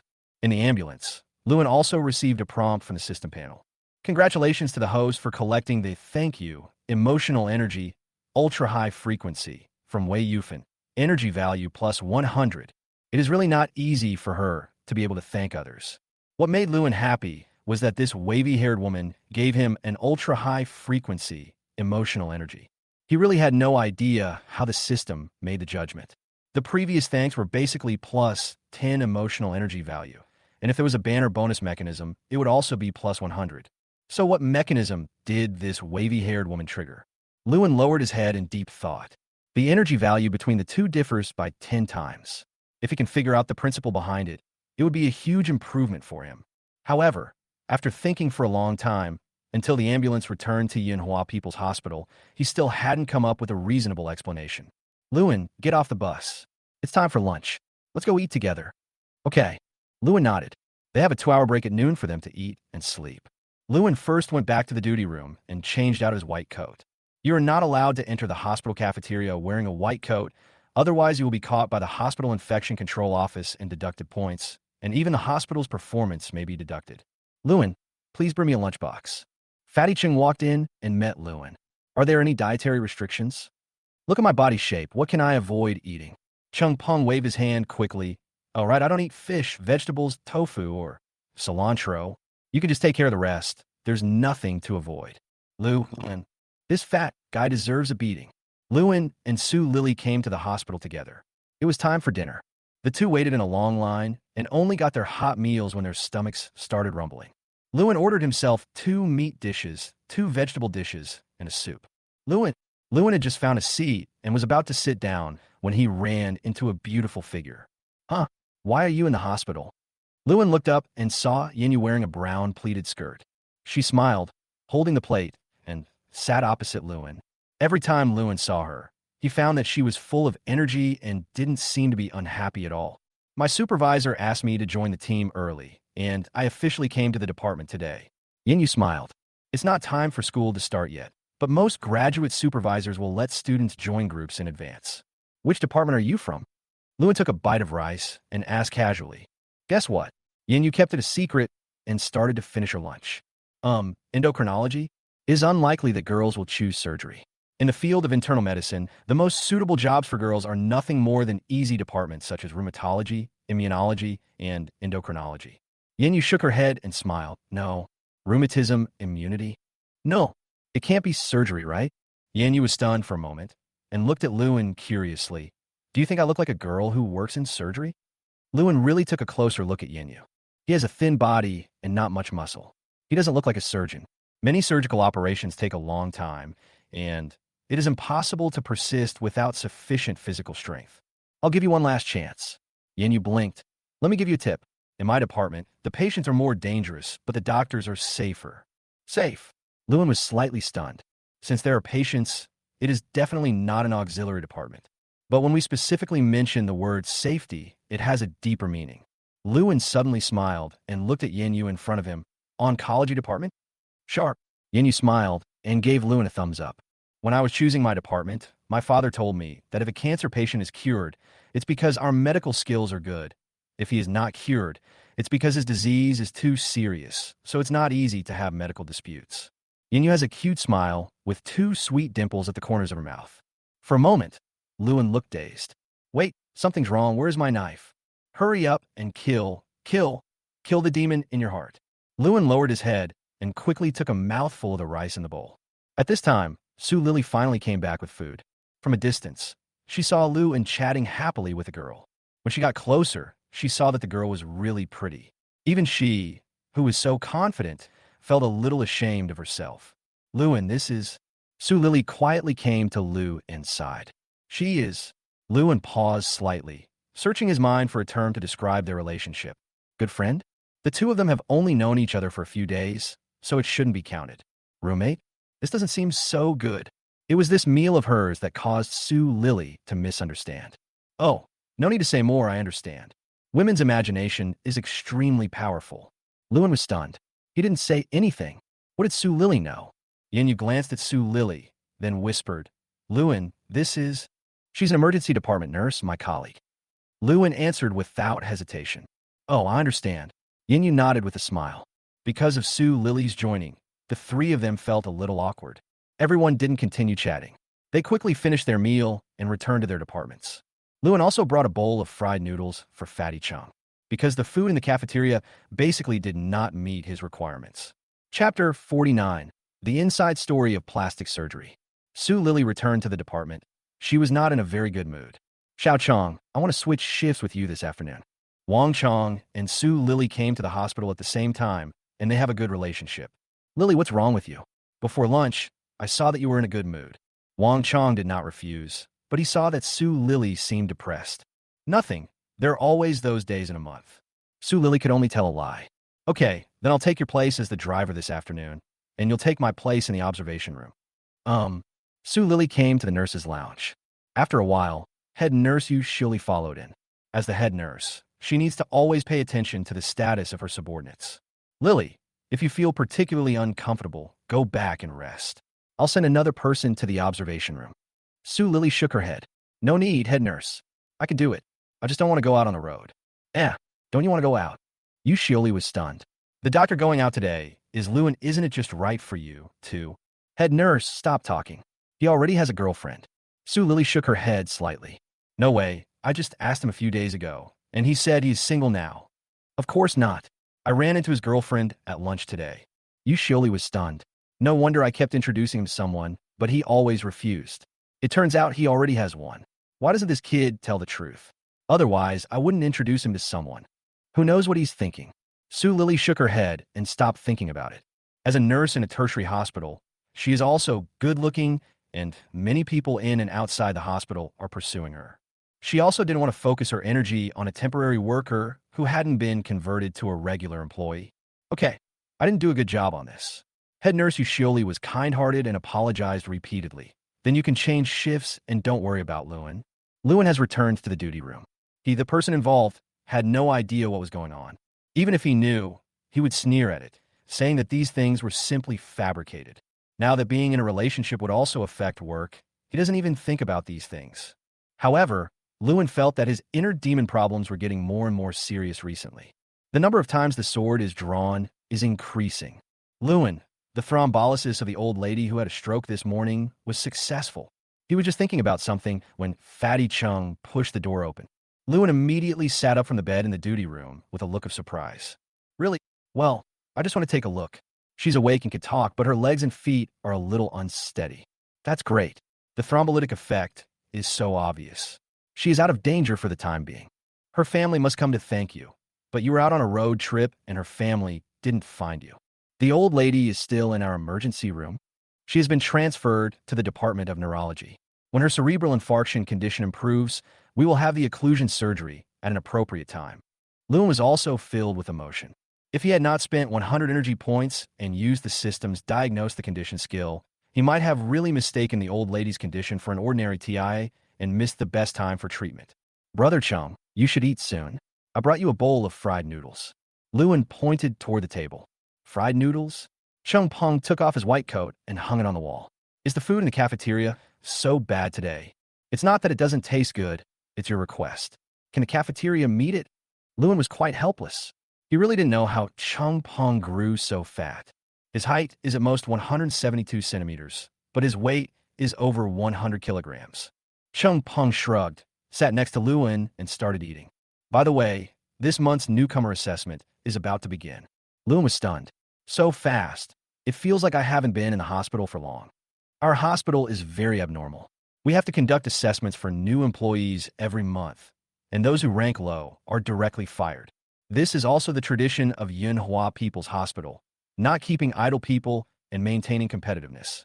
However, once you become a regular employee, you only need to undergo regular assessments every year. Then I have to prepare well. Lewin said, Brother Chung, you are an experienced person. What are the monthly assessments about? Chung Peng turned his head and looked at Lewin and smiled. What else can you test? They're all old-fashioned things. You don't even need to read them. You will definitely pass them. Congratulations to the host for collecting the trust, emotional energy, high frequency from Chung Peng. Energy value plus 10. Brother Chung, do you have so much confidence in me? Lewin smiled. He could make some money again. He's been able to collect energy from Chung Peng every day recently. Chung Peng smiled. I know your abilities very well. He didn't know much about Lewin before. I feel that it is a fantasy to survive in Manhua People's Hospital with just a bachelor's degree. Except for some older generation doctors who have bachelor's degrees, there seem to be very few undergraduate doctors in hospitals nowadays. However, as Chung Peng and Lewin got along better, he felt more and more that academic qualifications might not be a problem for Lewin. His outstanding clinical thinking and operational skills have completely made up for his shortcomings in academic qualifications. As long as the hospital leaders are not stupid, they will never fire an excellent doctor like Lewin. Did Jean Miao from the plastic surgery department recruit you to their department today? Chung Peng suddenly asked. Hey, Brother Chung, how did you know that? Lewin was stunned. Normally, Jean Miao wouldn't easily tell anyone about such things. Chung Peng smiled, because their plastic surgery department is actually in a pretty bad situation with many doctors leaving every year. Once they come across a newcomer with good abilities, they all want to poach him. In this day and age, people are more tolerant of plastic surgery. So, is plastic surgery still so bad? Plastic surgery is very promising, but the plastic surgery department in our public hospitals is in a bad state, with limited development and many services not being able to be carried out. However, the plastic surgery department in private hospitals is very good and has developed much better than our public hospitals.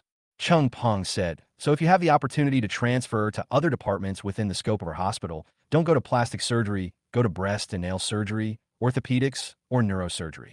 Chung Peng's words really came from the bottom of his heart. Thank you, Brother Chung, for the reminder. Lewin thanked him repeatedly. Although he had no intention of going to plastic surgery, there were many unspoken rules in the hospital that he, as a newcomer, didn't know about, and he needed an old hand like Chung Peng to guide him. Chung Peng doesn't look very reliable, and we have targeted him before, but he doesn't have any bad intentions. The most important thing is that he was able to stop himself in time. We are all colleagues. No need to thank me for such a small thing. Chung Peng chuckled and suddenly lowered his voice. Lewin, when are you free? Can you teach me how to do cosmetic sutures? Lewin smiled. This fatty Chung really didn't hide his purpose. Chapter 50 car accident. Lewin did not hide the skills he had mastered like those old masters. He would rather share it with everyone. He can obtain more advanced technologies from the system and is not afraid of being surpassed by others. What's more, the number of patients he can treat alone is limited, but if he teaches his skills to others, more patients will benefit. Moreover, Lewin also has selfish motives. He is only a resident now, but he will move up sooner or later. He needs to expand his influence. How to expand his influence in the hospital is to demonstrate his skills. Sure, when I have time, I can teach you. Lewin smiled. When Chung Peng heard this, he smiled and his eyes narrowed into slits. Lewin, this bowl of noodles you bought is so delicious. Then eat more. Lewin rested for a while in the duty room as he had a tough battle to fight in the afternoon. Dr. Liu, the car is out. Hearing someone shouting, Lewin put on his white coat and walked out of the duty room. Hey, where's Sister Lily? Lewin asked in confusion. She has something to do. I'll go out with you this afternoon. Good. Lewin nodded, didn't ask any more questions, and got into the ambulance with Wang Chong. When the ambulance driver, Master Su, saw Wang Chong, he asked a few questions and then started the ambulance. This incident is quite urgent. I heard it was a car accident and many people were injured. As the ambulance started, Wang Chong began to communicate with Lewin about the situation. Lewin, is this your first day driving? Yeah. Lewin nodded. If you have any questions later, feel free to ask me. Wang Chang's experience is the same as Su Lily's, and he has been working in the hospital for 3 years. Compared to the rookie resident who just arrived at the hospital, she is definitely more proficient in handling these matters. Lewin nodded. Although he had the support of the system, and his proficiency in various operating skills was also increasing rapidly, the patients in clinical practice were all kinds of strange. He still required himself to maintain a humble learning attitude. Arrived at the accident scene. A motorcycle crashed into a tree beside the road. The car is in such a state of disrepair. There are traces of wheel friction and a lot of bloodstains on the road. Following the scene of the crime, Lewin discovered that the person lying on the grass next to the motorcycle was a pregnant woman. She was breathing rapidly, blood was constantly flowing out of her thigh, and there seemed to be external injuries on her head, which was bright red. Not far away, there seemed to be two people lying next to a motorcycle, but most of their bodies were damaged and their appearance could no longer be identified. Luan's heart suddenly sank. At the side, Wang Chang's face was also ashen. Why didn't you explain clearly over the phone about such serious injuries from the car accident? With just a few of them, they are completely unable to handle such serious car accident injuries. Moreover, Luan was a resident doctor who had just come to the emergency department. Wang Chang glanced at Luan beside him. Although he looks quite good with his thin body, can he handle pre-hospital emergency care?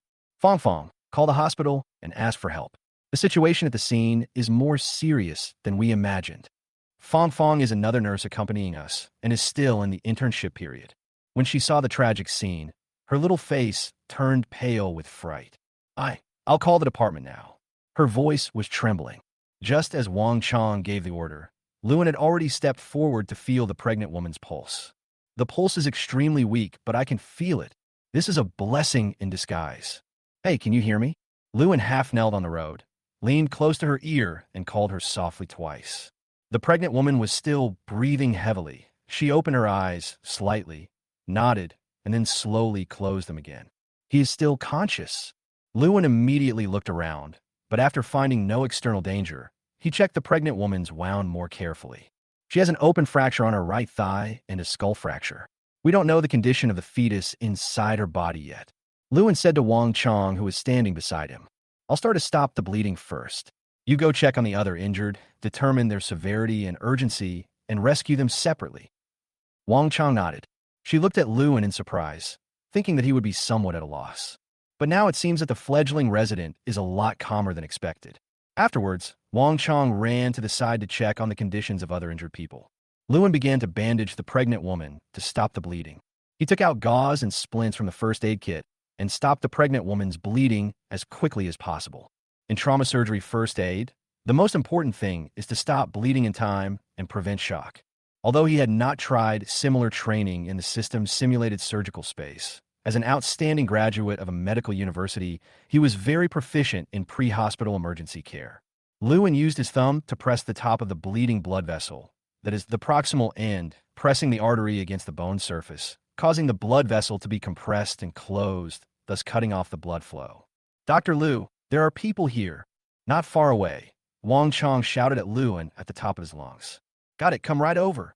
After Luan bandaged the pregnant woman's thighs and head, he asked the intern nurse Fong Fong to take good care of her and not to move her at will for the time being. He quickly came to Wang Chang's side. When he looked at the other two injured people on the ground, even though Luan had a strong psychological quality, he almost vomited. One of them was a middle-aged man, and the other was a child of 4 or 5 years old. Both of them had been unrecognizable, their heads were crushed, and other parts of their bodies had multiple fractures. Luan squatted down, checked the condition of the two people, and then sighed deeply. It's useless. He looked at Wang Chang beside him. He should have died on the spot. Wang Chang had already made his own judgment in his heart. With the man injured like this, there was basically no chance of him surviving. They should be a family, Wang Chang whispered. Luan was silent for a while. Then he slowly said, There are no other injured people, right? No more. Okay, let's move the pregnant woman into the car first. Wang Chang nodded and returned to the road where the pregnant woman was with Luan. At this time, Luan had just performed a brief hemostasis treatment. The pregnant woman's bleeding has basically stopped. Wang Chang was surprised at Luan's efficient handling of the matter. She had seen many residents before whose bandaged wounds could not stop the bleeding. Some of those who were more heavy-handed even compressed the blood vessels for too long, causing them to become necrotic. And Luan's handling of the matter was just right. I'll take the pregnant woman to the hospital first. Sister Chang, you wait for the support colleagues to come over. Good. Everyone carried the stretcher and sent the pregnant woman to the ambulance. At this time, the pregnant woman suddenly opened her eyes slowly again. Doctor, her voice was very weak. Where are my husband and children? Chapter 51. Hysteria? Faking illness? In the ambulance, Luan was silent. If he was not mistaken, the two people who died on the spot next to the motorcycle were her husband and child. This kind of thing happens all the time in clinical practice. Should the truth be told to the patient himself? The pregnant woman was breathing heavily and looking at Luan with her eyes open, as if waiting for his answer. They were less seriously injured than you and are in another ambulance. In the end, Lewin decided to tell a lie. Thanks. The pregnant woman closed her eyes again. Tears slowly flowed from the corners of her eyes. In the ambulance, Lewin began to measure her blood pressure and instructed the nurse to open an intravenous access to maintain stable blood pressure. The driver, Master Su, stepped on the accelerator to the bottom and whizzed all the way back to Yunhua People's Hospital. When she arrived at the door of the hospital's emergency department, the gauze on her thigh was already soaked with blood. Sheng Peng has received a report on Wang Chang's condition in the emergency department. The pregnant woman was carried out of the ambulance and sent to the emergency room through the green channel. Femur fracture, craniocerebral trauma, chest, and abdominal injuries unknown. When Xiao Tianhui heard the noise from the emergency department, he rushed over immediately. Immediately call for a joint consultation from orthopedics, obstetrics, and neurosurgery. Everyone has been contacted. Come right over. The patient's condition is special and cannot be solved by a single department. Lewin also assisted by cleaning and suturing the open fracture of the pregnant woman's femur. At this time, a middle-aged man who claimed to be the injured person's brother rushed into the emergency room. Out is my sister. He looked anxiously at the pregnant woman on the bed, then turned his gaze to the doctors. Chao Tianhui immediately stepped forward and explained, "The vital signs are temporarily stable. Are you the patient's biological brother?" The middle-aged man nodded, and then quickly asked, "Well, my brother-in-law and their other child? Didn't you go to the accident scene?" Lewin asked back in confusion. "No." The middle-aged man shook his head. "I got a call from your hospital and rushed over immediately." Lewin glanced at the pregnant woman on the hospital bed, then pulled the middle-aged man out of the emergency room. "At the scene of the car accident, we did find two other people, an adult man and a child," Lewin said slowly. "What happened to them?" At this moment, the middle-aged man had a bad feeling in his heart. The motorcycle hit the trees on the side of the road directly. Their skulls were crushed, and they died on the spot. She was lucky. She must have been sitting at the back of the motorcycle and was thrown off and fell to the ground. The middle-aged man was stunned when he heard this. He was stunned for a few seconds, and in the blink of an eye, he burst into tears. Following the middle-aged man, another group of family members came. They also heard Lu En's words, and immediately a woman knelt down on the ground. "Doctor, I beg you, you must save both the adult and the child." Seeing that the corridor of the emergency department was blocked by this group of family members, Lewin quickly lowered his voice and asked them to get up. "Don't get too excited. Such a loud noise. Are you going to let her know the news?" The middle-aged man reacted immediately. "Yes. She is pregnant now, and we can't let her know the news for the time being, otherwise she will get excited, and that would be bad." After hearing these words, although everyone was sad, they all held back their tears. "Doctor, can my sister and her baby be saved?" Lewin paused for a moment and said, "I'm not an obstetrician. We've already asked an obstetrician to come and check on the situation." "Thank you, doctor. Thank you, doctor." The middle-aged man thanked him repeatedly. "Congratulations to the host for collecting this sad, emotional energy, low frequency, from Zhang Daqiang. Energy value +1. Congratulations to the host for collecting the gratitude, emotional energy, high frequency, from Zhang Daqiang. Energy value +10. Congratulations to the host for collecting this sad, emotional energy, low frequency, from Zhang Figui. Energy value +1. Congratulations to the host for collecting the gratitude, emotional energy, high frequency, from Zhang Figui.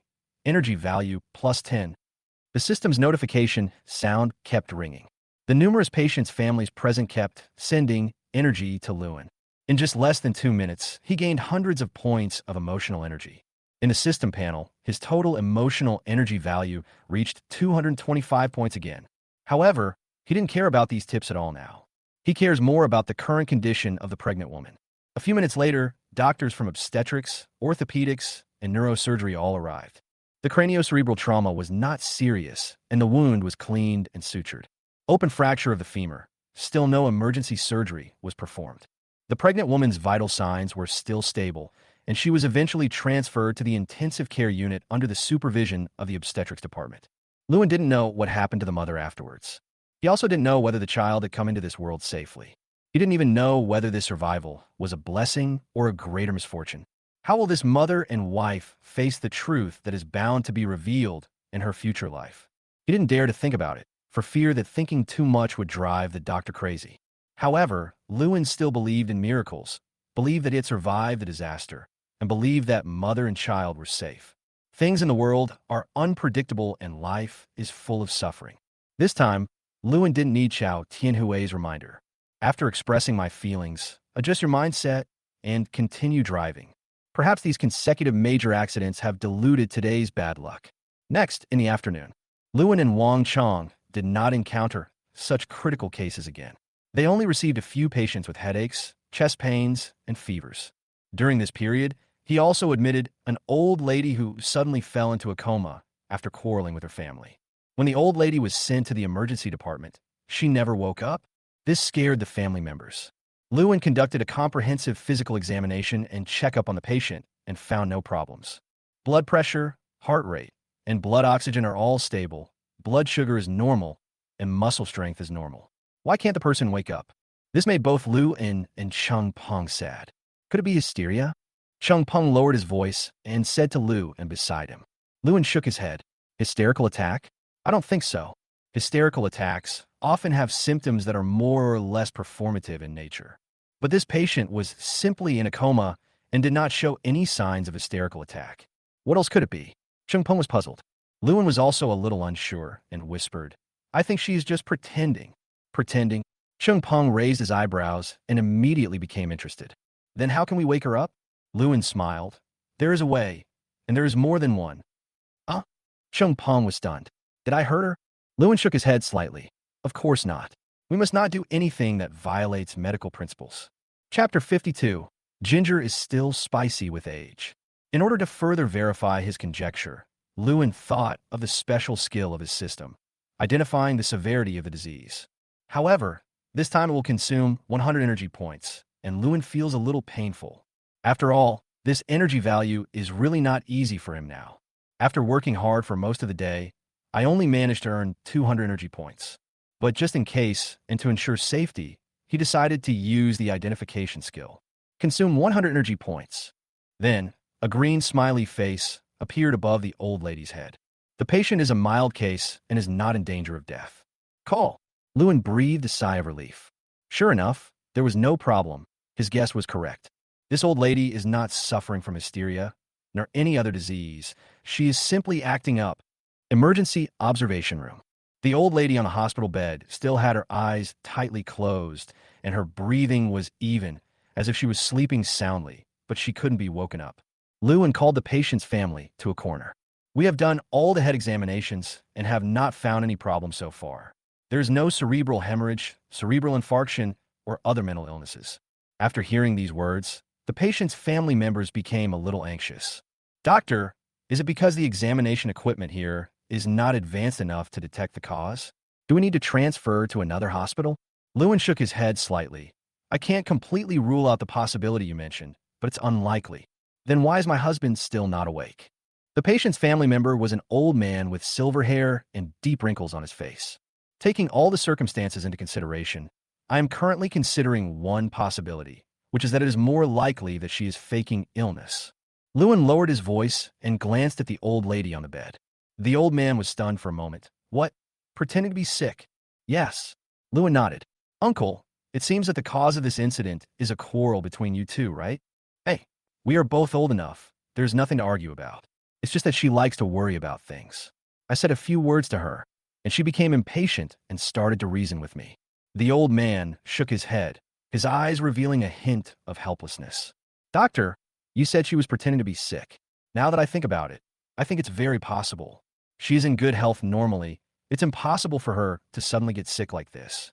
But what should we do next? We can't force her to wake up, right? I have a few ideas, but they require your consent, Lewin said. What method? The old man asked quickly. In our clinic, we usually put a urinary catheter on comatose patients, which is in line with the clinical treatment principles. A catheter? Wouldn't that be uncomfortable? Definitely a little. There is some damage to the urethra, and there may be infection, but generally it is not a big problem. This were the remaining options. You could try to push a diuretic. Lewin's eyes narrowed. A furosemide will do little harm to the human body.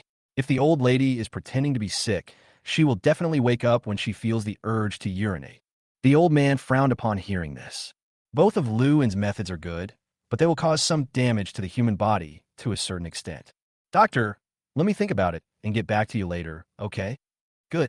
Lewin nodded. returned to the observation room of the emergency department. The old man sat on the hospital bed, gently holding the old lady's hand, his eyes extremely gentle. At this time, Chung Peng suddenly came to Lu En's side. How about it? Insert a catheter or push furosemide? Wait a minute, Lu En said softly. It depends on the patient's family's opinion. We can't make a decision. No matter what kind of operation is performed, it will cause some harm to the patient. What's more, the old lady is old and may not be able to withstand the hardship. A moment later, just when Lewin was about to get off work, the old man finally came again. At this time, the old lady still looked the same as when she first arrived at the department, lying on a hospital bed.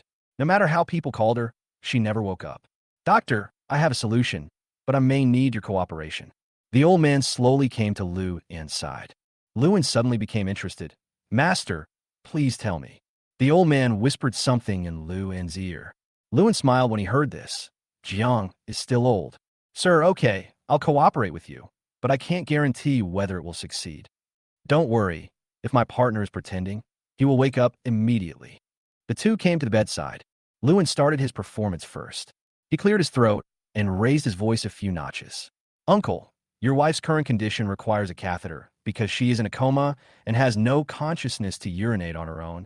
As soon as Lewin finished speaking, the old man's nervous voice was heard immediately. A catheter? Will that hurt?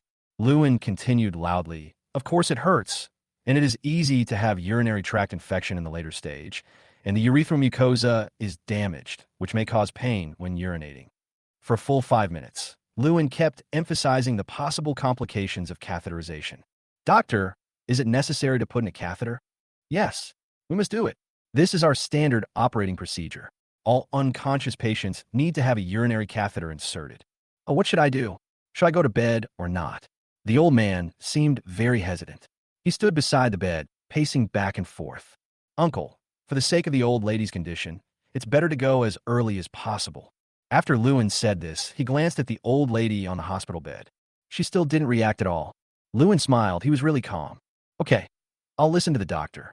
The old man sat beside the bed, holding the old lady's right hand tightly, and seemed to be talking to himself. In order for you to wake up earlier, I have to put in a urinary catheter now, and I will remove it when you wake up. Okay, I'll go get the catheterization bag then. Lewin winked at the young nurse beside him. The young nurse immediately took out a catheter bag from the treatment room. Come to the bedside. At Lu En's signal, she moved the catheter bag back and forth, deliberately making noises. I'm going to put in a catheter soon. Please stand by for a while. The young nurse said to the old man. Good. The old man nodded. I saw the little nurse getting closer and closer. Lewin and the old man stared closely at the old lady on the hospital bed, just as the nurse lifted the quilt and was about to take off her pants. Suddenly, the old lady on the bed let out a small groan. She slowly opened her eyes, looking weak and helpless. Old man, what's wrong with me? Chapter 53, if you don't come over, the operation will be over. Isn't this waking up? Lewin and the old man looked at each other and could see smiles in each other's eyes. However, everyone tacitly agreed not to expose it. The old man heard the groaning from the bed and hurried forward. Shufan, are you awake? At this time, the old lady had opened her eyes and said weakly, Old man, why am I here? Wasn't I at home just now? You fainted just now, so I sent you to the hospital. The old man began to explain. We haven't found out what's wrong with you yet. I've asked the doctor to write you a hospitalization certificate. You'll be hospitalized for a comprehensive checkup later. If it's inconvenient for you to get out of bed, I'll ask the doctor to put a catheter in you. No need. The old lady shook her head quickly. I was just a little tired just now. No need to bother with hospitalization. No, if there is any problem and it relapses, it will be terrible. Really not necessary. The old lady took a look at the catheter bag in the young nurse's hand and felt a lingering fear. The old man also felt that he had acted enough and gave his wife a way out. Is it really not necessary to continue to stay in the hospital? No. The old lady's mental state has obviously improved a lot. But for safety reasons, Lewin gave the patient another physical examination and measured various vital signs. Doctor, there shouldn't be any problem, right? The old man said. No problem. Mother-in-law is in good health now. Lewin smiled. Seeing this situation, he knew that the matter was almost resolved, so he prepared to leave for get off work. Seeing this, the old man immediately followed Lu and out of the observation room. Doctor, thank you for your cooperation. Please don't expose her if this is troublesome. The old man lowered his voice, and a hint of a smile appeared on his wrinkled face. His wife woke up, and he felt very relieved. Don't worry, sir, we understand. Lewin smiled. This old couple is quite cute. It is really not easy for the two of them to support each other until now and accommodate each other's shortcomings. After the old man left, Lewin received his 10 points of gratitude energy. Treating this patient well can be considered as a break from the busy work. After handing over the shift to the doctor who was on duty at night, Lewin left the hospital. After a busy day, he felt for the first time the hard work of the ambulance doctors. In just less than a day, Lewin witnessed a lot of birth, aging, sickness, and death, as well as the warmth and coldness of human nature. Although he was a little tired, he gained a lot, earned a lot of energy, and gained a lot of clinical experience. Clinical experience is the most authentic thing only when you acquire it on your own. The only thing the system can increase is his clinical proficiency. However, after the episode of pretending to be sick, when Lewin arrived at the hospital cafeteria, there was no food left. Lewin had no choice but to have dinner at a small restaurant near the hospital. Fortunately, there were many restaurants near the hospital. He ate a bowl of rice and returned to his rental house. When Lewin returned to the room, Yinyu was curled up in a corner of the sofa and fell asleep. The TV in the living room was still on, playing an unknown romantic soap opera. The weather at this time is still quite cool. The windows of the room were not closed, and gusts of cool breeze whistled past, bringing a bit of coolness. You are back. When Lewin was closing the window, he accidentally woke Yinyu up. I'm sorry for disturbing your sleep. Lewin closed the window, picked up the teapot, and poured himself a cup of tea. Yinyu crossed her legs, sat on the sofa, squinted her eyes, and smiled. It's okay, I'm not asleep yet. How do you feel about going to the department today? Is it safe? It's okay. Yinyu picked up a small pillow and said, What about you? The emergency department should be very busy. The patients I met today, when I was out driving. Lewin shook his head slightly. They were all very strange. Yinyu's eyes lit up. Can you tell me about it? Lewin was a little tired, and he didn't want to recall today's tragedy. Let me gain some experience. I usually don't encounter these emergency patients in the department. Yinyu's voice is soft and sweet, very pleasant to hear. She sat to the side, closer to Lewin. But I have some papers to read. For doctors, being able to cure diseases is not enough. If they want to become top doctors, writing papers is very important. How about this? You tell me about some interesting patients, so I won't waste your time. Yinyu thought for a moment. In return, when I cook in the future, I'll make some for you, okay? When Lewin heard this, his tight psychological defenses began to collapse. The food in the cafeteria can only fill your stomach. There's a world of difference between the food you cook yourself and the food you eat outside. How about it? Seeing that Lewin was interested, Yinyu continued to ask, Then I will talk to you for half an hour. Lewin replied, Sure, no problem. When Yinyu heard Lewin's agreement, she immediately became alert and sat up straight. Lewin also sat on the other side of the sofa and began to recall the patients he met while driving today. Oh, patent foramen ovale leading to acute cerebral infarction? That's really interesting.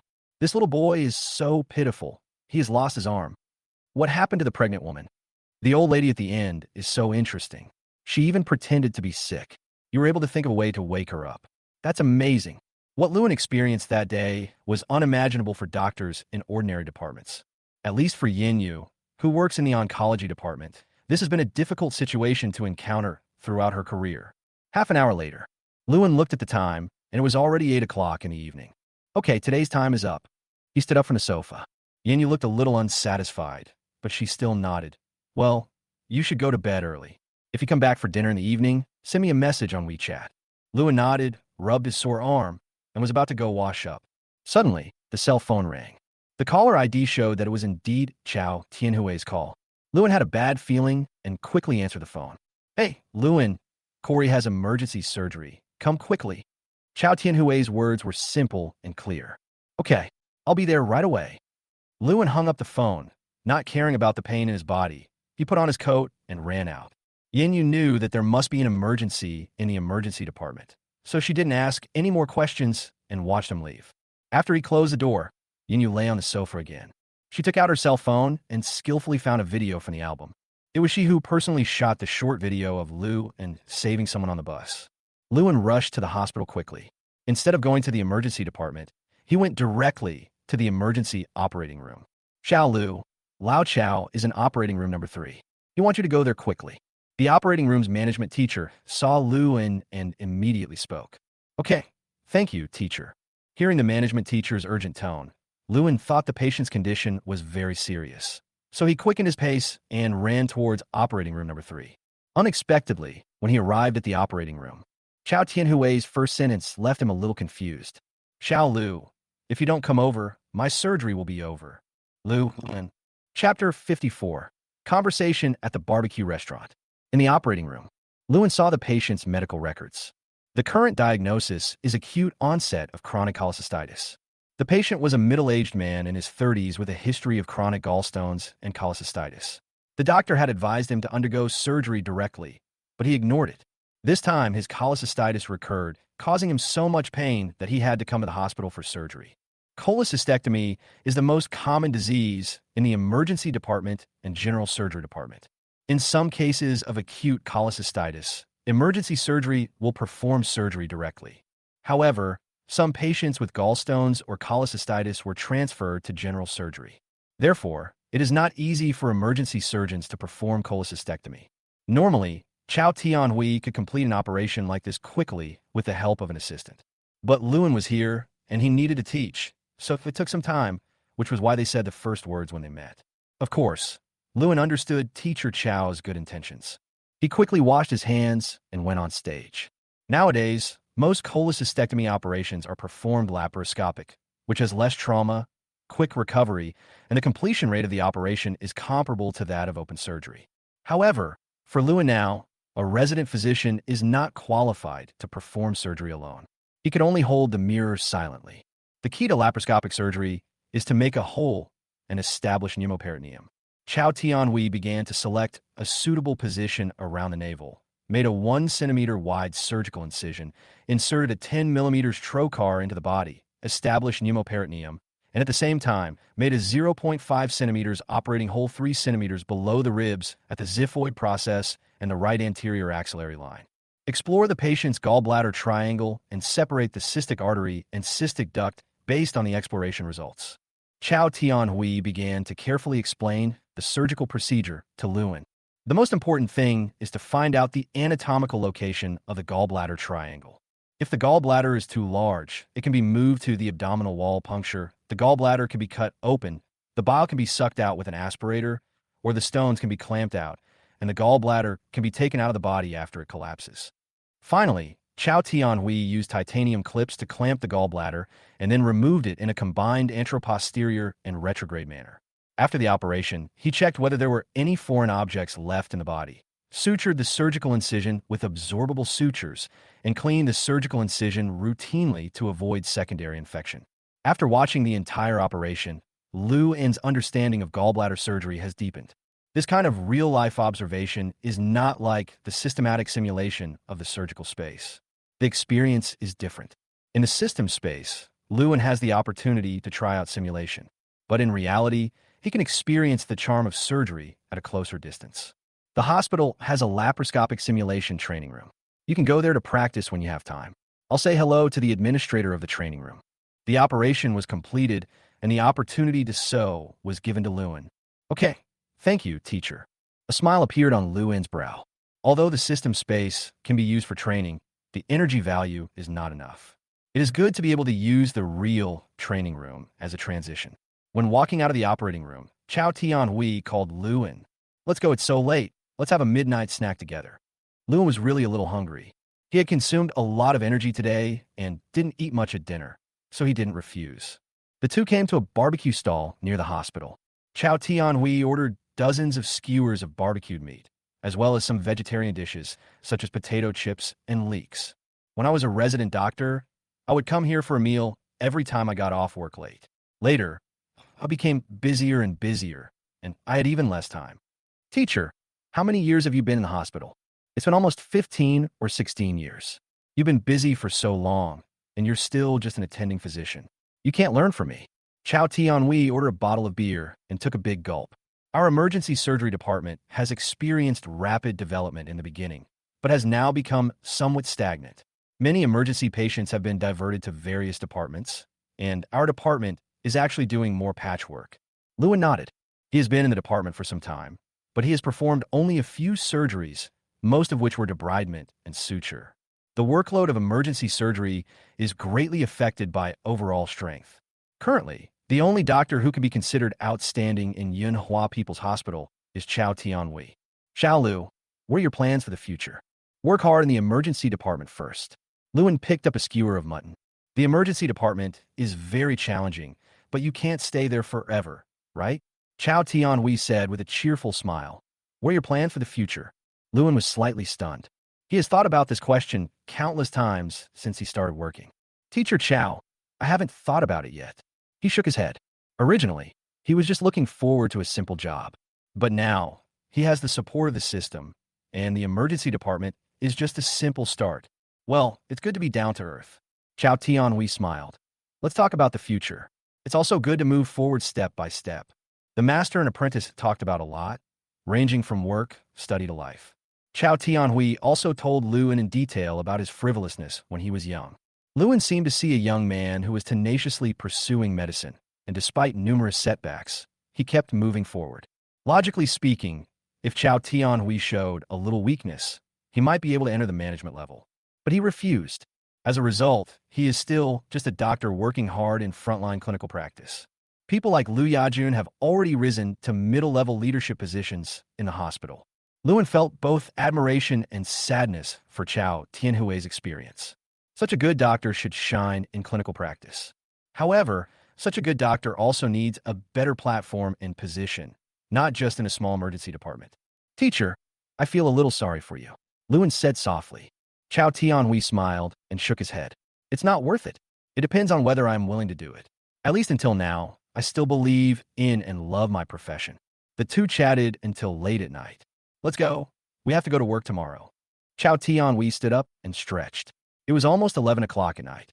Lewin originally wanted to pay the bill, but was stopped by Chao Tianhui. You haven't even been paid yet. How can I ask you to pay the bill? Under Chao Tianhui's insistence, Lewin had no choice but to give up. When the two were about to leave the barbecue restaurant, a chaotic and noisy sound came from the guests at the table next to them. A young man, about 20 years old, suddenly held his stomach and howled. His face looked extremely painful, and cold sweat had begun to appear on his forehead. What are you selling in your barbecue restaurant? Is it poison? The young man's companions began to question the barbecue restaurant owner. How could it be poisoned? So many people ate it. How come everyone is fine? The barbecue restaurant owner was also a little panicked, but he also maintained a bit of rationality at this time. Gao Dianhui Fao In. He often comes to this store, the prices are reasonable, and he has not found any problems with the meat, nor has he experienced any similar symptoms. Suddenly, the scene fell into chaos. Chapter 55, Perforated Appendicitis. The young man's companion was arguing with the barbecue restaurant owner. He himself lay on the cold ground, curled up in pain.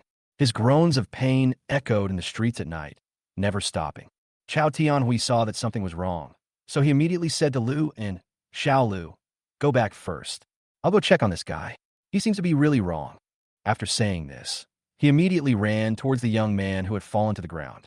At this time, it was certainly impossible for Liu and to leave alone. He followed Chao Tianhui and came to the young man.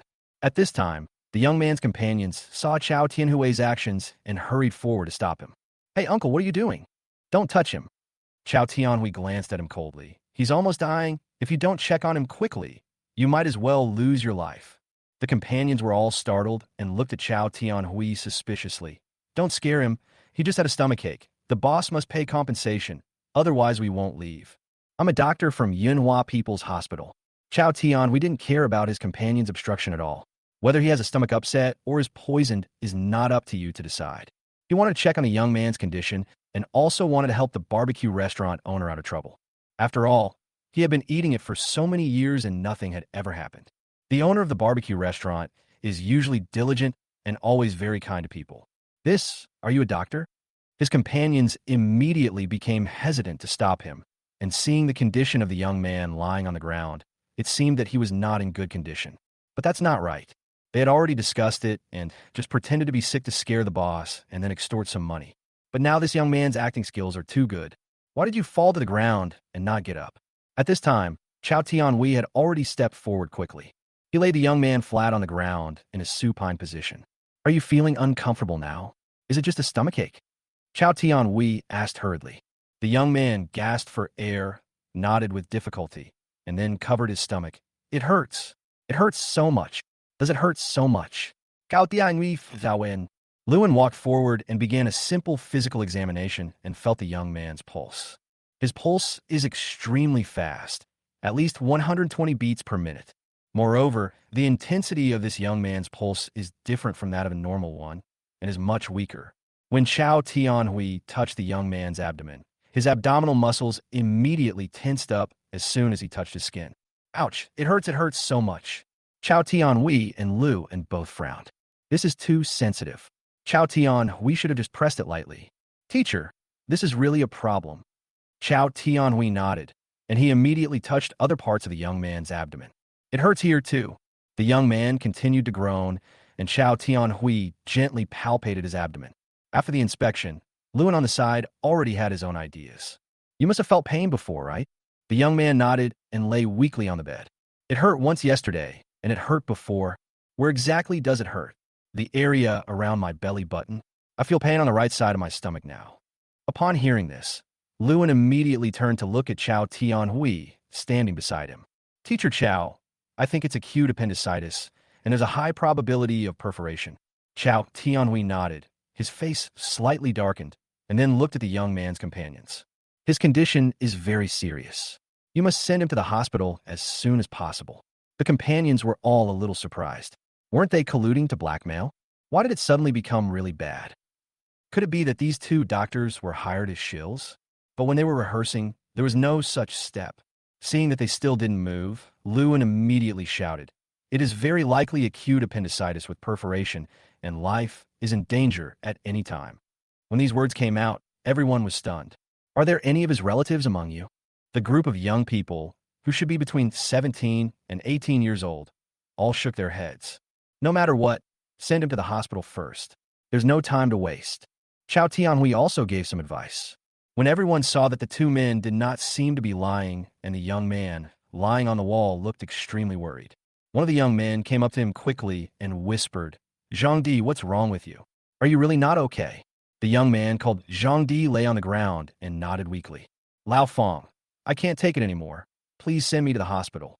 Seeing this, his companions no longer cared about arguing with the barbecue restaurant owner. Everyone lifted Zhang Di up and sent him to the hospital.